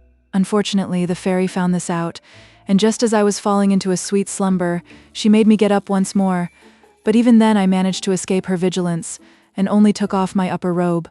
Indeed, I may tell you in confidence that I always find disobedience answer very well. One is often scolded, it is true, but then one has been saved some trouble. At the earliest dawn of day, Merlifici woke me, and made me take many journeys to the stable to bring her word how her unicorn had slept, and how much hay he had eaten, and then to find out what time it was, and if it was a fine day. I was so slow, and did my errands so badly, that before she left she called the king and queen and said to them, "I am much more pleased with you this year.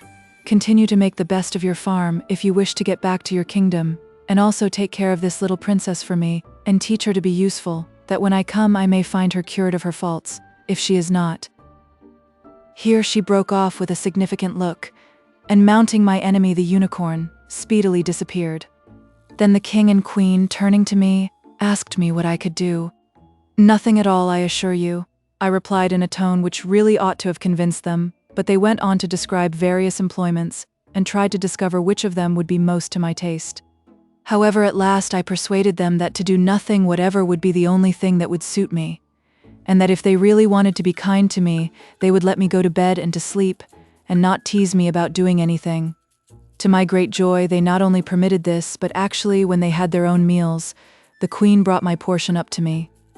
But early the next morning she appeared at my bedside, saying, with an apologetic air, "My pretty child, I'm afraid you must really make up your mind to get up today. I know quite well how delightful it is to be thoroughly idle. For when my husband and I were king and queen, we did nothing at all from morning to night, and I sincerely hope that it will not be long before those happy days will come again for us. But at present we have not reached them, nor have you, and you know from what the fairy said that perhaps worse things may happen to us if she is not obeyed.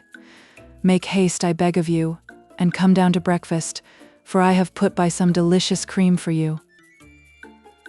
It was really very tiresome, but as there was no help for it, I went down. But the instant breakfast was over, they began again their cuckoo cry of "What will you do?" In vain did I answer, "Nothing at all, if it please you, madam."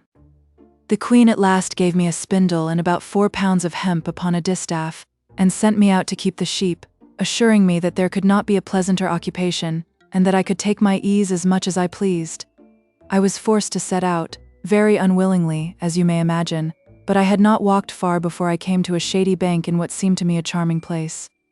I stretched myself cozily upon the soft grass, and with the bundle of hemp for a pillow slept as tranquilly as if there were no such things as sheep in the world, while they for their part wandered hither and thither at their own sweet will, as if there were no such thing as a shepherdess invading every field and browsing upon every kind of forbidden dainty, until the peasants, alarmed by the havoc they were making, raised a clamor, which at last reached the ears of the king and queen, who ran out, and seeing the cause of the commotion, hastily collected their flock. And, indeed, the sooner the better, since they had to pay for all the damage they had done. As for me, I lay still and watched them run, for I was very comfortable, and there I might be still, if they had not come up, all panting and breathless, and compelled me to get up and follow them. They also reproached me bitterly, but I need hardly tell you that they did not again entrust me with the flock. But whatever they found for me to do, it was always the same thing. I spoilt and mismanaged it all, and was so successful in provoking even the most patient people, that one day I ran away from the farm, for I was really afraid the queen would be obliged to beat me. When I came to the little river in which the king used to fish, I found the boat tied to a tree, and stepping in I unfastened it, and floated gently down with the current. The gliding of the boat was so soothing that I did not trouble myself in the least when the queen caught sight of me and ran along the bank, crying, my boat, husband, come and catch the little princess who is running away with my boat." The current soon carried me out of hearing of her cries, and I dreamed to the song of the ripples and the whisper of the trees, until the boat suddenly stopped, and I found it was stuck fast beside a fresh green meadow, and that the sun was rising. In the distance I saw some little houses which seemed to be built in a most singular fashion, but as I was by this time very hungry, I set out towards them. But before I had walked many steps, I saw that the air was full of shining objects which seemed to be fixed, and yet I could not see what they hung from. I went nearer and saw a silken cord hanging down to the ground, and pulled it just because it was so close to my hand. Instantly the whole meadow resounded to the melodious chiming of a peal of silver bells, and they sounded so pretty that I sat down to listen, and to watch them as they swung shining in the sunbeams.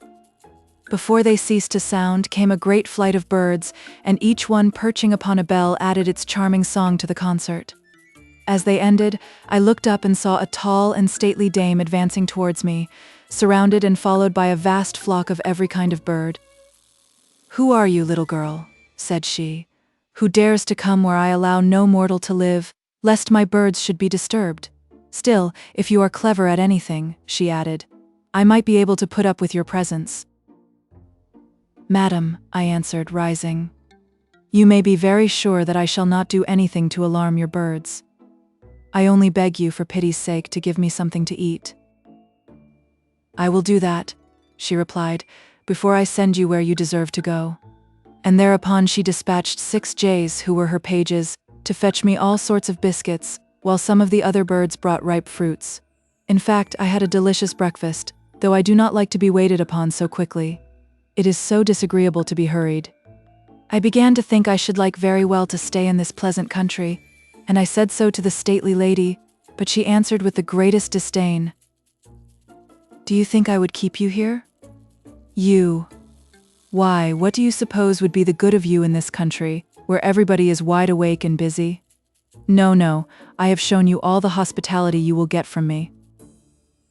With these words she turned and gave a vigorous pull to the silken rope which I mentioned before, but instead of a melodious chime, there arose a hideous clanging which quite terrified me, and in an instant a huge blackbird appeared, which alighted at the fairy's feet, saying in a frightful voice, "What do you want of me, my sister?"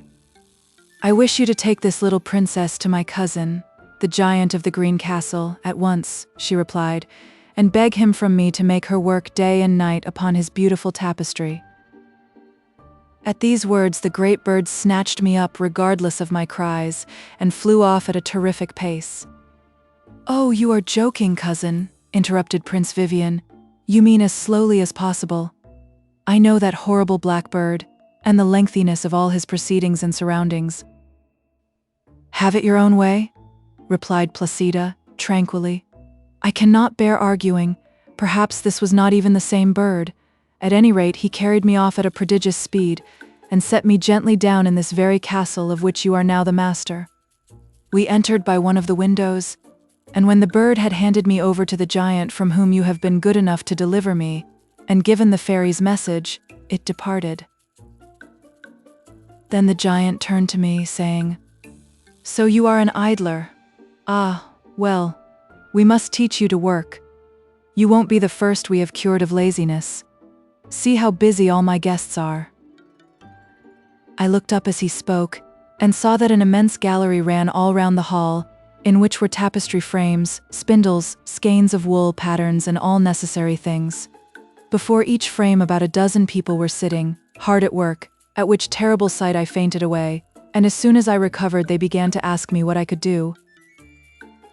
It was in vain that I replied as before, and with the strongest desire to be taken at my word, nothing at all. The giant only said, "Then you must learn to do something. In this world there is enough work for everybody." It appeared that they were working into the tapestry all the stories the fairies liked best, and they began to try and teach me to help them, but from the first class, where they tried me to begin with, I sank lower and lower, and not even the most simple stitches could I learn. In vain they punished me by all the usual methods.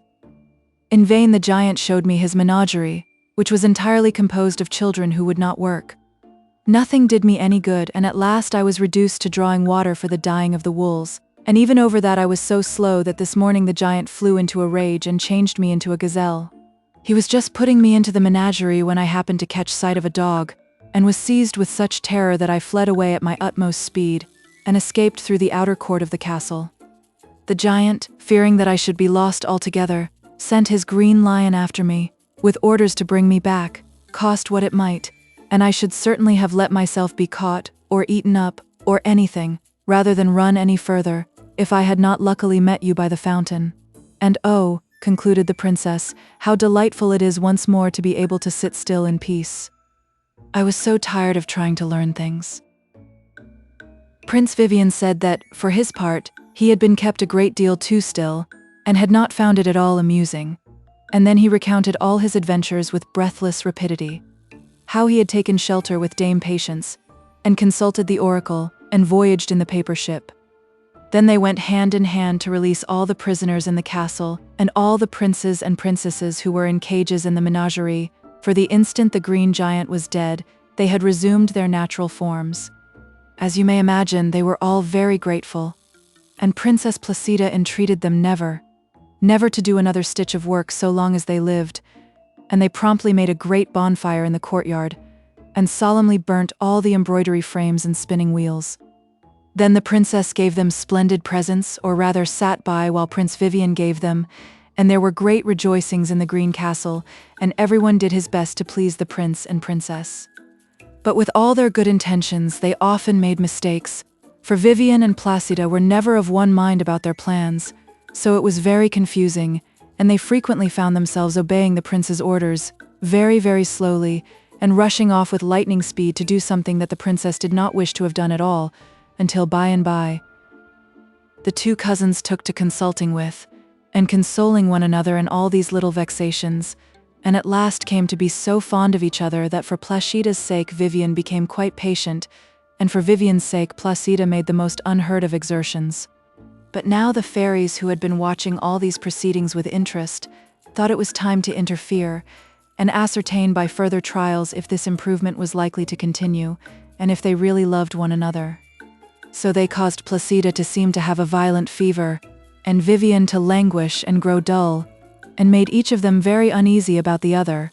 And then, finding a moment when they were apart, the fairy Merlificious suddenly appeared to Placida, and said, "I have just seen Prince Vivien, and he seemed to me to be very ill." "Alas, yes, madam," she answered, "and if you will but cure him, you may take me back to the farm, or bring the green giant to life again, and you shall see how obedient I will be." "If you really wish him to recover," said the fairy, "you have only to catch the trotting mouse and the chaffinch on the wing, and bring them to me. Only remember that time presses." She had hardly finished speaking before the princess was rushing headlong out of the castle gate, and the fairy, after watching her till she was lost to sight, gave a little chuckle and went in search of the prince, who begged her earnestly to send him back to the Black Castle, or to the paper boat if she would but save Placida's life. The fairy shook her head, and looked very grave. She quite agreed with him. The princess was in a bad way, but, said she, if you can find the rosy mole, and give him to her, she will recover. So now it was the prince's turn to set off in a vast hurry, only as soon as he left the castle he happened to go in exactly the opposite direction to the one Placida had taken. Now you can imagine these two devoted lovers hunting night and day. The princess in the woods, always running, always listening, pursuing hotly after two creatures which seemed to her very hard to catch, which she yet never ceased from pursuing. The prince, on the other hand, wandering continually across the meadows, his eyes fixed upon the ground, attentive to every movement among the moles. He was forced to walk slowly, slowly upon tiptoe, hardly venturing to breathe. Often he stood for hours motionless as a statue, and if the desire to succeed could have helped him, he would soon have possessed the rosy mole. But alas, all that he caught were black and ordinary, though strange to say he never grew impatient, but always seemed ready to begin the tedious hunt again. But this changing of character is one of the most ordinary miracles which love works. Neither the prince nor the princess gave a thought to anything but their quest. It never even occurred to them to wonder what country they had reached. So you may guess how astonished they were one day, when, having at last been successful after their long and weary chase, they cried aloud at the same instant, "At last I have saved my beloved," and then, recognizing each other's voice, looked up, and rushed to meet one another with the wildest joy. Surprise kept them silent while for one delicious moment they gazed into each other's eyes, and just then who should come up but King Gridelin, for it was into his kingdom they had accidentally strayed. He recognized them in his turn and greeted them joyfully, but when they turned afterwards to look for the rosy mole, the chaffinch, and the trotting mouse, they had vanished, and in their places stood a lovely lady whom they did not know, the Blackbird and the Green Giant. King Gridelin had no sooner set eyes upon the lady than with a cry of joy he clasped her in his arms, for it was no other than his long-lost wife, Santorina, about whose imprisonment in fairyland you may perhaps read someday. Then the Blackbird and the Green Giant resumed their natural form, for they were enchanters, and up flew Lolotte and Merlifici in their chariots, and then there was a great kissing and congratulating, for everybody had regained someone he loved, including the enchanters, who loved their natural forms dearly. After this they repaired to the palace, and the wedding of Prince Vivien and Princess Placida was held at once with all the splendor imaginable. King Gridolin and Queen Santorina, after all their experiences, had no further desire to reign, so they retired happily to a peaceful place, leaving their kingdom to the prince and princess, who were beloved by all their subjects, and found their greatest happiness all their lives long in making other people happy. Nonchalante et papillon. Little One Eye, Little Two Eyes, and Little Three Eyes. There was once a woman who had 3 daughters, of whom the eldest was called Little One Eye, because she had only one eye in the middle of her forehead, and the second, Little Two Eyes, because she had 2 eyes like other people, and the youngest, Little Three Eyes, because she had 3 eyes, and her third eye was also in the middle of her forehead. But because Little Two Eyes did not look any different from other children, her sisters and mother could not bear her. They would say to her, "You with your 2 eyes are no better than common folk. You don't belong to us." They pushed her here and threw her wretched clothes there and gave her to eat only what they left, and they were as unkind to her as ever they could be. It happened one day that Little Two Eyes had to go out into the fields to take care of the goat, but she was still quite hungry because her sisters had given her so little to eat. So she sat down in the meadow and began to cry, and she cried so much that 2 little brooks ran out of her eyes. But when she looked up once in her grief, there stood a woman beside her who asked, "Little Two Eyes, what are you crying for?" Little Two Eyes answered, "Have I not reason to cry? Because I have 2 eyes like other people, my sisters and my mother cannot bear me. They push me out of one corner into another, and give me nothing to eat except what they leave. Today they have given me so little that I am still quite hungry." Then the wise woman said, "Little Two Eyes, dry your eyes, and I will tell you something so that you need never be hungry again. Only say to your goat, 'Little goat, bleat, little table appear,' and a beautifully spread table will stand before you, with the most delicious food on it, so that you can eat as much as you want. And when you have had enough and don't want the little table anymore, you have only to say, 'Little goat, bleat, little table away,' and then it will vanish." Then the wise woman went away. But Little Two Eyes thought, "I must try at once if what she has told me is true, for I am more hungry than ever." And she said, "Little goat, bleat, little table appear." And scarcely had she uttered the words, when there stood a little table before her covered with a white cloth, on which were arranged a plate, with a knife and fork and a silver spoon, and the most beautiful dishes, which were smoking hot, as if they had just come out of the kitchen. Then Little Two Eyes said the shortest grace she knew, and set to work and made a good dinner. And when she had had enough, she said, as the wise woman had told her, "Little goat, bleat, little table, away," and immediately the table and all that was on it disappeared again. "That is a splendid way of housekeeping," thought Little Two Eyes, and she was quite happy and contented. In the evening, when she went home with her goat, she found a little earthenware dish with the food that her sisters had thrown to her, but she did not touch it. The next day she went out again with her goat, and left the few scraps which were given her. The first and second times her sisters did not notice this, but when it happened continually, they remarked it and said, "Something is the matter with Little Two Eyes, for she always leaves her food now, and she used to gobble up all that was given her. She must have found other means of getting food." So in order to get at the truth, Little One Eye was told to go out with Little Two Eyes when she drives the goat to pasture, and to notice particularly what she got there, and whether anyone brought her food and drink. Now when Little Two Eyes was setting out, Little One Eye came up to her and said, "I will go into the field with you and see if you take good care of the goat, and if you drive him properly to get grass." But Little Two Eyes saw what Little One Eye had in her mind, and she drove the goat into the long grass and said, "Come, Little One Eye, we will sit down here, and I will sing you something." Little One Eye sat down, and as she was very much tired by the long walk to which she was not used, and by the hot day, and as Little Two Eyes went on singing, "Little One Eye, are you awake? Little One Eye, are you asleep?" She shut her one eye and fell asleep. When Little Two Eyes saw that Little One Eye was asleep and could find out nothing, she said, "Little goat, bleat, little table appear," and sat down at her table and ate and drank as much as she wanted. Then she said again, "Little goat, bleat, little table away," and in the twinkling of an eye all had vanished. Little Two Eyes then woke Little One Eye and said, "Little One Eye, you meant to watch, and, instead, you went to sleep. In the meantime the goat might have run far and wide. Come, we will go home."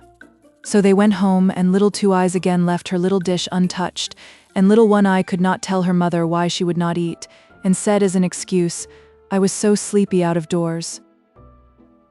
The next day the mother said to Little Three Eyes, "This time you shall go with Little Two Eyes and watch whether she eats anything out in the fields, and whether anyone brings her food and drink, for eat and drink she must secretly." So Little Three Eyes went to Little Two Eyes and said, "I will go with you and see if you take good care of the goat, and if you drive him properly to get grass." But Little Two Eyes knew what Little Three Eyes had in her mind, and she drove the goat out into the tall grass and said, "We will sit down here, Little Three Eyes, and I will sing you something." Little Three Eyes sat down. She was tired by the walk and the hot day, and Little Two Eyes sang the same little song again. "Little Three Eyes, are you awake?" But instead of singing as she ought to have done, "Little Three Eyes, are you asleep?" she sang without thinking. "Little Two Eyes, are you asleep?" She went on singing. "Little Three Eyes, are you awake?" "Little Two Eyes, are you asleep?" So that the two eyes of Little Three Eyes fell asleep, but the third, which was not spoken to in the little rhyme, did not fall asleep. Of course Little Three Eyes shut that eye also out of cunning, to look as if she were asleep, but it was blinking and could see everything quite well. And when Little Two Eyes thought that Little Three Eyes was sound asleep, she said her rhyme, "Little goat, bleat, little table appear," and ate and drank to her heart's content, and then made the table go away again by saying, "Little goat, bleat, little table, away." But Little Three Eyes had seen everything. Then Little Two Eyes came to her and woke her and said, "Well, Little Three Eyes, have you been asleep? You watch well. Come, we will go home."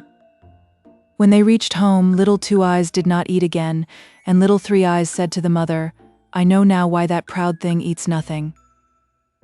When she says to the goat in the field, "Little goat, bleat, little table appear," a table stands before her, spread with the best food, much better than we have.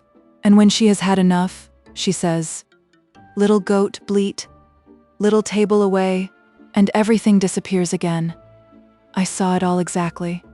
She made two of my eyes go to sleep with a little rhyme, but the one in my forehead remained awake, luckily. Then the envious mother cried out, "Will you fare better than we do?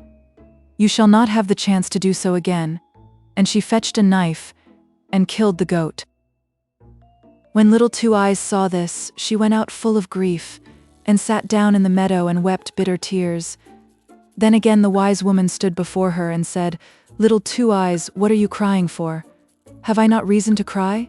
she answered. "The goat, which when I said the little rhyme, spread the table so beautifully, my mother has killed. And now I must suffer hunger and want again."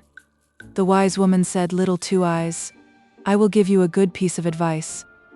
Ask your sisters to give you the heart of the dead goat and bury it in the earth before the house door. That will bring you good luck." Then she disappeared, and Little Two Eyes went home and said to her sisters, "Dear sisters, do give me something of my goat. I ask nothing better than its heart." Then they laughed and said, "You can have that if you want nothing more."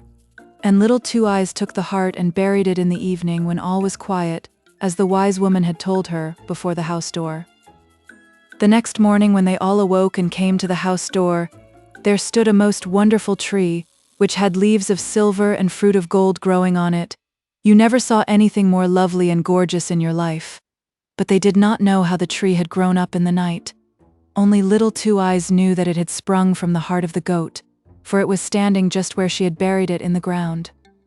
Then the mother said to Little One Eye, "Climb up, my child, and break us off the fruit from the tree." Little One Eye climbed up, But just when she was going to take hold of one of the golden apples, the bough sprang out of her hands, and this happened every time, so that she could not break off a single apple, however hard she tried. Then the mother said, "Little Three Eyes, do you climb up? You with your 3 eyes can see round better than Little One Eye." So Little One Eye slid down, and Little 3 Eyes climbed up, but she was not any more successful. Look round as she might, the golden apples bent themselves back. At last the mother got impatient and climbed up herself, but she was even less successful than Little One Eye and Little 3 Eyes in catching hold of the fruit, and only grasped at the empty air. Then Little 2 Eyes said, "I will just try once, perhaps I shall succeed better." The sisters called out, "You with your 2 eyes will no doubt succeed." But Little 2 Eyes climbed up, and the golden apples did not jump away from her, but behaved quite properly so that she could pluck them off, one after the other, and brought a whole apron full down with her. The mother took them from her, and, instead of behaving better to poor Little 2 Eyes, as they ought to have done, they were jealous that she only could reach the fruit and behaved still more unkindly to her. It happened one day that when they were all standing together by the tree that a young knight came riding along.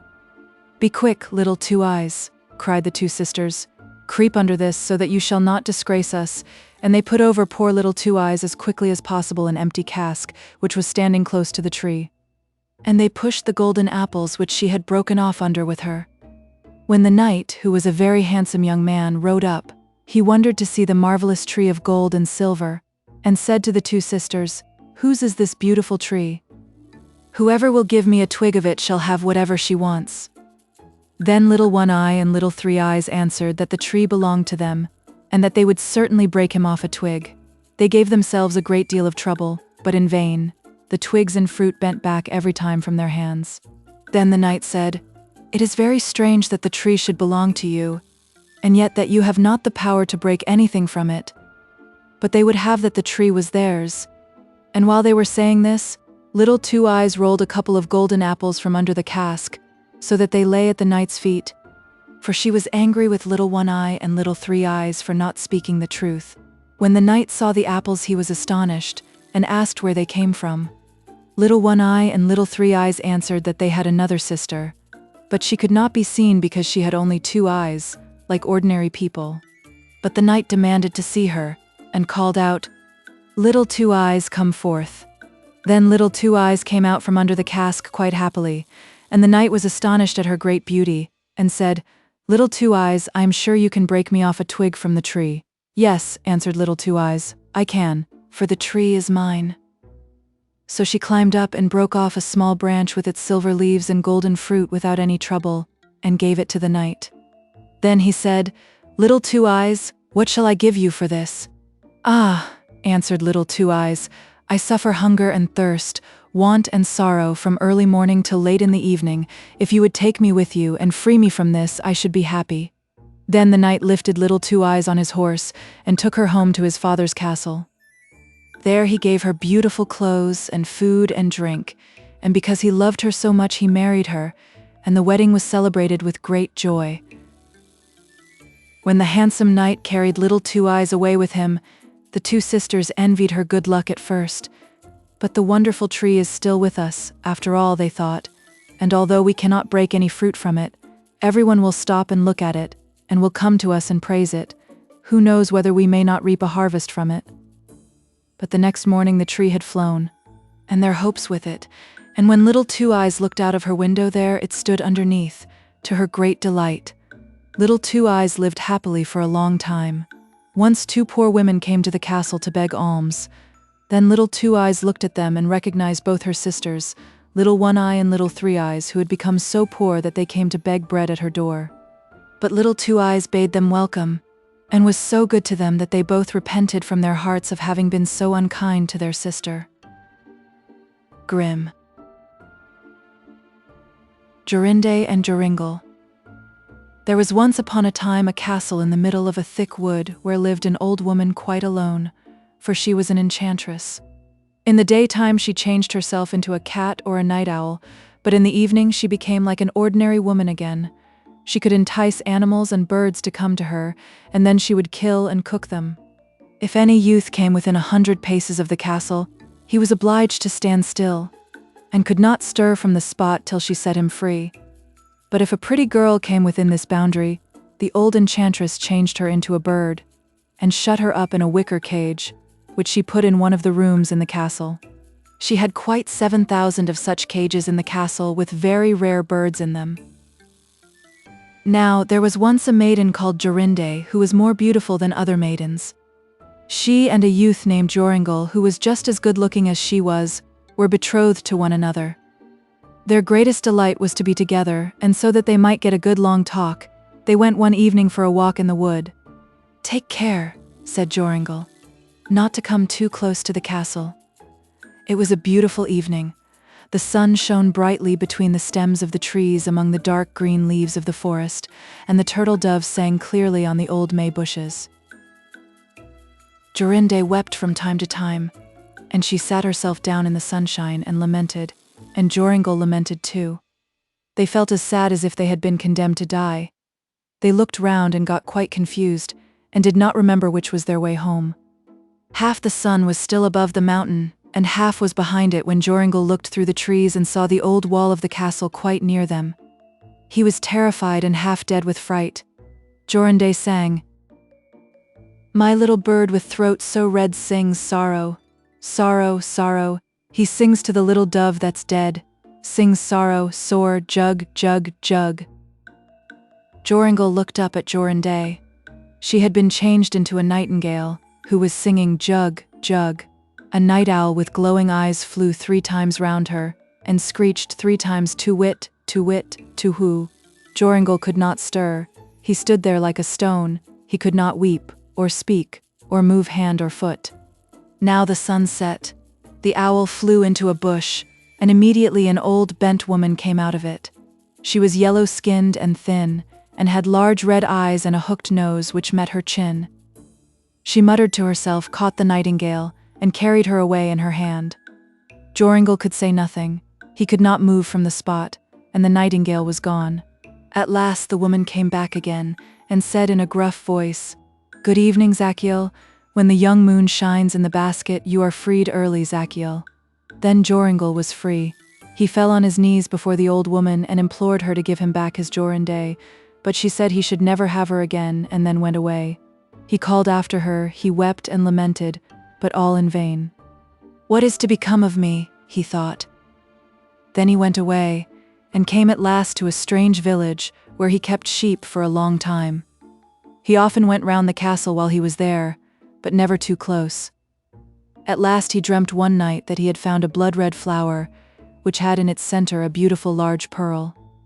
He plucked this flower and went with it to the castle, and there everything which he touched with the flower was freed from the enchantment, and he got his Jorinde back again through it. When he awoke in the morning, he began to seek mountain and valley to find such a flower.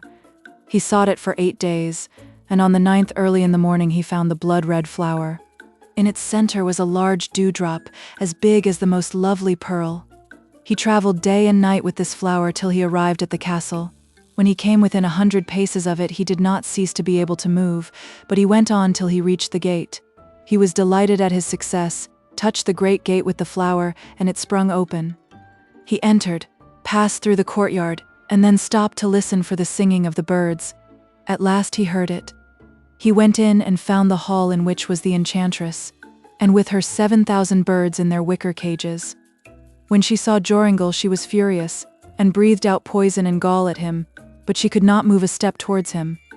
He took no notice of her, and went and looked over the cages of birds. But there were many hundred nightingales, and how was he to find his Jorinde from among them? Whilst he was considering, he observed the old witch take up a cage secretly and go with it towards the door. Instantly he sprang after her, touched the cage with the flower, and the old woman as well.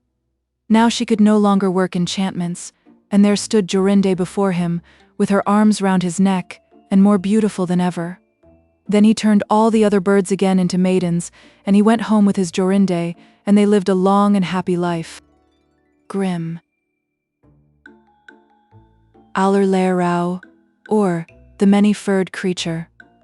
There was once upon a time a king who had a wife with golden hair, and she was so beautiful that you couldn't find anyone like her in the world.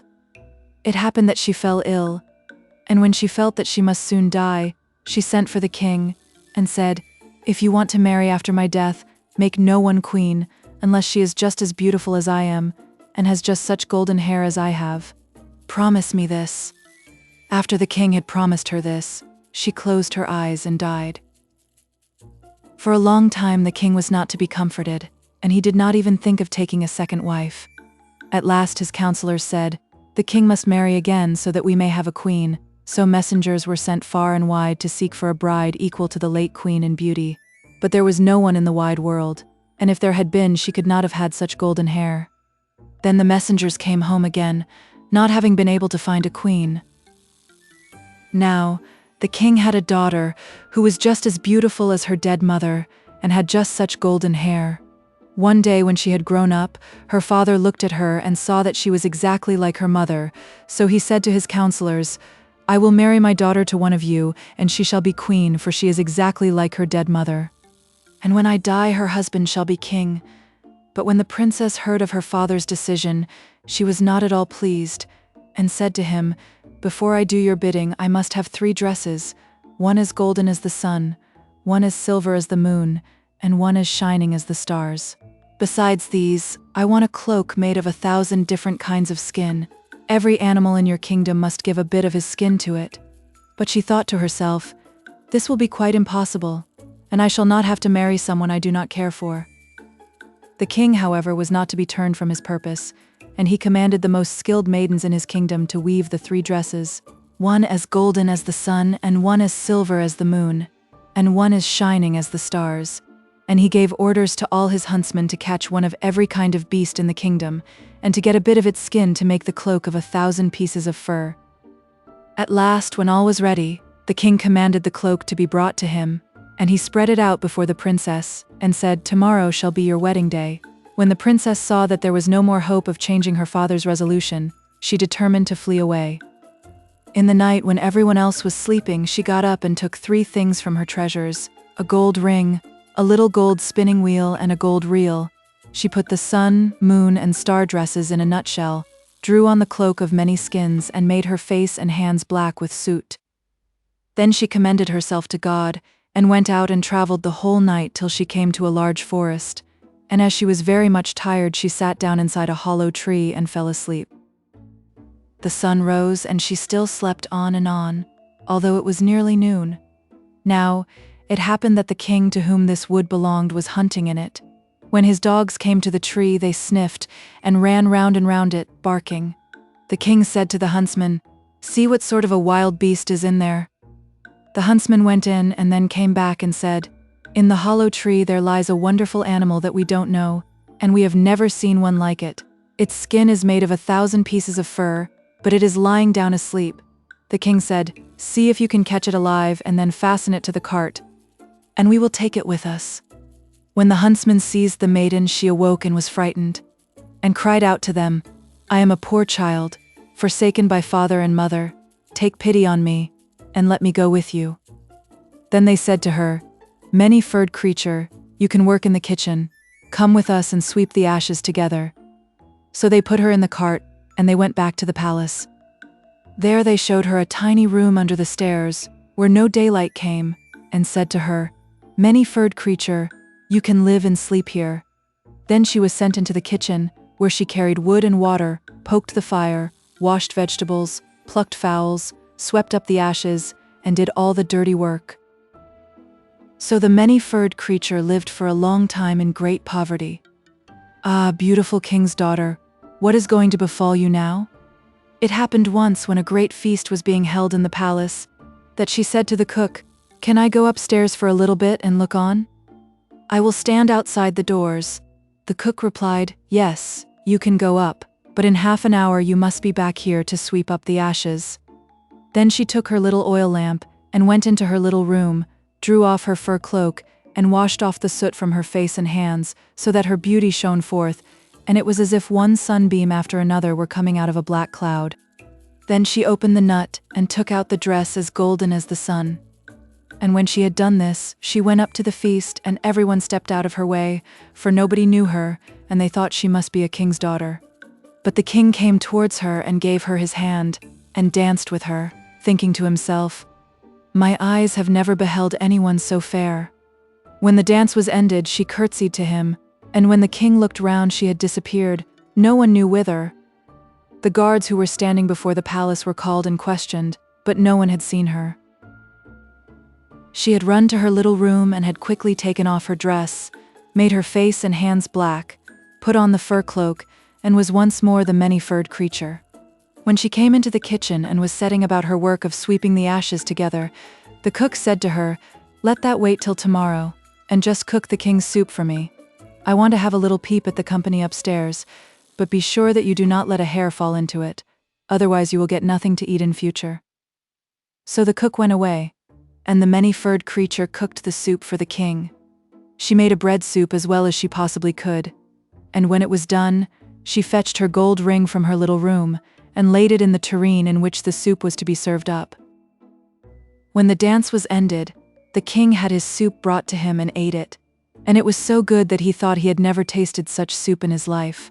But when he came to the bottom of the dish, he saw a gold ring lying there, and he could not imagine how it got in. Then he commanded the cook to be brought before him. The cook was terrified when he heard the command, and said to the many-furred creature, "You must have let a hair fall into the soup, and if you have, you deserve a good beating." When he came before the king asked who had cooked the soup. The cook answered, "I cooked it." But the king said, "That's not true, for it was quite different and much better soup than you have ever cooked." Then the cook said, "I must confess, I did not cook the soup, the many-furred creature did." "Let her be brought before me," said the king. When the many-furred creature came, the king asked her who she was. "I am a poor child without father or mother." Then he asked her, "What do you do in my palace?" "I am of no use except to have boots thrown at my head." "How did you get the ring which was in the soup?" he asked. "I know nothing at all about the ring," she answered. So the king could find out nothing, and was obliged to send her away. After a time there was another feast, and the many-furred creature begged the cook as at the last one to let her go and look on. He answered, "Yes, but come back again in half an hour, and cook the king the bread soup that he likes so much."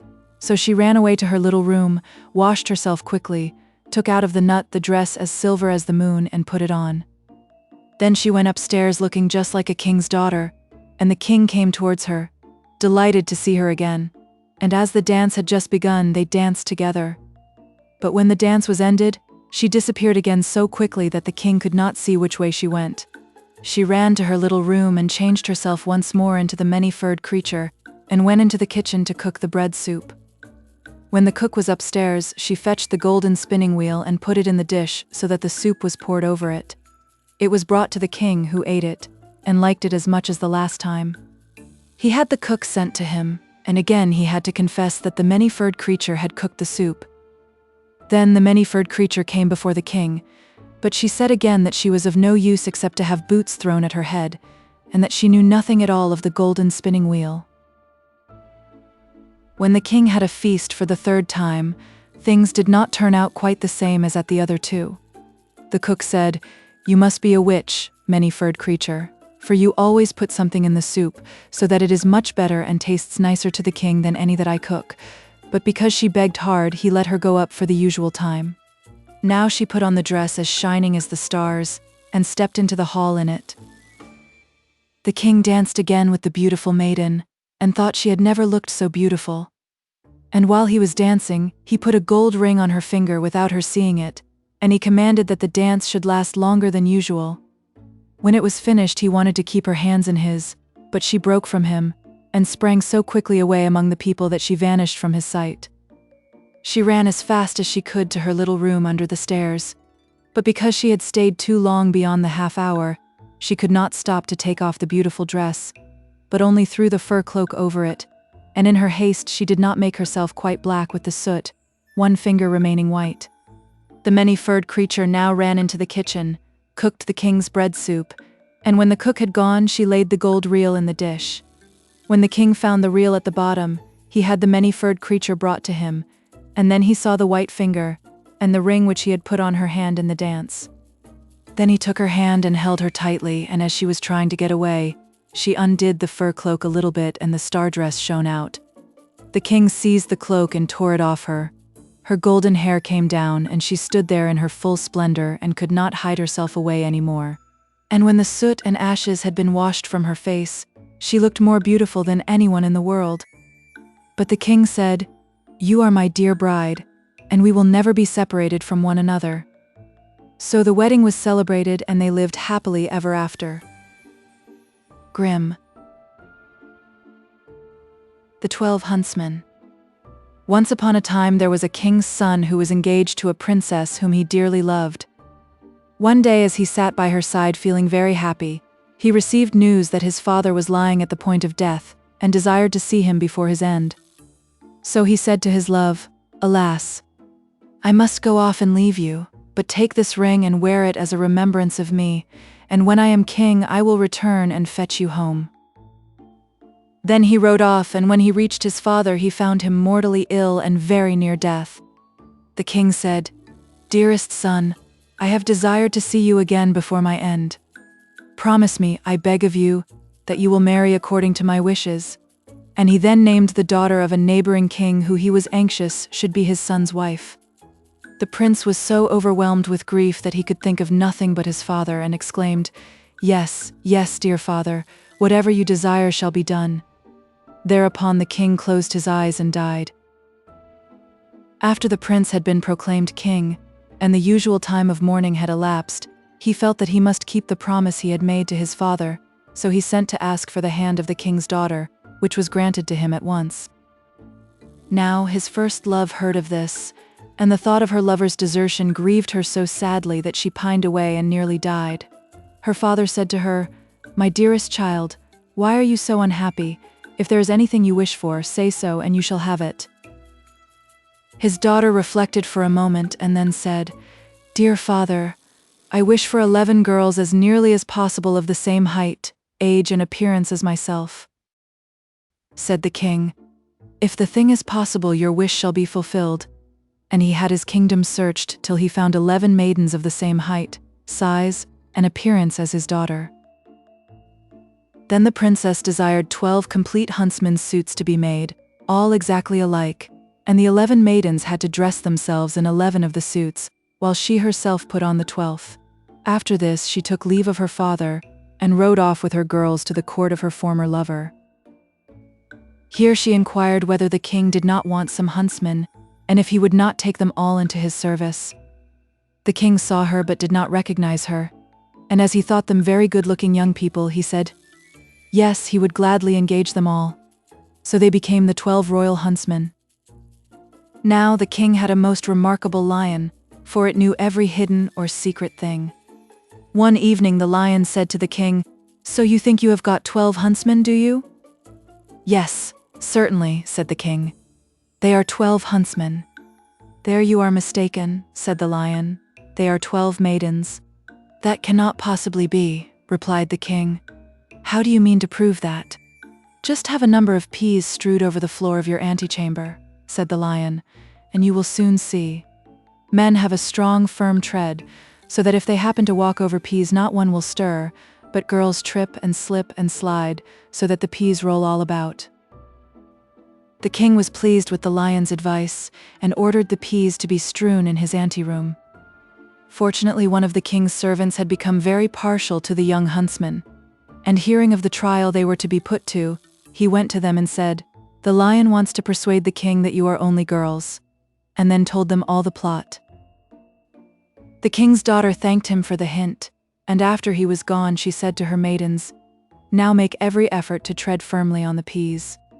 Next morning, when the king sent for his 12 huntsmen, and they passed through the anteroom which was plentifully strewn with peas, they trod so firmly and walked with such a steady, strong step that not a single pea rolled away or even so much as stirred.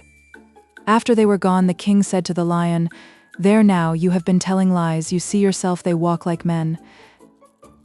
"Because they knew they were being put to the test," answered the lion, "and so they made an effort, but just have a dozen spinning wheels placed in the anteroom. When they pass through you'll see how pleased they will be, quite unlike any man." The king was pleased with the advice, and desired 12 spinning wheels to be placed in his antechamber. But the good-natured servant went to the huntsmen and told them all about this fresh plot. Then, as soon as the king's daughter was alone with her maidens, she exclaimed, "Now pray make a great effort and don't even look at those spinning wheels." When the king sent for his 12 huntsmen next morning, they walked through the anteroom without even casting a glance at the spinning wheels. Then the king said once more to the lion, "You have deceived me again. They are men, for they never once looked at the spinning wheels." The lion replied they knew they were being tried, and they did violence to their feelings. But the king declined to believe in the lion any longer. So the 12 huntsmen continued to follow the king, and he grew daily fonder of them.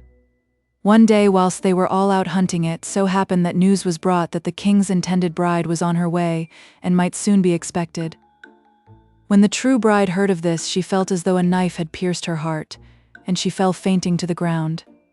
The king, fearing something had happened to his dear huntsman, ran up to help and began drawing off his gloves. Then he saw the ring which he had given to his first love, and as he gazed into her face he knew her again, and his heart was so touched that he kissed her. And as she opened her eyes he cried, "I am thine and thou art mine, and no power on earth can alter that." To the other princess he dispatched a messenger to beg her to return to her own kingdom with all speed. "For," said he, "I have got a wife, and he who finds an old key again does not require a new one." Thereupon the wedding was celebrated with great pomp, and the lion was restored to the royal favor, for after all he had told the truth. Grimm. Spindle, Shuttle, and Needle. Once upon a time there lived a girl who lost her father and mother when she was quite a tiny child. Her godmother lived all alone in a little cottage at the far end of the village, and there she earned her living by spinning, weaving, and sewing. The old woman took the little orphan home with her and brought her up in good, pious, industrious habits. When the girl was 15 years old, her godmother fell ill, and calling the child to her bedside, she said, "My dear daughter, I feel that my end is near. I leave you my cottage, which will at least shelter you, and also my spindle, my weaver's shuttle, and my needle with which to earn your bread." Then she laid her hands on the girl's head, blessed her, and added, "Mind and be good, and then all will go well with you." With that she closed her eyes for the last time, and when she was carried to her grave the girl walked behind her coffin weeping bitterly, and paid her all the last honors. After this the girl lived all alone in the little cottage. She worked hard, spinning, weaving, and sewing, and her old godmother's blessings seemed to prosper all she did. The flax seemed to spread and increase, and when she wove a carpet or a piece of linen, or made a shirt, she was sure to find a customer who paid her well, so that not only did she feel no want herself, but she was able to help those who did. Now, it happened that about this time the king's son was making a tour through the entire country to look out for a bride. He could not marry a poor woman, and he did not wish for a rich one. "She shall be my wife," said he, "who is at once the poorest and the richest." When he reached the village where the girl lived, he inquired who was the richest and who the poorest woman in it. The richest was named first. The poorest, he was told, was a young girl who lived alone in a little cottage at the far end of the village. The rich girl sat at her door dressed out in all her best clothes, and when the king's son came near she got up, went to meet him and made him a low curtsy. He looked well at her, said nothing but rode on further. When he reached the poor girl's house he did not find her at her door, for she was at work in her room. The prince reined in his horse, looked in at the window through which the sun was shining brightly, and saw the girl sitting at her wheel busily spinning away. She looked up, and when she saw the king's son gazing in at her, she blushed red all over, cast down her eyes and span on. Whether the thread was quite as even as usual I really cannot say, but she went on spinning till the king's son had ridden off. Then she stepped to the window and opened the lattice, saying, "The room is so hot." But she looked after him as long as she could see the white plumes in his hat. Then she sat down to her work once more and span on, and as she did so an old saying which she had often heard her godmother repeat whilst at work came into her head, and she began to sing. "Spindle, spindle, go and see if my love will come to me. Lo and behold, The spindle leapt from her hand and rushed out of the room, and when she had sufficiently recovered from her surprise to look after it, she saw it dancing merrily through the fields, dragging a long golden thread after it, and soon it was lost to sight. The girl, having lost her spindle, took up the shuttle and, seating herself at her loom, began to weave. Meantime the spindle danced on, and just as it had come to the end of the golden thread, it reached the king's son. "What do I see?" he cried. "This spindle seems to wish to point out the way to me." So he turned his horse's head and rode back beside the golden thread. Meantime the girl sat weaving and sang, "Shuttle, weave both web and woof, bring my love beneath my roof." The shuttle instantly escaped from her hand, and with one bound was out at the door. On the threshold it began weaving the loveliest carpet that was ever seen.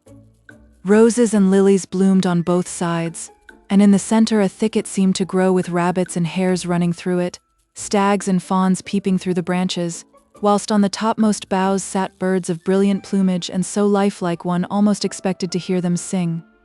The shuttle flew from side to side and the carpet seemed almost to grow of itself.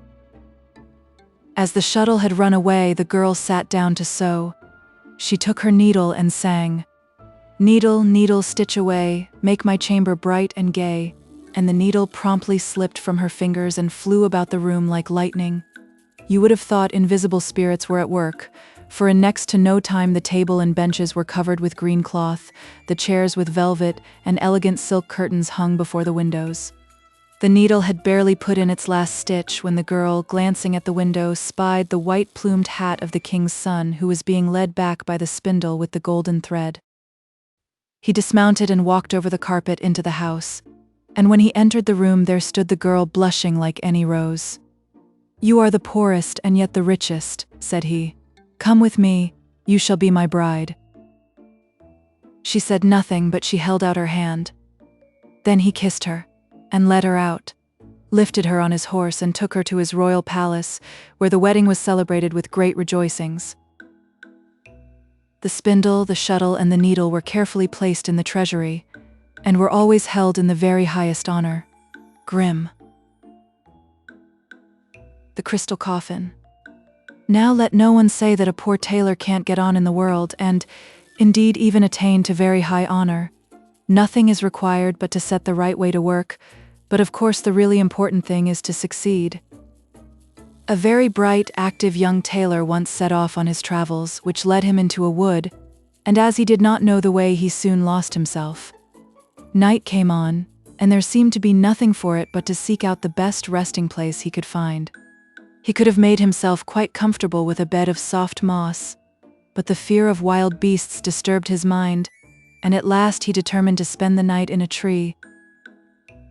He sought out a tall oak tree, climbed up to the top, and felt devoutly thankful that his big smoothing iron was in his pocket, for the wind in the treetops was so high that he might easily have been blown away altogether. After passing some hours of the night, not without considerable fear and trembling, he noticed a light shining at a little distance, and hoping it might proceed from some house where he could find a better shelter than in the top of the tree, he cautiously descended and went towards the light. It led him to a little hut all woven together of reeds and rushes. He knocked bravely at the door, which opened, and by the light which shone from within he saw an old gray-haired man dressed in a coat made of bright-colored patches. "Who are you, and what do you want?" asked the old man roughly. "I am a poor tailor," replied the youth. "I have been benighted in the forest, and I entreat you to let me take shelter in your hut till morning." "Go your way," said the old man in a sulky tone. "I'll have nothing to do with tramps. You must just go elsewhere." With these words he tried to slip back into his house, but the tailor laid hold of his coat-tails, and begged so hard to be allowed to stay that the old fellow, who was by no means as cross as he appeared, was at length touched by his entreaties, let him come in, and after giving him some food, showed him quite a nice bed in one corner of the room. The weary tailor required no rocking to rest, but slept sound till early morning, when he was roused from his slumbers by a tremendous noise. Loud screams and shouts pierced the thin walls of the little hut. The tailor, with newborn courage, sprang up, threw on his clothes with all speed and hurried out. There he saw a huge black bull engaged in a terrible fight, with a fine large stag. They rushed at each other with such fury that the ground seemed to tremble under them, and the whole air to be filled with their cries. For some time it appeared quite uncertain which would be the victor, but at length the stag drove his antlers with such force into his opponent's body that the bull fell to the ground with a terrific roar, and a few more strokes finished him. The tailor, who had been watching the fight with amazement, was still standing motionless when the stag bounded up to him, and before he had time to escape forked him up with its great antlers, and set off at full gallop over hedges and ditches, hill and dale, through wood and water. The tailor could do nothing but hold on tight with both hands to the stag's horns and resign himself to his fate. He felt as if he were flying along. At length the stag paused before a steep rock and gently let the tailor down to the ground. Feeling more dead than alive, he paused for a while to collect his scattered senses. But when he seemed somewhat restored, the stag struck such a blow on a door in the rock that it flew open. Flames of fire rushed forth, and such clouds of steam followed that the stag had to avert its eyes. The tailor could not think what to do or which way to turn to get away from this awful wilderness, and to find his way back amongst human beings once more. As he stood hesitating, a voice from the rock cried to him, "Step in without fear, no harm shall befall you." He still lingered, but some mysterious power seemed to impel him, and passing through the door he found himself in a spacious hall, whose ceiling, walls, and floor were covered with polished tiles carved all over with unknown figures. He gazed about, full of wonder, and was just preparing to walk out again when the same voice bade him, "Tread on the stone in the middle of the hall, and good luck will attend you." By this time he had grown so courageous that he did not hesitate to obey the order, and hardly had he stepped on the stone than it began to sink gently with him into the depths below. On reaching firm ground he found himself in a hall of much the same size as the upper one, but with much more in it to wonder at and admire.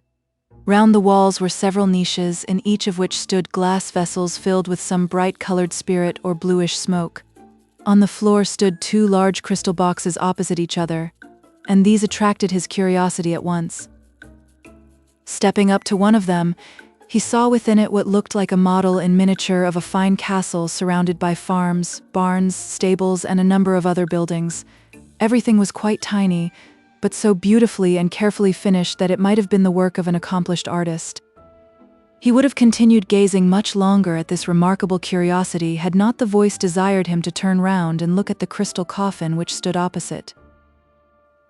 What was his amazement at seeing a girl of surpassing loveliness lying in it. She lay as though sleeping, and her long fair hair seemed to wrap her round like some costly mantle. Her eyes were closed, but the bright color in her face, and the movement of a ribbon, which rose and fell with her breath, left no doubt as to her being alive. As the tailor stood gazing at her with a beating heart, the maiden suddenly opened her eyes and started with delighted surprise.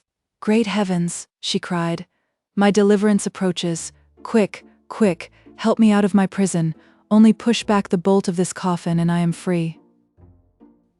The tailor promptly obeyed, when she quickly pushed back the crystal lid, stepped out of the coffin and hurried to a corner of the hall, when she proceeded to wrap herself in a large cloak. Then she sat down on a stone, desired the young man to come near, and giving him an affectionate kiss, she said, "My long-hoped-for deliverer, kind heaven has led you to me, and has at length put an end to all my sufferings. You are my destined husband, and, beloved by me, and endowed with every kind of riches and power, you shall spend the remainder of your life in peace and happiness. Now sit down and hear my story. I am the daughter of a wealthy nobleman. My parents died when I was very young, and they left me to the care of my eldest brother, by whom I was carefully educated. We loved each other so tenderly, and our tastes and interests were so much alike that we determined never to marry, but to spend our entire lives together. There was no lack of society at our home. Friends and neighbors paid us frequent visits, and we kept open house for all. Thus it happened that one evening a stranger rode up to the castle and asked for hospitality, as he could not reach the nearest town that night. We granted his request with ready courtesy, and during supper he entertained us with most agreeable conversation, mingled with amusing anecdotes.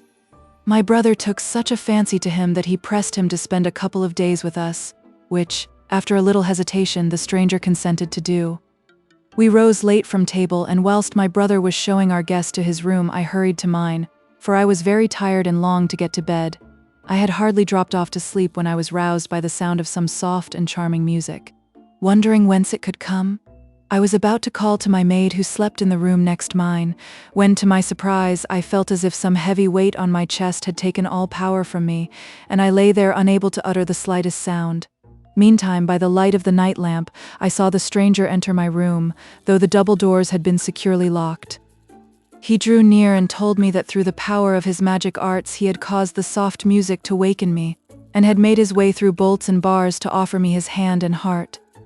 My repugnance to his magic was so great that I would not condescend to give any answer. He waited motionless for some time, hoping no doubt for a favorable reply, but as I continued silent, he angrily declared that he would find means to punish my pride, and therewith he left the room in a rage. I spent the night in the greatest agitation, and only fell into a doze towards morning. As soon as I awoke, I jumped up, and hurried to tell my brother all that had happened, but he had left his room, and his servant told me that he had gone out at daybreak to hunt with the stranger. My mind misgave me. I dressed in all haste, had my palfrey saddled, and rode off at full gallop towards the forest, attended by one servant only. I pushed on without pausing, and ere long I saw the stranger coming towards me, and leading a fine stag.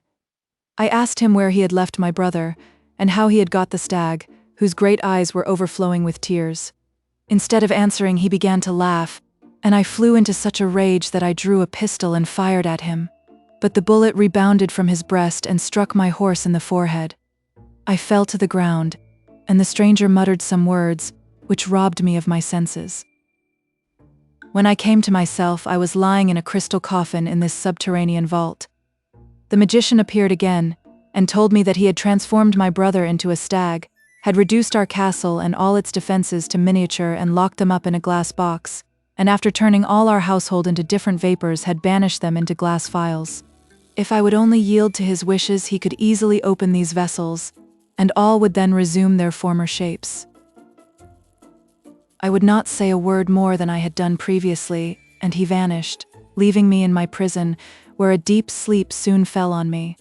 Amongst the many dreams which floated through my brain was a cheering one of a young man who was to come and release me, and today, when I opened my eyes, I recognized you and saw that my dream was fulfilled. Now help me to carry out the rest of my vision. The first thing is to place the glass box which contains my castle on this large stone. As soon as this was done, the stone gently rose through the air and transported them into the upper hall, whence they easily carried the box into the outer air. The lady then removed the lid, and it was marvelous to watch the castle, houses, and farmyards begin to grow and spread themselves till they had regained their proper size. Then the young couple returned by means of the movable stone and brought up all the glass vessels filled with smoke. No sooner were they uncorked than the blue vapors poured out and became transformed to living people, in whom the lady joyfully recognized her many servants and attendants. Her delight was complete when her brother, who had killed the magician under the form of a bull, was seen coming from the forest in his proper shape, and that very day, according to her promise, she gave her hand in marriage to the happy young tailor. Grim. The 3 snake leaves. There was once a poor man who could no longer afford to keep his only son at home. So the son said to him, "Dear father, you are so poor that I am only a burden to you. I would rather go out into the world and see if I can earn my own living." The father gave him his blessing and took leave of him with much sorrow. About this time, the king of a very powerful kingdom was carrying on a war. The youth therefore took service under him and went on the campaign. When they came before the enemy, a battle took place. There was some hot fighting, and it rained bullets so thickly that his comrades fell around him on all sides. And when their leader fell too, the rest wished to take to flight, but the youth stepped forward and encouraged them and called out, "We must not let our country be ruined." Then others followed him, and he pressed on and defeated the enemy.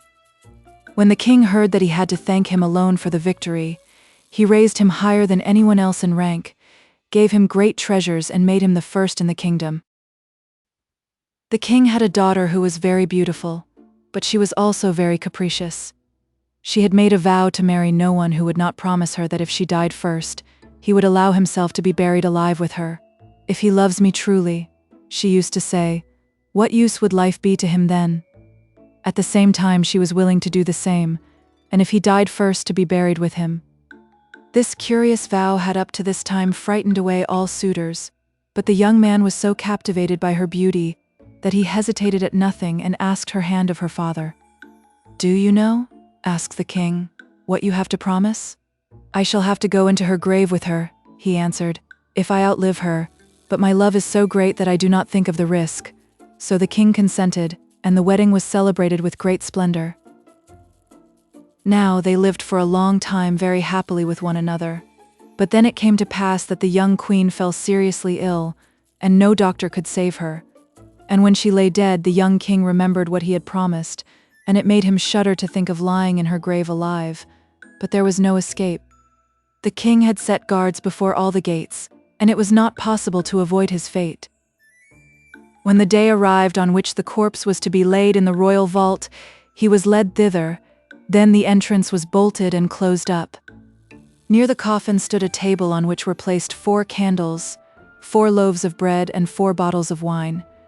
As soon as this provision came to an end, he would have to die. So he sat there full of grief and misery, eating every day only a tiny bit of bread, and drinking only a mouthful of wine, and he watched death creeping nearer and nearer to him. One day, as he was sitting staring moodily in front of him, he saw a snake creep out of the corner towards the corpse. Thinking it was going to touch it, he drew his sword and saying, "As long as I am alive, you shall not harm her," he cut it in 3 pieces. After a little time, a second snake crept out of the corner, but when it saw the first one lying dead and in pieces, it went back and came again soon, holding 3 green leaves in its mouth. Then it took the 3 bits of the snake and laid them in order, and put one of the leaves on each wound. Immediately the pieces joined together. The snake moved itself and became alive, and then both hurried away. The leaves remained lying on the ground, and it suddenly occurred to the unfortunate man who had seen everything, that the wonderful power of the leaves might also be exercised upon a human being. So he picked up the leaves and laid one of them on the mouth and the other 2 on the eyes of the dead woman. And scarcely had he done this, before the blood began to circulate in her veins. Then it mounted and brought color back to her white face. Then she drew her breath, opened her eyes and said, "Ah, where am I?" "You are with me, dear lady," he answered, and told her all that had happened, and how he had brought her to life again. He then gave her some wine and bread, and when all her strength had returned, she got up, and they went to the door and knocked and called so loudly that the guards heard them, and told the king. The king came himself to open the door, and there he found both happy and well, and he rejoiced with them that now all trouble was over. But the young king gave the 3 snake leaves to a servant, saying to him, "Keep them carefully for me, and always carry them with you. Who knows but that they may help us in a time of need?" It seemed, however, as if a change had come over the young queen after she had been restored to life, and as if all her love for her husband had faded from her heart. Some time afterwards, when he wanted to take a journey over the sea to his old father, and they were on board the ship, she forgot the great love and faithfulness he had shown her, and how he had saved her from death, and fell in love with the captain. And one day, when the young king was lying asleep, she called the captain to her and seized the head of the sleeping king and made him take his feet, and together they threw him into the sea. When they had done this wicked deed, she said to him, "Now let us go home and say that he died on the journey. I will praise you so much to my father that he will marry me to you and make you the heir to the throne." But the faithful servant, who had seen everything, let down a little boat into the sea, unobserved by them, and rowed after his master while the traders sailed on. He took the drowned man out of the water, and with the help of the 3 snake leaves which he carried with him, placing them on his mouth and eyes, he brought him to life again. They both rowed as hard as they could night and day, and their little boat went so quickly that they reached the old king before the other 2 did. He was much astonished to see them come back alone, and asked what had happened to them. When he heard the wickedness of his daughter, he said, "I cannot believe that she has acted so wrongly, but the truth will soon come to light." He made them both go into a secret chamber, and let no one see them. Soon after this, the large ship came in, and the wicked lady appeared before her father with a very sad face. He said to her, Why have you come back alone? Where is your husband?"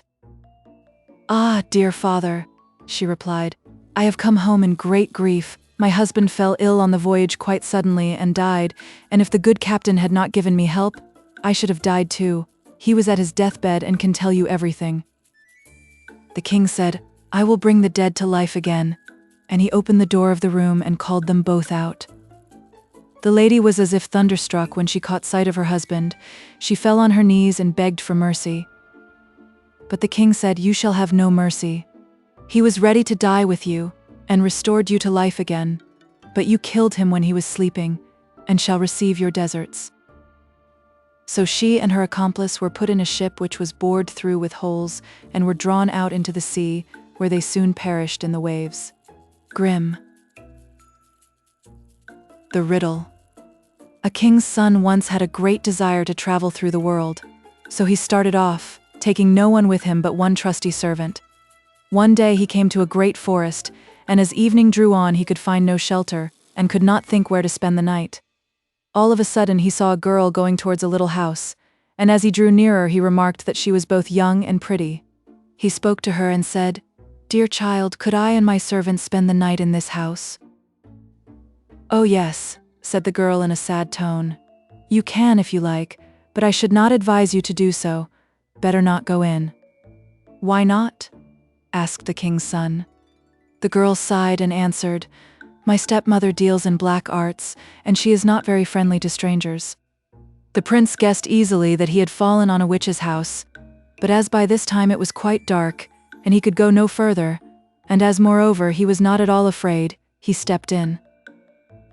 An old woman sat in an armchair near the fire, and as the strangers entered she turned her red eyes on them. "Good evening," she muttered, and pretending to be quite friendly. "Won't you sit down?"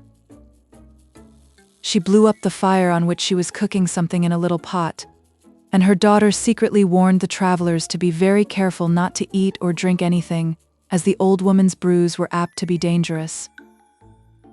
They went to bed and slept soundly till morning. When they were ready to start and the king's son had already mounted his horse, the old woman said, "Wait a minute, I must give you a stirrup cup." Whilst she went to fetch it, the king's son rode off, and the servant who had waited to tighten his saddle girths was alone when the witch returned. "Take that to your master," she said. But as she spoke, the glass cracked and the poison spurted over the horse, and it was so powerful that the poor creature sank down dead. The servant ran after his master and told him what had happened, and then, not wishing to lose the saddle as well as the horse, he went back to fetch it. When he got to the spot, he saw that a raven had perched on the carcase and was pecking at it. "Who knows whether we shall get anything better to eat today," said the servant, and he shot the raven and carried it off. Then they rode on all day through the forest without coming to the end. At nightfall they reached an inn, which they entered, and the servant gave the landlord the raven to dress for their supper. Now, as it happened, this inn was a regular resort of a band of murderers, and the old witch too was in the habit of frequenting it. As soon as it was dark, 12 murderers arrived, with the full intention of killing and robbing the strangers. Before they set to work, however, they sat down to table, and the landlord and the old witch joined them, and they all ate some broth in which the flesh of the raven had been stewed down. They had hardly taken a couple of spoonfuls when they all fell down dead, for the poison had passed from the horse to the raven and so into the broth. So there was no one left belonging to the house but the landlord's daughter, who was a good, well-meaning girl, and had taken no part in all the evil doings. She opened all the doors, and showed the strangers the treasures the robbers had gathered together. But the prince bade her keep them all for herself, as he wanted none of them, and so he rode further with his servant. After traveling about for some length of time, they reached a town where lived a lovely but most arrogant princess. She had given out that anyone who asked her a riddle which she found herself unable to guess should be her husband, but should she guess it, he must forfeit his head. She claimed 3 days in which to think over the riddles, but she was so very clever that she invariably guessed them in a much shorter time. 9 suitors had already lost their lives when the king's son arrived, and dazzled by her beauty, determined to risk his life in hopes of winning her. So he came before her and propounded his riddle. "What is this?" he asked. One slew none and yet killed 12. She could not think what it was. She thought, and looked through all her books of riddles and puzzles, but she found nothing to help her, and could not guess. In fact, she was at her wits' end. As she could think of no way to guess the riddle, she ordered her maid to steal at night into the prince's bedroom and to listen, for she thought that he might perhaps talk aloud in his dreams and so betray the secret. But the clever servant had taken his master's place, and when the maid came, he tore off the cloak she had wrapped herself in and hunted her off with a whip. On the second night, the princess sent her lady-in-waiting, hoping that she might succeed better, but the servant took away her mantle and chased her away also. On the third night, the king's son thought he really might feel safe, so he went to bed. But in the middle of the night, the princess came herself, all huddled up in a misty gray mantle, and sat down near him. When she thought he was fast asleep, she spoke to him, hoping he would answer in the midst of his dreams, as many people do, but he was wide awake all the time, and heard and understood everything very well. Then she asked, "One slew none. What is that?" And he answered, "A raven which fed on the carcass of a poisoned horse." She went on, "And yet killed 12? What is that?" "Those are 12 murderers who ate the raven and died of it." As soon as she knew the riddle, she tried to slip away, but he held her mantle so tightly that she was obliged to leave it behind. Next morning, the princess announced that she had guessed the riddle and sent for the 12 judges, before whom she declared it. But the young man begged to be heard too and said, "She came by night to question me, otherwise she never could have guessed it." The judges said, "Bring us some proof." So the servant brought out the 3 cloaks, and when the judges saw the gray one, which the princess was in the habit of wearing, they said, "Let it be embroidered with gold and silver. It shall be your wedding mantle." Grim. Jack my Hedgehog. There was once a farmer who lived in great comfort. He had both lands and money, but, though he was so well off, one thing was wanting to complete his happiness. He had no children. Many and many a time, when he met other farmers at the nearest market town, they would tease him, asking how it came about that he was childless. At length he grew so angry that he exclaimed, "I must and will have a child of some sort or kind, even should it only be a hedgehog." Not long after this, his wife gave birth to a child, but though the lower half of the little creature was a fine boy, from the waist upwards it was a hedgehog, so that when his mother first saw him she was quite frightened, and said to her husband, "There now, you have cursed the child yourself." The farmer said, "What's the use of making a fuss? I suppose the creature must be christened, but I don't see how we are to ask anyone to be sponsor to him, and what are we to call him?" "There is nothing we can possibly call him but Jack my Hedgehog," replied the wife. So they took him to be christened, and the parson said, "You'll never be able to put that child in a decent bed on account of his prickles," which was true, but they shook down some straw for him behind the stove, and there he lay for 8 years. His father grew very tired of him and often wished him dead, but he did not die, but lay on there year after year. Now one day there was a big fair at the market town to which the farmer meant to go, so he asked his wife what he should bring her from it. "Some meat and a couple of big loaves for the house," said she. Then he asked the maid what she wanted, and she said a pair of slippers and some stockings. Lastly he said, "Well, Jack my Hedgehog, and what shall I bring you?" "Daddy," said he, "do bring me a bagpipe." When the farmer came home, he gave his wife and the maid the things they had asked for, and then he went behind the stove and gave Jack my Hedgehog the bagpipes. When Jack had got his bagpipes, he said, "Daddy, do go to the smithy and have the house cock shod for me, then I'll ride off and trouble you no more."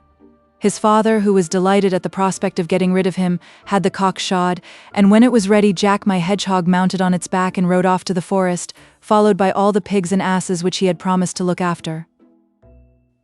Having reached the forest, he made the cock fly up to the top of a very tall tree with him, and there he sat looking after his pigs and donkeys, and he sat on and on for several years till he had quite a big herd. But all this time his father knew nothing about him. As he sat up in his tree, he played away on his pipes and drew the loveliest music from them. As he was playing one day, a king who had lost his way happened to pass close by, and hearing the music he was much surprised and sent one of his servants to find out where it came from. The man peered about, but he could see nothing but a little creature which looked like a cock with a hedgehog sitting on it, perched up in a tree. The king desired the servant to ask the strange creature why it sat there, and if it knew the shortest way to his kingdom. On this, Jack my Hedgehog stepped down from his tree and said he would undertake to show the king his way home if the king on his part would give him his written promise to let him have whatever first met him on his return. The king thought to himself, "That's easy enough to promise. The creature won't understand a word about it, so I can just write what I choose." So he took pen and ink and wrote something. And when he had done, Jack my Hedgehog pointed out the way, and the king got safely home. Now when the king's daughter saw her father returning in the distance, she was so delighted that she ran to meet him and threw herself into his arms.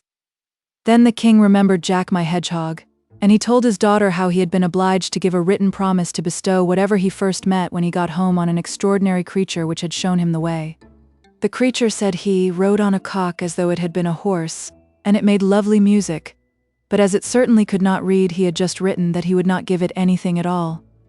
At this the princess was quite pleased, and said how cleverly her father had managed, for that of course nothing would induce her to have gone off with Jack my Hedgehog.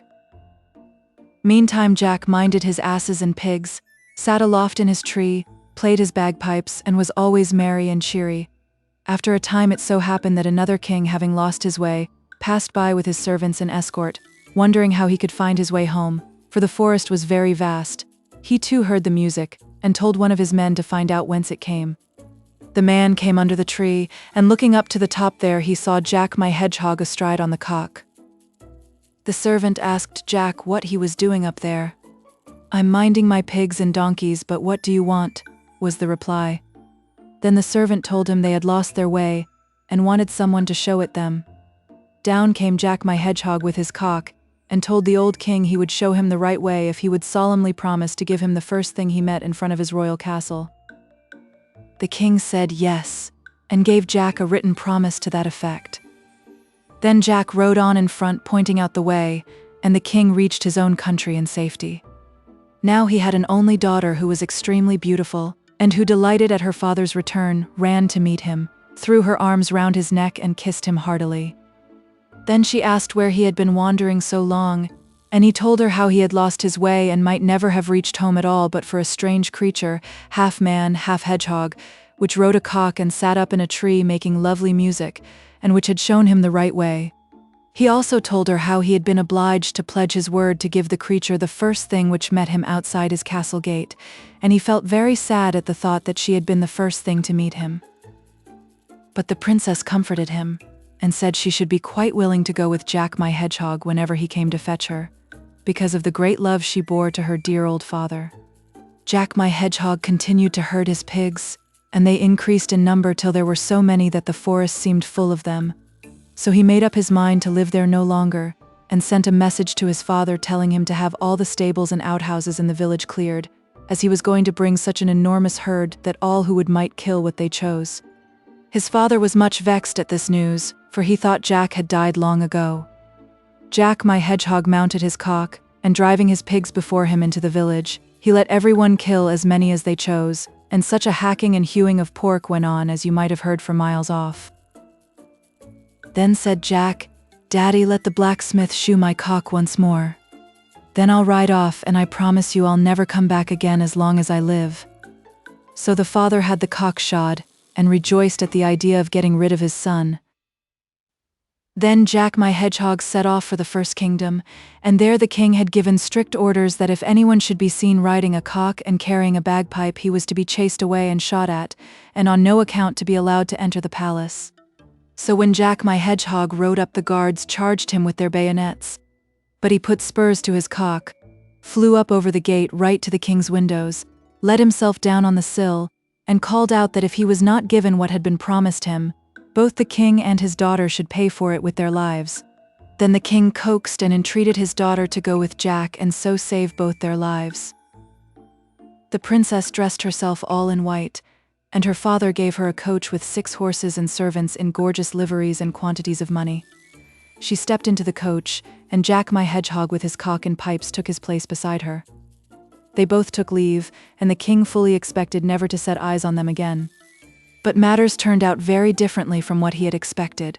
For when they had got a certain distance from the town, Jack tore all the princess's smart clothes off her, and pricked her all over with his bristles, saying, "That's what you get for treachery. Now go back. I'll have no more to say to you." And with that he hunted her home, and she felt she had been disgraced and put to shame till her life's end. Then Jack my Hedgehog rode on with his cock and bagpipes to the country of the second king, to whom he had shown the way. Now this king had given orders that in the event of Jack's coming, the guards were to present arms, the people to cheer, and he was to be conducted in triumph to the royal palace. When the king's daughter saw Jack my Hedgehog, she was a good deal startled, for he certainly was very peculiar looking, but after all she considered that she had given her word and it couldn't be helped. So she made Jack welcome, and they were betrothed to each other, and at dinner he sat next her at the royal table, and they ate and drank together. When they retired to rest, the princess feared lest Jack should kiss her because of his prickles, but he told her not to be alarmed as no harm should befall her. Then he begged the old king to place a watch of 4 men just outside his bedroom door, and to desire them to make a big fire. When he was about to lie down in bed, he would creep out of his hedgehog skin and leave it lying at the bedside. Then the men must rush in, throw the skin into the fire, and stand by till it was entirely burnt up. And so it was. For when it struck 11, Jack my Hedgehog went to his room, took off his skin and left it at the foot of the bed. The men rushed in, quickly seized the skin and threw it on the fire, and directly it was all burnt. Jack was released from his enchantment and lay in his bed a man from head to foot, but quite black, as though he had been severely scorched. The king sent off for his physician in ordinary, who washed Jack all over with various essences and salves, so that he became white and was a remarkably handsome young man. When the king's daughter saw him, she was greatly pleased, and next day the marriage ceremony was performed, and the old king bestowed his kingdom on Jack my Hedgehog. After some years, Jack and his wife went to visit his father, but the farmer did not recognize him, and declared he had no son. He had had one, but that one was born with bristles like a hedgehog, and had gone off into the wide world. Then Jack told his story, and his old father rejoiced and returned to live with him in his kingdom. Grim. The Golden Lads. A poor man and his wife lived in a little cottage, where they supported themselves by catching fish in the nearest river, and got on as best they could, living from hand to mouth. One day it happened that when the fisherman drew in his net, he found in it a remarkable fish, for it was entirely of gold. As he was inspecting it with some surprise, the fish opened its mouth and said, "Listen to me, fisher. If you will just throw me back into the water, I'll turn your poor little cottage into a splendid castle." The fisher replied, "What good, pray, will a castle be to me if I have nothing to eat in it?" "Oh," said the goldfish, "I'll take care of that. There will be a cupboard in the castle, in which you will find dishes of every kind of food you can wish for most." "If that's the case," said the man, "I've no objection to oblige you." "Yes," observed the fish, "but there is one condition attached to my offer, and that is that you are not to reveal to a soul where your good fortune comes from. If you say a word about it, it will all vanish." The man threw the fish back into the water and went home. But on the spot where his cottage used to stand, he found a spacious castle. He opened his eyes wide, went in and found his wife dressed out in smart clothes, sitting in a splendidly furnished drawing room. She was in high spirits and cried out, "Oh, husband, how can this all have happened? I am so pleased." "Yes," said her husband, "so am I pleased, but I'm uncommonly hungry, and I want something to eat at once." Said his wife, "I've got nothing, and I don't know where anything is in this new house." "Never mind," replied the man. "I see a big cupboard there. Suppose you unlock it." When the cupboard was opened, they found meat, cakes, fruit, and wine, all spread out in the most tempting fashions. The wife clapped her hands with joy and cried, "Dear heart, what more can one wish for?" And they sat down and ate and drank. When they had finished, the wife asked, "But husband, Where do all these riches come from?" "Ah," said he, "don't ask me. I dare not tell you. If I reveal the secret to anyone, it will be all up with us." "Very well," she replied. "If I'm not to be told, of course I don't want to know anything about it." But she was not really in earnest, for her curiosity never left her a moment's peace by day or night, and she teased and worried her husband to such a pitch that at length he quite lost patience and blurted out that it all came from a wonderful golden fish which he had caught and set free again. Hardly were the words well out of his mouth when castle, cupboard, and all vanished. And there they were sitting in their poor little fishing hut once more. The man had to betake himself to his former trade and set to fishing again. As luck would have it, he caught the golden fish a second time. "Now listen," said the fish, "if you'll throw me back into the water, I'll give you back the castle and the cupboard with all its good things. But now take care, and don't for your life betray where you got them, or you'll just lose them again." "I'll be very careful," promised the fisher, and threw the fish back into the water. When he went home, he found all their former splendor restored, and his wife overjoyed at their good fortune. But her curiosity still continued to torment her, and after restraining it with a great effort for a couple of days, she began questioning her husband again as to what had happened and how he had managed. The man kept silence for some time, but at last she irritated him so much that he burst out with the secret, and in one moment the castle was gone, and they sat once more in their wretched old hut. "There," exclaimed the man, "you would have it now, we may just go on short commons." "Ah," said his wife, "after all, I'd rather not have all the riches in the world if I can't know where they come from. I shall not have a moment's peace." The man took to his fishing again, and one day fate brought the gold fish into his net for the third time. "Well," said the fish, "I see that I am evidently destined to fall into your hands. Now take me home, and cut me into 6 pieces. Give 2 bits to your wife to eat, 2 to your horse, and plant the remaining 2 in your garden, and they will bring you a blessing." The man carried the fish home, and did exactly as he had been told. After a time it came to pass that from the 2 pieces he had planted in the garden 2 golden lilies grew up, and that his horse had 2 golden foals, whilst his wife gave birth to twin boys who were all golden. The children grew up both tall and handsome, and the foals and the lilies grew with them. One day the children came to their father and said, "Father, we want to mount on golden steeds and ride forth to see the world." Their father answered sadly, "How can I bear it if, when you are far away, I know nothing about you?" And they said, "The golden lilies will tell you all about us if you look at them. If they seem to droop, you will know we are ill, and if they fall down and fade away, it will be a sign we are dead." So off they rode and came to an inn where were a number of people who, as soon as they saw the 2 golden lads, began to laugh and jeer at them. When one of them heard this, his heart failed him, and he thought he would go no further into the world, so he turned back and rode home to his father. But his brother rode on till he reached the outskirts of a huge forest. Here he was told, "It will never do for you to ride through the forest. It is full of robbers, and you're sure to come to grief, especially when they see that you and your horse are golden. They will certainly fall on you and kill you." However, he was not to be intimidated, but said, "I must and will ride on." So he procured some bears' skins and covered himself and his horse with them, so that not a particle of gold could be seen, and then rode bravely on into the heart of the forest. When he had got some way, he heard a rustling through the bushes and presently a sound of voices. Someone whispered on one side of him, "There goes someone," and was answered from the other side, "Oh, let him pass, he's only a bear keeper, and as poor as any church mouse." So Golden Lad rode through the forest and no harm befell him. One day he came to a village, where he saw a girl who struck him as being the loveliest creature in the whole world, and as he felt a great love for her, he went up to her and said, "I love you with all my heart, will you be my wife?" And the girl liked him so much that she put her hand in his and replied, "Yes, I will be your wife, and will be true to you as long as I live." So they were married, and in the middle of all the festivities and rejoicings the bride's father came home, and was not a little surprised at finding his daughter celebrating her wedding. He inquired, "And who is the bridegroom?" Then someone pointed out to him the Golden Lad, who was still wrapped up in the bear's skin, And the father exclaimed angrily, "Never shall a mere bear-keeper have my daughter," and tried to rush at him and kill him.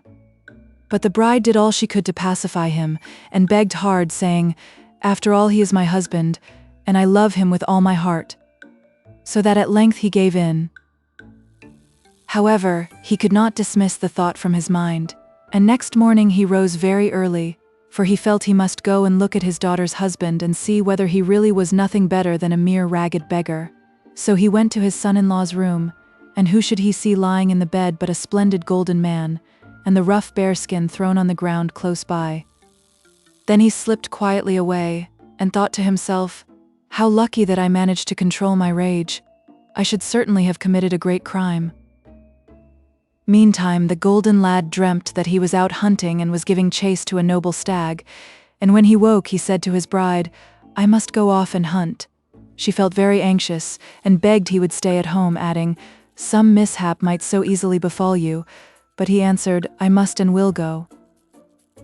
So he went off into the forest, and before long a fine stag, such as he had seen in his dream, stopped just in front of him. He took aim, and was about to fire when the stag bounded away. Then he started off in pursuit, making his way through bushes and briars, and never stopped all day, but in the evening the stag entirely disappeared, and when Golden Lad came to look about him he found himself just opposite a hut in which lived a witch. He knocked at the door, which was opened by a little old woman who asked, "What do you want at this late hour in the midst of this great forest?" He said, "Haven't you seen a stag about here?" "Yes," said she, "I know the stag well."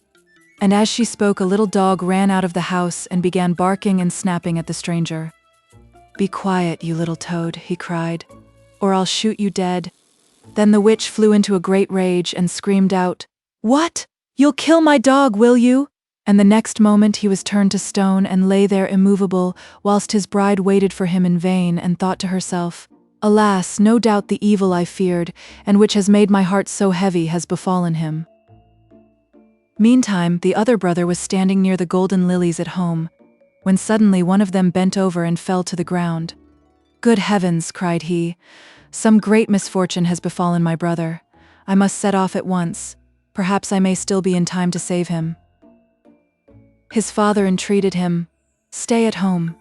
If I should lose you too, what would become of me?" But his son replied, "I must and will go." Then he mounted his golden horse, and rode off till he reached the forest where his brother lay transformed to stone. The old witch came out of her house and called to him, for she would gladly have cast her spells on him too, but he took care not to go near her, and called out, "Restore my brother to life at once, or I'll shoot you down on the spot." Reluctantly she touched the stone with her finger, and in a moment it resumed its human shape. The two golden lads fell into each other's arms and kissed each other with joy, and then rode off together to the edge of the forest, where they parted, one to return to his old father, and the other to his bride. When the former got home, his father said, "I knew you had delivered your brother," for all of a sudden the golden lily reared itself up and burst into blossom. Then they all lived happily to their lives' ends, and all things went well with them. Grimm. The White Snake. Not very long ago there lived a king, the fame of whose wisdom was spread far and wide. Nothing appeared to be unknown to him, and it really seemed as if tidings of the most secret matters must be borne to him by the winds. He had one very peculiar habit. Every day, after the dinner table had been cleared, and everyone had retired, a confidential servant brought in a dish. It was covered, and neither the servant nor anyone else had any idea what was on it, for the king never removed the cover or partook of the dish till he was quite alone. This went on for some time till, one day, the servant who removed the dish was so overcome with curiosity that he could not resist carrying it off to his own room. After carefully locking the door, he lifted the cover, and there he saw a white snake lying on the dish. On seeing it, he could not restrain his desire to taste it, so he cut off a small piece and put it in his mouth. Hardly had it touched his tongue than he heard a strange sort of whispering of tiny voices outside his window. He stepped to the casement to listen, and found that the sound proceeded from the sparrows, who were talking together and telling each other all they had seen in the fields and woods. The piece of the white snake which he had eaten had enabled him to understand the language of animals. Now on this particular day, it so happened that the queen lost her favorite ring, and suspicion fell on the confidential servant who had access to all parts of the palace. The king sent for him and threatened him angrily, saying that if he had not found the thief by the next day, he should himself be taken up and tried. It was useless to assert his innocence. He was dismissed without ceremony. In his agitation and distress, he went down to the yard to think over what he could do in this trouble. Here were a number of ducks resting near a little stream, and pluming themselves with their bills, whilst they kept up an animated conversation amongst themselves. The servant stood still listening to them. They were talking of where they had been waddling about all the morning, and of the good food they had found, but one of them remarked rather sadly, "There's something lying very heavy on my stomach, for in my haste I've swallowed a ring which was lying just under the queen's window." No sooner did the servant hear this than he seized the duck by the neck, carried it off to the kitchen and said to the cook, "Suppose you kill this duck? You see she's nice and fat." "Yes, indeed," said the cook, weighing the duck in his hand. "She certainly has spared no pains to stuff herself well, and must have been waiting for the spit for some time." So he chopped off her head, and when she was opened there was the queen's ring in her stomach. It was easy enough now for the servant to prove his innocence, and the king, feeling he had done him an injustice, and anxious to make some amends, desired him to ask any favor he chose, and promised to give him the highest post at court he could wish for.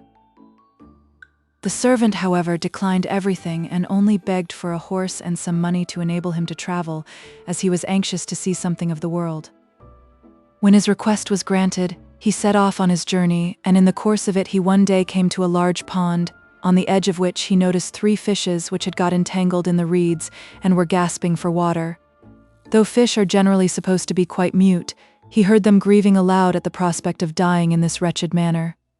Having a very kind heart, he dismounted and soon set the prisoners free, and in the water once more, they flapped with joy, and stretching up their heads cried to him, "We will remember, and reward you for saving us." He rode further, and after a while he thought he heard a voice in the sand under his feet. He paused to listen, and heard the king of the ants complaining, "If only men with their awkward beasts would keep clear of us. That stupid horse is crushing my people mercilessly to death with his great hoofs." The servant at once turned into a side path, and the ant king called after him, "We'll remember and reward you." The road next led through a wood where he saw a father and a mother raven standing by their nest and throwing out their young. "Away with you, you young rascals," they cried. "We can't feed you any longer. You are quite big enough to support yourselves now." The poor little birds lay on the ground flapping and beating their wings and shrieked, "We poor helpless children, feed ourselves indeed. Why, we can't even fly yet. What can we do but die of hunger?" Then the kind youth dismounted, drew his sword, and killing his horse left it there as food for the young ravens. They hopped up, satisfied their hunger, and piped, "We'll remember and reward you." He was now obliged to trust to his own legs, and after walking a long way he reached a big town. Here he found a great crowd and much commotion in the streets, and a herald rode about announcing, "The king's daughter seeks a husband, but whoever would woo her must first execute a difficult task, and if he does not succeed he must be content to forfeit his life." Many had risked their lives, but in vain. When the youth saw the king's daughter, he was so dazzled by her beauty that he forgot all idea of danger, and went to the king to announce himself a suitor. On this he was led out to a large lake, and a gold ring was thrown into it before his eyes. The king desired him to dive after it, adding, "If you return without it you will be thrown back into the lake time after time, till you are drowned in its depths." Everyone felt sorry for the handsome young fellow, and left him alone on the shore. There he stood thinking and wondering what he could do, when all of a sudden he saw 3 fishes swimming along, and recognized them as the very same whose lives he had saved. The middle fish held a mussel in its mouth, which it laid at the young man's feet, and when he picked it up and opened it, there was the golden ring inside. Full of delight he brought it to the king's daughter, expecting to receive his promised reward. The haughty princess, however, on hearing that he was not her equal by birth, despised him, and exacted the fulfillment of a second task. She went into the garden and with her own hands she strewed 10 sacks full of millet all over the grass. "He must pick all that up tomorrow morning before sunrise," she said. "Not a grain must be lost." The youth sat down in the garden and wondered how it would be possible for him to accomplish such a task. But he could think of no expedient, and sat there sadly expecting to meet his death at daybreak. But when the first rays of the rising sun fell on the garden, he saw the 10 sacks all completely filled, standing there in a row, and not a single grain missing. The Ant King, with his thousands and thousands of followers, had come during the night, and the grateful creatures had industriously gathered all the millet together and put it in the sacks. The king's daughter came down to the garden herself, and saw to her amazement that her suitor had accomplished the task she had given him. But even now she could not bend her proud heart, and she said, "Though he has executed these 2 tasks, yet he shall not be my husband till he brings me an apple from the tree of life." The young man did not even know where the tree of life grew, but he set off determined to walk as far as his legs would carry him, though he had no hope of ever finding it. After journeying through 3 different kingdoms, he reached a wood one night, and lying down under a tree prepared to go to sleep there. Suddenly he heard a sound in the boughs, and a golden apple fell right into his hand. At the same moment 3 ravens flew down to him, perched on his knee and said, "We are the 3 young ravens whom you saved from starvation. When we grew up and heard you were searching for the golden apple, we flew far away over the seas to the end of the world, where the tree of life grows, and fetched the golden apple for you." Full of joy, the young man started on his way back and brought the golden apple to the lovely princess, whose objections were now entirely silenced.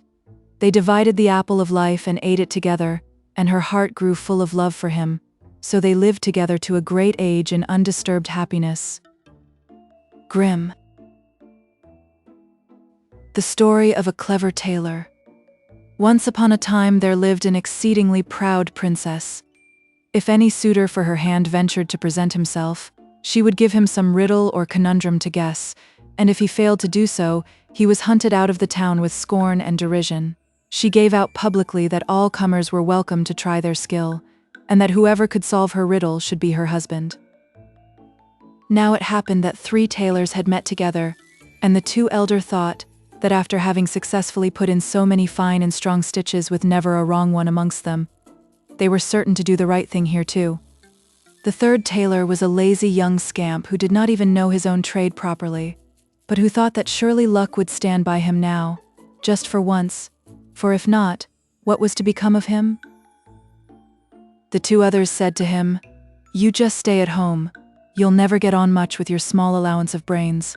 But the little tailor was not to be daunted, and said he had set his mind on it and meant to shift for himself. So off he started as though the whole world belonged to him. The 3 tailors arrived at court, where they had themselves duly presented to the princess, and begged she would propound her riddles. For, said they, here were the right men at last, with wits so sharp and so fine you might almost thread a needle with them. Then said the princess, "I have on my head 2 different kinds of hair. Of what colors are they?" "If that's all," said the first tailor, "they are most likely black and white, like the kind of cloth we call pepper and salt." "Wrong," said the princess. "Then," said the second tailor, "if they are not black and white, no doubt they are red and brown, like my father's Sunday coat." "Wrong again," said the princess. "Now let the third speak. I see he thinks he knows all about it." Then the young tailor stepped boldly to the front and said, "The princess has 1 silver and 1 golden hair on her head, and those are the 2 colors." When the princess heard this, she turned quite pale, and almost fainted away with fear, for the little tailor had hit the mark, and she had firmly believed that not a soul could guess it. When she had recovered herself, she said, "Don't fancy you have won me yet. There is something else you must do first. Below in the stable is a bear with whom you must spend the night, and if when I get up in the morning I find you still alive, you shall marry me." She quite expected to rid herself of the tailor in this way, for the bear had never left anyone alive who had once come within reach of his claws. The tailor, however, had no notion of being scared, but said cheerily, "Bravely dared is half won." When evening came on, he was taken to the stable. The bear tried to get at him at once and to give him a warm welcome with his great paws. Gently, gently, said the tailor. I'll soon teach you to be quiet. And he coolly drew a handful of walnuts from his pocket and began cracking and eating them as though he had not a care or anxiety in the world. When the bear saw this, he began to long for some nuts himself. The tailor dived into his pocket and gave him a handful, but they were pebbles, not nuts. The bear thrust them into his mouth, but try as he might, he could not manage to crack them. Dear me, thought he, what a stupid fool I must be, can't even crack a nut, and he said to the tailor, I say, crack my nuts for me, will you? You're a nice sort of fellow, said the tailor, the idea of having those great jaws and not being able even to crack a walnut. So he took the stone, quickly changed it for a nut, and crack. It split open in a moment. Let me try again, said the bear. When I see the thing done, it looks so easy I fancy I must be able to manage it myself. So the tailor gave him some more pebbles, and the bear bit and gnawed away as hard as he could, but I need hardly say that he did not succeed in cracking one of them. Presently the tailor took out a little fiddle and began playing on it. When the bear heard the music, he could not help dancing, and after he had danced some time he was so pleased that he said to the tailor, I say, is fiddling difficult? Mere child's play, replied the tailor. Look here. You press the strings with the fingers of the left hand, and with the right you draw the bow across them. So, then it goes as easily as possible, up and down, tra-la-la-la-la. Oh, cried the bear, I do wish I could play like that. Then I could dance whenever the fancy took me. What do you think? Would you give me some lessons?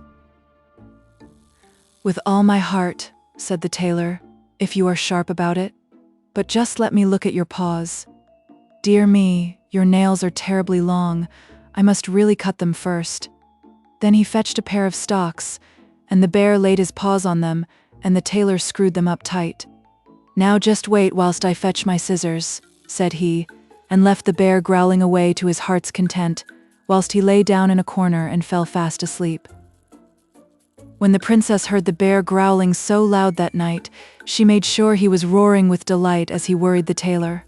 Next morning she rose feeling quite cheerful and free from care, but when she looked across towards the stables, there stood the tailor in front of the door looking as fresh and lively as a fish in the water.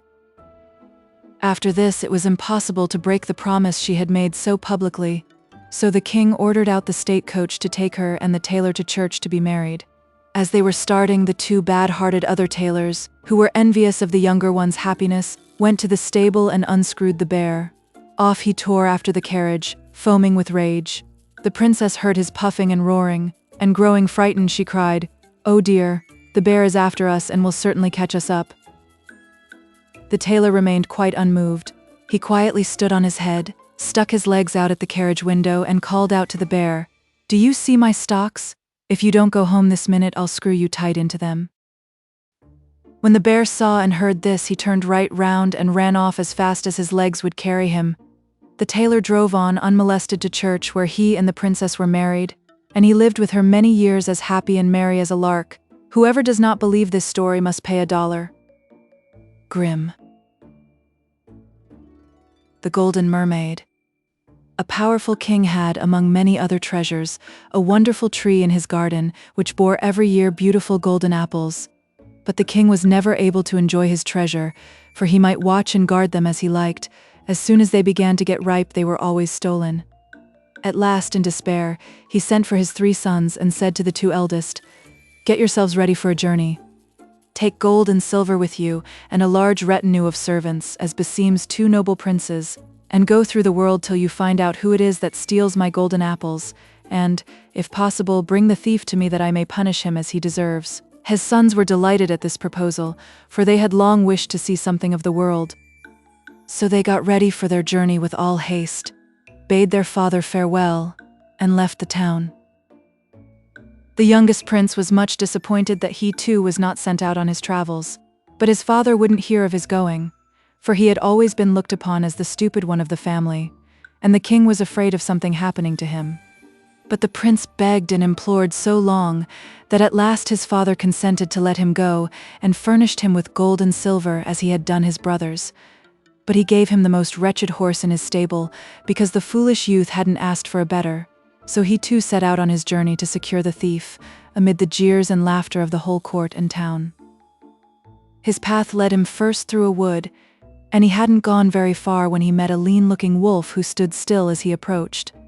The prince asked him if he were hungry, and when the wolf said he was, he got down from his horse and said, "If you are really as you say and look, you may take my horse and eat it." The wolf didn't wait to have the offer repeated, but set to work, and soon made an end of the poor beast. When the prince saw how different the wolf looked when he had finished his meal, he said to him, "Now, my friend, since you have eaten up my horse and I have such a long way to go that, with the best will in the world, I couldn't manage it on foot, the least you can do for me is to act as my horse and to take me on your back." "Most certainly," said the wolf, and letting the prince mount him, he trotted gaily through the wood. After they had gone a little way, he turned round and asked his rider where he wanted to go to, and the prince proceeded to tell him the whole story of the golden apples that had been stolen out of the king's garden, and how his other two brothers had set forth with many followers to find the thief. When he had finished his story, the wolf, who was in reality no wolf but a mighty magician, said he thought he could tell him who the thief was, and could help him to secure him. "There lives," he said, "in a neighboring country, a mighty emperor who has a beautiful golden bird in a cage, and this is the creature who steals the golden apples, but it flies so fast that it is impossible to catch it at its theft." The following night the prince stole into the emperor's palace, and found the bird in its cage as the wolf had told him he would. He took hold of it carefully, but in spite of all his caution he touched the wall in trying to pass by some sleeping watchmen. They awoke at once and, seizing him, beat him and put him into chains. Next day he was led before the emperor, who at once condemned him to death and to be thrown into a dark dungeon till the day of his execution arrived.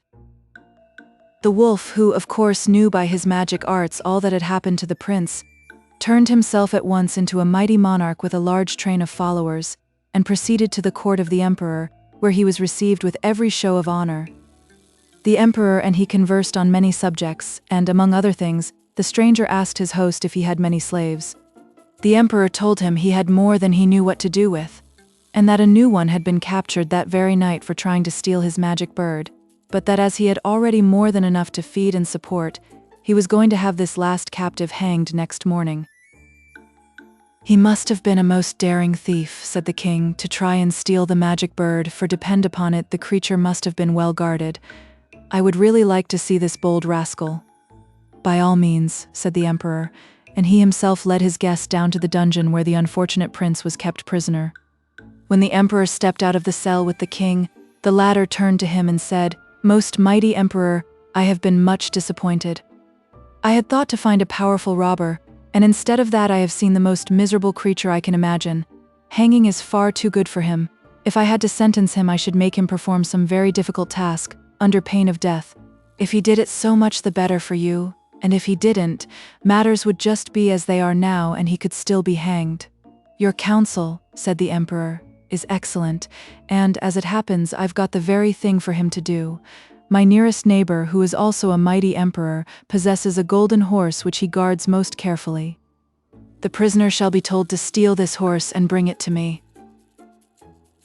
The prince was then let out of his dungeon, and told his life would be spared if he succeeded in bringing the golden horse to the emperor. He did not feel very elated at this announcement, for he did not know how in the world he was to set about the task, and he started on his way weeping bitterly, and wondering what had made him leave his father's house and kingdom. But before he had gone far, his friend the wolf stood before him and said, "Dear prince, why are you so cast down? It is true you didn't succeed in catching the bird, but don't let that discourage you, for this time you will be all the more careful, and will doubtless catch the horse." With these and like words the wolf comforted the prince, and warned him specially not to touch the wall or let the horse touch it as he let it out, or he would fail in the same way as he had done with the bird. After a somewhat lengthy journey, the prince and the wolf came to the kingdom ruled over by the emperor who possessed the golden horse. One evening late they reached the capital, and the wolf advised the prince to set to work at once, before their presence in the city had aroused the watchfulness of the guards. They slipped unnoticed into the emperor's stables and into the very place where there were the most guards, for there the wolf rightly surmised they would find the horse. When they came to a certain inner door, the wolf told the prince to remain outside while he went in.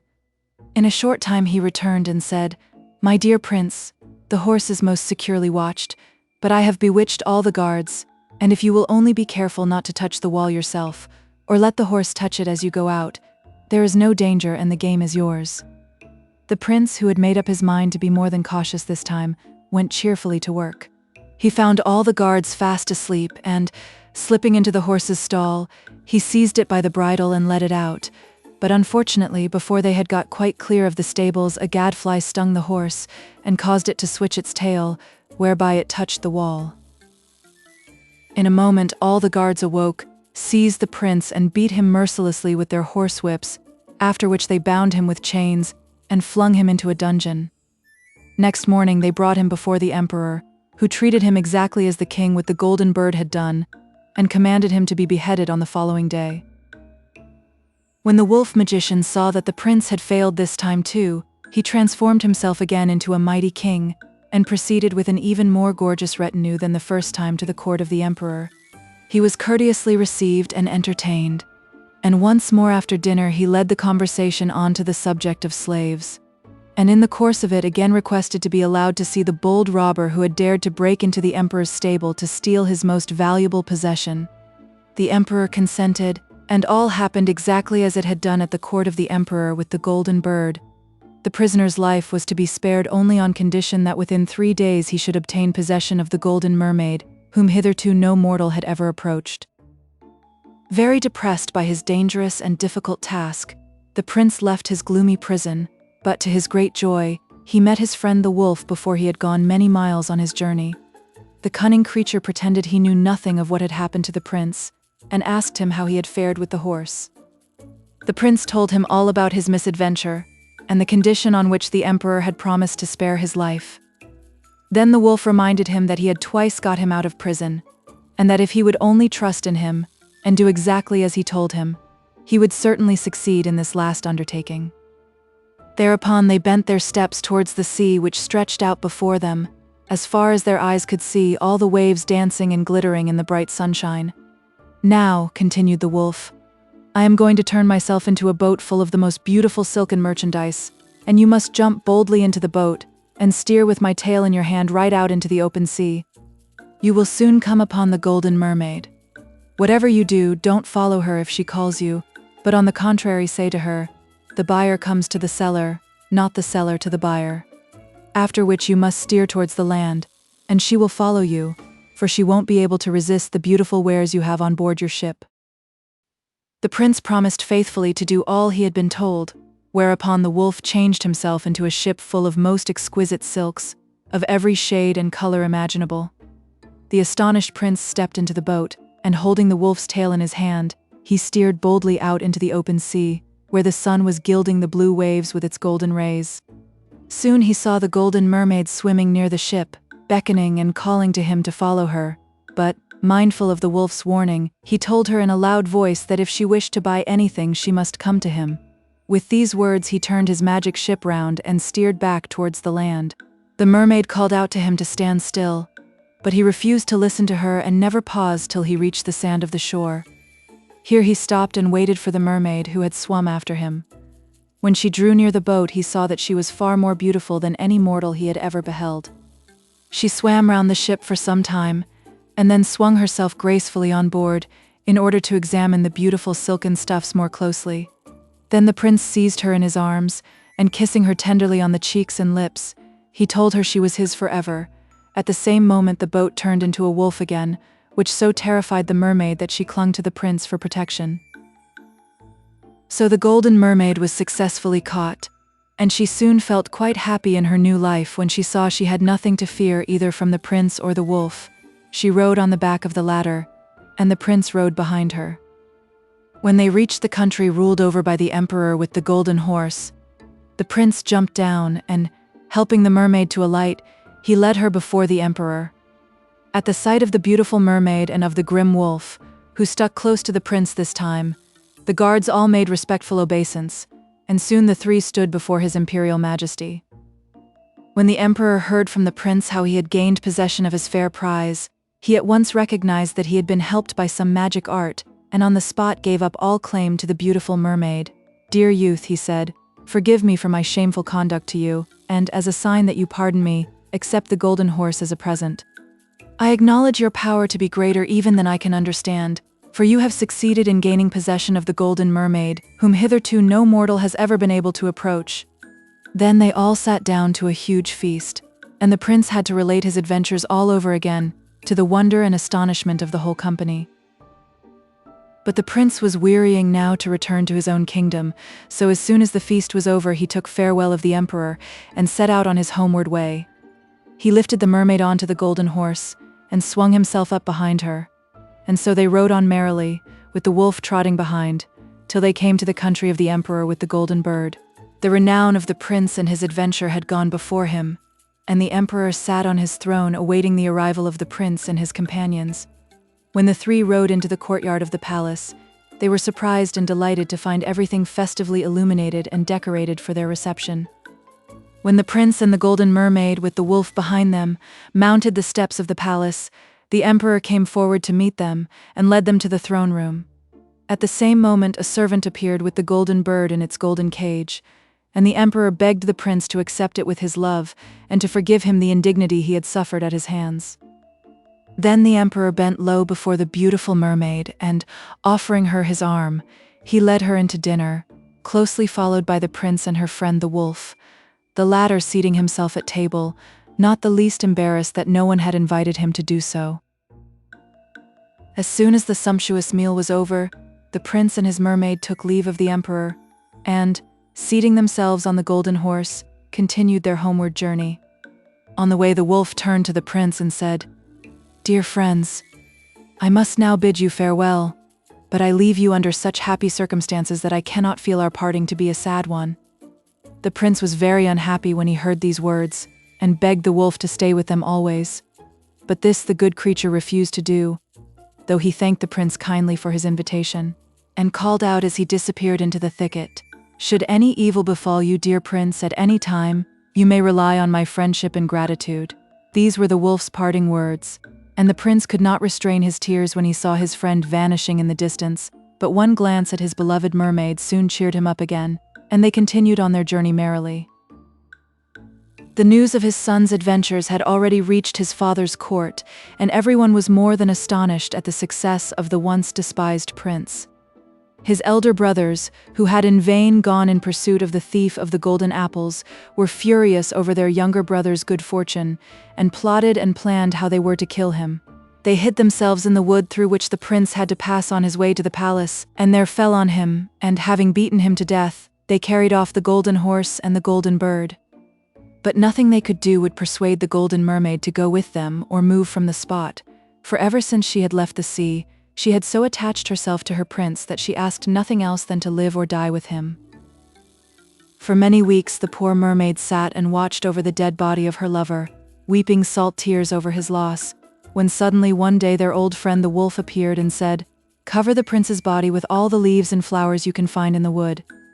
The maiden did as he told her, and then the wolf breathed over the flowery grave and, lo and behold, the prince lay there sleeping as peacefully as a child. "Now you may wake him if you like," said the wolf, and the mermaid bent over him and gently kissed the wounds his brothers had made on his forehead, and the prince awoke, and you may imagine how delighted he was to find his beautiful mermaid beside him, though he felt a little depressed when he thought of the loss of the golden bird and the golden horse. After a time the wolf, who had likewise fallen on the prince's neck, advised them to continue their journey, and once more the prince and his lovely bride mounted on the faithful beast's back. The king's joy was great when he embraced his youngest son, for he had long since despaired of his return. He received the wolf and the beautiful golden mermaid most cordially too, and the prince was made to tell his adventures all over from the beginning. The poor old father grew very sad when he heard of the shameful conduct of his elder sons, and had them called before him. They turned as white as death when they saw their brother, whom they thought they had murdered, standing beside them alive and well, and so startled were they that when the king asked them why they had behaved so wickedly to their brother, they could think of no lie, but confessed at once that they had slain the young prince in order to obtain possession of the golden horse and the golden bird. Their father's wrath knew no bounds, and he ordered them both to be banished, but he could not do enough to honor his youngest son, and his marriage with the beautiful mermaid was celebrated with much pomp and magnificence. When the festivities were over, the wolf bade them all farewell, and returned once more to his life in the woods, much to the regret of the old king and the young prince and his bride. And so ended the adventures of the prince with his friend the wolf. Grim.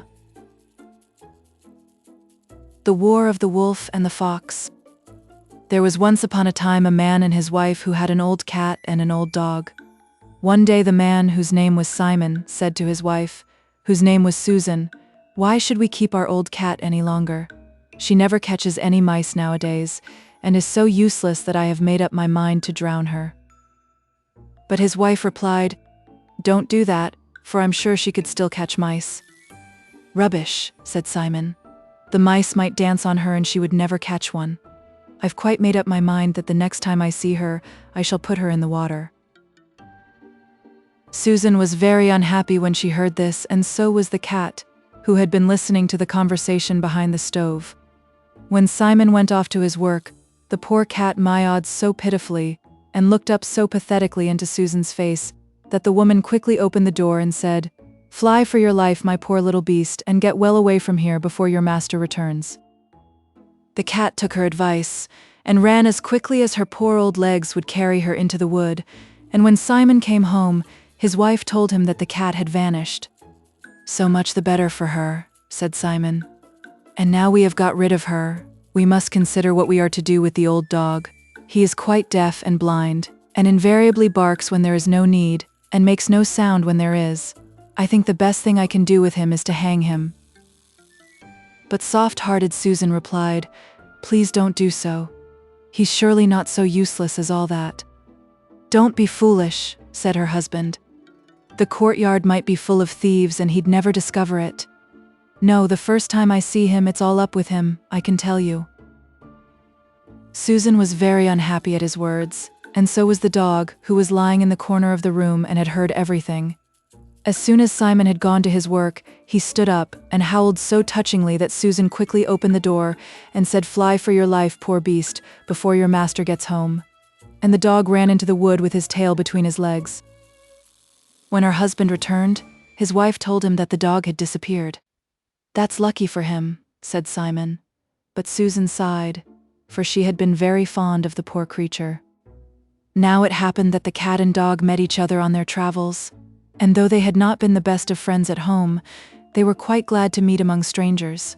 They sat down under a holly tree and both poured forth their woes. Presently a fox passed by, and seeing the pair sitting together in a disconsolate fashion, he asked them why they sat there and what they were grumbling about. The cat replied, "I have caught many a mouse in my day, but now that I am old and past work, my master wants to drown me." And the dog said, "Many a night have I watched and guarded my master's house, and now that I am old and deaf, he wants to hang me."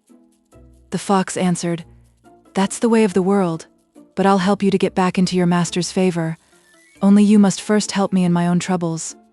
They promised to do their best, and the fox continued, "The wolf has declared war against me, and is at this moment marching to meet me in company with the bear and the wild boar, and tomorrow there will be a fierce battle between us."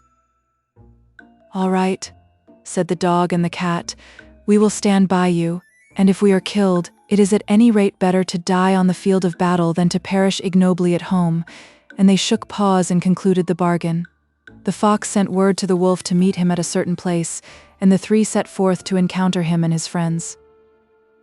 The wolf, the bear, and the wild boar arrived on the spot first, and when they had waited some time for the fox, the dog, and the cat, the bear said, "I'll climb up into the oak tree and look if I can see them coming." The first time he looked round, he said, "I can see nothing," and the second time he looked round, he said, "I can still see nothing."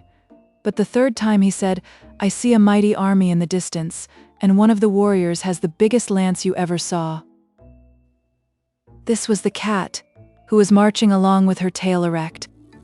And so they laughed and jeered, and it was so hot that the bear said, "The enemy won't be here at this rate for many hours to come, so I'll just curl myself up in the fork of the tree and have a little sleep."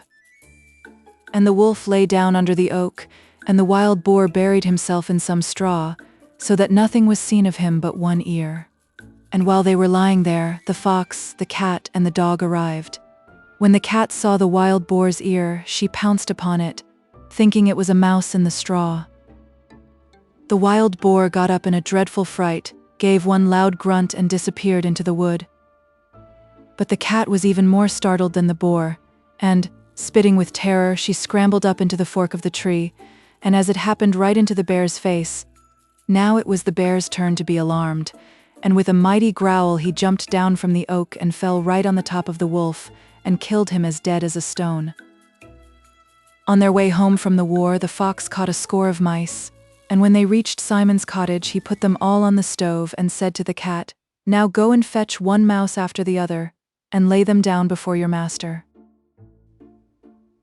"All right," said the cat, and did exactly as the fox told her. When Susan saw this, she said to her husband, "Just look, here is our old cat back again, and see what a lot of mice she has caught." "Wonders will never cease," cried Simon. "I certainly never thought the old cat would ever catch another mouse."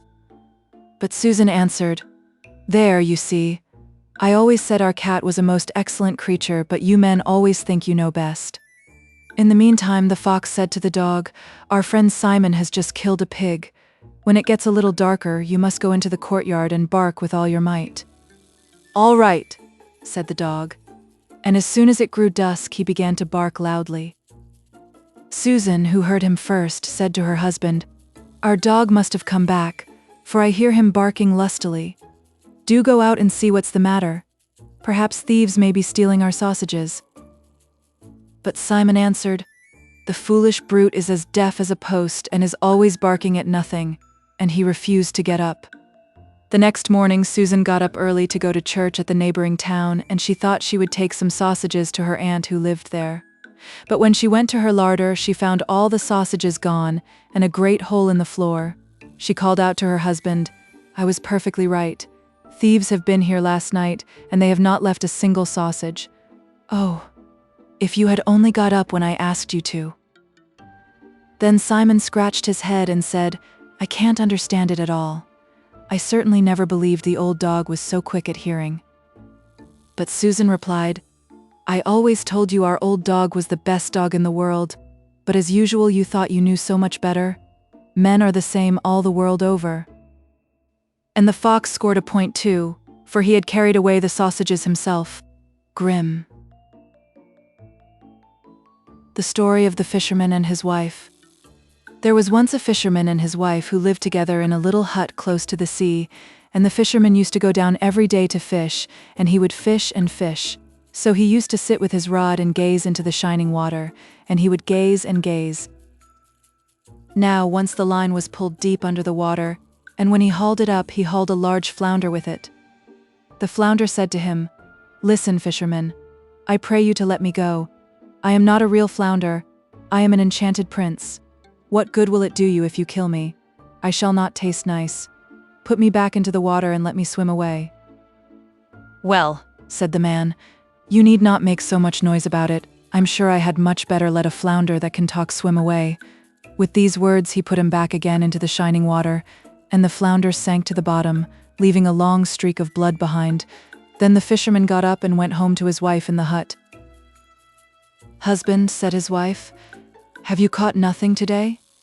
"No," said the man. "I caught a flounder who said he was an enchanted prince, so I let him swim away again." "Did you wish nothing from him?" said his wife. "No," said the man. "What should I have wished from him?" "Ah," said the woman, "it's dreadful to have to live all one's life in this hut that is so small and dirty. You ought to have wished for a cottage. Go now and call him. Say to him that we choose to have a cottage, and he will certainly give it you."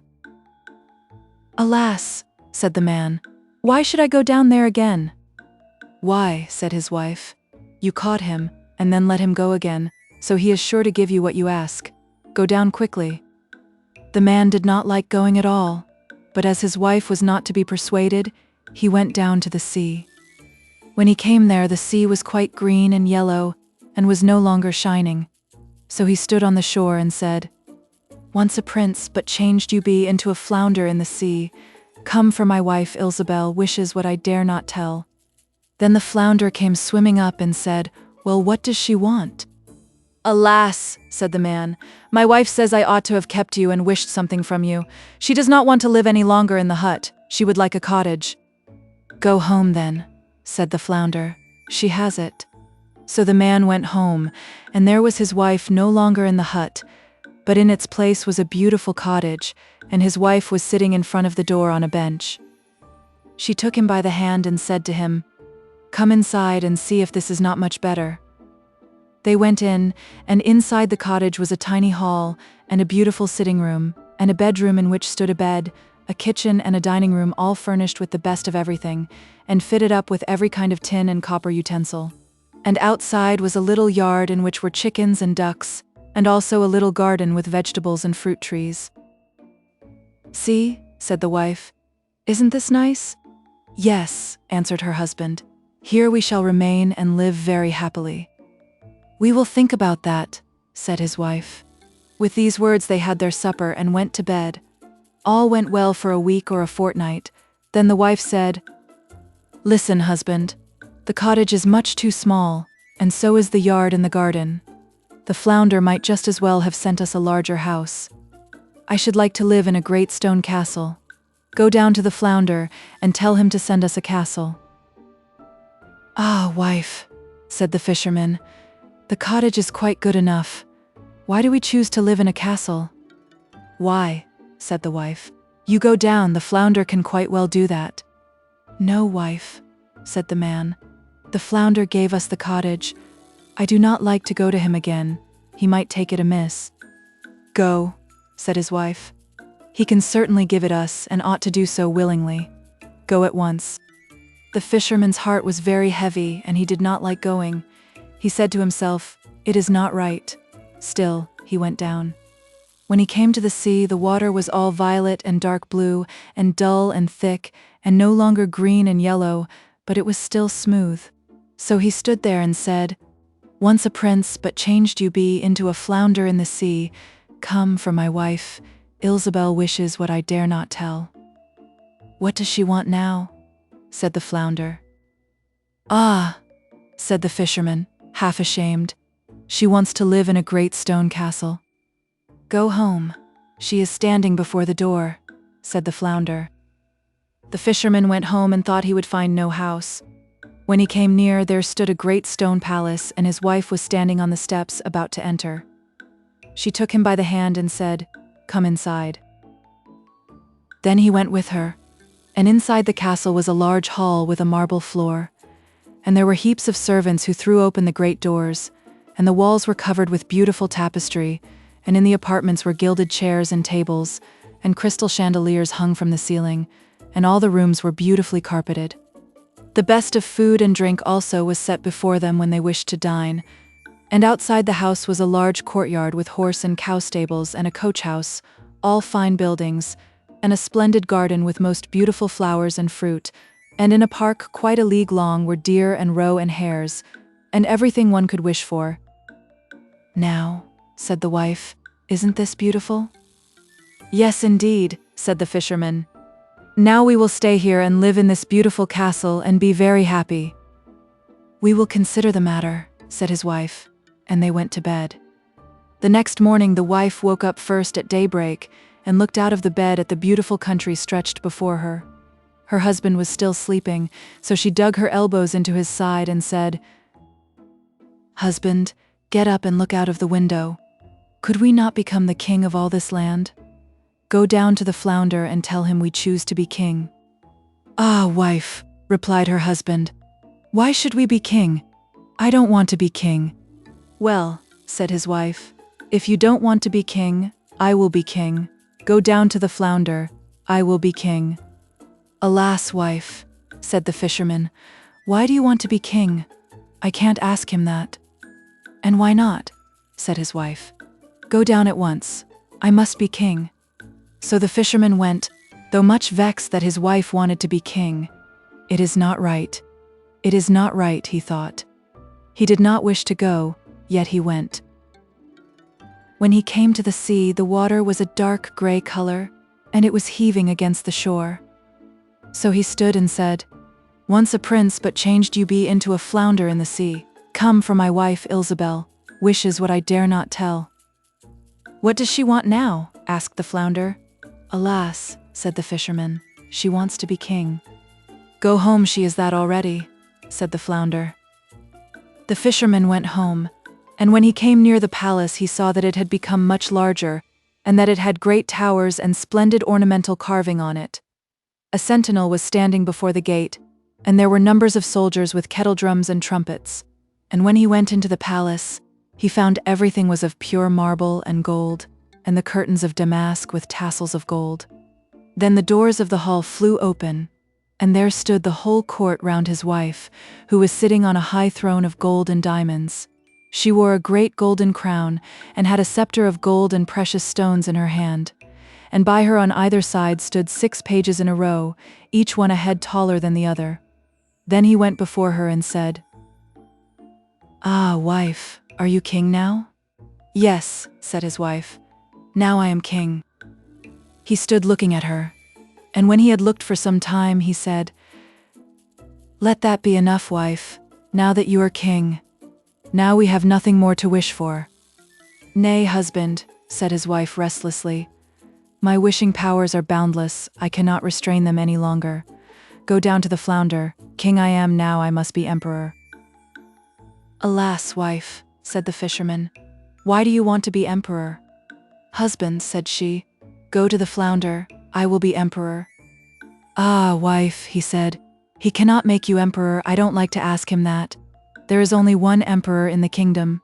Indeed and indeed he cannot make you emperor." "What?" said his wife. "I am king and you are my husband. Will you go at once? Go.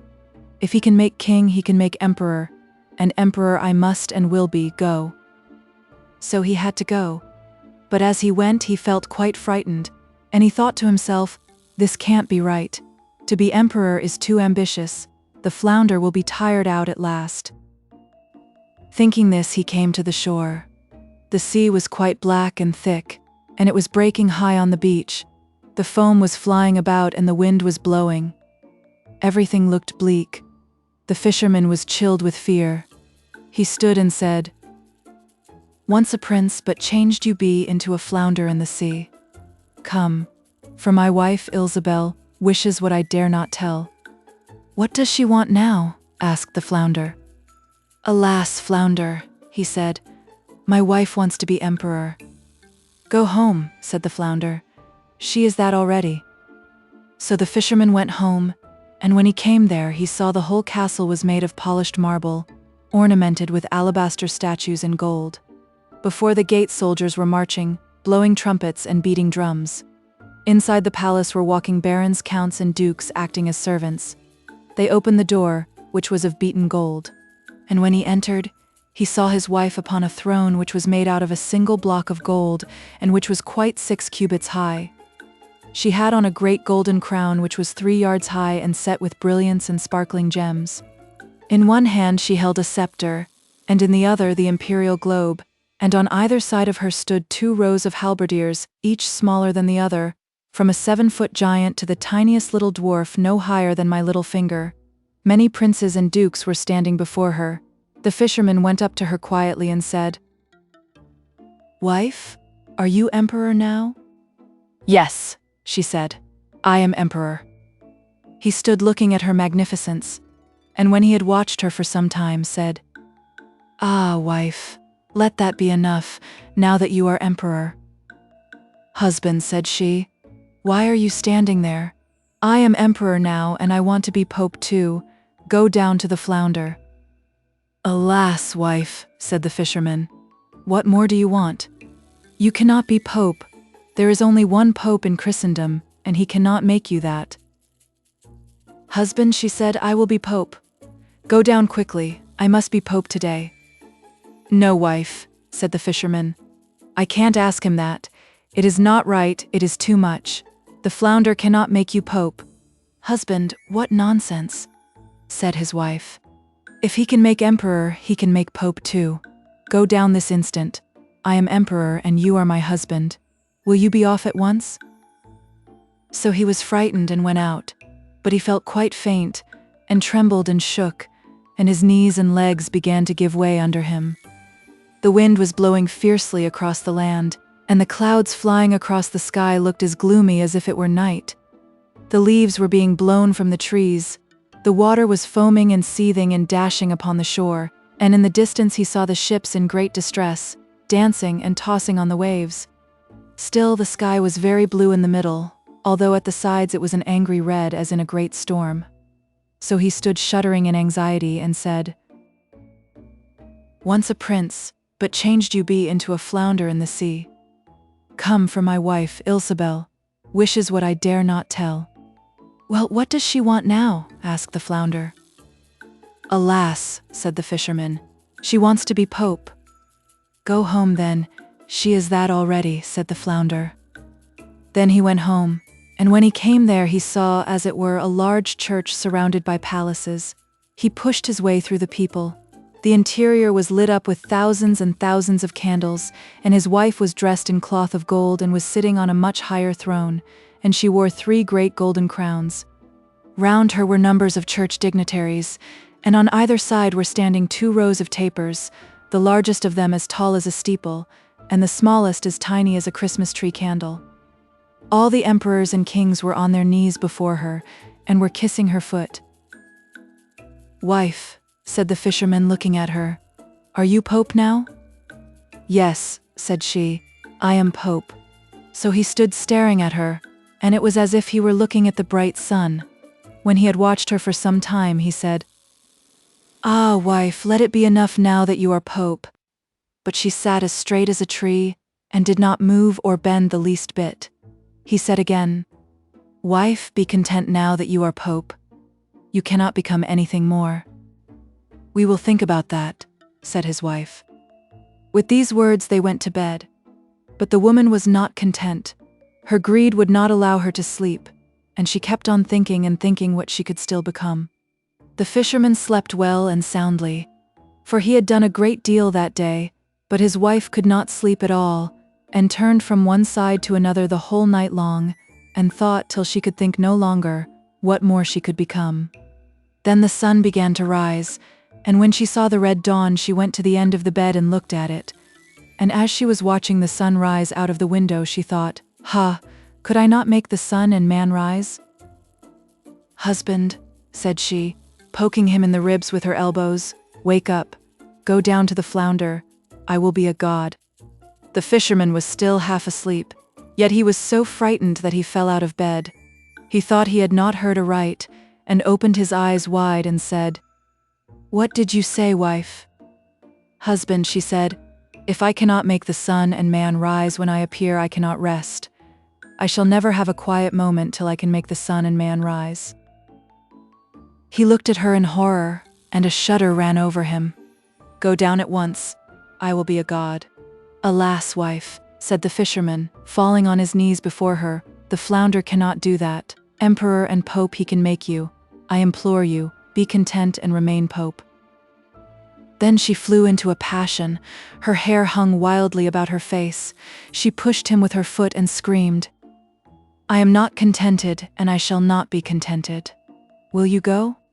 So he hurried on his clothes as fast as possible, and ran away as if he were mad. But the storm was raging so fiercely that he could scarcely stand. Houses and trees were being blown down, the mountains were being shaken, and pieces of rock were rolling in the sea.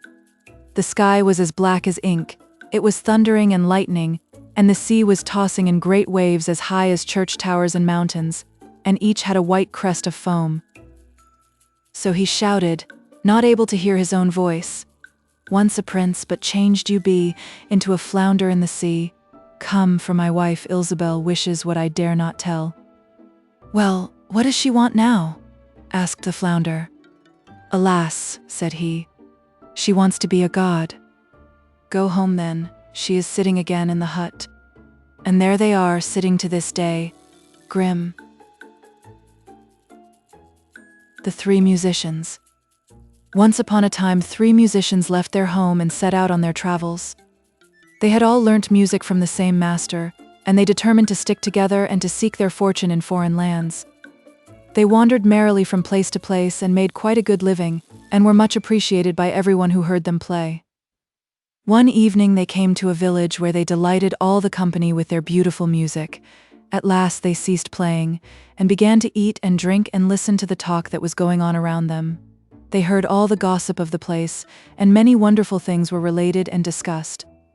At last the conversation fell on a castle in the neighborhood, about which many strange and marvelous things were told.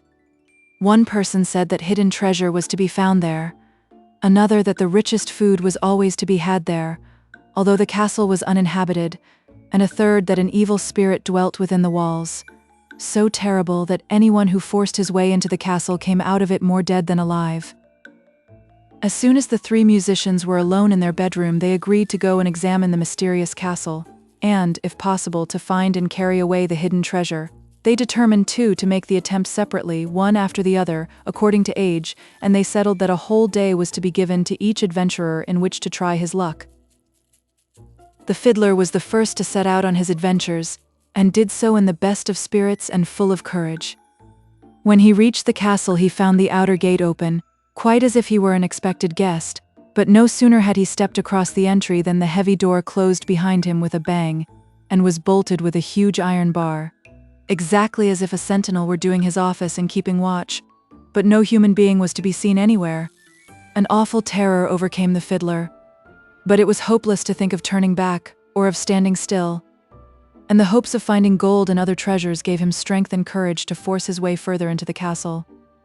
Upstairs and downstairs he wandered, through lofty halls, splendid rooms, and lovely little boudoirs, everything beautifully arranged, and all kept in the most perfect order. But the silence of death reigned everywhere, and no living thing, not even a fly, was to be seen. Notwithstanding, the youth felt his spirits return to him when he entered the lower regions of the castle. For in the kitchen the most tempting and delicious food was spread out, the cellars were full of the most costly wine, and the storeroom crammed with pots of every sort of jam you can imagine. A cheerful fire was burning in the kitchen, before which a roast was being basted by unseen hands, and all kinds of vegetables and other dainty dishes were being prepared in like manner. Before the fiddler had time to think, he was ushered into a little room by invisible hands, and there a table was spread for him with all the delicious food he had seen cooking in the kitchen. The youth first seized his fiddle and played a beautiful air on it which echoed through the silent halls, and then he fell to and began to eat a hearty meal. Before long, however, the door opened and a tiny man stepped into the room, not more than 3 feet high, clothed in a dressing gown, and with a small wrinkled face, and a grey beard which reached down to the silver buckles of his shoes. And the little man sat down beside the fiddler and shared his meal. When they got to the game course, the fiddler handed the dwarf a knife and fork, and begged him to help himself first, and then to pass the dish on. The little creature nodded, but helped himself so clumsily that he dropped the piece of meat he had carved onto the floor. The good-natured fiddler bent down to pick it up, but in the twinkling of an eye the little man had jumped onto his back, and beat him till he was black and blue all over his head and body. At last, when the fiddler was nearly dead, the little wretch left off, and shoved the poor fellow out of the iron gate which he had entered in such good spirits a few hours before. The fresh air revived him a little, and in a short time he was able to stagger with aching limbs back to the inn where his companions were staying. It was night when he reached the place, and the other 2 musicians were fast asleep. The next morning they were much astonished at finding the fiddler in bed beside them, and overwhelmed him with questions. But their friend hid his back and face, and answered them very shortly, saying, "Go there yourselves, and see what's to be seen. It is a ticklish matter, that I can assure you." The second musician, who was a trumpeter, now made his way to the castle, and everything happened to him exactly as it had to the fiddler. He was just as hospitably entertained at first, and then just as cruelly beaten and belabored, so that next morning he too lay in his bed like a wounded hare, assuring his friends that the task of getting into the haunted castle was no enviable one. Notwithstanding the warning of his companions, the third musician, who played the flute, was still determined to try his luck, and full of courage and daring he set out, resolved, if possible, to find and secure the hidden treasure. Fearlessly he wandered through the whole castle, and as he roamed through the splendid empty apartments he thought to himself how nice it would be to live there always, especially with a full larder and cellar at his disposal. A table was spread for him too, and when he had wandered about for some time, singing and playing the flute, he sat down as his companions had done, prepared to enjoy the delicious food that was spread out in front of him. Then the little man with the beard entered as before and seated himself beside the flute player, who wasn't the least startled at his appearance, but chatted away to him as if he had known him all his life. But he didn't find his companion very communicative. At last they came to the game, and, as usual, the little man let his piece fall on the ground. The flute player was good-naturedly just going to pick it up, when he perceived that the little dwarf was in the act of springing on his back. Then he turned round sharply, and seizing the little creature by his beard, he gave him such a shaking that he tore his beard out, and the dwarf sank groaning to the ground. But as soon as the youth had the beard in his hands, he felt so strong that he was fit for anything, and he perceived all sorts of things in the castle that he had not noticed before. But, on the other hand, all strength seemed to have gone from the little man. He whined and sobbed out, "Give, oh give me my beard again, and I will instruct you in all the magic art that surrounds this castle, and will help you to carry off the hidden treasure, which will make you rich and happy forever." But the cunning flute player replied, "I will give you back your beard, but you must first help me as you have promised to do. Till you have done so, I don't let your beard out of my hands." Then the old man found himself obliged to fulfill his promise, though he had had no intention of doing so, and had only desired to get his beard back. He made the youth follow him through dark secret passages, underground vaults, and grey rocks, till at last they came to an open field, which looked as if it belonged to a more beautiful world than ours. Then they came to a stream of rushing water, but the little man drew out a wand and touched the waves, whereupon the waters parted and stood still, and the two crossed the river with dry feet. And how beautiful everything on the other side was. Lovely green paths leading through woods and fields covered with flowers, birds with gold and silver feathers singing on the trees, lovely butterflies and glittering beetles fluttered and crawled about, and dear little beasts hid in the bushes and hedges. The sky above them was not blue, but like rays of pure gold, and the stars looked twice their usual size, and far more brilliant than on our earth. The youth grew more and more astonished when the little grey man led him into a castle far bigger and more splendid than the one they had left. Here, too, the deepest silence reigned. They wandered all through the castle, and came at last to a room in the middle of which stood a bed hung all round with heavy curtains. Over the bed hung a bird's cage, and the bird inside it was singing beautiful songs into the silent space. The little grey man lifted the curtains from the bed and beckoned the youth to approach. On the rich silk cushions embroidered with gold a lovely maiden lay sleeping. She was as beautiful as an angel, with golden hair which fell in curls over her marble shoulders, and a diamond crown sparkled on her forehead. But a sleep as of death held her in its spell, and no noise seemed able to waken the sleeper. Then the little man turned to the wondering youth and said, "See, here is the sleeping child. She is a mighty princess. This splendid castle and this enchanted land are hers, but for hundreds of years she has slept this magic sleep, and during all that time no human being has been able to find their way here. I alone have kept guard over her, and have gone daily to my own castle to get food and to beat the greedy gold-seekers who force their way into my dwelling. I have watched over the princess carefully all these years and saw that no stranger came near her, but all my magic power lay in my beard, and now that you have taken it away I am helpless, and can no longer hold the beautiful princess in her enchanted sleep, but I'm forced to reveal my treasured secret to you. So set to work and do as I tell you. Take the bird which hangs over the princess's head, and which by its song sang her into this enchanted sleep, a song which it has had to continue ever since. Take it and kill it, and cut its little heart out and burn it to a powder, and then put it into the princess's mouth. Then she will instantly awaken, and will bestow on you her heart and hand, her kingdom and castle, and all her treasures." The little dwarf paused, quite worn out, and the youth did not wait long to do his bidding. He did all he was told carefully and promptly, and having cut the little bird's heart out, he proceeded to make it into a powder. No sooner had he placed it in the princess's mouth than she opened her lovely eyes, and, looking up into the happy youth's face, she kissed him tenderly, thanked him for freeing her from her magic sleep, and promised to be his wife. At the same moment a sound as of thunder was heard all over the castle, and on all the staircases and in every room sounds were to be heard. Then a troop of servants, male and female, flocked into the apartment where the happy couple sat, and after wishing the princess and her bridegroom joy, they dispersed all over the castle to their different occupations. But the little grey dwarf began now to demand his beard again from the youth. For in his wicked heart he was determined to make an end of all their happiness. He knew that if only his beard were once more on his chin, he would be able to do what he liked with them all. But the clever flute player was quite a match for the little man in cunning, and said, "All right, you needn't be afraid, you shall get your beard back before we part. But you must allow my bride and me to accompany you a bit on your homeward way." The dwarf could not refuse this request, and so they all went together through the beautiful green paths and flowery meadows, and came at last to the river which flowed for miles round the princess's land and formed the boundary of her kingdom. There was no bridge or ferry boat to be seen anywhere, and it was impossible to get over to the other side, for the boldest swimmer would not have dared to brave the fierce current and roaring waters. Then the youth said to the dwarf, "Give me your wand in order that I may part the waves." And the dwarf was forced to do as he was told because the youth still kept his beard from him.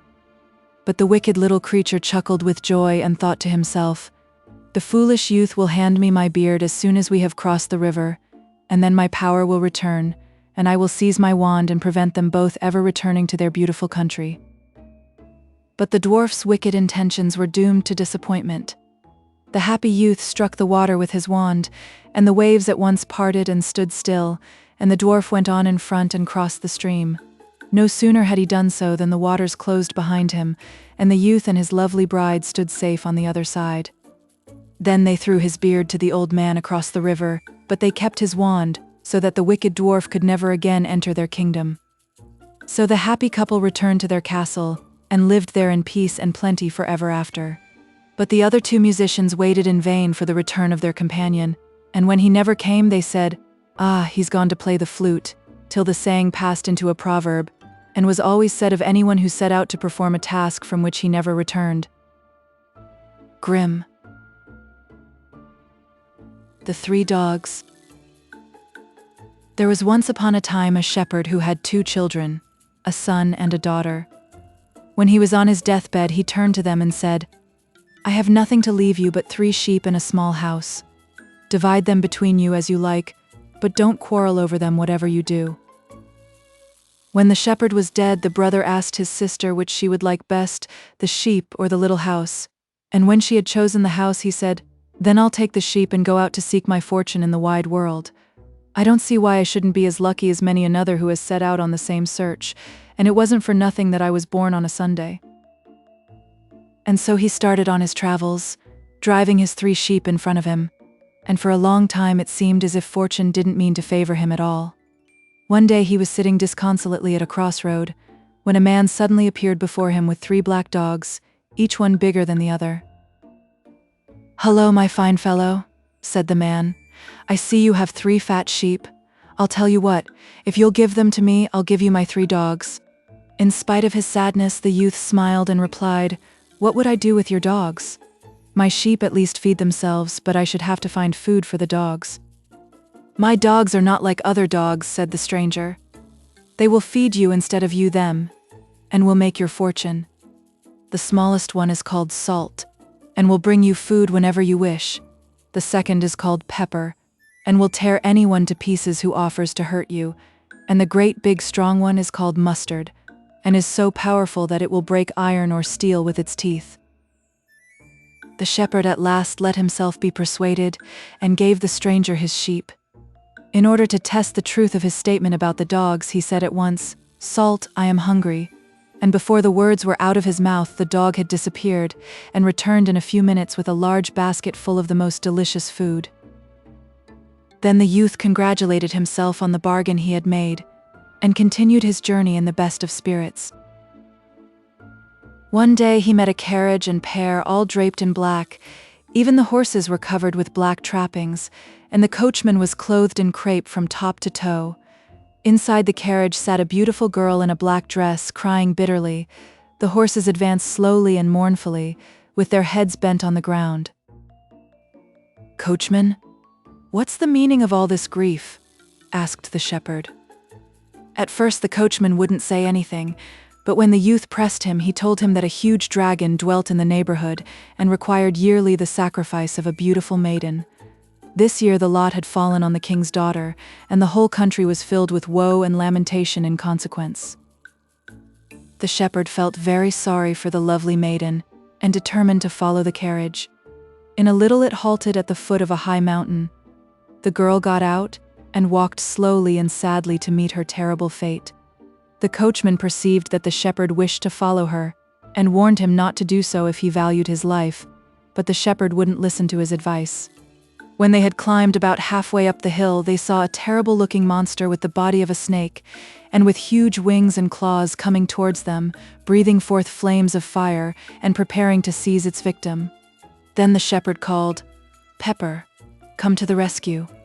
And the second dog set upon the dragon, and after a fierce struggle bit it so sharply in the neck that the monster rolled over, and in a few moments breathed its last. Then the dog ate up the body, all except its 2 front teeth, which the shepherd picked up and put in his pocket. The princess was quite overcome with terror and joy, and fell fainting at the feet of her deliverer. When she recovered her consciousness, she begged the shepherd to return with her to her father, who would reward him richly. But the youth answered that he wanted to see something of the world, and that he would return again in 3 years, and nothing would make him change this resolve. The princess seated herself once more in her carriage, and, bidding each other farewell, she and the shepherd separated, she to return home, and he to see the world. But while the princess was driving over a bridge, the carriage suddenly stood still, and the coachman turned round to her and said, "Your deliverer has gone, and doesn't thank you for your gratitude. It would be nice of you to make a poor fellow happy, therefore you may tell your father that it was I who slew the dragon, and if you refuse to, I will throw you into the river, and no one will be any the wiser, for they will think the dragon has devoured you." The maiden was in a dreadful state when she heard these words, but there was nothing for her to do but to swear that she would give out the coachman as her deliverer, and not to divulge the secret to anyone. So they returned to the capital, and everyone was delighted when they saw the princess had returned unharmed.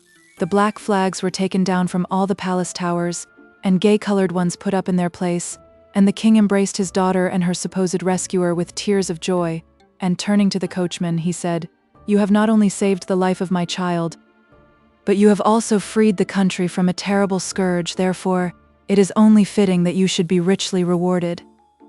Take therefore my daughter for your wife, but as she is still so young, do not let the marriage be celebrated for another year." The coachman thanked the king for his graciousness, and was then led away to be richly dressed and instructed in all the arts and graces that befitted his new position. But the poor princess wept bitterly, though she did not dare to confide her grief to anyone. When the year was over, she begged so hard for another year's respite that it was granted to her. But this year passed also, and she threw herself at her father's feet, and begged so piteously for one more year that the king's heart was melted, and he yielded to her request, much to the princess's joy, for she knew that her real deliverer would appear at the end of the 3rd year. And so the year passed away like the other 2, and the wedding day was fixed, and all the people were prepared to feast and make merry. But on the wedding day it happened that a stranger came to the town with 3 black dogs. He asked what the meaning of all the feasting and fuss was, and they told him that the king's daughter was just going to be married to the man who had slain the terrible dragon.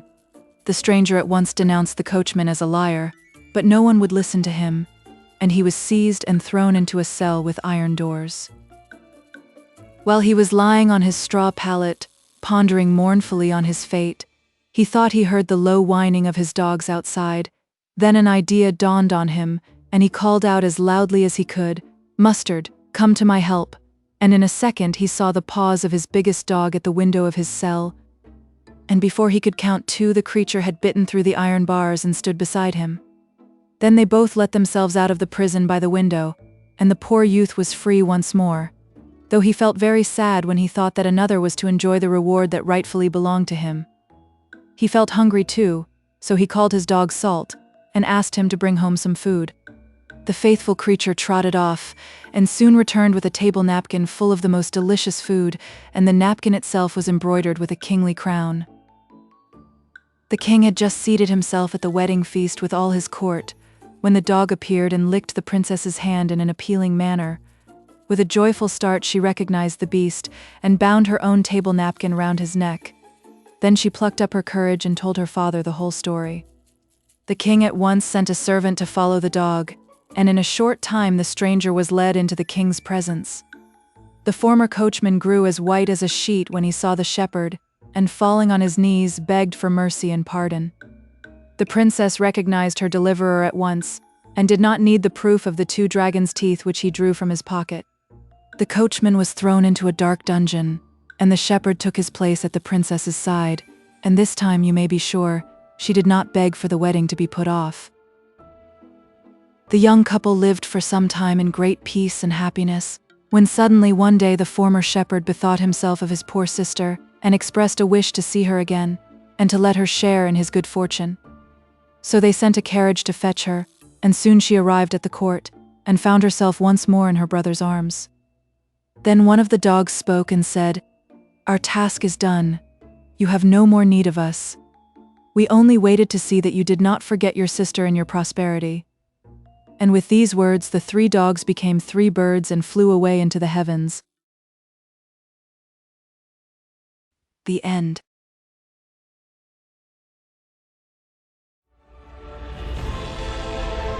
A whole galaxy to go.